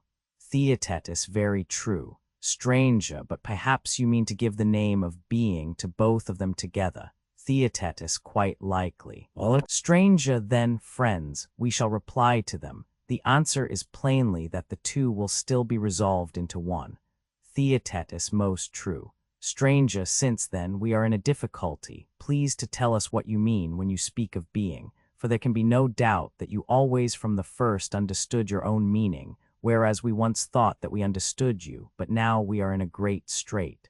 Please to begin by explaining this matter to us, and let us no longer fancy that we understand you when we entirely misunderstand you. There will be no impropriety in our demanding an answer to this question, either of the dualists or of the pluralists. Theaetetus, certainly not. Stranger, and what about the assertors of the oneness of the all? Must we not endeavor to ascertain from them what they mean by being? Theaetetus, by all means. Stranger, then let them answer this question. One you say alone is, yes. They will reply, Theaetetus, true. Stranger, and there is something which you call being. Theaetetus, yes. Stranger, and is being the same as one, and do you apply two names to the same thing? Theaetetus, what will be their answer? Stranger. Stranger, it is clear, Theaetetus, that he who asserts the unity of being will find a difficulty in answering this or any other question. Theaetetus, why so? Stranger, to admit of two names, and to affirm that there is nothing but unity, is surely ridiculous. Theaetetus, certainly. Stranger, and equally irrational to admit that a name is anything. Theaetetus, how so? Stranger, to distinguish the name from the thing implies duality. Theaetetus, yes. Stranger, and yet he who identifies the name with the thing will be compelled to say that it is the name of nothing, or if he says that it is the name of something, even then the name will only be the name of a name, and of nothing else. Theaetetus, true. Stranger, and the one will turn out to be only one of one, and being absolute unity, will represent a mere name. 329 Theaetetus, certainly. Stranger, and would they say that the whole is other than the one that is, or the same with it? Theaetetus, to be sure they would, and they actually say so. Stranger, if being is a whole, as Parmenides sings, every way like unto the fullness of a well-rounded sphere, evenly balanced from the center on every side, and must needs be neither greater nor less in any way, neither on this side nor on that, then being has a center and extremes, and having these must also have parts. Theaetetus. True. Stranger, yet that which has parts may have the attribute of unity in all the parts, and in this way being all and a whole may be one. Theaetetus, certainly. Stranger, but that of which this is the condition cannot be absolute unity. Theaetetus, why not? Stranger, because according to right reason, that which is truly one must be affirmed to be absolutely indivisible. Theaetetus, certainly. Stranger, but this indivisible, if made up of many parts, will contradict reason. Theaetetus, I understand. Stranger, shall we say that being 330 is one and a whole, because it has the attribute of unity? Or shall we say that being is not a whole at all? Theaetetus, that is a hard alternative to offer. Stranger, most true, for being, having in a certain sense the attribute of one, is yet proved not to be the same as one, and the all is therefore more than one. Theaetetus, yes. Stranger, and yet if being be not a whole, through having the attribute of unity, and there be such a thing as an absolute whole, being lacks something of its own nature. Theaetetus certainly. Stranger upon this view again, being having a defect of being will become not being. Theaetetus true. Stranger and again the all becomes more than one, for being and the whole will each have their separate nature. Theaetetus yes. Stranger, but if the whole does not exist at all the previous difficulties remain the same, and there will be the further difficulty, that besides having no being, being can never have come into being. Theaetetus why so? Stranger, because that which comes into being always comes into being as a whole, so that he who does not give whole a place among beings cannot speak either of essence or generation as existing. Theaetetus yes, that certainly appears to be true. Stranger again, how can that which is not a whole have any quantity? For that which is of a certain quantity must necessarily be the whole of that quantity. Theaetetus exactly. Stranger, and there will be innumerable other points, each of them causing infinite trouble to him who says that being is either one or two. Theaetetus, the difficulties which are dawning upon us prove this, for one objection connects with another, and they are always involving what has preceded in a greater and worse perplexity. Stranger, we are far from having exhausted the more exact thinkers who treat of being and not being, but let us be content to leave them, and proceed to view those who speak less precisely, and we shall find as the result of all, that the nature of being is quite as difficult to comprehend as that of not being. Theaetetus, then now we will go to the others. Stranger, there appears to be a sort of war of giants and gods going on amongst them. They are fighting with one another about the nature of essence. Theaetetus, how is that? Stranger, some of them are dragging down all things from heaven and from the unseen to earth, and they literally grasp in their hands rocks and oaks. Of these they lay hold, and obstinately maintain that the things only which can be touched or handled have being or essence, because they define being and body as one. And if anyone else says that what is not a body exists, they altogether despise him, and will hear of nothing but body. Theaetetus, I have often met with such men, and terrible fellows they are. Stranger, and that is the reason why their opponents cautiously defend themselves from above, out of an unseen world, mightily contending that true essence consists of certain intelligible and incorporeal ideas, the bodies of the materialists, which by them are maintained to be the very truth. They break up into little bits by their arguments, and affirm them to be not essence, but generation and motion. Between the two armies, Theaetetus, there is always an endless conflict raging concerning these matters. Theaetetus true. Stranger, let us ask each party in turn to give an account of that which they call essence. Theaetetus, how shall we get it out of them? Stranger, with those who make being to consist in ideas, there will be less difficulty, for they are civil people enough, but there will be very great difficulty, or rather an absolute impossibility, in getting an opinion out of those who drag everything down to matter. Shall I tell you what we must do? Theaetetus, what? Stranger, let us, if we can, really improve them. But if this is not possible, let us imagine them to be better than they are, and more willing to answer in accordance with the rules of argument, and then their opinion will be more worth having, for that which better men acknowledge has more weight than that which is acknowledged by inferior men. Moreover, we are no respecters of persons, but seekers after truth. Theaetetus, very good. Stranger, then now, on the supposition that they are improved, let us ask them to state their views, and do you interpret them? Theaetetus, agreed. Stranger, let them say whether they would admit that there is such a thing as a mortal animal. Theaetetus, of course they would. Stranger, and do they not acknowledge this to be a body having a soul? Theaetetus, certainly they do. Stranger, meaning to say that the soul is something which exists. Theaetetus, true. Stranger, and do they not say that one soul is just, and another unjust, and that one soul is wise, and another foolish? Theaetetus, certainly.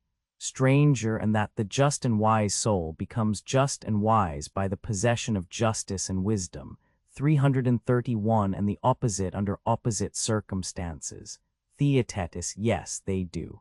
Stranger, but surely that which may be present or may be absent will be admitted by them to exist. Theaetetus, certainly. Stranger, and allowing that justice, wisdom, the other virtues, and their opposites exist, as well as a soul in which they inhere, do they affirm any of them to be visible and tangible, or are they all invisible? Theaetetus, they would say that hardly any of them are visible. Stranger, and would they say that they are corporeal? Theaetetus, they would distinguish. The soul would be said by them to have a body, but as to the other qualities of justice, wisdom, and the like about which you asked, they would not venture either to deny their existence or to maintain that they were all corporeal. Stranger, verily, Theaetetus, I perceive a great improvement in them. The real aborigines, children of the dragon's teeth, would have been deterred by no shame at all, but would have obstinately asserted that nothing is which they are not able to squeeze in their hands. Theaetetus, that is pretty much their notion. Stranger, let us push the question, for if they will admit that any, even the smallest particle of being is incorporeal, it is enough. They must then say what that nature is which is common to both the corporeal and incorporeal, and which they have in their mind's eye when they say of both of them that they are. Perhaps they may be in a difficulty, and if this is the case, there is a possibility that they may accept a notion of ours respecting the nature of being, having nothing of their own to offer. Theaetetus, what is the notion? Tell me, and we shall soon see. Stranger, my notion would be that anything which possesses any sort of power to affect another, or to be affected by another, if only for a single moment, however trifling the cause and however slight the effect, has real existence. And I hold that the definition of being is simply power.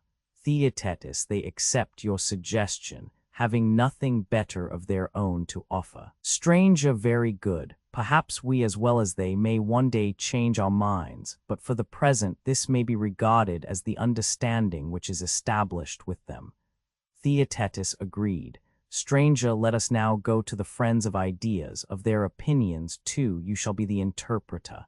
Theaetetus, I will. Stranger, to them we say, you would distinguish essence from generation. Theaetetus, yes, they reply. Stranger, and you would allow that we participate in generation with the body, and through perception, but we participate with the soul through thought in true essence.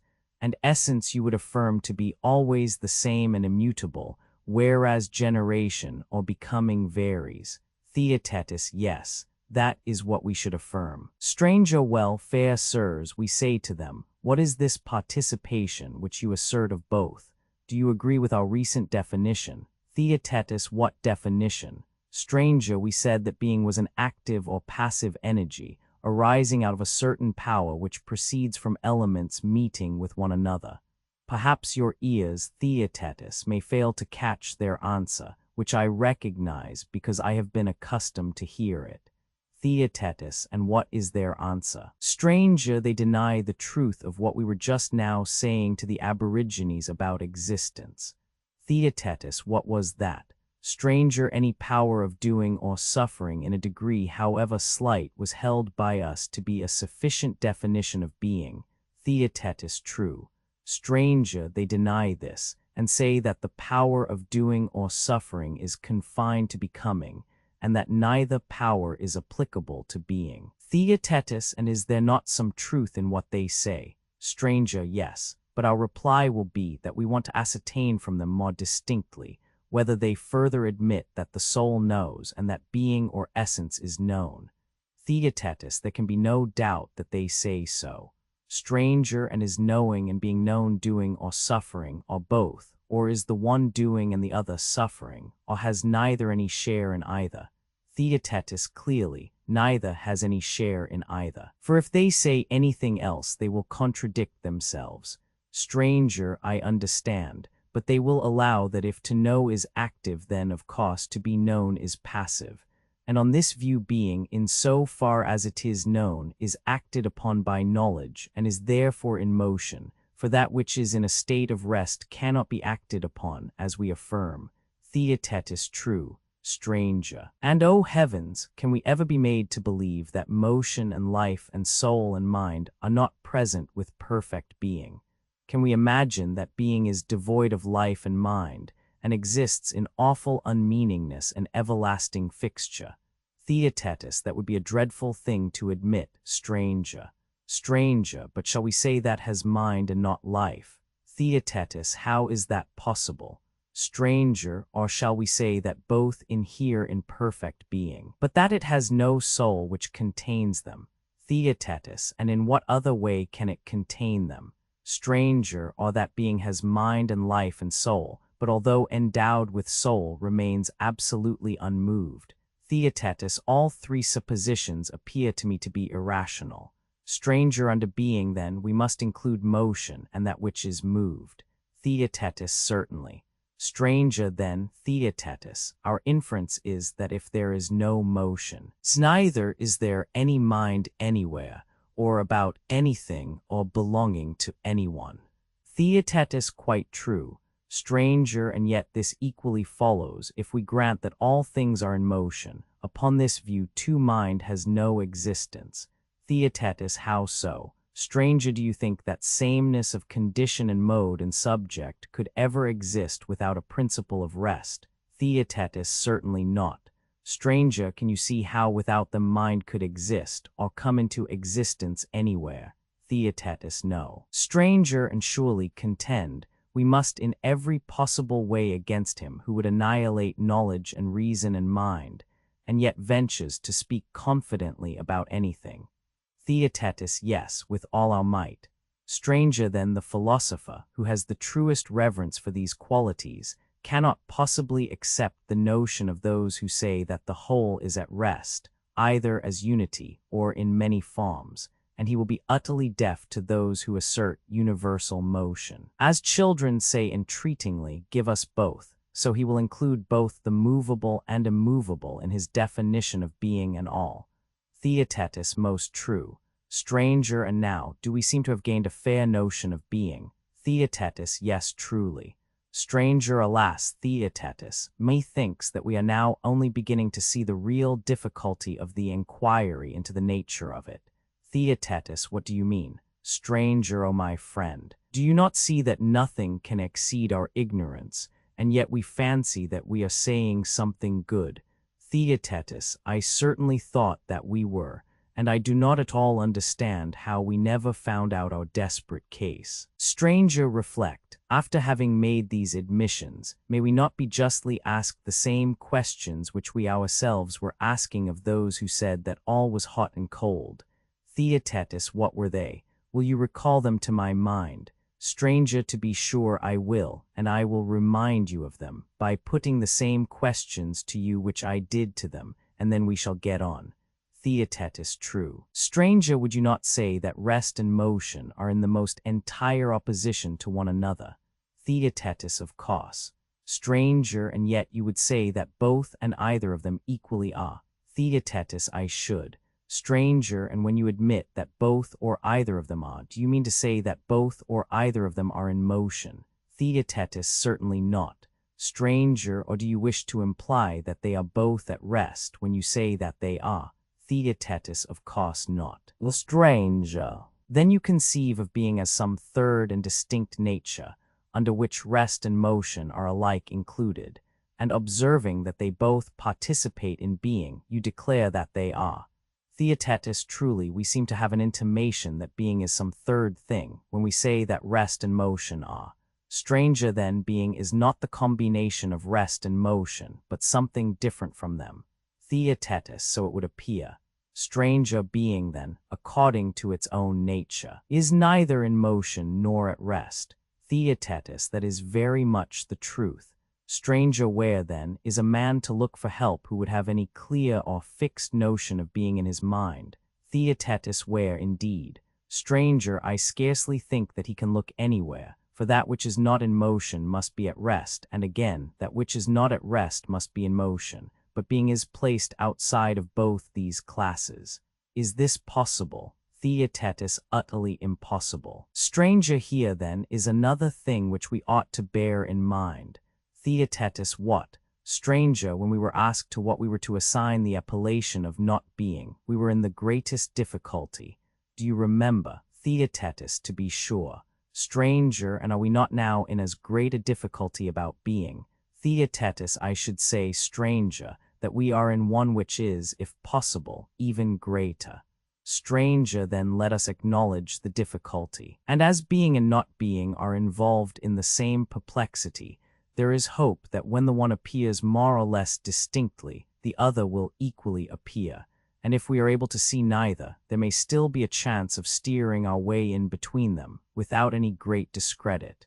Theaetetus, very good. Stranger, let us enquire, then, how we come to predicate many names of the same thing. Theaetetus, give an example. Stranger, I mean that we speak of man, for example, under many names, that we attribute to him colors and forms and magnitudes and virtues and vices, in all of which instances, and in 10,000 others, we not only speak of him as a man, but also as good and having numberless other attributes, and in the same way anything else which we originally supposed to be one is described by us as many, and under many names.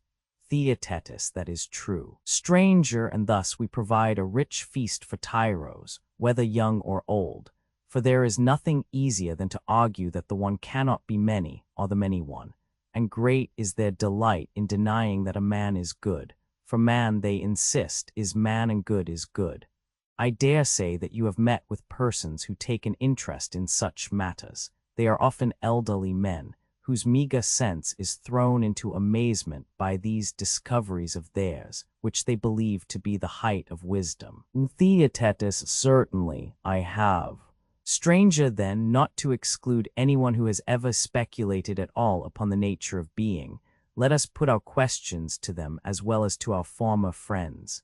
Theaetetus, what questions? Stranger, shall we refuse to attribute being to motion and rest, or anything to anything, and assume that they do not mingle, and are incapable of participating in one another?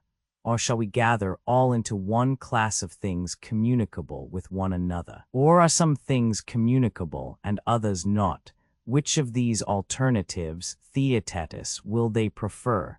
Theaetetus, I have nothing to answer on their behalf. Suppose that you take all these hypotheses in turn, and see what are the consequences which follow from each of them. Stranger, very good, and first let us assume them to say that nothing is capable of participating in anything else in any respect. In that case rest and motion cannot participate in being at all. Theaetetus, they cannot. Stranger, but would either of them be if not participating in being? Theaetetus, no. Stranger, then by this admission everything is instantly overturned, as well the doctrine of universal motion as of universal rest, and also the doctrine of those who distribute being into immutable and everlasting kinds. For all these add on a notion of being, some affirming that things are truly in motion, and others that they are truly at rest. Theaetetus, just so. Stranger, again, those who would at one time compound, and at another resolve all things, whether making them into one and out of one creating infinity, or dividing them into finite elements, and forming compounds out of these, whether they suppose the processes of creation to be successive or continuous, would be talking nonsense in all this if there were no admixture. Theaetetus, true. Stranger, most ridiculous of all will the men themselves be who want to carry out the argument, and yet forbid us to call anything, because participating in some affection from another, by the name of that other. Theaetetus, why so? Stranger, why? Because they are compelled to use the words to be, apart from others in itself, and 10,000 more which they cannot give up but must make the connecting links of discourse, and therefore they do not require to be refuted by others, but their enemy, as the saying is, inhabits the same house with them. They are always carrying about with them an adversary, like the wonderful ventriloquist, Eurycles, who out of their own bellies audibly contradicts them. Theaetetus, precisely so, a very true and exact illustration. Stranger, and now, if we suppose that all things have the power of communion with one another, what will follow? Theaetetus, even I can solve that riddle. Stranger, how? Theaetetus, why? Because motion itself would be at rest, and rest again in motion, if they could be attributed to one another. Stranger, but this is utterly impossible. Theaetetus, of course. Stranger, then only the third hypothesis remains. Theaetetus, true. Stranger, for surely either all things have communion with all, or nothing with any other thing, or some things communicate with some things and others not. Theaetetus, certainly. Stranger, and 2 out of these 3 suppositions have been found to be impossible. Theaetetus, yes. Stranger, everyone then who desires to answer truly will adopt the third and remaining hypothesis of the communion of some with some. Theaetetus, quite true. Stranger, this communion of some with some may be illustrated by the case of letters, for some letters do not fit each other, while others do. Theaetetus, of course. Stranger, and the vowels especially are a sort of bond which pervades all the other letters, so that without a vowel one consonant cannot be joined to another. Theaetetus, true. Stranger, but does everyone know what letters will unite with what, or is aught required in order to do so? 332. Theaetetus, aught is required. Stranger, what aught? Theaetetus, the art of grammar. Stranger. And is not this also true of sounds high and low? Is not he who has the art to know what sounds mingle, a musician, and he who is ignorant, not a musician? Theaetetus, yes.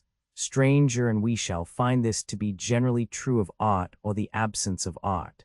Theaetetus, of course. Stranger, and as classes are admitted by us in like manner to be some of them capable and others incapable of intermixture, must not he who would rightly show what kinds will unite and what will not, proceed by the help of science in the path of argument? And will he not ask if the connecting links are universal and so capable of intermixture with all things? And again in divisions, whether there are not other universal classes which make them possible? Theaetetus, to be sure he will require science, and if I am not mistaken, the very greatest of all sciences. Stranger, how are we to call it? By Zeus, have we not lighted unwittingly upon our free and noble science, and in looking for the sophist have we not entertained the philosopher unawares? Theaetetus, what do you mean? Stranger, should we not say that the division according to classes, which neither makes the same other, nor makes other the same, is the business of the dialectical science? Theaetetus, that is what we should say.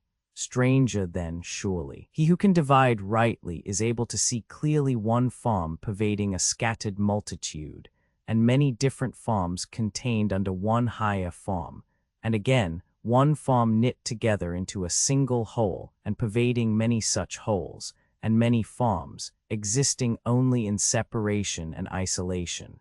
This is the knowledge of classes which determines where they can have communion with one another and where not. Theaetetus, quite true. Stranger, and the art of dialectic would be attributed by you only to the philosopher pure and true. Theaetetus, who but he can be worthy. Stranger, in this region we shall always discover the philosopher, if we look for him. Like the sophist, he is not easily discovered, but for a different reason. Theaetetus, for what reason? Stranger, because the sophist runs away into the darkness of not being, in which he has learned by habit to feel about, and cannot be discovered because of the darkness of the place. Is not that true? Theaetetus, it seems to be so.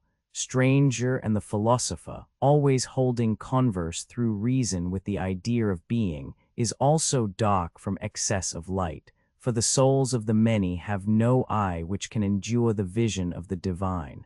Theaetetus, yes, that seems to be quite as true as the other. Stranger, well, the philosopher may hereafter be more fully considered by us, if we are disposed, but the sophist must clearly not be allowed to escape until we have had a good look at him. Theaetetus, very good. Stranger, since then we are agreed that some classes have a communion with one another, and others not, and some have communion with a few and others with many, and that there is no reason why some should not have universal communion with all, let us now pursue the inquiry, as the argument suggests, not in relation to all ideas, lest the multitude of them should confuse us, but let us select a few of those which are reckoned to be the principal ones, and consider their several natures and their capacity of communion with one another, in order that if we are not able to apprehend with perfect clearness the notions of being and not being, we may at least not fall short in the consideration of them, so far as they come within the scope of the present inquiry, if peradventure we may be allowed to assert the reality of not being, and yet escape unscathed. Theaetetus, we must do so. Stranger, the most important of all the genera are those which we were just now mentioning, being and rest and motion.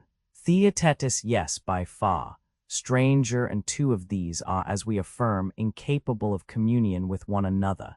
Theaetetus, quite incapable. Stranger, whereas being surely has communion with both of them, for both of them are. Theaetetus, of course. Stranger, that makes up three of them. Theaetetus, to be sure. Stranger, and each of them is other than the remaining two, but the same with itself. Theaetetus, true. Stranger, but then, what is the meaning of these two words? Same and other. Are they two new kinds other than the three, and yet always of necessity intermingling with them, and are we to have 5 kinds instead of 3?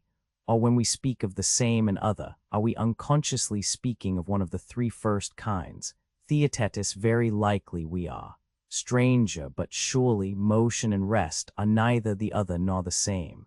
Theaetetus, how is that? Stranger, whatever we attribute to motion and rest in common, cannot be either of them. Theaetetus, why not? Stranger, because motion would be at rest and rest in motion, for either of them, being predicated of both, will compel the other to change into the opposite of its own nature, because partaking of its opposite. Theaetetus, quite true. Stranger, yet they surely both partake of the same and of the other. Theaetetus, yes. Stranger, then we must not assert that motion, any more than rest, is either the same or the other. Theaetetus, no, we must not. Stranger, but are we to conceive that being and the same are identical? Theaetetus, possibly. Stranger, but if they are identical, then again in saying that motion and rest have being, we should also be saying that they are the same. Theaetetus, which surely cannot be. Stranger, then being and the same cannot be one. Theaetetus, scarcely. Stranger, then we may suppose the same to be a 4th class, which is now to be added to the 3 others. Theaetetus, quite true. Stranger, and shall we call the other a 5th class, or should we consider being and other to be 2 names of the same class? Theaetetus, very likely. Stranger, but you would agree, if I am not mistaken, that existences are relative as well as absolute. Theaetetus, certainly. Stranger, and the other is always relative to other. Theaetetus, true. Stranger. But this would not be the case unless being and the other entirely differed, for if the other, like being, were absolute as well as relative, then there would have been a kind of other which was not other than other. And now we find that what is other must of necessity be what it is in relation to some other. Theaetetus, that is the true state of the case. Stranger, then we must admit the other as the 5th of our selected classes. Theaetetus, yes. Stranger, and the 5th class pervades all classes, for they all differ from one another, not by reason of their own nature, but because they partake of the idea of the other. Theaetetus, quite true. Stranger, then let us now put the case with reference to each of the 5. Theaetetus, how? Stranger, first there is motion, which we affirm to be absolutely other than rest. What else can we say? Theaetetus, it is so. Stranger, and therefore is not rest. Theaetetus, certainly not. Stranger, and yet is, because partaking of being. Theaetetus, true. Stranger, again, motion is other than the same. Theaetetus, just so. Stranger, and is therefore not the same. Theaetetus, it is not. Stranger, yet surely motion is the same, because all things partake of the same. Theaetetus, very true. Stranger then we must admit and not object to say that motion is the same and is not the same, for we do not apply the terms same and not the same in the same sense, but we call it the same in relation to itself. Because partaking of the same, and not the same because having communion with the other, it is thereby severed from the same, and has become not that but other, and is therefore rightly spoken of as not the same. Theaetetus, to be sure. Stranger, and if absolute motion in any point of view partook of rest, there would be no absurdity in calling motion stationary. Theaetetus, quite right, that is, on the supposition that some classes mingle with one another and others not. Stranger, that such a communion of kinds is according to nature, we had already proved 333 before we arrived at this part of our discussion. Theaetetus, certainly. Stranger, let us proceed then. May we not say that motion is other than the other, having been also proved by us to be other than the same and other than rest? Theaetetus, that is certain. Stranger, then, according to this view, motion is other and also not other. Theaetetus, true. Stranger, what is the next step? Shall we say that motion is other than the three and not other than the fourth? For we agreed that there are 5 classes about and in the sphere of which we propose to make inquiry. Theaetetus, surely, we cannot admit that the number is less than it appeared to be just now. Stranger, then, we may without fear contend that motion is other than being. Theaetetus, without the least fear. Stranger, the plain result is that motion, since it partakes of being, really is and also is not. Theaetetus, nothing can be plainer. Stranger than not being necessarily exists in the case of motion and of every class, for the nature of the other entering into them all makes each of them other than being and so non-existent, and therefore of all of them in like manner we may truly say that they are not, and again, inasmuch as they partake of being, that they are and are existent. Theaetetus, so we may assume. Stranger, every class, then, has plurality of being and infinity of not being. Theaetetus, so we must infer. Stranger. And being itself may be said to be other than the other kinds. Theaetetus, certainly. Stranger, then, we may infer that being is not, in respect of as many other things as there are, for not being these it is itself one, and is not the other things, which are infinite in number. Theaetetus, that is not far from the truth. Stranger, and we must not quarrel with this result, since it is of the nature of classes to have communion with one another, and if anyone denies our present statement, viz., that being is not, etc., let him first argue with our former conclusion, i.e., respecting the communion of ideas, and then he may proceed to argue with what follows. Theaetetus, nothing can be fairer. Stranger, let me ask you to consider a further question.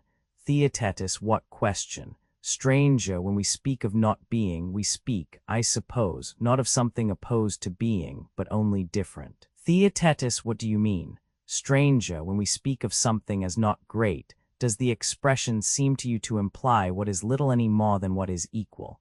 Theaetetus, certainly not. Stranger, the negative particles, ou and me, when prefixed to words, do not imply opposition, but only difference from the words, or more correctly from the things represented by the words which follow them. Theaetetus, quite true.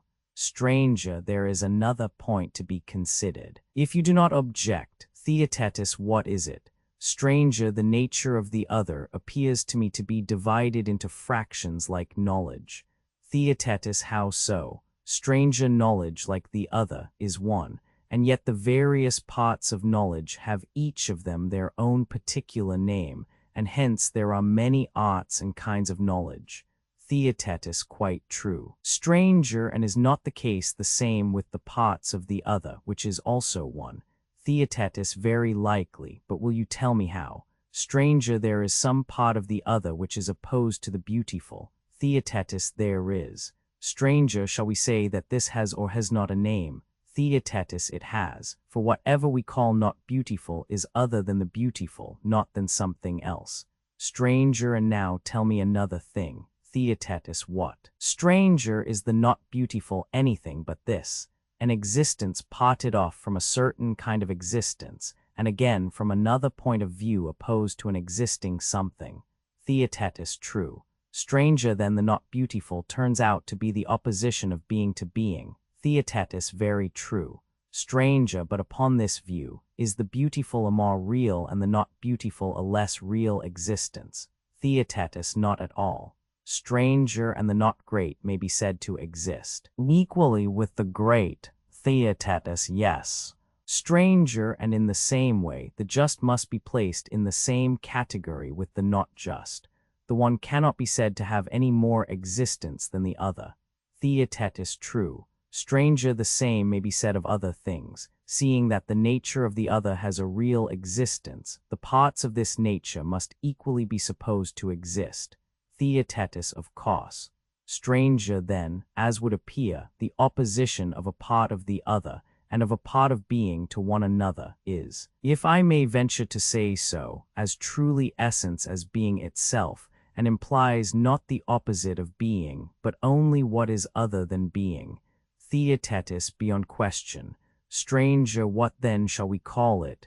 Theaetetus. Clearly not being, and this is the very nature for which the sophist compelled us to search. Stranger, and has not this, as you were saying, as real an existence as any other class? May I not say with confidence that not being has an assured existence and a nature of its own? Just as the great was found to be great, and the beautiful beautiful, and the not great, and the not beautiful, in the same manner not being has been found to be and is not being, and is to be reckoned one among the many classes of being. Do you, Theaetetus, still feel any doubt of this? Theaetetus, none whatever. Stranger, do you observe that our skepticism has carried us beyond the range of Parmenides' prohibition? Theaetetus, in what? Stranger, we have advanced to a further point, and shown him more than he forbade us to investigate. Theaetetus, how is that? Stranger, why? Because he says, not being never is. 334. And do thou keep thy thoughts from this way of enquiry. Theaetetus, yes, he says so. Stranger, whereas we have not only proved that things which are not are, but we have shown what form of being not being is. For we have shown that the nature of the other is and is distributed over all things in their relations to one another, and whatever part of the other is contrasted with being, this is precisely what we have ventured to call not being. Theaetetus, and surely, stranger, we were quite right. Stranger, let not anyone say, then, that while affirming the opposition of not being to being, we still assert the being of not being. For as to whether there is an opposite of being, to that inquiry we have long said goodbye. It may or may not be, and may or may not be capable of definition. But as touching our present account of not being, let a man either convince us of error, or so long as he cannot, he too must say, as we are saying, that there is a communion of classes, and that being and difference or other traverse all things and mutually interpenetrate, so that the other partakes of being, and by reason of this participation is, and yet is not that of which it partakes, but other, and being other than being, it is clearly a necessity that not being should be. And again, being, through partaking of the other, becomes a class other than the remaining classes, and being other than all of them, is not each one of them, and is not all the rest, so that undoubtedly there are thousands upon thousands of cases in which being is not, and all other things, whether regarded individually or collectively, in many respects are, and in many respects are not. Theaetetus, true. Stranger, and he who is skeptical of this contradiction must think how he can find something better to say, or if he sees a puzzle, and his pleasure is to drag words this way and that, the argument will prove to him that he is not making a worthy use of his faculties, for there is no charm in such puzzles, and there is no difficulty in detecting them, but we can tell him of something else the pursuit of which is noble and also difficult. Theaetetus, what is it? Stranger. A thing of which I have already spoken. Letting alone these puzzles as involving no difficulty, he should be able to follow and criticize in detail every argument, and when a man says that the same is in a manner other, or that other is the same, to understand and refute him from his own point of view, and in the same respect in which he asserts either of these affections. but to show that somehow and in some sense the same is other, or the other same, or the great small, or the like unlike. And to delight in always bringing forward such contradictions is no real refutation, but is clearly the newborn babe of someone who is only beginning to approach the problem of being. Theaetetus, to be sure. Stranger, for certainly, my friend, the attempt to separate all existences from one another is a barbarism and utterly unworthy of an educated or philosophical mind. Theaetetus, why so? Stranger, the attempt at universal separation is the final annihilation of all reasoning, for only by the union of conceptions with one another do we attain to discourse of reason. Theaetetus, true. Stranger, and observe that we were only just in time in making a resistance to such separatists, and compelling them to admit that one thing mingles with another. Theaetetus, why so? Stranger, why? That we might be able to assert discourse to be a kind of being, for if we could not, the worst of all consequences would follow, we should have no philosophy. Moreover, the necessity for determining the nature of discourse presses upon us at this moment. If utterly deprived of it, we could no more hold discourse, and deprived of it we should be if we admitted that there was no admixture of natures at all. Theaetetus, very true. But I do not understand why at this moment we must determine the nature of discourse. Stranger, perhaps you will see more clearly by the help of the following explanation. Theaetetus, what explanation? Stranger, not being has been acknowledged by us to be one among many classes diffused over all being. Theaetetus, true. Stranger, and thence arises the question, whether not being mingles with opinion and language. Theaetetus, how so? Stranger, if not being has no part in the proposition, then all things must be true, but if not being has a part, then false opinion and false speech are possible, for to think or to say what is not, is falsehood, which thus arises in the region of thought and in speech. Theaetetus, that is quite true. Stranger, and where there is falsehood surely there must be deceit.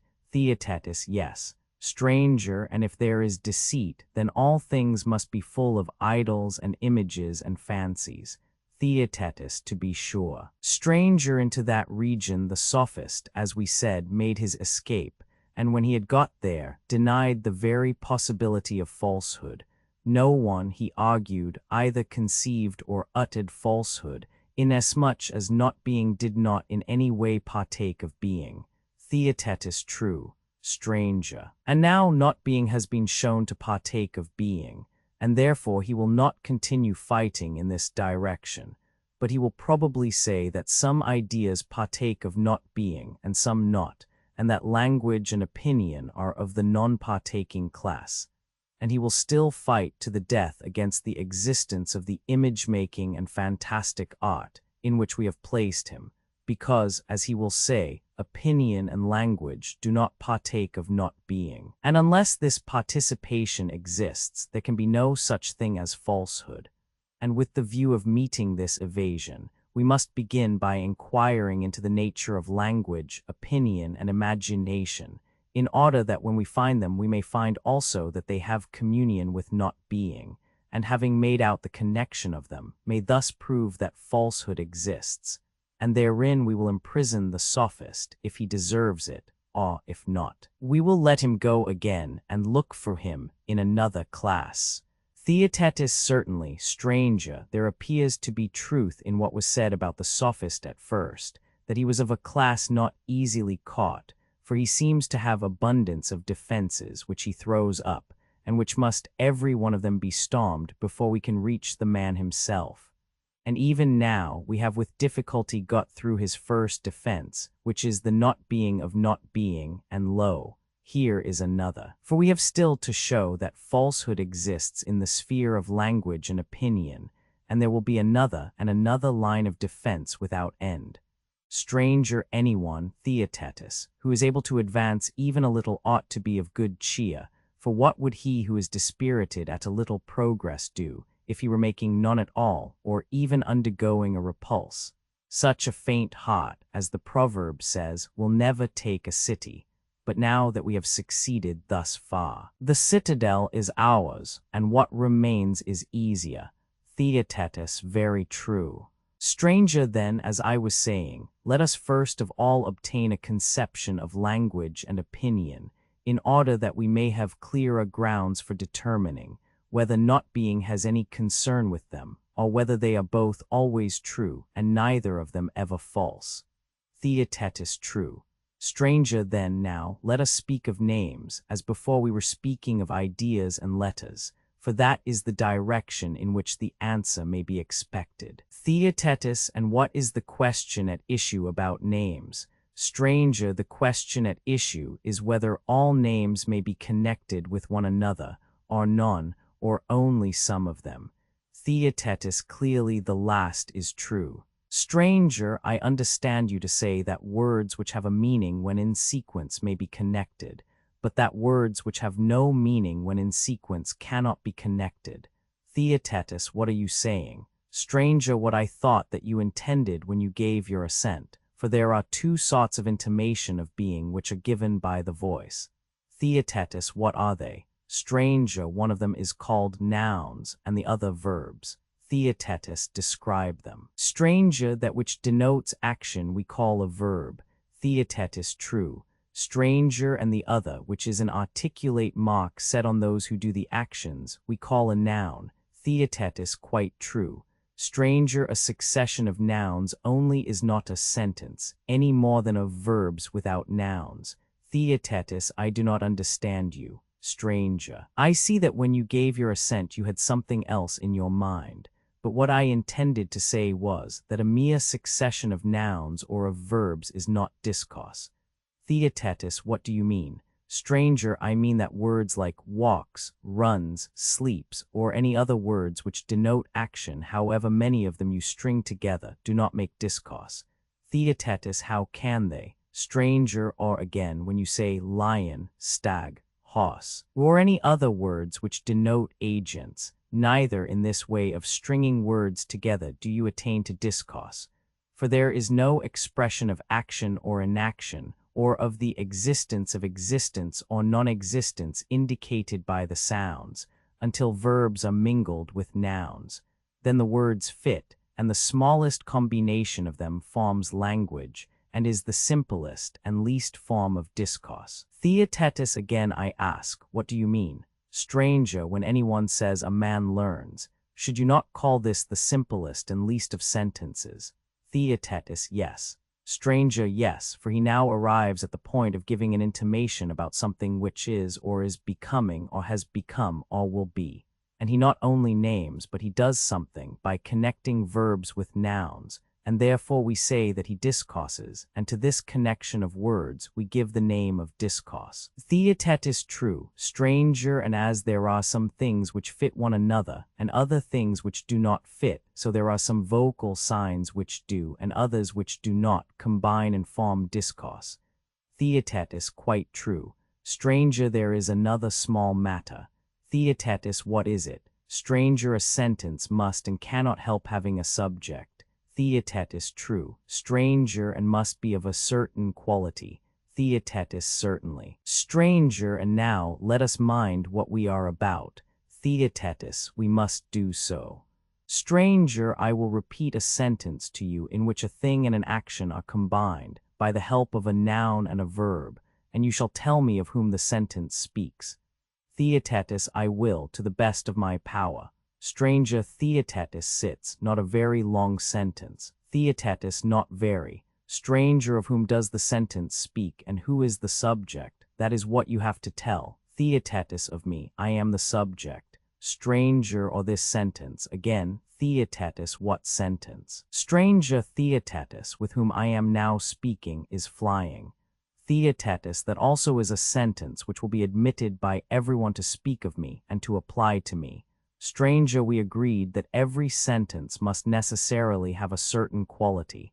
Theaetetus, yes. Stranger, and what is the quality of each of these two sentences?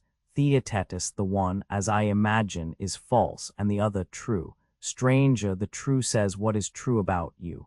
Theaetetus, yes. Stranger, and the false says what is other than true. Theaetetus, yes. Stranger, and therefore speaks of things which are not as if they were. Theaetetus, true. Stranger, and say that things are real of you which are not.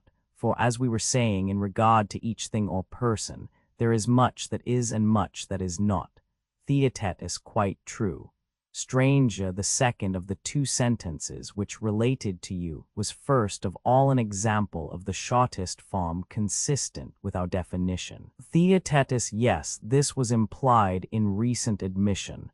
Stranger, and in the second place, it related to a subject. Theaetetus, yes. Stranger, who must be you and can be nobody else. Theaetetus, unquestionably. Stranger, and it would be no sentence at all if there were no subject, for as we proved, a sentence which has no subject is impossible.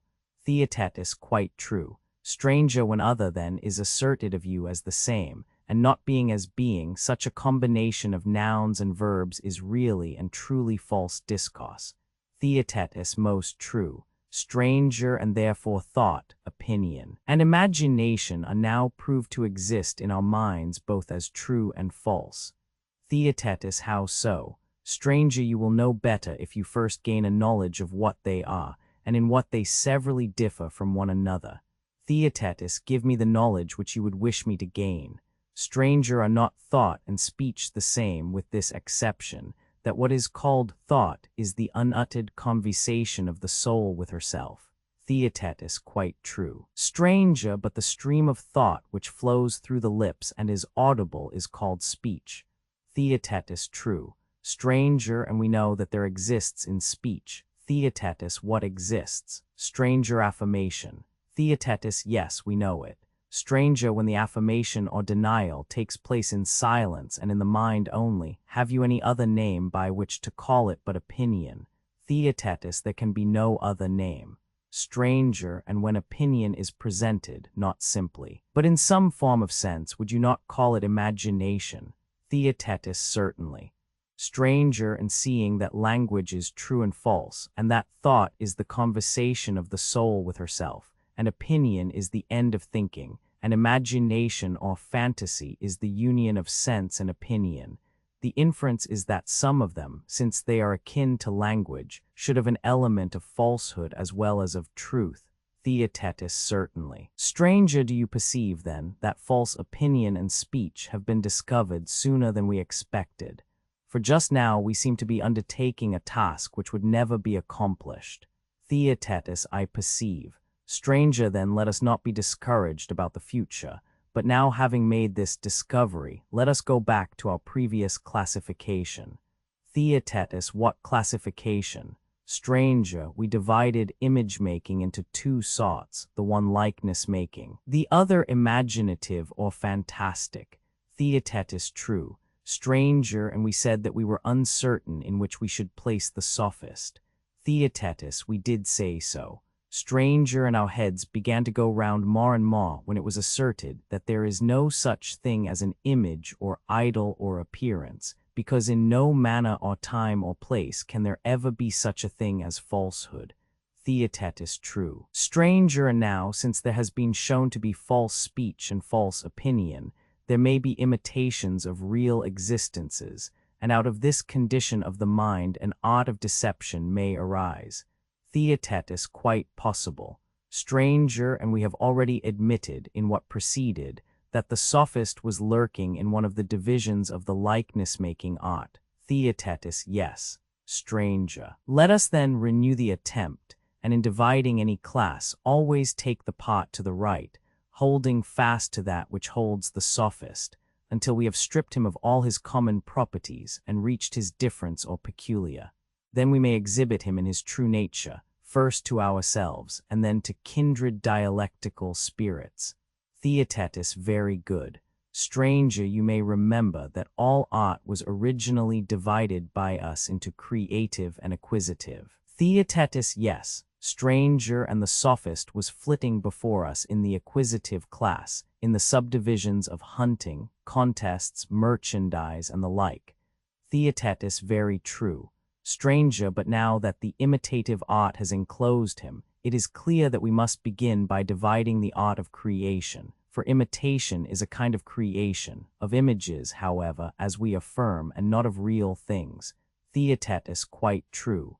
Stranger in the first place. There are two kinds of creation. Theaetetus, what are they? Stranger, one of them is human and the other divine. Theaetetus, I do not follow. Stranger, every power, as you may remember our saying originally, which causes things to exist, not previously existing, was defined by us as creative. Theaetetus, I remember. Stranger, looking, now, at the world and all the animals and plants, at things which grow upon the earth from seeds and roots, as well as at inanimate substances which are formed within the earth. Fusile or non-fusile, shall we say that they come into existence, not having existed previously, by the creation of God, or shall we agree with vulgar opinion about them?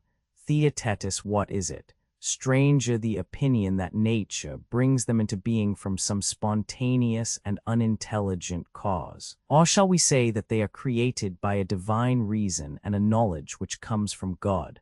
Theaetetus, I dare say that, owing to my youth, I may often waver in my view, but now when I look at you and see that you incline to refer them to God, I defer to your authority. Stranger, nobly said, Theaetetus. And if I thought that you were one of those who would hereafter change your mind, I would have gently argued with you and forced you to assent. But as I perceive that you will come of yourself and without any argument of mine to that belief which, as you say, attracts you, I will not forestall the work of time. Let me suppose, then, that things which are said to be made by nature are the work of divine art, and that things which are made by man out of these are works of human art. And so there are two kinds of making and production, the one human and the other divine. Theaetetus, true. Stranger, then now, subdivide each of the two sections which we have already. Theaetetus, how do you mean? Stranger, I mean to say that you should make a vertical division of production or invention, as you have already made a lateral one. Theaetetus, I have done so. Stranger, then now, there are in all four parts or segments, two of them have reference to us and are human, and two of them have reference to the gods and are divine. Theaetetus, true. Stranger, and again, in the division which was supposed to be made in the other way. One part in each subdivision is the making of the things themselves, but the two remaining parts may be called the making of likenesses, and so the productive art is again divided into two parts. Theaetetus, tell me the divisions once more. Stranger, I suppose that we and the other animals and the elements out of which things are made, fire, water, and the like, are known by us to be each and all the creation and work of God. Theaetetus, true. Stranger, and there are images of them which are not them, but which correspond to them, and these are also the creation of a wonderful skill. Theaetetus, what are they? Stranger, the appearances which spring up of themselves in sleep or by day, such as a shadow when darkness arises in a fire, or the reflection which is produced when the light in bright and smooth objects meets on their surface with an external light, and creates a perception the opposite of our ordinary sight. Theaetetus, yes. And the images as well as the creation are equally the work of a divine hand. Stranger, and what shall we say of human art? Do we not make one house by the art of building, and another by the art of drawing, which is a sort of dream created by man for those who are awake? Theaetetus, quite true. Stranger, and other products of human creation are also twofold and go in pairs. There is the thing, with which the art of making the thing is concerned, and the image, with which imitation is concerned. Theaetetus, now I begin to understand, and am ready to acknowledge that there are two kinds of production, and each of them twofold. In the lateral division there is both a divine and a human production. In the vertical there are realities, and a creation of a kind of similitudes. Stranger, and let us not forget that of the imitative class the one part was to have been likeness-making, and the other fantastic, if it could be shown that falsehood is a reality and belongs to the class of real being. Theaetetus, yes. Stranger, and this appeared to be the case, and therefore now, without hesitation, we shall number the different kinds as two. Theaetetus, true. Stranger then now, let us again divide the fantastic art. Theaetetus, where shall we make the division? Stranger, there is one kind which is produced by an instrument, and another in which the creator of the appearance is himself the instrument. Theaetetus, what do you mean? Stranger, when anyone makes himself appear like another in his figure or his voice, imitation is the name for this part of the fantastic art. Theaetetus, yes. Stranger, let this then be named the art of mimicry, and this the province assigned to it. As for the other division, we are weary and will give that up, leaving to someone else the duty of making the class and giving it a suitable name. Theaetetus, let us do as you say, assign a sphere to the one and leave the other. Stranger, there is a further distinction, Theaetetus, which is worthy of our consideration, and for reason which I will tell you. Theaetetus, let me hear. Stranger, there are some who imitate, knowing what they imitate, and some who do not know. And what line of distinction can there possibly be greater than that which divides ignorance from knowledge? Theaetetus, there can be no greater. Stranger, was not the sort of imitation of which we spoke just now the imitation of those who know? For he who would imitate you would surely know you and your figure. Theaetetus, naturally. Stranger, and what would you say of the figure or form of justice or of virtue in general? Are we not well aware that many, having no knowledge of either, but only a sort of opinion, do their best to show that this opinion is really entertained by them, by expressing it as far as they can in word and deed? Theaetetus, yes, that is very common. Stranger, and do they always fail in their attempt to be thought just when they are not? Or is not the very opposite true? Theaetetus, the very opposite. Stranger, such a one then should be described as an imitator, to be distinguished from the other, as he who is ignorant is distinguished from him who knows. Theaetetus, true. Stranger, can we find a suitable name for each of them? This is clearly not an easy task, for among the ancients there was some confusion of ideas, which prevented them from attempting to divide genera into species, wherefore there is no great abundance of names. Yet for the sake of distinctness, I will make bold to call the imitation which coexists with opinion the imitation of appearance, that which coexists with science, a scientific or learned imitation. Theaetetus, granted. Stranger, the former is our present concern, for the sophist was classed with imitators indeed, but not among those who have knowledge. Theaetetus, very true. Stranger, let us, then, examine our imitator of appearance, and see whether he is sound, like a piece of iron, or whether there is still some crack in him. Theaetetus, let us examine him. Stranger, indeed, there is a very considerable crack, for if you look, you find that one of the two classes of imitators is a simple creature, who thinks that he knows that which he only fancies. The other sort has knocked about among arguments, until he suspects and fears that he is ignorant of that which to the many he pretends to know. Theaetetus, there are certainly the two kinds which you describe. Stranger, shall we regard one as the simple imitator, the other as the dissembling or ironical imitator? Theaetetus, very good. Stranger, and shall we further speak of this latter class as having one or two divisions? Theaetetus, answer yourself. Stranger, upon consideration, then, there appear to me to be two. There is the dissembler, who harangues a multitude in public in a long speech, and the dissembler, who in private and in short speeches compels the person who is conversing with him to contradict himself. Theaetetus, what you say is most true. Stranger, and who is the maker of the longer speeches? Is he the statesman or the popular orator? Theaetetus, the latter. Stranger, and what shall we call the other? Is he the philosopher or the sophist? Theaetetus, the philosopher he cannot be, for upon our view he is ignorant. But since he is an imitator of the wise, he will have a name, which is formed by an adaptation of the word sophos. What shall we name him? I am pretty sure that I cannot be mistaken in terming him the true and very sophist. Stranger, shall we bind up his name as we did before, making a chain from one end of his genealogy to the other? Theaetetus, by all means. Stranger. He then 335, who traces the pedigree of his art as follows: who, belonging to the conscious or dissembling section of the art of causing self-contradiction, is an imitator of appearance, and is separated from the class of fantastic, which is a branch of image-making, into that further division of creation, the juggling of words, a creation human and not divine. Anyone who affirms the real sophist to be of this blood and lineage will say the very truth. Theaetetus undoubtedly.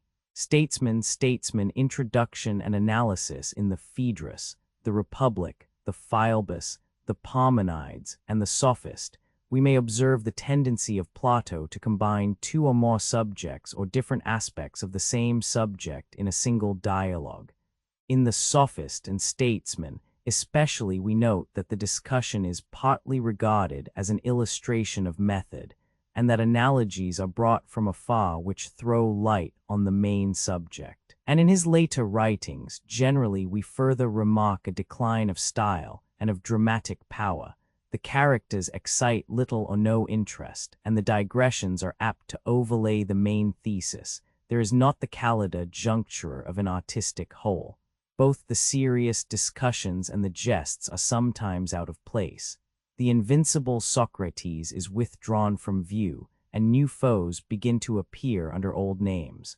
Plato is now chiefly concerned, not with the original sophist, but with the sophistry of the schools of philosophy, which are making reasoning impossible, and is driven by them out of the regions of transcendental speculation back into the path of common sense. A logical or psychological phase takes the place of the doctrine of ideas in his mind. He is constantly dwelling on the importance of regular classification and of not putting words in the place of things. He has banished the poets and is beginning to use a technical language. He is bitter and satirical and seems to be sadly conscious of the realities of human life. Yet the ideal glory of the Platonic philosophy is not extinguished. He is still looking for a city in which kings are either philosophers or gods. Compare Laws Roman 4:713. The statesman has lost the grace and beauty of the earlier dialogues. The mind of the writer seems to be so overpowered in the effort of thought as to impair his style. At least his gift of expression does not keep up with the increasing difficulty of his theme. The idea of the king or statesman and the illustration of method are connected, not like the love and rhetoric of the Phaedrus, by little invisible pegs, but in a confused and inartistic manner, which fails to produce any impression of a whole on the mind of the reader. Plato apologizes for his tediousness, and acknowledges that the improvement of his audience has been his only aim in some of his digressions. His own image may be used as a motto of his style. Like an inexpert statuary, he has made the figure or outline too large, 277a, and is unable to give the proper colors or proportions to his work. He makes mistakes only to correct them. This seems to be his way of drawing attention to common dialectical errors. The elitic stranger, here as in the Sophist, has no appropriate character, and appears only as the expositor of a political ideal, in the delineation of which he is frequently interrupted by purely logical illustrations. The younger Socrates resembles his namesake in nothing but a name. The dramatic character is so completely forgotten that a special reference is twice made to discussions in the Sophist, and this, perhaps, is the strongest ground which can be urged for doubting the genuineness of the work. But when we remember that a similar allusion is made in the Laws, v. 739, to the Republic, we see that the entire disregard of dramatic propriety is not always a sufficient reason for doubting the genuineness of a Platonic writing. See infra. The search after the statesman, which is carried on, like that for the sophist, by the method of dichotomy, gives an opportunity for many humorous and satirical remarks. Several of the jests are mannered and labored. For example, the turn of words with which the dialogue opens, or the clumsy joke about man being an animal who has a power of 2 feet, both which are suggested by the presence of Theodorus, the geometrician. There is political as well as logical insight in refusing to admit the division of mankind into Hellenes and barbarians. If a crane could speak, he would in like manner oppose men and all other animals to cranes. The pride of the Hellene is further humbled by being compared to a Phrygian or Lydian. Plato glories in this impartiality of the dialectical method, which places birds in juxtaposition with men, and the king side by side with the bird catcher. King or vermin destroyer are objects of equal interest to science. Compare Parmenides 130d. E. There are other passages which show that the irony of Socrates was a lesson which Plato was not slow in learning, as, for example, the passing remark that the kings and statesmen of our day are in their breeding and education very like their subjects, or the anticipation that the rivals of the king will be found in the class of servants, or the imposing attitude of the priests, who are the established interpreters of the will of heaven, authorized by law. Nothing is more bitter in all his writings than his comparison of the contemporary politicians to lions, centaurs, satyrs, and other animals of a feebler sort, who are ever changing their forms and natures. But as in the later dialogues generally, the play of humor and the charm of poetry have departed, never to return. Still, the Politicus contains a higher and more ideal conception of politics than any other of Plato's writings. The city of which there is a pattern in heaven, Republic Roman 9, is here described as a paradisiacal state of human society. In the truest sense of all, the ruler is not man but God, and such a government existed in a former cycle of human history, and may again exist when the gods resume their care of mankind. In a secondary sense, the true form of government is that which has scientific rulers who are irresponsible to their subjects. Not power but knowledge is the characteristic of a king or royal person, and the rule of a man is better and higher than law because he is more able to deal with the infinite complexity of human affairs. But mankind, in despair of finding a true ruler, are willing to acquiesce in any law or custom which will save them from the caprice of individuals. They are ready to accept any of the 6 forms of government which prevail in the world. To the Greek, nomos was a sacred word, but the political idealism of Plato saws into a region beyond. For the laws he would substitute the intelligent will of the legislator. Education is originally to implant in men's minds a sense of truth and justice, which is the divine bond of states, and the legislator is to contrive human bonds, by which dissimilar natures may be united in marriage and supply the deficiencies of one another. As in the Republic, the government of philosophers, the causes of the perversion of states, the regulation of marriages, are still the political problems with which Plato's mind is occupied. He treats them more slightly, partly because the dialogue is shorter, and also because the discussion of them is perpetually crossed by the other interest of dialectic, which has begun to absorb him. The plan of the politicus, or statesman, may be briefly sketched as follows. 1. By a process of division and subdivision, we discover the true herdsman or king of men. But before we can rightly distinguish him from his rivals, we must view him, 2, as he is presented to us in a famous ancient tale.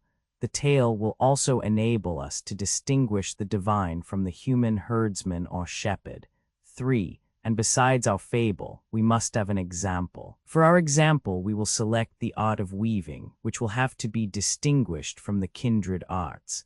And then, following this pattern, we will separate the king from his subordinates or competitors.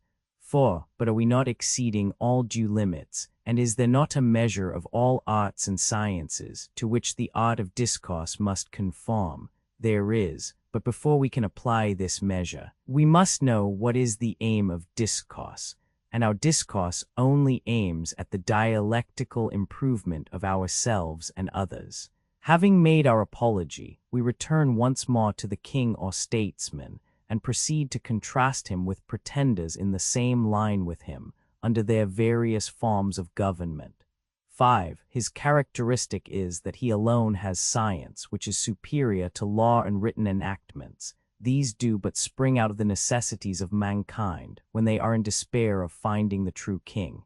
6. The sciences which are most akin to the royal are the sciences of the general. The judge, the orator, which minister to him, but even these are subordinate to him.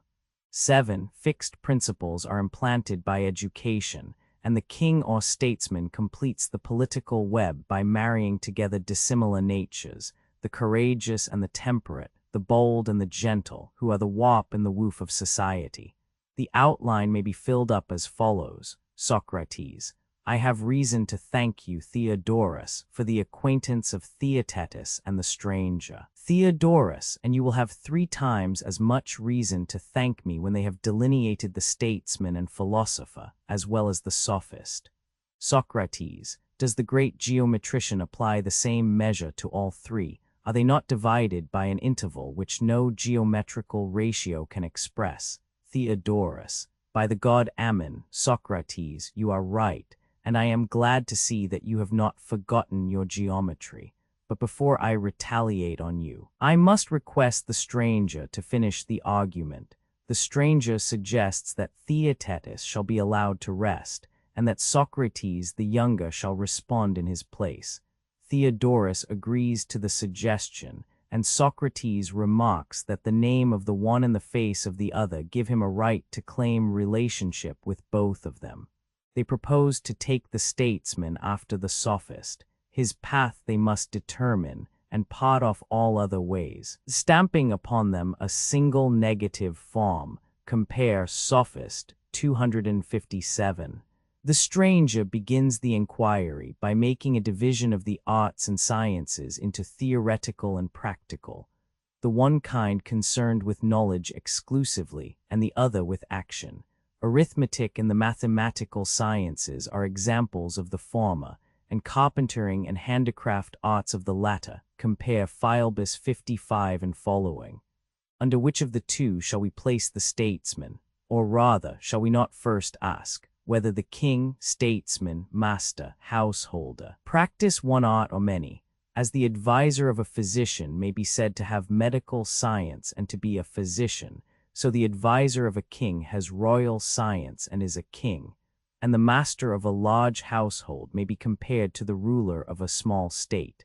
Hence we conclude that the science of the king, statesman, and householder is one and the same, and this science is akin to knowledge rather than to action, for a king rules with his mind and not with his hands. But theoretical science may be a science either of judging, like arithmetic, or of ruling and superintending, like that of the architect or master builder.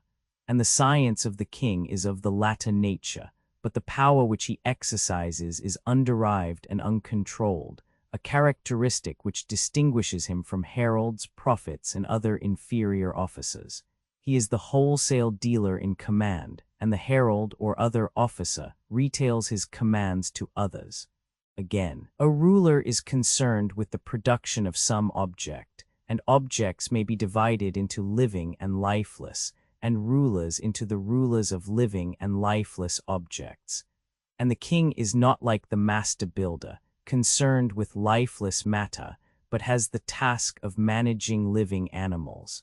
And the tending of living animals may be either a tending of individuals or a managing of herds. And the statesman is not a groom, but a herdsman, and his art may be called either the art of managing a herd or the art of collective management. Which do you prefer? No matter. Very good, Socrates, and if you are not too particular about words, you will be all the richer some day in true wisdom. But how would you subdivide the herdsman's art? I should say that there is one management of men and another of beasts. Very good. But you are in too great a hurry to get to man. All divisions which are rightly made should cut through the middle, If you attend to this rule, you will be more likely to arrive at classes. I do not understand the nature of my mistake. Your division was like a division of the human race into Hellenes and barbarians, or into Lydians or Phrygians and all other nations, instead of into male and female, or like a division of number into 10,000 and all other numbers, instead of into odd and even. And I should like you to observe further, that though I maintain a class to be a part, there is no similar necessity for part to be a class. But to return to your division, you spoke of men and other animals as two classes, the second of which you comprehended under the general name of beasts. This is the sort of division which an intelligent crane would make. He would put cranes into a class by themselves for their special glory, and jumble together all others, including man. In the class of beasts, an error of this kind can only be avoided by a more regular subdivision. Just now we divided the whole class of animals into gregarious and non-gregarious, omitting the previous division into tame and wild. We forgot this in our hurry to arrive at man, and found by experience, as the proverb says, that the more haste the worse speed. And now let us begin again at the art of managing herds. You have probably heard of the fish preserves in the Nile and in the ponds of the great king, and of the nurseries of geese and cranes in Thessaly. These suggest a new division into the rearing or management of land herds and of water herds. I need not say with which the king is concerned.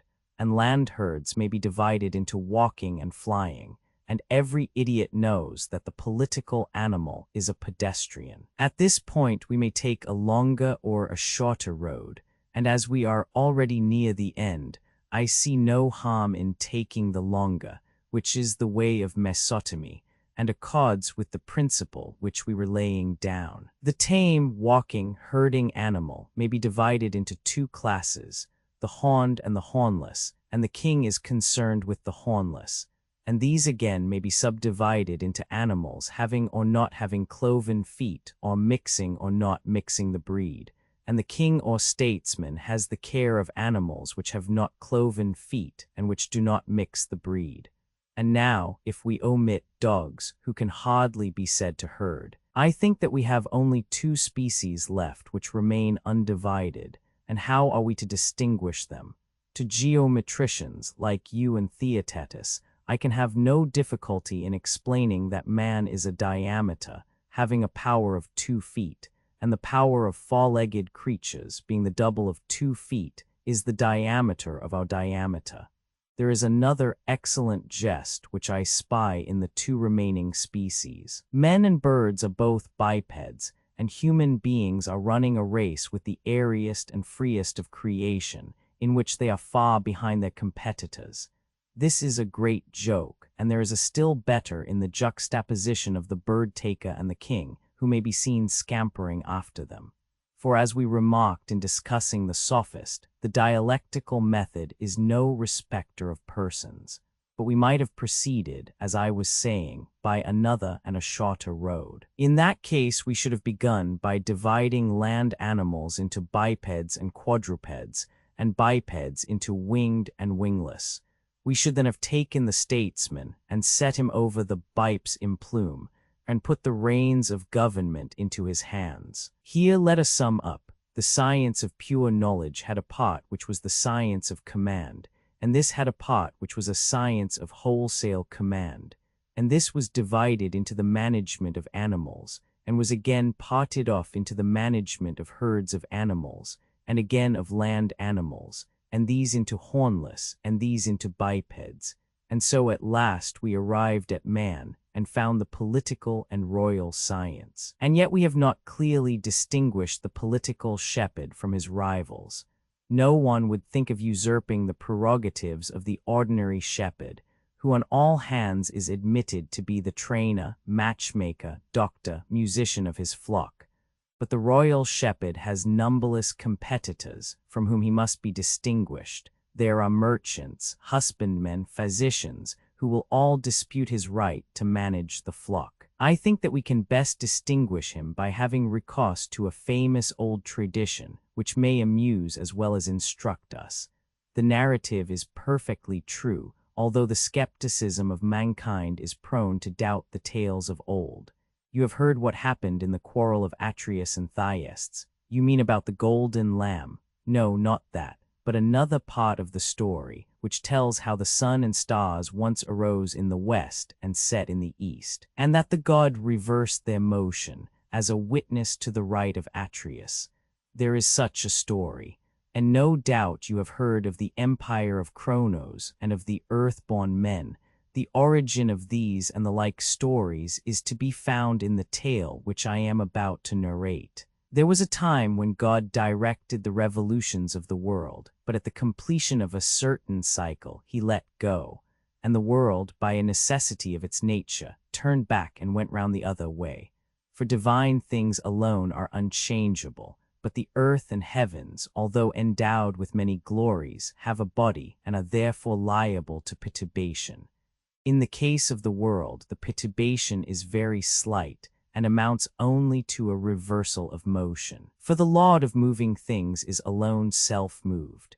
Neither can piety allow that he goes at one time in one direction and at another time in another, or that God has given the universe opposite motions, or that there are two gods, one turning it in one direction, another in another. But the truth is that there are two cycles of the world, and in one of them it is governed by an immediate providence and receives life and immortality, and in the other is let go again, and has a reverse action during infinite ages. This new action is spontaneous and is due to exquisite perfection of balance, to the vast size of the universe, and to the smallness of the pivot upon which it turns. All changes in the heaven affect the animal world, and this being the greatest of them, is most destructive to men and animals. At the beginning of the cycle, before our own very few of them had survived, and on these a mighty change passed, for their life was reversed like the motion of the world, and first of all coming to a stand, then quickly returned to youth and beauty. The white locks of the aged became black, the cheeks of the bearded man were restored to their youth and fineness, the young men grew softer and smaller, and being reduced to the condition of children in mind as well as body, began to vanish away, and the bodies of those who had died by violence, in a few moments underwent a parallel change and disappeared. In that cycle of existence there was no such thing as the procreation of animals from one another, but they were born of the earth, and of this our ancestors, who came into being immediately after the end of the last cycle and at the beginning of this, have preserved the recollection.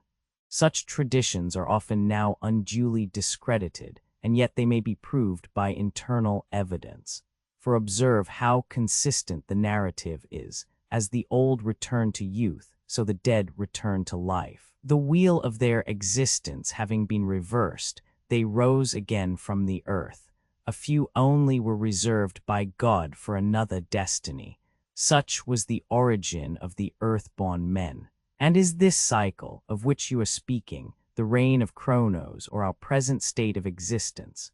No, Socrates, that blessed and spontaneous life belongs not to this, but to the previous state, in which God was the governor of the whole world, and other gods subject to him ruled over parts of the world, as is still the case in certain places.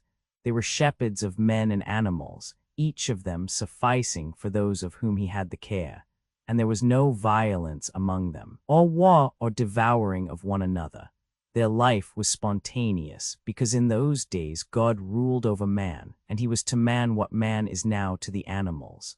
Under his government there were no estates or private possessions or families, but the earth produced a sufficiency of all things, and men were born out of the earth, having no traditions of the past. And as the temperature of the seasons was mild, they took no thought for raiment, and had no beds, but lived and dwelt in the open air. Such was the age of Kronos, and the age of Zeus is our own.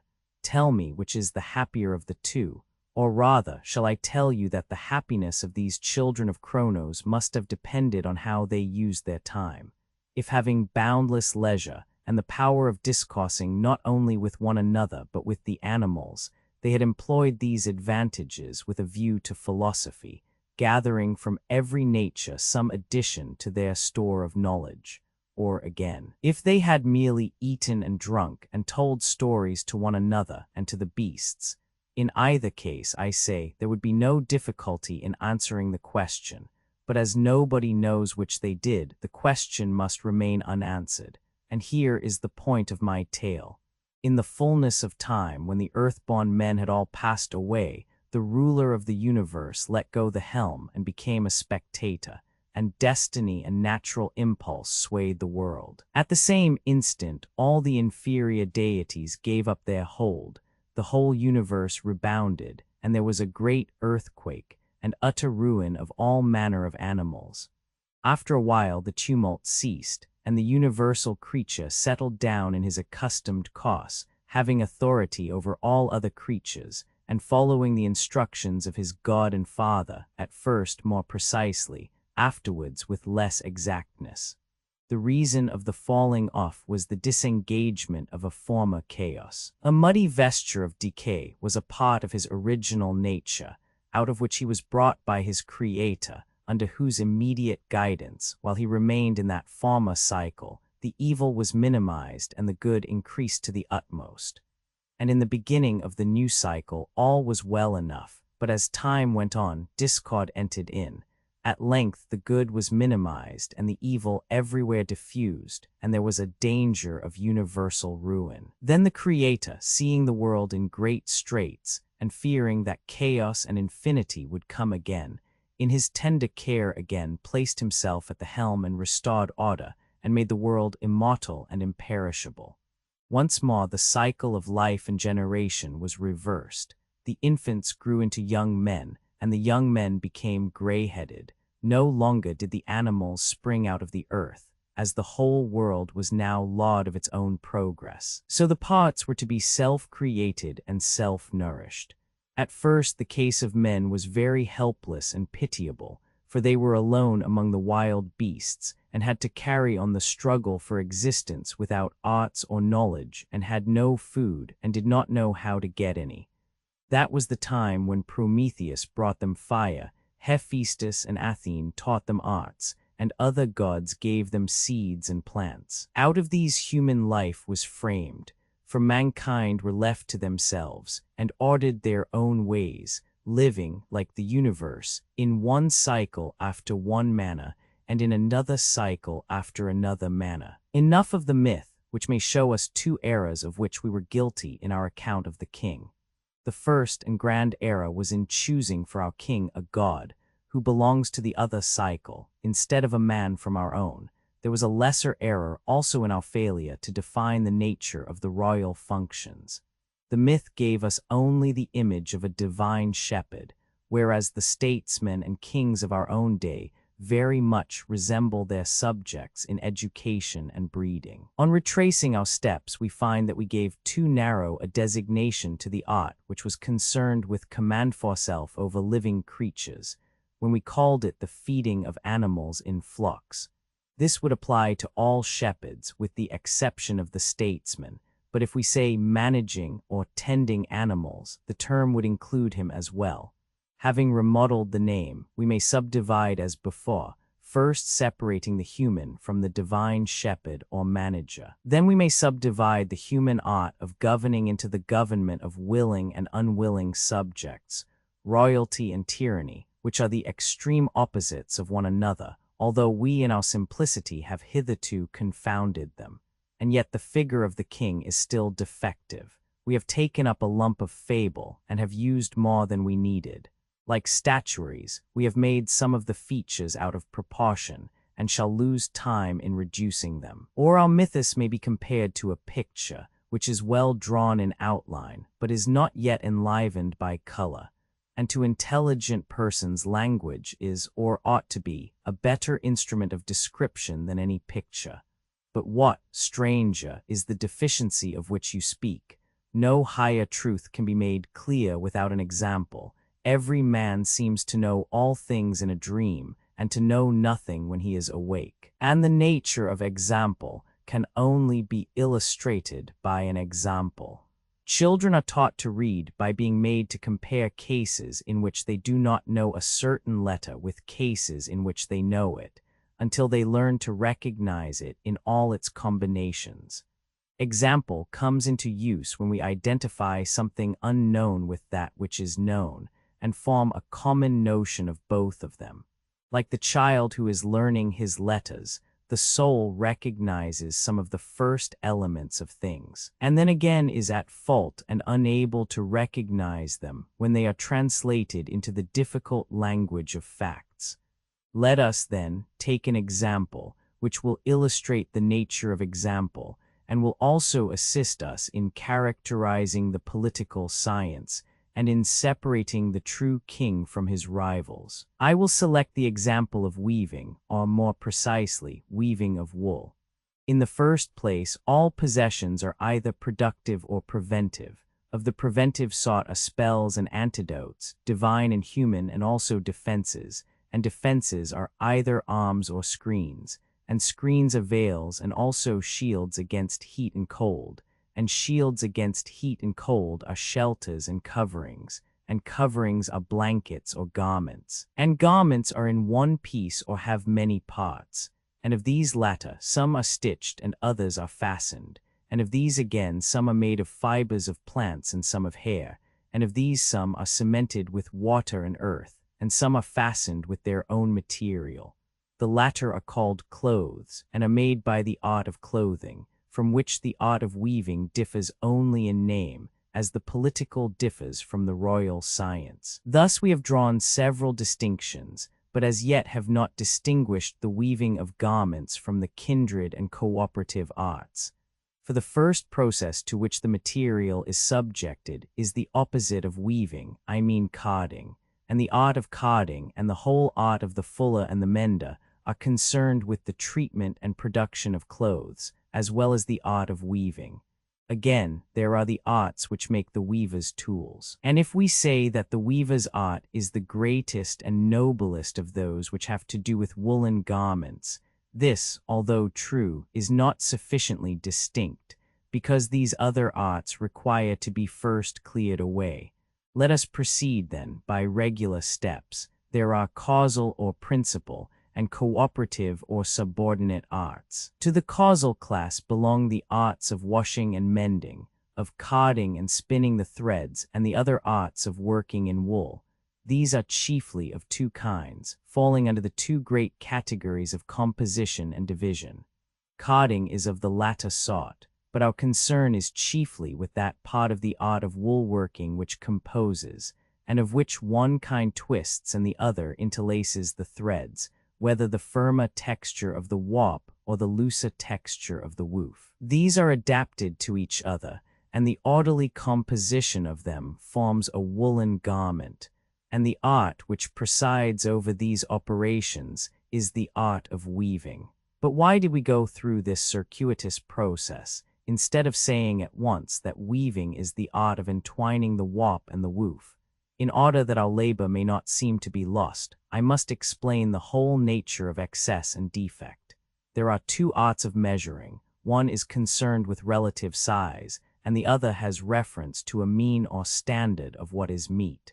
The difference between good and evil is the difference between a mean or measure and excess or defect. All things require to be compared, not only with one another, but with the mean, without which there would be no beauty and no art, whether the art of the statesman or the art of weaving or any other.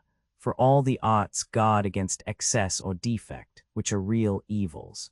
This we must endeavor to show if the arts are to exist, and the proof of this will be a harder piece of work than the demonstration of the existence of not being which we proved in our discussion about the sophist. At present I am content with the indirect proof that the existence of such a standard is necessary to the existence of the arts. The standard or measure, which we are now only applying to the arts, may be some day required with a view to the demonstration of absolute truth. We may now divide this art of measurement into two parts, placing in the one part all the arts which measure the relative size or number of objects, and in the other all those which depend upon a mean or standard. Many accomplished men say that the art of measurement has to do with all things, but these persons, although in this notion of theirs they may very likely be right, are apt to fail in seeing the differences of classes. They jumble together in one the more and the too much, which are very different things. Whereas the right way is to find the differences of classes, and to comprehend the things which have any affinity under the same class. I will make one more observation by the way. When a pupil at a school is asked the letters which make up a particular word, is he not asked with a view to his knowing the same letters in all words? And our inquiry about the statesman in like manner is intended not only to improve our knowledge of politics, but our reasoning powers generally. Still less would anyone analyze the nature of weaving for its own sake. There is no difficulty in exhibiting sensible images, but the greatest and noblest truths have no outward form adapted to the eye of sense, and are only revealed in thought, and all that we are now saying is said for the sake of them. I make these remarks because I want you to get rid of any impression that our discussion about weaving and about the reversal of the universe and the other discussion about the sophist and not being were tedious and irrelevant. Please to observe that they can only be fairly judged when compared with what is meet, and yet not with what is meet for producing pleasure, nor even meet for making discoveries, but for the great end of developing the dialectical method and sharpening the wits of the auditors. He who censures us should prove that, if our words had been fewer, they would have been better calculated to make men dialecticians. And now let us return to our king or statesman, and transfer to him the example of weaving. The royal art has been separated from that of other herdsmen, but not from the causal and cooperative arts which exist in states. These do not admit of dichotomy, and therefore they must be carved neatly, like the limbs of a victim, not into more parts than are necessary. And first, we have the large class of instruments, which includes almost everything in the world. From these may be parted off vessels which are framed for the preservation of things, moist or dry, prepared in the fire or out of the fire. The royal or political art has nothing to do with either of these, any more than with the arts of making 3 vehicles or 4 defenses, whether dresses or arms or walls or 5, with the art of making ornaments, whether pictures or other playthings, as they may be fitly called, for they have no serious use. Then 6, there are the arts which furnish gold, silver, wood, bark, and other materials, which should have been put first. These, again, have no concern with the kingly science, any more than the arts, 7, which provide food and nourishment for the human body, and which furnish occupation to the husbandman, huntsman, doctor, cook, and the like, but not to the king or statesman. Further, there are small things, such as coins, seals, stamps, which may with a little violence be comprehended in one of the above-mentioned classes. Thus they will embrace every species of property, with the exception of animals, but these have been already included in the art of tending herds. There remains only the class of slaves or ministers, among whom I expect that the real rivals of the king will be discovered. I am not speaking of the veritable slave bought with money, nor of the hireling who lets himself out for service, nor of the trader or merchant, who at best can only lay claim to economical and not to royal science. Nor am I referring to government officials, such as heralds and scribes, for these are only the servants of the rulers, and not the rulers themselves. I admit that there may be something strange in any servants pretending to be masters, but I hardly think that I could have been wrong in supposing that the principal claimants to the throne will be of this class. Let us try once more. There are diviners and priests who are full of pride and prerogative. These, as the law declares, know how to give acceptable gifts to the gods, and in many parts of Hellas the duty of performing solemn sacrifices is assigned to the chief magistrate, as at Athens to the king Archon. At last, then, we have found a trace of those whom we were seeking, but still they are only servants and ministers. And who are these who next come into view in various forms of men and animals and other monsters appearing, lions and centaurs and satyrs? Who are these? I did not know them at first, for everyone looks strange when he is unexpected. But now I recognize the politician and his troop, the chief of sophists, the prince of charlatans, the most accomplished of wizards, who must be carefully distinguished from the true king or statesman. And here I will interpose a question. What are the true forms of government? Are they not three: monarchy, oligarchy, and democracy? And the distinctions of freedom and compulsion, law and no law, poverty and riches expand these three into six. Monarchy may be divided into royalty and tyranny, oligarchy into aristocracy and plutocracy, and democracy may observe the law or may not observe it. But are any of these governments worthy of the name? Is not government a science? And are we to suppose that scientific government is secured by the rulers being many or few, rich or poor, or by the rule being compulsory or voluntary? Can the many attain to science?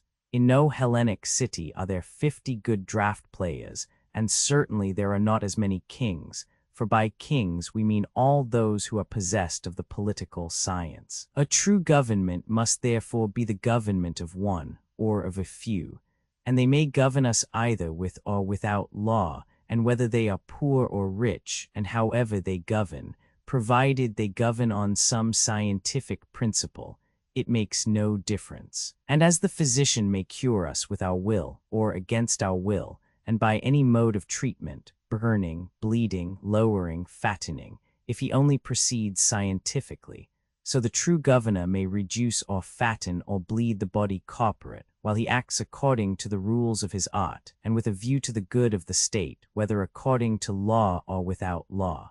I do not like the notion that there can be good government without law. I must explain, lawmaking certainly is the business of a king, and yet the best thing of all is, not that the law should rule, but that the king should rule, for the varieties of circumstances are endless, and no simple or universal rule can suit them all or last forever.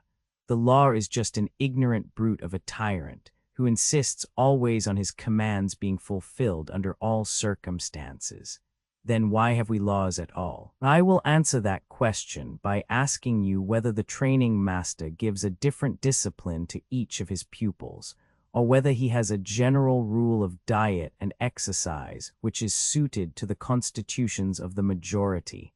The latter. The legislator, too, is obliged to lay down general laws, and cannot enact what is precisely suitable to each particular case. He cannot be sitting at every man's side all his life, and prescribe for him the minute particulars of his duty, and therefore he is compelled to impose on himself and others the restriction of a written law. Let me suppose now that a physician or trainer, having left directions for his patients or pupils, goes into a far country and comes back sooner than he intended, owing to some unexpected change in the weather. The patient or pupil seems to require a different mode of treatment. Would he persist in his old commands, under the idea that all others are noxious and heterodox? Viewed in the light of science, would not the continuance of such regulations be ridiculous? And if the legislator, or another like him, comes back from a far country, is he to be prohibited from altering his own laws? The common people say, let a man persuade the city first, and then let him impose new laws. But is a physician only to cure his patients by persuasion, and not by force? Is he a worse physician who uses a little gentle violence in effecting the cure? Or shall we say that the violence is just if exercised by a rich man, and unjust if by a poor man? May not any man, rich or poor, with or without law, and whether the citizens like or not, do what is for their good? The pilot saves the lives of the crew, not by laying down rules, but by making his art a law. And like him, the true governor has a strength of art which is superior to the law. This is scientific government, and all others are imitations only. Yet no great number of persons can attain to this science, and hence follows an important result. The true political principle is to assert the inviolability of the law, which, though not the best thing possible, is best for the imperfect condition of man. I will explain my meaning by an illustration. Suppose that mankind, indignant at the rogueries and caprices of physicians and pilots, call together an assembly, in which all who like may speak, the skilled as well as the unskilled, and that in their assembly they make decrees for regulating the practice of navigation and medicine, which are to be binding on these professions for all time. Suppose that they elect annually by vote or lot those to whom authority in either department is to be delegated. And let us further imagine that when the term of their magistracy has expired, the magistrates appointed by them are summoned before an ignorant and unprofessional court, and may be condemned and punished for breaking the regulations. They even go a step further and enact that he who is found inquiring into the truth of navigation and medicine, and is seeking to be wise above what is written, shall be called not an artist, but a dreamer, a prating sophist, and a corrupter of youth. And if he try to persuade others to investigate those sciences in a manner contrary to the law, he shall be punished with the utmost severity, and like rules might be extended to any art or science. But what would be the consequence? The arts would utterly perish, and human life, which is bad enough already, would become intolerable. But suppose once more that we were to appoint someone as the guardian of the law, who was both ignorant and interested, and who perverted the law. Would not this be a still worse evil than the other? Certainly, for the laws are based on some experience and wisdom.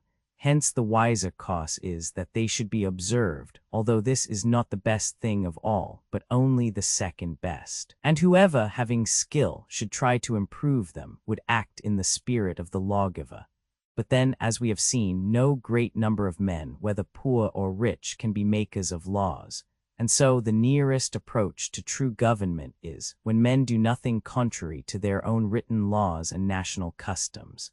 When the rich preserve their customs and maintain the law, this is called aristocracy, or if they neglect the law, oligarchy. When an individual rules according to law, whether by the help of science or opinion, this is called monarchy. And when he has royal science, he is a king, whether he be so in fact or not. But when he rules in spite of law and is blind with ignorance and passion, he is called a tyrant. These forms of government exist because men despair of the true king ever appearing among them. If he were to appear, they would joyfully hand over to him the reins of government. But as there is no natural ruler of the hive, they meet together and make laws. And do we wonder, when the foundation of politics is in the letter only, at the miseries of states? Ought we not rather to admire the strength of the political bond? For cities have endured the worst of evils time out of mind. Many cities have been shipwrecked, and some are like ships foundering, because their pilots are absolutely ignorant of the science which they profess. Let us next ask, which of these untrue forms of government is the least bad, and which of them is the worst?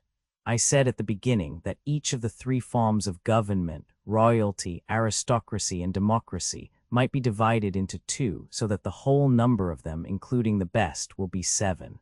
Under monarchy we have already distinguished royalty and tyranny.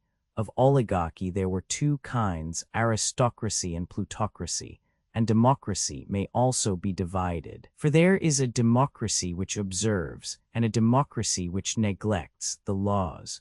The government of one is the best and the worst. The government of a few is less bad and less good. The government of the many is the least bad and least good of them all, being the best of all lawless governments, and the worst of all lawful ones. But the rulers of all these states, unless they have knowledge, are maintainers of idols, and themselves idols, wizards, and also sophists, for after many windings the term sophist comes home to them. And now enough of centaurs and satyrs. The play is ended, and they may quit the political stage.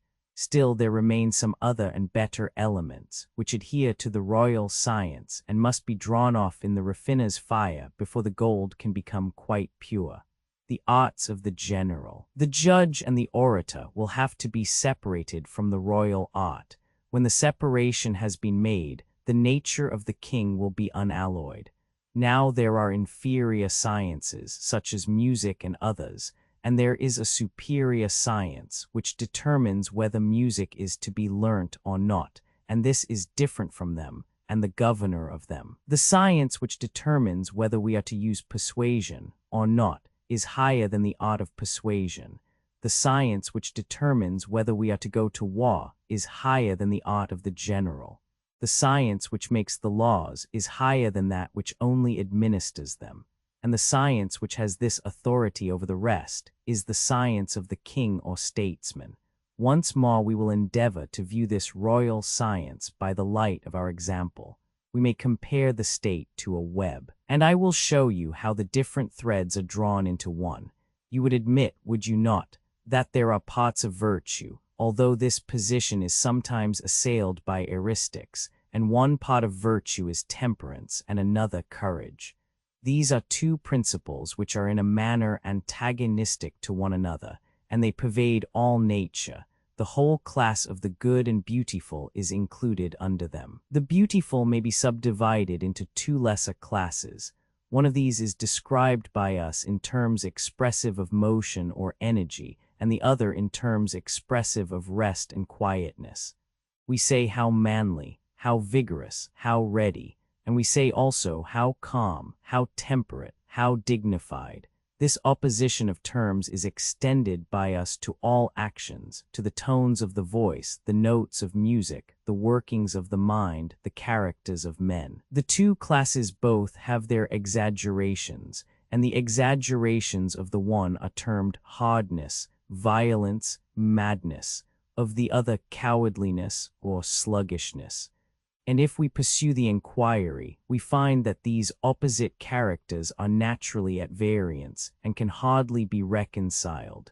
In lesser matters, the antagonism between them is ludicrous, but in the state may be the occasion of grave disorders and may disturb the whole course of human life.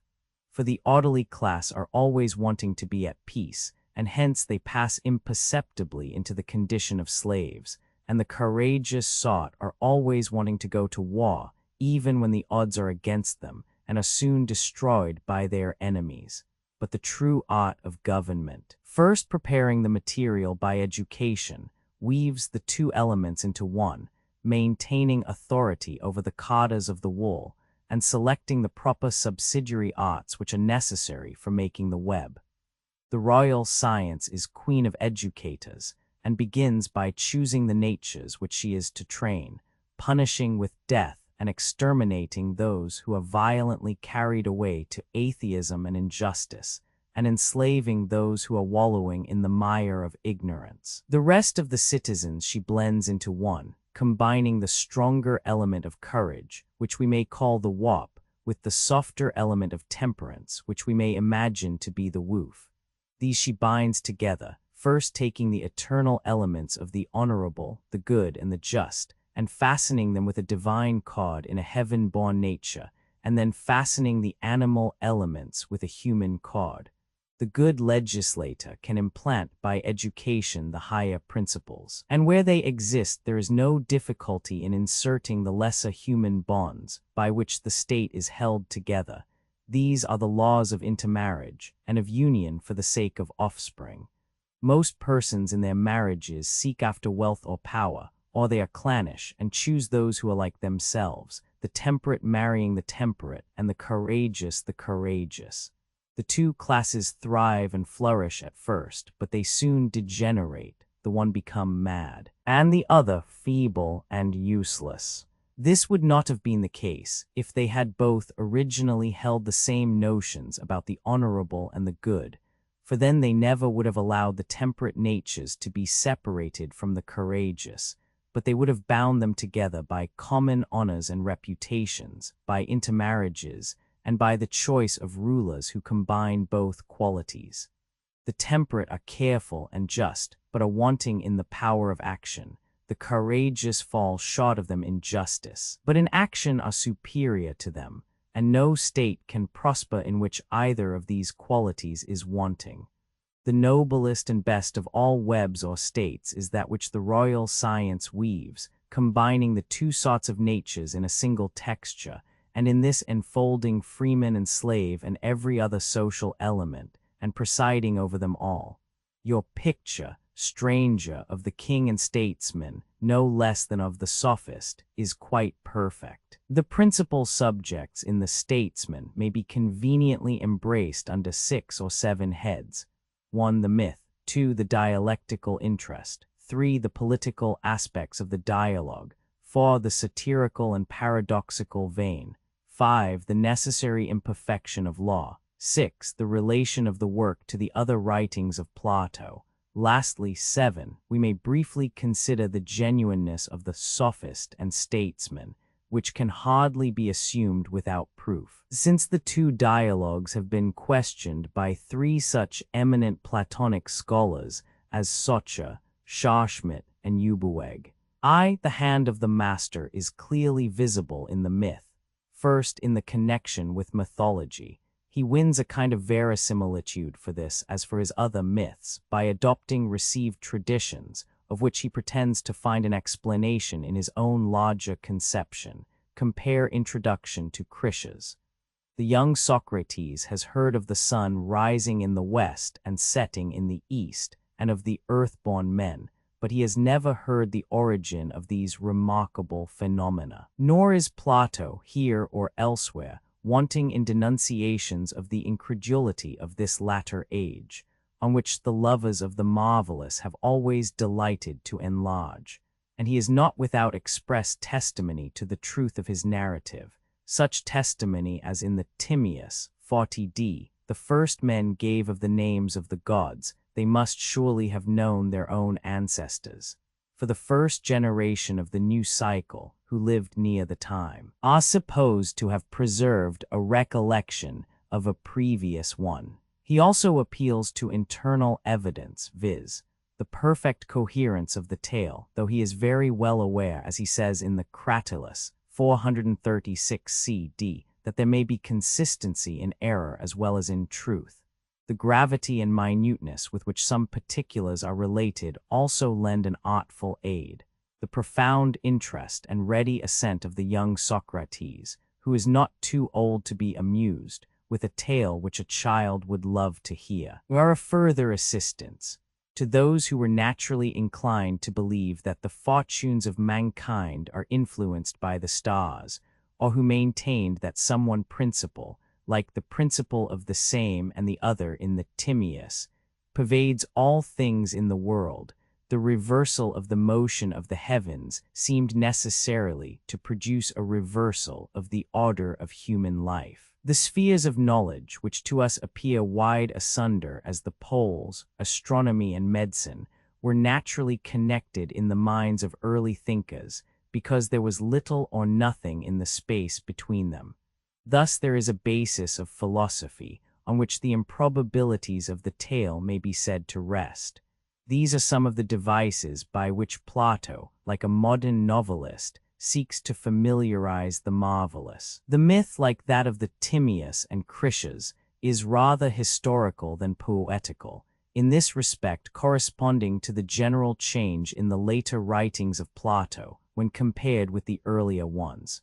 It is hardly a myth in the sense in which the term might be applied to the myth of the Phaedrus, the Republic, the Phaedo, or the Gorgias, but may be more aptly compared with the didactic tale in which Protagoras describes the fortunes of primitive man, or with the description of the gradual rise of a new society in the 3rd book of the Laws. Some discrepancies may be observed between the mythology of the statesman and the Timaeus, and between the Timaeus and the Republic, but there is no reason to expect that all Plato's visions of a former, any more than of a future, state of existence should conform exactly to the same pattern. We do not find perfect consistency in his philosophy, and still less have we any right to demand this of him in his use of mythology and figures of speech. And we observe that while employing all the resources of a writer of fiction to give credibility to his tales, he is not disposed to insist upon their literal truth. Rather, as in the Phaedo 114d, he says, something of the kind is true, or as in the Gorgias 527a. This you will think to be an old wife's tale, but you can think of nothing truer, or as in the Statesman 277b, he describes his work as a mass of mythology, which was introduced in order to teach certain lessons, or as in the Phaedrus 230a, he secretly laughs at such stories while refusing to disturb the popular belief in them. The greater interest of the myth consists in the philosophical lessons which Plato presents to us in this veiled form. Here, as in the tale of the son of Arminius, he touches upon the question of freedom and necessity, both in relation to God and nature. For at first the universe is governed by the immediate providence of God. This is the golden age. But after a while the wheel is reversed and man is left to himself. Like other theologians and philosophers, Plato relegates his explanation of the problem to a transcendental world. He speaks of what in modern language might be termed impossibilities in the nature of things, hindering God from continuing immanent in the world. But there is some inconsistency, for the letting go is spoken of as a divine act, and is at the same time attributed to the necessary imperfection of matter. There is also a numerical necessity for the successive births of souls. At first, man and the world retain their divine instincts, but gradually degenerate. As in the book of Genesis, the first fall of man is succeeded by a second. The misery and wickedness of the world increase continually. The reason of this further decline is supposed to be the disorganization of matter. The latent seeds of a former chaos are disengaged and envelope all things. The condition of man becomes more and more miserable. He is perpetually waging an unequal warfare with the beasts. At length he obtains such a measure of education and help as is necessary for his existence. Though deprived of God's help, he is not left wholly destitute. He has received from Athene and Hephaestus a knowledge of the arts. Other gods give him seeds and plants, and out of these human life is reconstructed. He now eats bread in the sweat of his brow and has dominion over the animals, subjected to the conditions of his nature, and yet able to cope with them by divine help. Thus Plato may be said to represent in a figure, 1. The state of innocence, 2. The fall of man, 3. The still deeper decline into barbarism, 4. The restoration of man by the partial interference of God and the natural growth of the arts and of civilized society. Two lesser features of this description should not pass unnoticed. 1. The primitive men are supposed to be created out of the earth, and not after the ordinary manner of human generation. Half the causes of moral evil are in this way removed.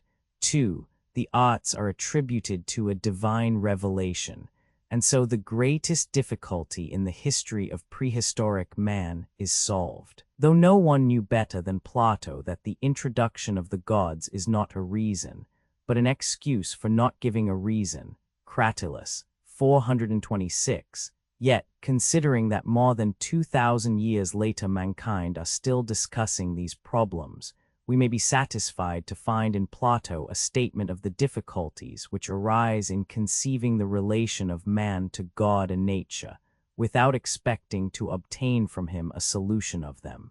In such a tale, as in the Phaedrus, various aspects of the ideas were doubtless indicated to Plato's own mind, as the corresponding theological problems are to us. The immanence of things in the ideas, or the partial separation of them, and the self-motion of the supreme idea, are probably the forms in which he would have interpreted his own parable. He touches upon another question of great interest, the consciousness of evil, what in the Jewish scriptures is called eating of the tree of the knowledge of good and evil. At the end of the narrative, 272b, the Eleatic asks his companion whether this life of innocence, or that which men live at present, is the better of the two. He wants to distinguish between the mere animal life of innocence, the city of pigs, as it is comically termed by Glaucon in the Republic, and the higher life of reason and philosophy. But as no one can determine the state of man in the world before the fall, the question must remain unanswered. Similar questions have occupied the minds of theologians in later ages, but they can hardly be said to have found an answer. Professor Campbell well observes that the general spirit of the myth may be summed up in the words of the Lyces, 221, "If evil were to perish, should we hunger any more, or thirst any more, or have any similar sensations? Yet perhaps the question what will or will not be is a foolish one, for who can tell?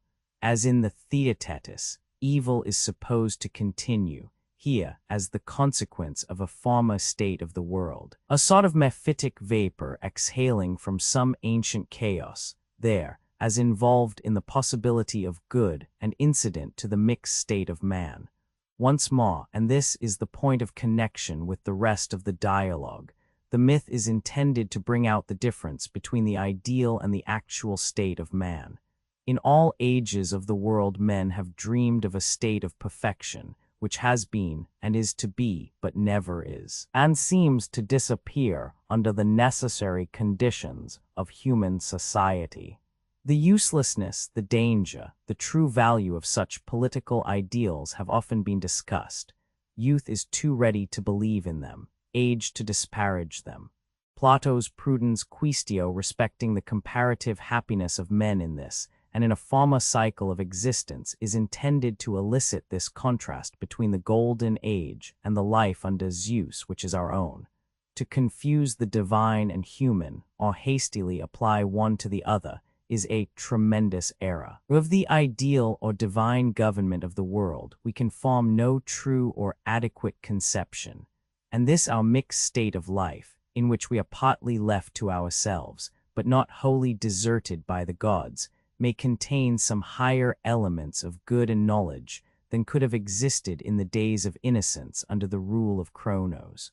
So we may venture slightly to enlarge a Platonic thought which admits of a further application to Christian theology. Here are suggested also the distinctions between God causing and permitting evil, and between his more and less immediate government of the world. Roman 2, the dialectical interest of the statesman, seems to contend in Plato's mind with the political. The dialogue might have been designated by two equally descriptive titles, either the statesman or concerning method. Dialectic, which in the earlier writings of Plato is a revival of the Socratic question and answer applied to definition, is now occupied with classification. There is nothing in which he takes greater delight than in processes of division. Compare Phaedrus 266b. He pursues them to a length out of proportion to his main subject, and appears to value them as a dialectical exercise, and for their own sake. A poetical vision of some order or hierarchy of ideas or sciences has already been floating before us in the Symposium and the Republic, and in the Phaedrus this aspect of dialectic is further sketched out. And the art of rhetoric is based on the division of the characters of mankind into their several classes. The same love of divisions is apparent in the Gorgias, but in a well-known passage of the Philebus occurs the first criticism on the nature of classification. There we are exhorted not to fall into the common error of passing from unity to infinity, but to find the intermediate classes, and we are reminded that in any process of generalization, there may be more than one class to which individuals may be referred, and that we must carry on the process of division until we have arrived at the infima species. These precepts are not forgotten, either in the Sophist or in the Statesman. The Sophist contains 4 examples of division, carried on by regular steps, until in 4 different lines of descent we detect the Sophist. In the Statesman, the king or statesman is discovered by a similar process, and we have a summary, probably made for the first time, of possessions appropriated by the labor of man, which are distributed into 7 classes. We are warned against preferring the shorter to the longer method. If we divide in the middle, we are most likely to light upon species. At the same time, the important remark is made that a part is not to be confounded with a class. Having discovered the genus under which the king falls, we proceed to distinguish him from the collateral species. To assist our imagination in making this separation, we require an example. The higher ideas, of which we have a dreamy knowledge, can only be represented by images taken from the external world. But first of all, the nature of example is explained by an example. The child is taught to read by comparing the letters in words which he knows with the same letters in unknown combinations, and this is the sort of process which we are about to attempt. As a parallel to the king, we select the worker in wool and compare the art of weaving with the royal science, trying to separate either of them from the inferior classes to which they are akin. This has the incidental advantage that weaving and the web furnish us with a figure of speech, which we can afterwards transfer to the state. There are 2 uses of examples or images. In the first place, they suggest thoughts. Secondly, they give them a distinct form. In the infancy of philosophy, as in childhood, the language of pictures is natural to man. Truth in the abstract is hardly won, and only by use familiarized to the mind. Examples are akin to analogies and have a reflex influence on thought. They people the vacant mind and may often originate new directions of inquiry. Plato seems to be conscious of the suggestiveness of imagery. The general analogy of the arts is constantly employed by him, as well as the comparison of particular arts. Weaving, the refining of gold, the learning to read, music, statuary, painting, medicine, the art of the pilot, all of which occur in this dialogue alone, though he is also aware that comparisons are slippery things and may often give a false clearness to ideas. We shall find in the Philebus a division of sciences into practical and speculative, and into more or less speculative. Here we have the idea of master arts, or sciences which control inferior ones. Besides the supreme science of dialectic, which will forget us if we forget her, another master science for the first time appears in view, the science of government, which fixes the limits of all the rest. This conception of the political or royal science as, from another point of view, the science of sciences which holds sway over the rest, is not originally found in Aristotle, but in Plato. The doctrine that virtue and art are in a mean, which is familiarized to us by the study of the Nicomachean Ethics, is also first distinctly asserted in the Statesmen of Plato. The too much and the too little are in restless motion. They must be fixed by a mean, which is also a standard external to them. The art of measuring or finding a mean between excess and defect, like the principle of division in the Phaedrus, receives a particular application to the art of discourse. The excessive length of a discourse may be blamed, but who can say what is excess unless he is furnished with a measure or standard? Measure is the life of the arts, and may some day be discovered to be the single ultimate principle in which all the sciences are contained. Other forms of thought may be noted. The distinction between causal and cooperative arts, which may be compared with the distinction between primary and cooperative causes in the Timaeus, 46d, or between cause and condition in the Phaedo, 99, the passing mention of economical science, the opposition of rest and motion which is found in all nature, the general conception of 2 great arts of composition and division, in which are contained weaving, politics, dialectic, and in connection with the conception of a mean, the 2 arts of measuring. In the Theaetetus, Plato remarks that precision in the use of terms, though sometimes pedantic, is sometimes necessary. Here he makes the opposite reflection, that there may be a philosophical disregard of words, the evil of mere verbal oppositions, the requirement of an impossible accuracy in the use of terms, the error of supposing that philosophy was to be found in language, the danger of word catching, have frequently been discussed by him in the previous dialogues. But nowhere has the spirit of modern inductive philosophy been more happily indicated than in the words of the statesman. If you think more about things and less about words, you will be richer in wisdom as you grow older. 261e.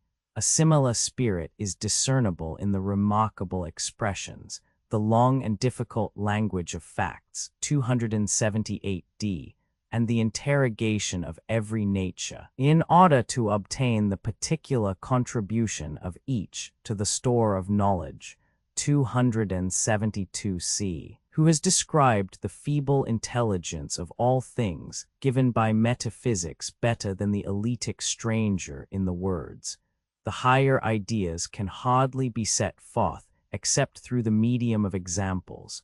Every man seems to know all things in a kind of dream, and then again nothing when he is awake." 277d. Or where is the value of metaphysical pursuits more truly expressed than in the words, "The greatest and noblest things have no outward image of themselves visible to man, therefore we should learn to give a rational account of them." 286a. Roman 3. The political aspects of the dialogue are closely connected with the dialectical. As in the Cratylus, the legislator has the dialectician standing on his right hand, so in the statesman, the king or statesman is the dialectician, who, although he may be in a private station, is still a king. Whether he has the power or not is a mere accident, or rather he has the power, for what ought to be was vernünftig, das ist wirklich, and he ought to be and is the true governor of mankind. There is a reflection in this idealism of the Socratic virtue is knowledge, and without idealism we may remark that knowledge is a great part of power. Plato does not trouble himself to construct a machinery by which philosophers shall be made kings. As in the Republic, he merely holds up the ideal and affirms that in some sense science is really supreme over human life. He is struck by the observation, quam pava sapientia rigita mundus, and is touched with a feeling of the ills which afflict states. The condition of Megara before and during the Peloponnesian War, of Athens under the 30 and afterwards, of Syracuse and the other Sicilian cities in their alternations of democratic excess and tyranny, might naturally suggest such reflections. Some states he sees already shipwrecked, others foundering for want of a pilot, and he wonders not at their destruction, but at their endurance. For they ought to have perished long ago if they had depended on the wisdom of their rulers. The mingled pathos and satire of this remark is characteristic of Plato's later style. The king is the personification of political science, and yet he is something more than this, the perfectly good and wise tyrant of the laws, Roman 4:710, whose will is better than any law. He is the special providence who is always interfering with and regulating all things. Such a conception has sometimes been entertained by modern theologians and by Plato himself of the Supreme Being. But whether applied to divine or to human governors, the conception is faulty for two reasons, neither of which are noticed by Plato. First, because all good government supposes a degree of cooperation in the ruler and his subjects, an education in politics as well as in moral virtue. Secondly, because government, whether divine or human, implies that the subject has a previous knowledge of the rules under which he is living. There is a fallacy, too, in comparing unchangeable laws with a personal governor. For the law need not necessarily be an ignorant and brutal tyrant, but gentle and humane, capable of being altered in the spirit of the legislator, and of being administered so as to meet the cases of individuals. Not only in fact, but in idea, both elements must remain, the fixed law and the living will, the written word and the spirit, the principles of obligation and of freedom, and their applications, whether made by law or equity in particular cases. There are two sides from which positive laws may be attacked, either from the side of nature, which rises up and rebels against them in the spirit of Callicles in the Gorgias, or from the side of idealism, which attempts to soar above them, and this is the spirit of Plato in the Statesman. But he soon falls like Icarus, and is content to walk instead of flying, that is, to accommodate himself to the actual state of human things. Mankind have long been in despair of finding the true ruler, and therefore are ready to acquiesce in any of the 5 or 6 received forms of government as better than none. And the best thing which they can do, though only the second best in reality, is to reduce the ideal state to the conditions of actual life. Thus in the Statesman, as in the laws, we have 3 forms of government which we may venture to term: 1, the ideal; 2, the practical; 3, the sophistical, what ought to be, what might be, what is. And thus Plato seems to stumble, almost by accident, on the notion of a constitutional monarchy or of a monarchy ruling by laws. The divine foundations of a state are to be laid deep in education, Republic Roman 4:423, and at the same time some little violence may be used in exterminating natures which are incapable of education, compare laws. X. Plato is strongly of opinion that the legislator, like the physician, may do men good against their will, compare Gorgias 522 following. The human bonds of states are formed by the intermarriage of dispositions adapted to supply the defects of each other. As in the Republic, Plato has observed that there are opposite natures in the world, the strong and the gentle, the courageous and the temperate, which, borrowing an expression derived from the image of weaving, he calls the warp and the woof of human society. To interlace these is the crowning achievement of political science. In the Protagoras, Socrates was maintaining that there was only one virtue, and not many. Now Plato is inclined to think that there are not only parallel, but opposite virtues, and seems to see a similar opposition pervading all art and nature. But he is satisfied with laying down the principle, and does not inform us by what further steps the union of opposites is to be effected. In the loose framework of a single dialogue, Plato has thus combined 2 distinct subjects, politics and method, yet they are not so far apart as they appear. In his own mind there was a secret link of connection between them, for the philosopher or dialectician is also the only true king or statesman. In the execution of his plan, Plato has invented or distinguished several important forms of thought and made incidentally many valuable remarks. Questions of interest both in ancient and modern politics also arise in the course of the dialogue, which may with advantage be further considered by us. A. The imaginary ruler, whether God or man, is above the law, and is a law to himself and to others.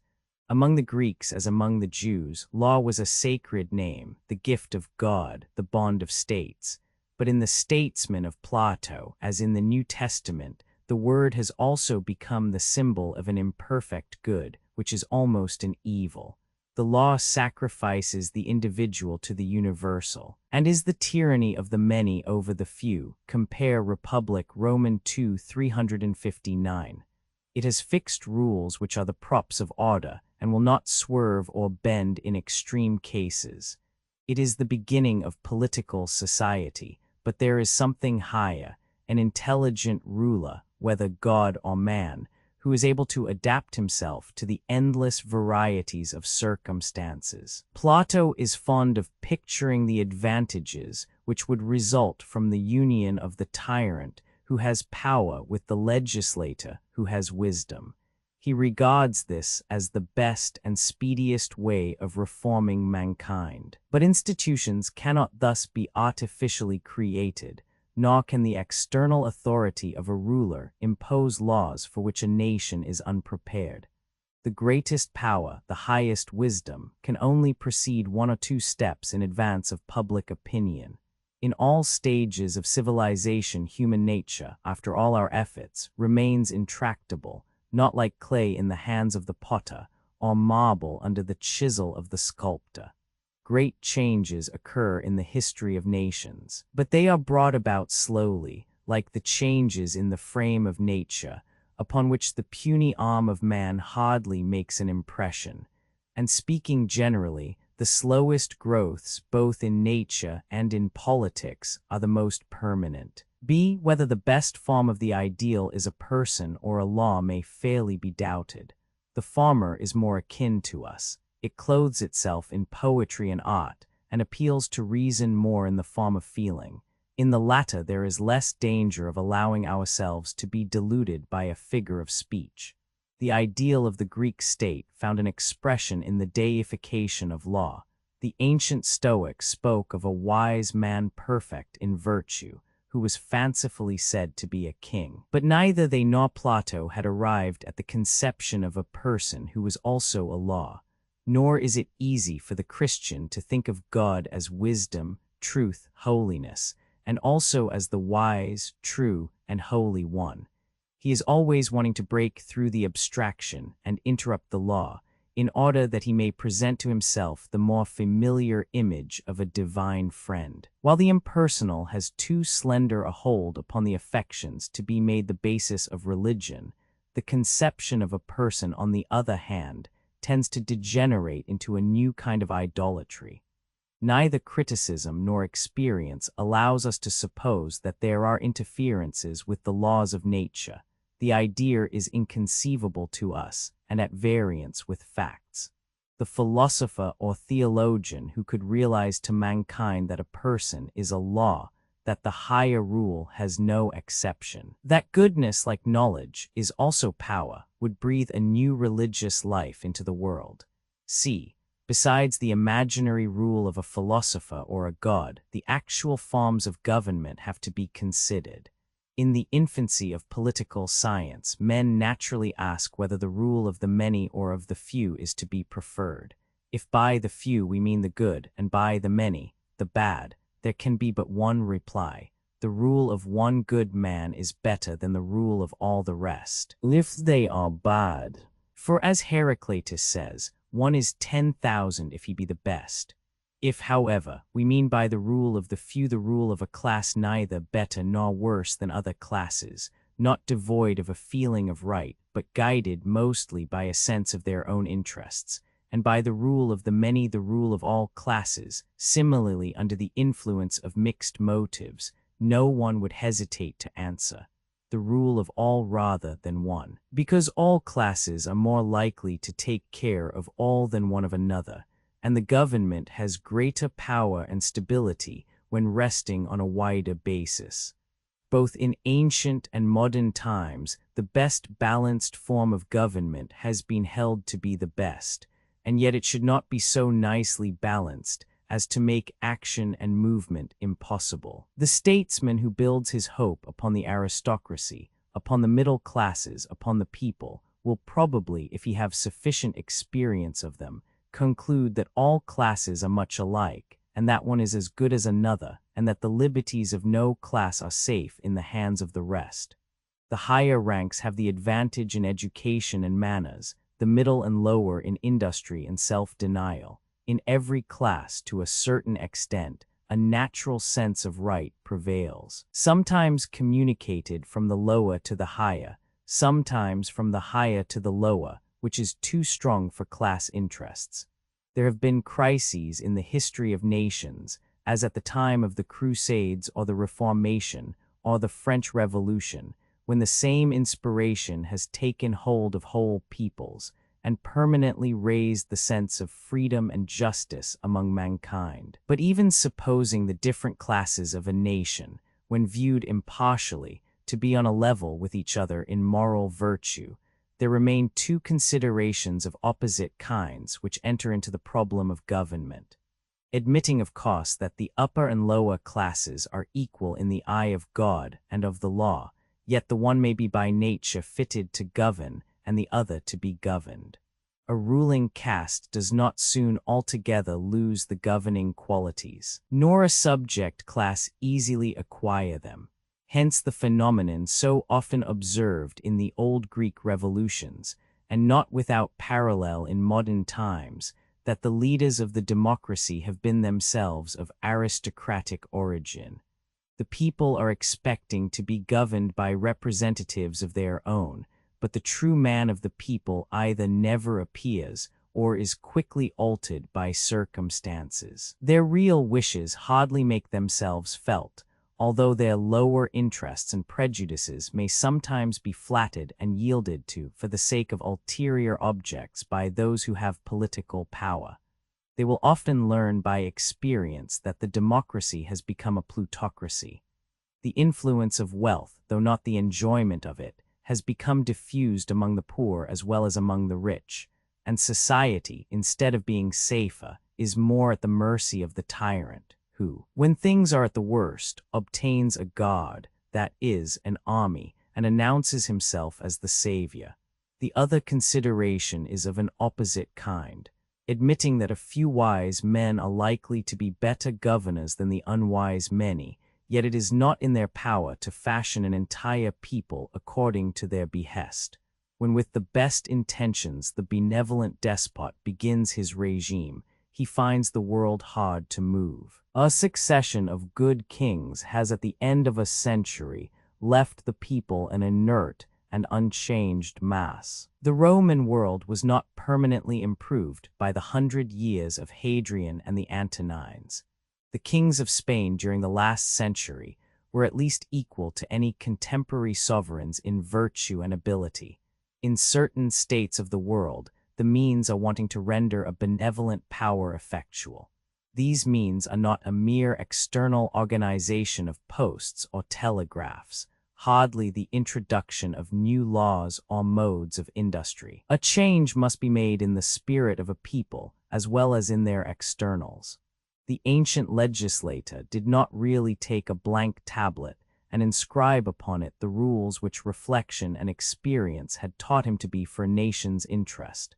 No one would have obeyed him if he had. But he took the customs which he found already existing in a half-civilized state of society. These he reduced to form and inscribed on pillars. He defined what had before been undefined, and gave certainty to what was uncertain. No legislation ever sprang, like Asin, in full power out of the head either of God or man. Plato and Aristotle are sensible of the difficulty of combining the wisdom of the few with the power of the many. According to Plato, he is a physician who has the knowledge of a physician, and he is a king who has the knowledge of a king. But how the king, one or more, is to obtain the required power is hardly at all considered by him. He presents the idea of a perfect government, but accepts the regulation for mixing different tempers in marriage. He never makes any provision for the attainment of it. Aristotle, casting aside ideals, would place the government in a middle class of citizens, sufficiently numerous for stability, without admitting the populace, and such appears to have been the constitution which actually prevailed for a short time at Athens, the rule of the 5,000, characterized by Thucydides as the best government of Athens which he had known. It may, however, be doubted how far, either in a Greek or modern state, such a limitation is practicable or desirable, for those who are left outside the pale will always be dangerous to those who are within, while on the other hand the leaven of the mob can hardly affect the representation of a great country. There is reason for the argument in favor of a property qualification. There is reason also in the arguments of those who would include all and so exhaust the political situation. The true answer to the question is relative to the circumstances of nations. How can we get the greatest intelligence combined with the greatest power? The ancient legislator would have found this question more easy than we do, for he would have required that all persons who had a share of government should have received their education from the state and have borne her burdens, and should have served in her fleets and armies. But though we sometimes hear the cry that we must educate the masses, for they are our masters, who would listen to a proposal that the franchise should be confined to the educated or to those who fulfill political duties? Then again, we know that the masses are not our masters, and that they are more likely to become so if we educate them. In modern politics, so many interests have to be consulted that we are compelled to do, not what is best, but what is possible. Law is the first principle of society, but it cannot supply all the wants of society, and may easily cause more evils than it cures. Plato is aware of the imperfection of law in failing to meet the varieties of circumstances. He is also aware that human life would be intolerable if every detail of it were placed under legal regulation. It may be a great evil that physicians should kill their patients or captains cast away their ships. But it would be a far greater evil if each particular in the practice of medicine or seamanship were regulated by law. Much has been said in modern times about the duty of leaving men to themselves, which is supposed to be the best way of taking care of them. The question is often asked, what are the limits of legislation in relation to morals? And the answer is to the same effect, that morals must take care of themselves. There is a one-sided truth in these answers, if they are regarded as condemnations of the interference with commerce in the last century or of clerical persecution in the Middle Ages. But laissez-faire is not the best but only the second best. What the best is, Plato does not attempt to determine. He only contrasts the imperfection of law with the wisdom of the perfect ruler. Laws should be just, but they must also be certain, and we are obliged to sacrifice something of their justice to their certainty. Suppose a wise and good judge, who paying little or no regard to the law, attempted to decide with perfect justice the cases that were brought before him. To the uneducated person, he would appear to be the ideal of a judge.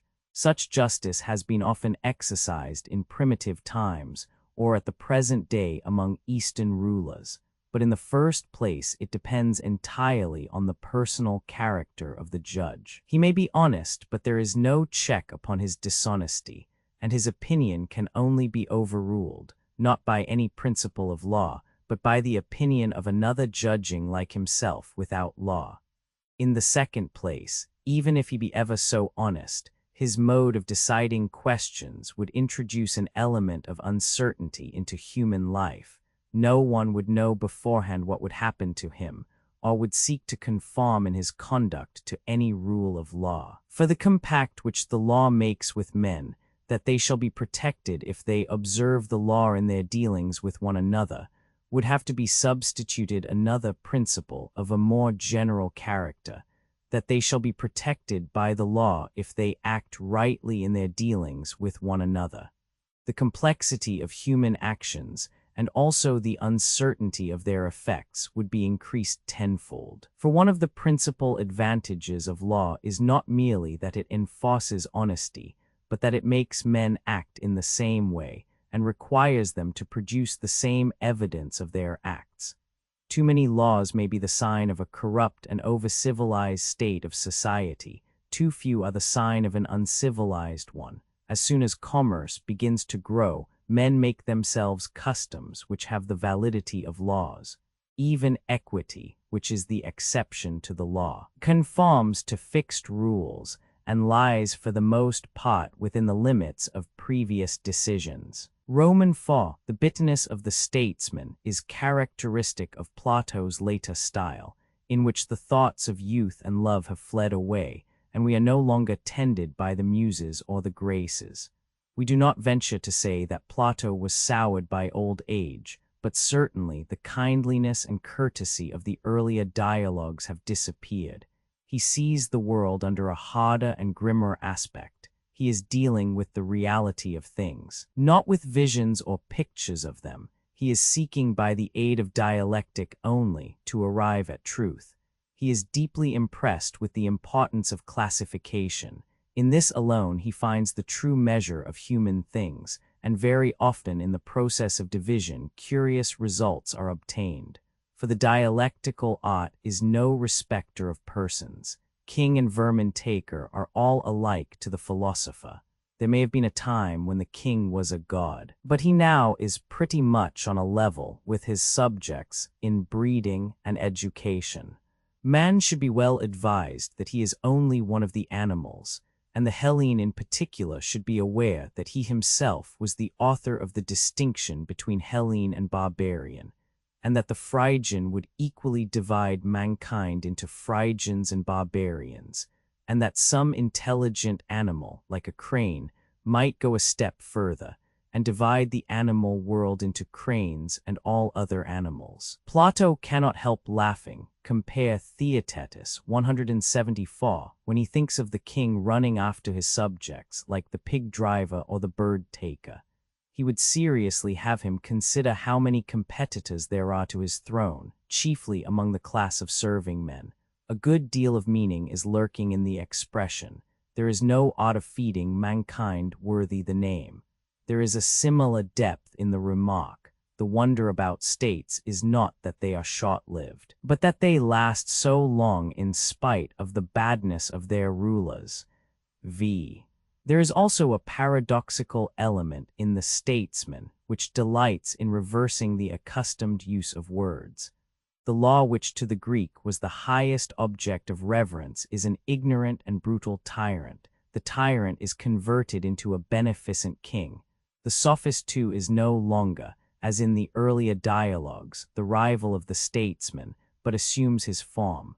Plato sees that the ideal of the state in his own day is more and more severed from the actual. From such ideals as he had once formed, he turns away to contemplate the decline of the Greek cities, which were far worse now in his old age than they had been in his youth, and were to become worse and worse in the ages which followed. He cannot contain his disgust at the contemporary statesmen, sophists who had turned politicians, in various forms of men and animals, appearing, some like lions and centaurs, others like satyrs and monkeys. In this new disguise the sophists make their last appearance on the scene.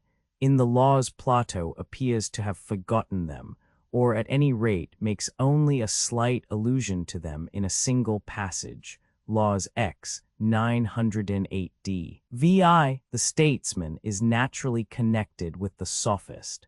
At first sight, we are surprised to find that the elitic stranger discourses to us, not only concerning the nature of being and not being, but concerning the king and statesman.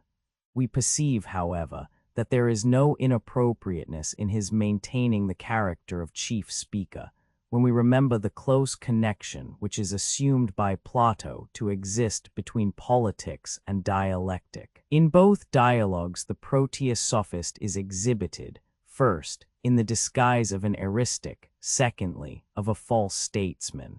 There are several lesser features which the two dialogues have in common. The styles and the situations of the speakers are very similar.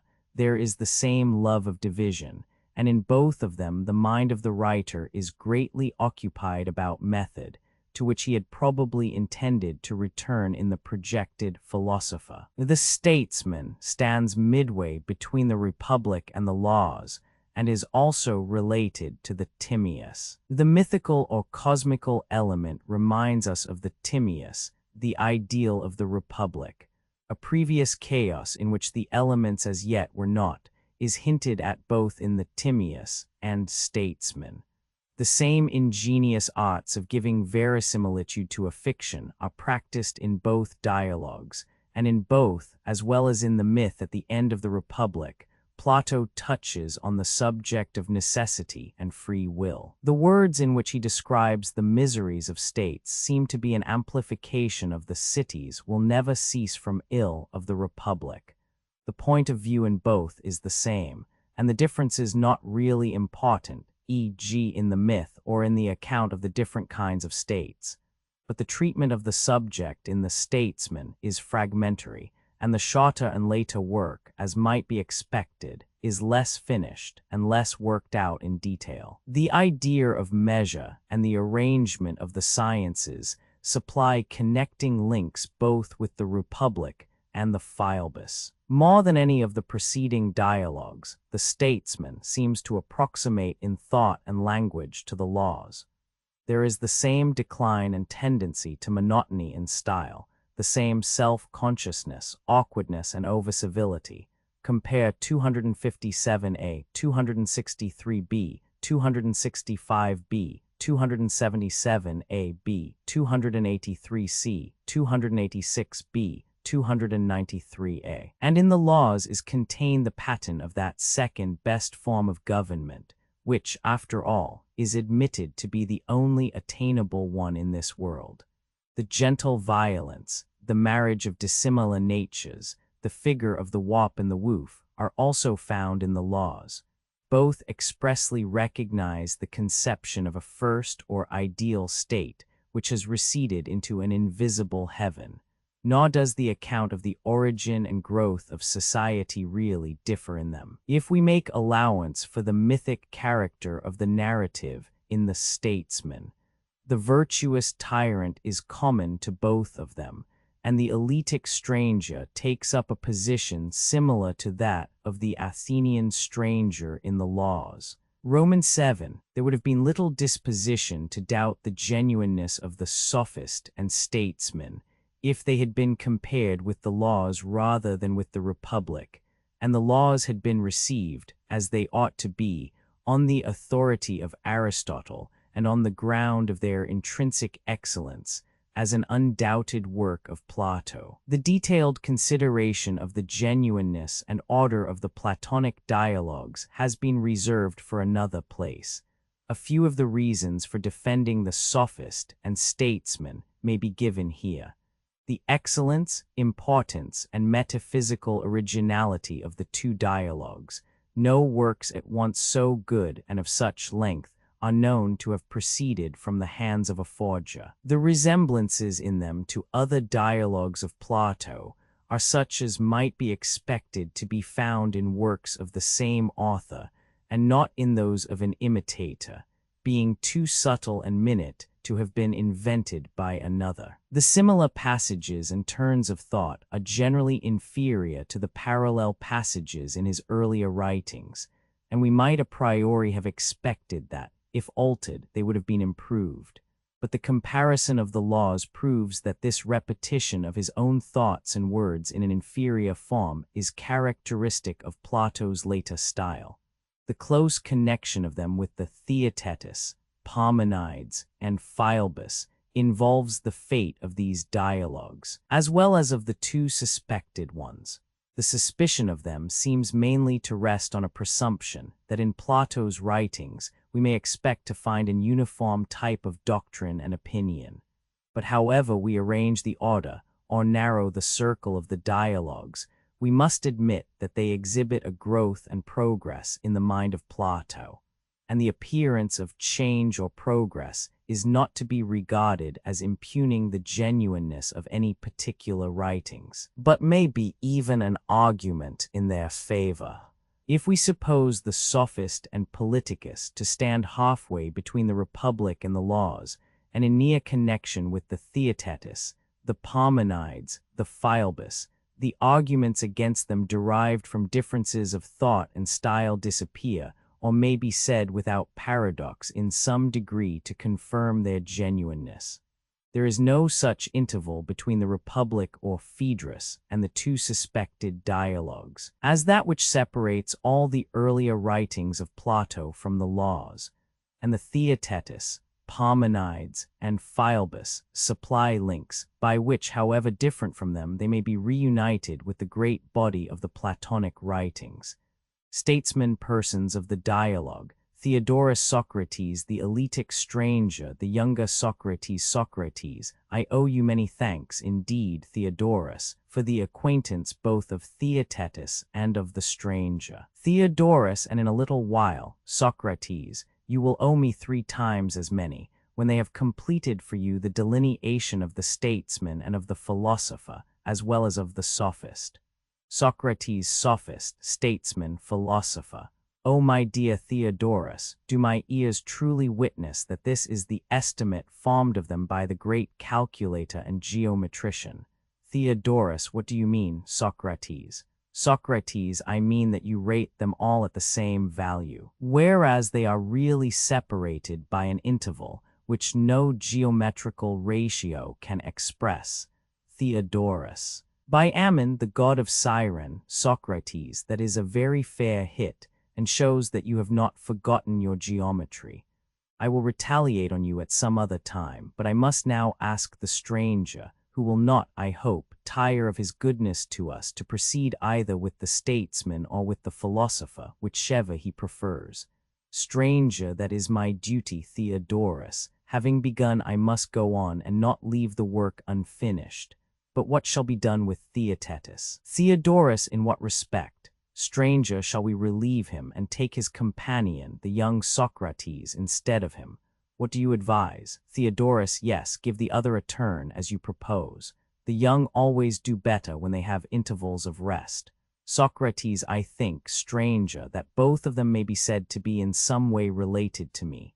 For the one, as you affirm, has the cut of my ugly face, 336, the other is called by my name. And we should always be on the lookout to recognize a kinsman by the style of his conversation. I myself was discoursing with Theaetetus yesterday, and I have just been listening to his answers. My namesake I have not yet examined, but I must. Another time will do for me. Today let him answer you. Stranger, very good. Young Socrates, do you hear what the elder Socrates is proposing? Young Socrates, I do. Stranger, and do you agree to his proposal? Young Socrates, certainly. Stranger, as you do not object, still less can I. After the sophist, then, I think that the statesman naturally follows next in the order of inquiry, and pleased to say whether he too should be ranked among those who have science. Young Socrates, yes. Stranger, then the sciences must be divided as before. Young Socrates, I dare say. Stranger, but yet the division will not be the same. Young Socrates, how then? Stranger, they will be divided at some other point. Young Socrates, yes. Stranger, where shall we discover the path of the statesman? We must find and separate off, and set our seal upon this, and we will set the mark of another class upon all diverging paths. Thus the soul will conceive of all kinds of knowledge under two classes. Young Socrates, to find the path is your business, stranger, and not mine. Stranger, yes, Socrates, but the discovery, when once made, must be yours as well as mine. Young Socrates, very good. Stranger, well. And are not arithmetic and certain other kindred arts, merely abstract knowledge, wholly separated from action? Young Socrates, true. Stranger, but in the art of carpentering and all other handicrafts, the knowledge of the workman is merged in his work. He not only knows, but he also makes things which previously did not exist. Young Socrates, certainly. Stranger, then let us divide sciences in general into those which are practical and those which are purely intellectual. Young Socrates, let us assume these two divisions of science, which is one whole. Stranger, and a statesman, king, master, or householder, one and the same, or is there a science or art answering to each of these names? Or rather, allow me to put the matter in another way. Young Socrates, let me hear. Stranger, if anyone who is in a private station has the skill to advise one of the public physicians, must not he also be called a physician? Young Socrates, yes. Stranger. And if anyone who is in a private station is able to advise the ruler of a country, may not he be said to have the knowledge which the ruler himself ought to have? Young Socrates, true. Stranger, but surely the science of a true king is royal science. Young Socrates, yes. Stranger, and will not he who possesses this knowledge, whether he happens to be a ruler or a private man, when regarded only in reference to his art, be truly called royal? Young Socrates, he certainly ought to be. Stranger, and the householder and master are the same. Young Socrates, of course. Stranger, again, a large household may be compared to a small state. Will they differ at all as far as government is concerned? Young Socrates, they will not. Stranger, then, returning to the point which we were just now discussing, do we not clearly see that there is one science of all of them? And this science may be called either royal or political or economical. We will not quarrel with anyone about the name. Young Socrates certainly not. Stranger this too is evident that the king cannot do much with his hands or with his whole body towards the maintenance of his empire, compared with what he does by the intelligence and strength of his mind. Young Socrates clearly not. Stranger then, shall we say that the king has a greater affinity to knowledge than to manual arts and to practical life in general? Young Socrates certainly he has. Stranger then we may put all together as one and the same, statesmanship and the statesman, the kingly science and the king. Young Socrates clearly. Stranger, and now we shall only be proceeding in due order if we go on to divide the sphere of knowledge. Young Socrates very good. Stranger, think whether you can find any joint or parting in knowledge. Young Socrates, tell me of what sort. Stranger, such as this. You may remember that we made an art of calculation. Young Socrates, yes. Stranger, which was unmistakably one of the arts of knowledge. Young Socrates, certainly. Stranger, and to this art of calculation, which discerns the differences of numbers, shall we assign any other function except to pass judgment on their differences? Young Socrates, how could we? Stranger, you know that the master builder does not work himself, but is the ruler of workmen. Young Socrates, yes. Stranger, he contributes knowledge, not manual labor. Young Socrates, true. Stranger, and may therefore be justly said to share in theoretical science. Young Socrates, quite true. Stranger, but he ought not, like the calculator, to regard his functions as at an end when he has formed a judgment. He must assign to the individual workmen their appropriate task until they have completed the work. Young Socrates, true. Stranger, are not all such sciences, no less than arithmetic and the like, subjects of pure knowledge? And is not the difference between the two classes that the one sort has the power of judging only and the other of ruling as well? Young Socrates, that is evident. Stranger, may we not very properly say that of all knowledge there are two divisions, one which rules and the other which judges? Young Socrates, I should think so. Stranger, and when men have anything to do in common, that they should be of one mind is surely a desirable thing. Young Socrates, very true. Stranger, then, while we are at unity among ourselves, we need not mind about the fancies of others. Young Socrates. Certainly not. Stranger, and now, in which of these divisions shall we place the king? Is he a judge and a kind of spectator? Or shall we assign to him the art of command, for he is a ruler? Young Socrates, the latter, clearly. Stranger, then, we must see whether there is any mark of division in the art of command too. I am inclined to think that there is a distinction similar to that of manufacturer and retail dealer, which parts off the king from the herald. Young Socrates, how is this? Stranger, why does not the retailer receive and sell over again the productions of others, which have been sold before?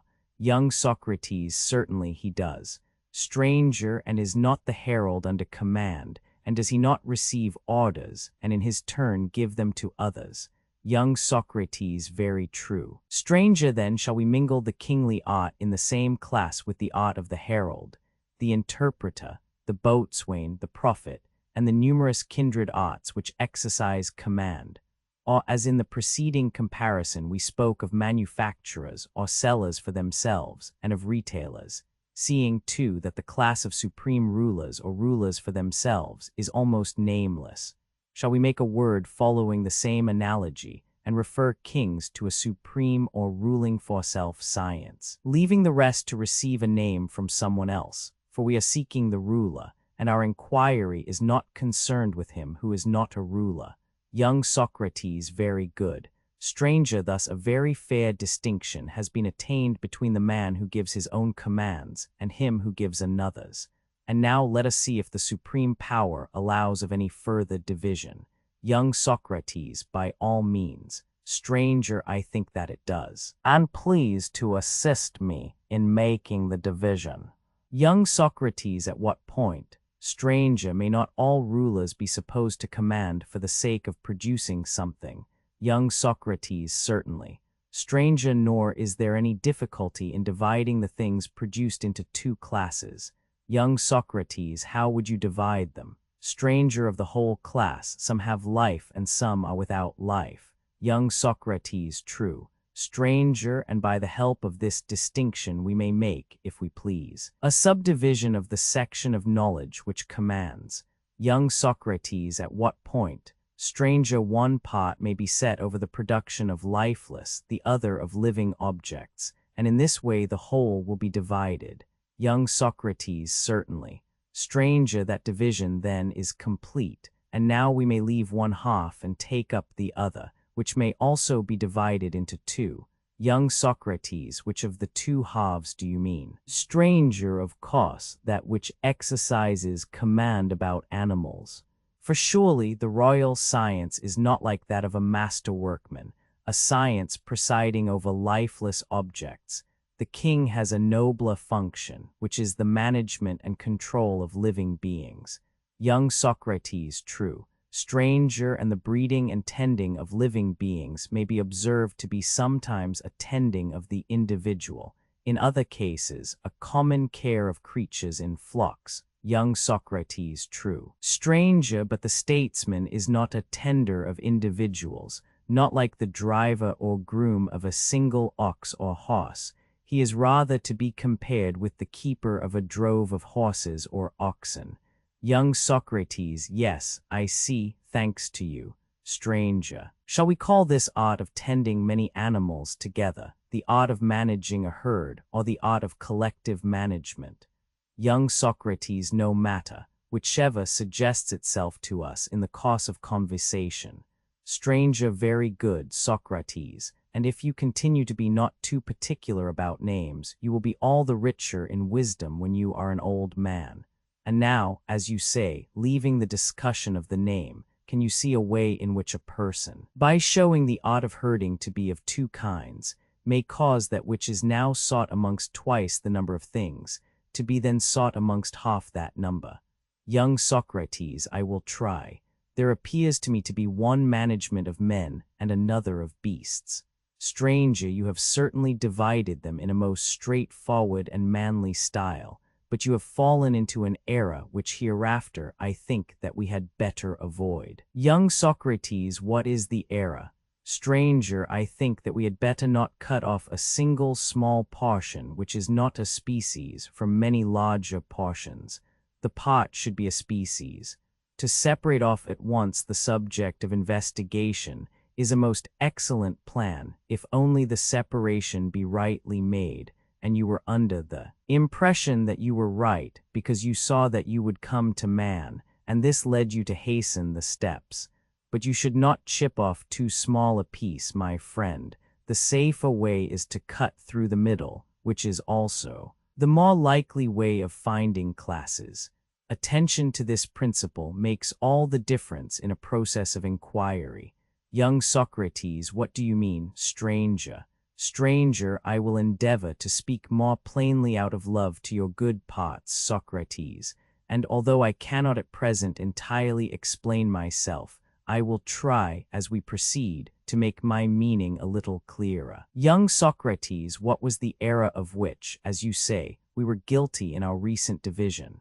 Stranger, the error was just as if someone who wanted to divide the human race were to divide them after the fashion which prevails in this part of the world. Here they cut off the Hellenes as one species, and all the other species of mankind, which are innumerable, and have no ties or common language, they include under the single name of barbarians. And because they have one name, they are supposed to be of one species also. Or suppose that in dividing numbers you were to cut off 10,000 from all the rest, and make of it one species, comprehending the rest under another separate name, you might say that here too was a single class, because you had given it a single name. Whereas you would make a much better and more equal and logical classification of numbers, if you divided them into odd and even, or of the human species, if you divided them into male and female, and only separated off Lydians or Phrygians or any other tribe, and arrayed them against the rest of the world, when you could no longer make a division into parts which were also classes. Young Socrates, very true. But I wish that this distinction between a part and a class could still be made somewhat plainer. Stranger. O Socrates, best of men, you are imposing upon me a very difficult task. We have already digressed further from our original intention than we ought, and you would have us wander still further away. But we must now return to our subject, and hereafter, when there is a leisure hour, we will follow up the other track. At the same time, I wish you to guard against imagining that you ever heard me declare, young Socrates, what? Stranger, that a class and a part are distinct. Young Socrates, what did I hear then? Stranger, that a class is necessarily a part, but there is no similar necessity that a part should be a class. That is the view which I should always wish you to attribute to me, Socrates. Young Socrates, so be it. Stranger, there is another thing which I should like to know. Young Socrates, what is it? Stranger, the point at which we digressed. For if I am not mistaken, the exact place was at the question, where you would divide the management of herds. To this you appeared rather too ready to answer that there were two species of animals, man being one and all brutes making up the other. Young Socrates, true. Stranger, I thought that in taking away a part, you imagined that the remainder formed a class because you were able to call them by the common name of brutes. Young Socrates, that again is true. Stranger, suppose now, O most courageous of dialecticians, that some wise and understanding creature, such as a crane is reputed to be, were, in imitation of you, to make a similar division, and set up cranes against all other animals to their own special glorification, at the same time jumbling together all the others, including man, under the appellation of brutes. Here would be the sort of error which we must try to avoid. Young Socrates, how can we be safe? Stranger, if we do not divide the whole class of animals, we shall be less likely to fall into that error. Young Socrates, we had better not take the whole. Stranger, yes, there lay the source of error in our former division. Young Socrates, how? Stranger, you remember how that part of the art of knowledge which was concerned with command had to do with the rearing of living creatures. I mean with animals in herds. Young Socrates, yes. Stranger, in that case, there was already implied a division of all animals into tame and wild. Those whose nature can be tamed are called tame, and those which cannot be tamed are called wild. Young Socrates, true. Stranger, and the political science of which we are in search is and ever was concerned with tame animals, and is also confined to gregarious animals. Young Socrates, yes. Stranger, but then we ought not to divide, as we did, taking the whole class at once. Neither let us be in too great haste to arrive quickly at the political science. For this mistake has already brought upon us the misfortune of which the proverb speaks. Young Socrates, what misfortune? Stranger, the misfortune of too much haste, which is too little speed. Young Socrates, and all the better. Stranger, we got what we deserved. Stranger, very well. Let us then begin again and endeavor to divide the collective rearing of animals, for probably the completion of the argument will best show what you are so anxious to know. Tell me then, young Socrates, what? Stranger, have you ever heard, as you very likely may, for I do not suppose that you ever actually visited them, of the preserves of fishes in the Nile and in the ponds of the great king, or you may have seen similar preserves in wells at home. Young Socrates, yes, to be sure, I have seen them, and I have often heard the others described. Stranger, and you may have heard also, and may have been assured by report, although you have not traveled in those regions, of nurseries of geese and cranes in the plains of Thessaly. Young Socrates, certainly. Stranger, I asked you, because here is a new division of the management of herds into the management of land and of water herds.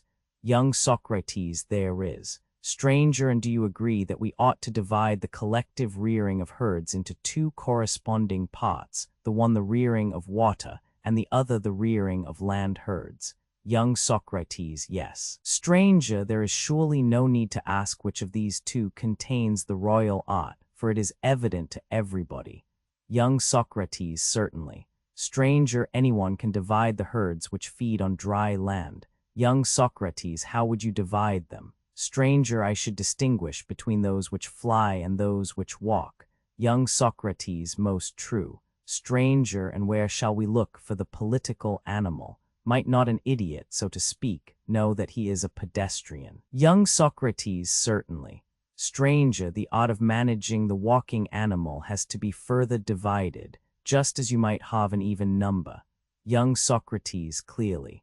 Stranger, let me note that here appear in view two ways to that part or class which the argument aims at reaching. The one a speedier way, which cuts off a small portion and leaves a large. The other agrees better with the principle which we were laying down, that as far as we can we should divide in the middle. But it is longer. We can take either of them, whichever we please. Young Socrates, cannot we have both ways? Stranger, together, what a thing to ask. But if you take them in turn, you clearly may. Young Socrates, then I should like to have them in turn. Stranger, there will be no difficulty, as we are near the end. If we had been at the beginning or in the middle, I should have demurred to your request. But now, in accordance with your desire, let us begin with the longer way, while we are fresh. We shall get on better, and now attend to the division. Young Socrates, let me hear. Stranger, the tame walking herding animals are distributed by nature into two classes. Young Socrates, upon what principle? Stranger, the one grows horns, and the other is without horns. Young Socrates, clearly. Stranger, suppose that you divide the science which manages pedestrian animals into two corresponding parts and define them, for if you try to invent names for them, you will find the intricacy too great. Young Socrates, how must I speak of them then? Stranger, in this way. Let the science of managing pedestrian animals be divided into two parts, and one part assigned to the horned herd, and the other to the herd that has no horns. Young Socrates, all that you say has been abundantly proved, and may therefore be assumed. Stranger, the king is clearly the shepherd of a polled herd, who have no horns. Young Socrates, that is evident. Stranger, shall we break up this hornless herd into sections, and endeavor to assign to him what is his? Young Socrates, by all means. Stranger. Shall we distinguish them by their having or not having cloven feet, or by their mixing or not mixing the breed? You know what I mean. Young Socrates, what? Stranger, I mean that horses and asses naturally breed from one another. Young Socrates, yes. Stranger, but the remainder of the hornless herd of tame animals will not mix the breed. Young Socrates, very true. Stranger, and of which has the statesman charge, of the mixed or of the unmixed race? Young Socrates, clearly of the unmixed. Stranger, I suppose that we must divide this again as before. Young Socrates, we must. Stranger, every tame and herding animal has now been split up, with the exception of two species, for I hardly think that dogs should be reckoned among gregarious animals. Young Socrates, certainly not, but how shall we divide the two remaining species? Stranger, there is a measure of difference which may be appropriately employed by you and Theaetetus, who are students of geometry. Young Socrates, what is that? Stranger, the diameter, and again the diameter of a diameter. 337. Young Socrates, what do you mean? Stranger, how does man walk but as a diameter whose power is 2 feet? Young Socrates, just so.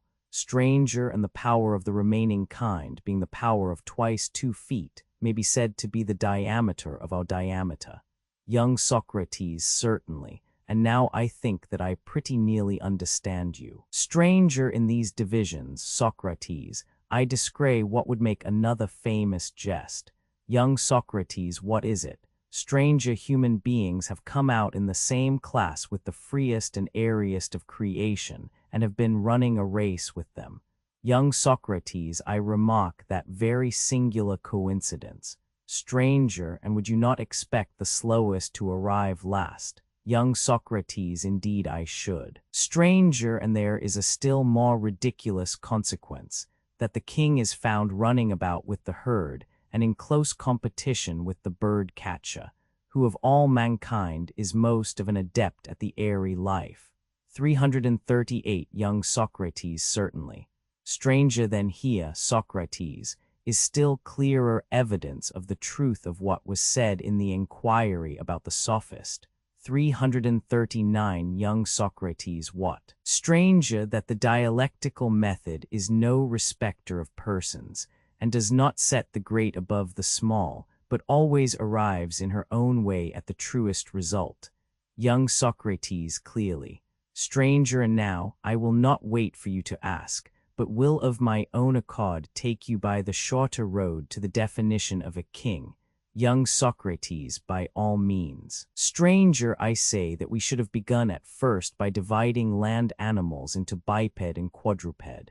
And since the winged herd, and that alone, comes out in the same class with man, we should divide bipeds into those which have feathers and those which have not. And when they have been divided, and the art of the management of mankind is brought to light, the time will have come to produce our statesman and ruler, and set him like a charioteer in his place, and hand over to him the reins of state, for that too is a vocation which belongs to him. Young Socrates, very good, you have paid me the debt. I mean that you have completed the argument, and I suppose that you added the digression by way of interest. 340 Stranger, then now, let us go back to the beginning and join the links which together make the definition of the name of the statesman's art. Young Socrates, by all means. Stranger. The science of pure knowledge had, as we said originally, a part which was the science of rule or command, and from this was derived another part which was called command for self, on the analogy of selling for self. An important section of this was the management of living animals, and this again was further limited to the management of them in herds, and again in herds of pedestrian animals. The chief division of the latter was the art of managing pedestrian animals which are without horns. This again has a part which can only be comprehended under one term by joining together three names: shepherding purebred animals. The only further subdivision is the art of man-herding. This has to do with bipeds, and is what we were seeking after and have now found, being at once the royal and political. Young Socrates, to be sure. Stranger, and do you think, Socrates, that we really have done as you say? Young Socrates, what? Stranger, do you think, I mean, that we have really fulfilled our intention? There has been a sort of discussion, and yet the investigation seems to me not to be perfectly worked out. This is where the inquiry fails. Young Socrates, I do not understand. Stranger, I will try to make the thought, which is at this moment present in my mind, clearer to us both. Young Socrates, let me hear. Stranger, there were many arts of shepherding, and one of them was the political, which had the charge of one particular herd. Young Socrates, yes. Stranger, in this the argument defined to be the art of rearing, not horses or other brutes, but the art of rearing man collectively. Young Socrates, true. Stranger, note, however, a difference which distinguishes the king from all other shepherds. Young Socrates, to what do you refer? Stranger, I want to ask whether any one of the other herdsmen has a rival who professes and claims to share with him in the management of the herd. 341 Young Socrates, what do you mean? Stranger, I mean to say that merchants, husbandmen, providers of food, and also training masters and physicians will all contend with the herdsmen of humanity, whom we call statesmen, declaring that they themselves have the care of rearing or managing mankind, and that they rear not only the common herd, but also the rulers themselves. Young Socrates, are they not right in saying so? Stranger, very likely they may be, and we will consider their claim. But we are certain of this, that no one will raise a similar claim as against the herdsman, who is allowed on all hands to be the sole and only feeder and physician of his herd. He is also their matchmaker and a coucheur. No one else knows that department of science, and he is their merrymaker and musician, as far as their nature is susceptible of such influences, and no one can console and soothe his own herd better than he can, either with the natural tones of his voice or with instruments. And the same may be said of tenders of animals in general. Young Socrates, very true. Stranger, but if this is as you say, can our argument about the king be true and unimpeachable? Were we right in selecting him out of 10,000 other claimants to be the shepherd and rearer of the human flock? Young Socrates, surely not. Stranger, had we not reason just now 342 to apprehend, that although we may have described a sort of royal form, we have not as yet accurately worked out the true image of the statesman, and that we cannot reveal him as he truly is in his own nature, until we have disengaged and separated him from those who hang about him and claim to share in his prerogatives. Young Socrates, very true. Stranger, and that, Socrates, is what we must do, if we do not mean to bring disgrace upon the argument at its close.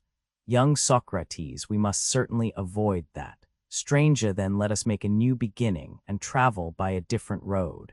Young Socrates, what road? Stranger, I think that we may have a little amusement. There is a famous tale, of which a good portion may with advantage be interwoven, and then we may resume our series of divisions, and proceed in the old path until we arrive at the desired summit. Shall we do as I say? Young Socrates, by all means. Stranger, listen then to a tale which a child would love to hear, and you are not too old for childish amusement. Young Socrates, let me hear. Stranger, there did really happen, and will again happen, like many other events of which ancient tradition has preserved the record, the portent which is traditionally said to have occurred in the quarrel of Atreus and Thyestes. You have heard, no doubt, and remember what they say happened at that time. Young Socrates, I suppose you to mean the token of the birth of the golden lamb. Stranger, no, not that, but another part of the story which tells how the sun and the stars once rose in the west and set in the east, and that the god reversed their motion and gave them that which they now have as a testimony to the right of Atreus. Young Socrates, yes, there is that legend also. Stranger, again, we have been often told of the reign of Cronos. Young Socrates, yes, very often. Stranger, did you ever hear that the men of former times were earthborn, and not begotten of one another? Young Socrates, yes, that is another old tradition. Stranger, all these stories, and 10,000 others which are still more wonderful, have a common origin. Many of them have been lost in the lapse of ages, or are repeated only in a disconnected form, but the origin of them is what no one has told, and may as well be told now. For the tale is suited to throw light on the nature of the king. Young Socrates, very good, and I hope that you will give the whole story and leave out nothing. Stranger, listen then. There is a time when God himself guides and helps to roll the world in its course, and there is a time, on the completion of a certain cycle, when he lets go, and the world being a living creature, and having originally received intelligence from its author and creator, turns about and by an inherent necessity revolves in the opposite direction. Young Socrates, why is that? Stranger. Why? Because only the most divine things of all remain ever unchanged and the same, and body is not included in this class. Heaven and the universe, as we have termed them, although they have been endowed by the Creator with many glories, partake of a bodily nature, and therefore cannot be entirely free from perturbation. But their motion is, as far as possible, single and in the same place, and of the same kind, and is therefore only subject to a reversal, which is the least alteration possible. For the Lord of all moving things is alone able to move of himself, and to think that he moves them at one time in one direction, and at another time in another, is blasphemy. Hence we must not say that the world is either self-moved always, or all made to go round by God in two opposite courses, or that two gods, having opposite purposes, make it move round. But as I have already said, and this is the only remaining alternative, the world is guided at one time by an external power which is divine and receives fresh life and immortality from the renewing hand of the Creator, and again, when let go, moves spontaneously, being set free at such a time as to have, during infinite cycles of years, a reverse movement. This is due to its perfect balance, to its vast size, and to the fact that it turns on the smallest pivot. Young Socrates, your account of the world seems to be very reasonable indeed. Stranger, let us now reflect and try to gather from what has been said the nature of the phenomenon which we affirm to be the cause of all these wonders. It is this, young Socrates, what? Stranger, the reversal which takes place from time to time of the motion of the universe. Young Socrates, how is that the cause? Stranger, of all changes of the heavenly motions. We may consider this to be the greatest and most complete. Young Socrates, I should imagine so. Stranger, and it may be supposed to result in the greatest changes to the human beings who are the inhabitants of the world at the time. Young Socrates, such changes would naturally occur. Stranger, and animals, as we know, survive with difficulty great and serious changes of many different kinds when they come upon them at once. Young Socrates, very true. Stranger, hence there necessarily occurs a great destruction of them, which extends also to the life of man. Few survivors of the race are left, and those who remain become the subjects of several novel and remarkable phenomena, and of one in particular, which takes place at the time when the transition is made to the cycle opposite to that in which we are now living. Young Socrates, what is it? Stranger, the life of all animals first came to a standstill, and the mortal nature ceased to be or look older, and was then reversed and grew young and delicate. The white locks of the aged darkened again, and the cheeks the bearded man became smooth, and recovered their former bloom. The bodies of youths in their prime grew softer and smaller, continually by day and night returning and becoming assimilated to the nature of a newly born child in mind as well as body.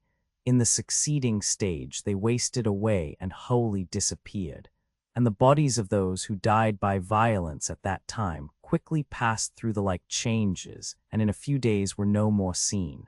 Young Socrates, then how, stranger, were the animals created in those days, and in what way were they begotten of one another? Stranger. It is evident, Socrates, that there was no such thing in the then order of nature as the procreation of animals from one another.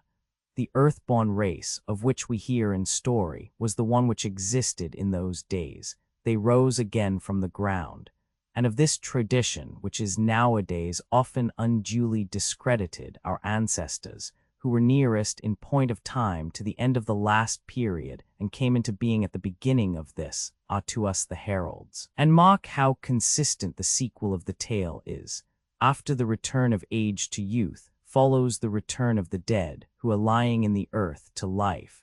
Simultaneously with the reversal of the world, the wheel of their generation has been turned back, and they are put together and rise and live in the opposite order, unless God has carried any of them away to some other lot. According to this tradition, they of necessity sprang from the earth and have the name of earthborn, and so the above legend clings to them. Young Socrates, certainly that is quite consistent with what has preceded. But tell me, was the life which you said existed in the reign of Cronos in that cycle of the world, or in this? For the change in the course of the stars and the sun must have occurred in both.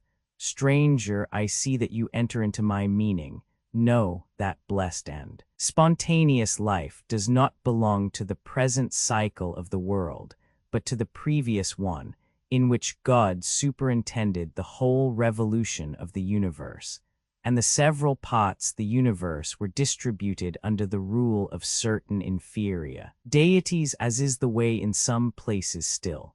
There were demigods, who were the shepherds of the various species and herds of animals, and each one was in all respects sufficient for those of whom he was the shepherd.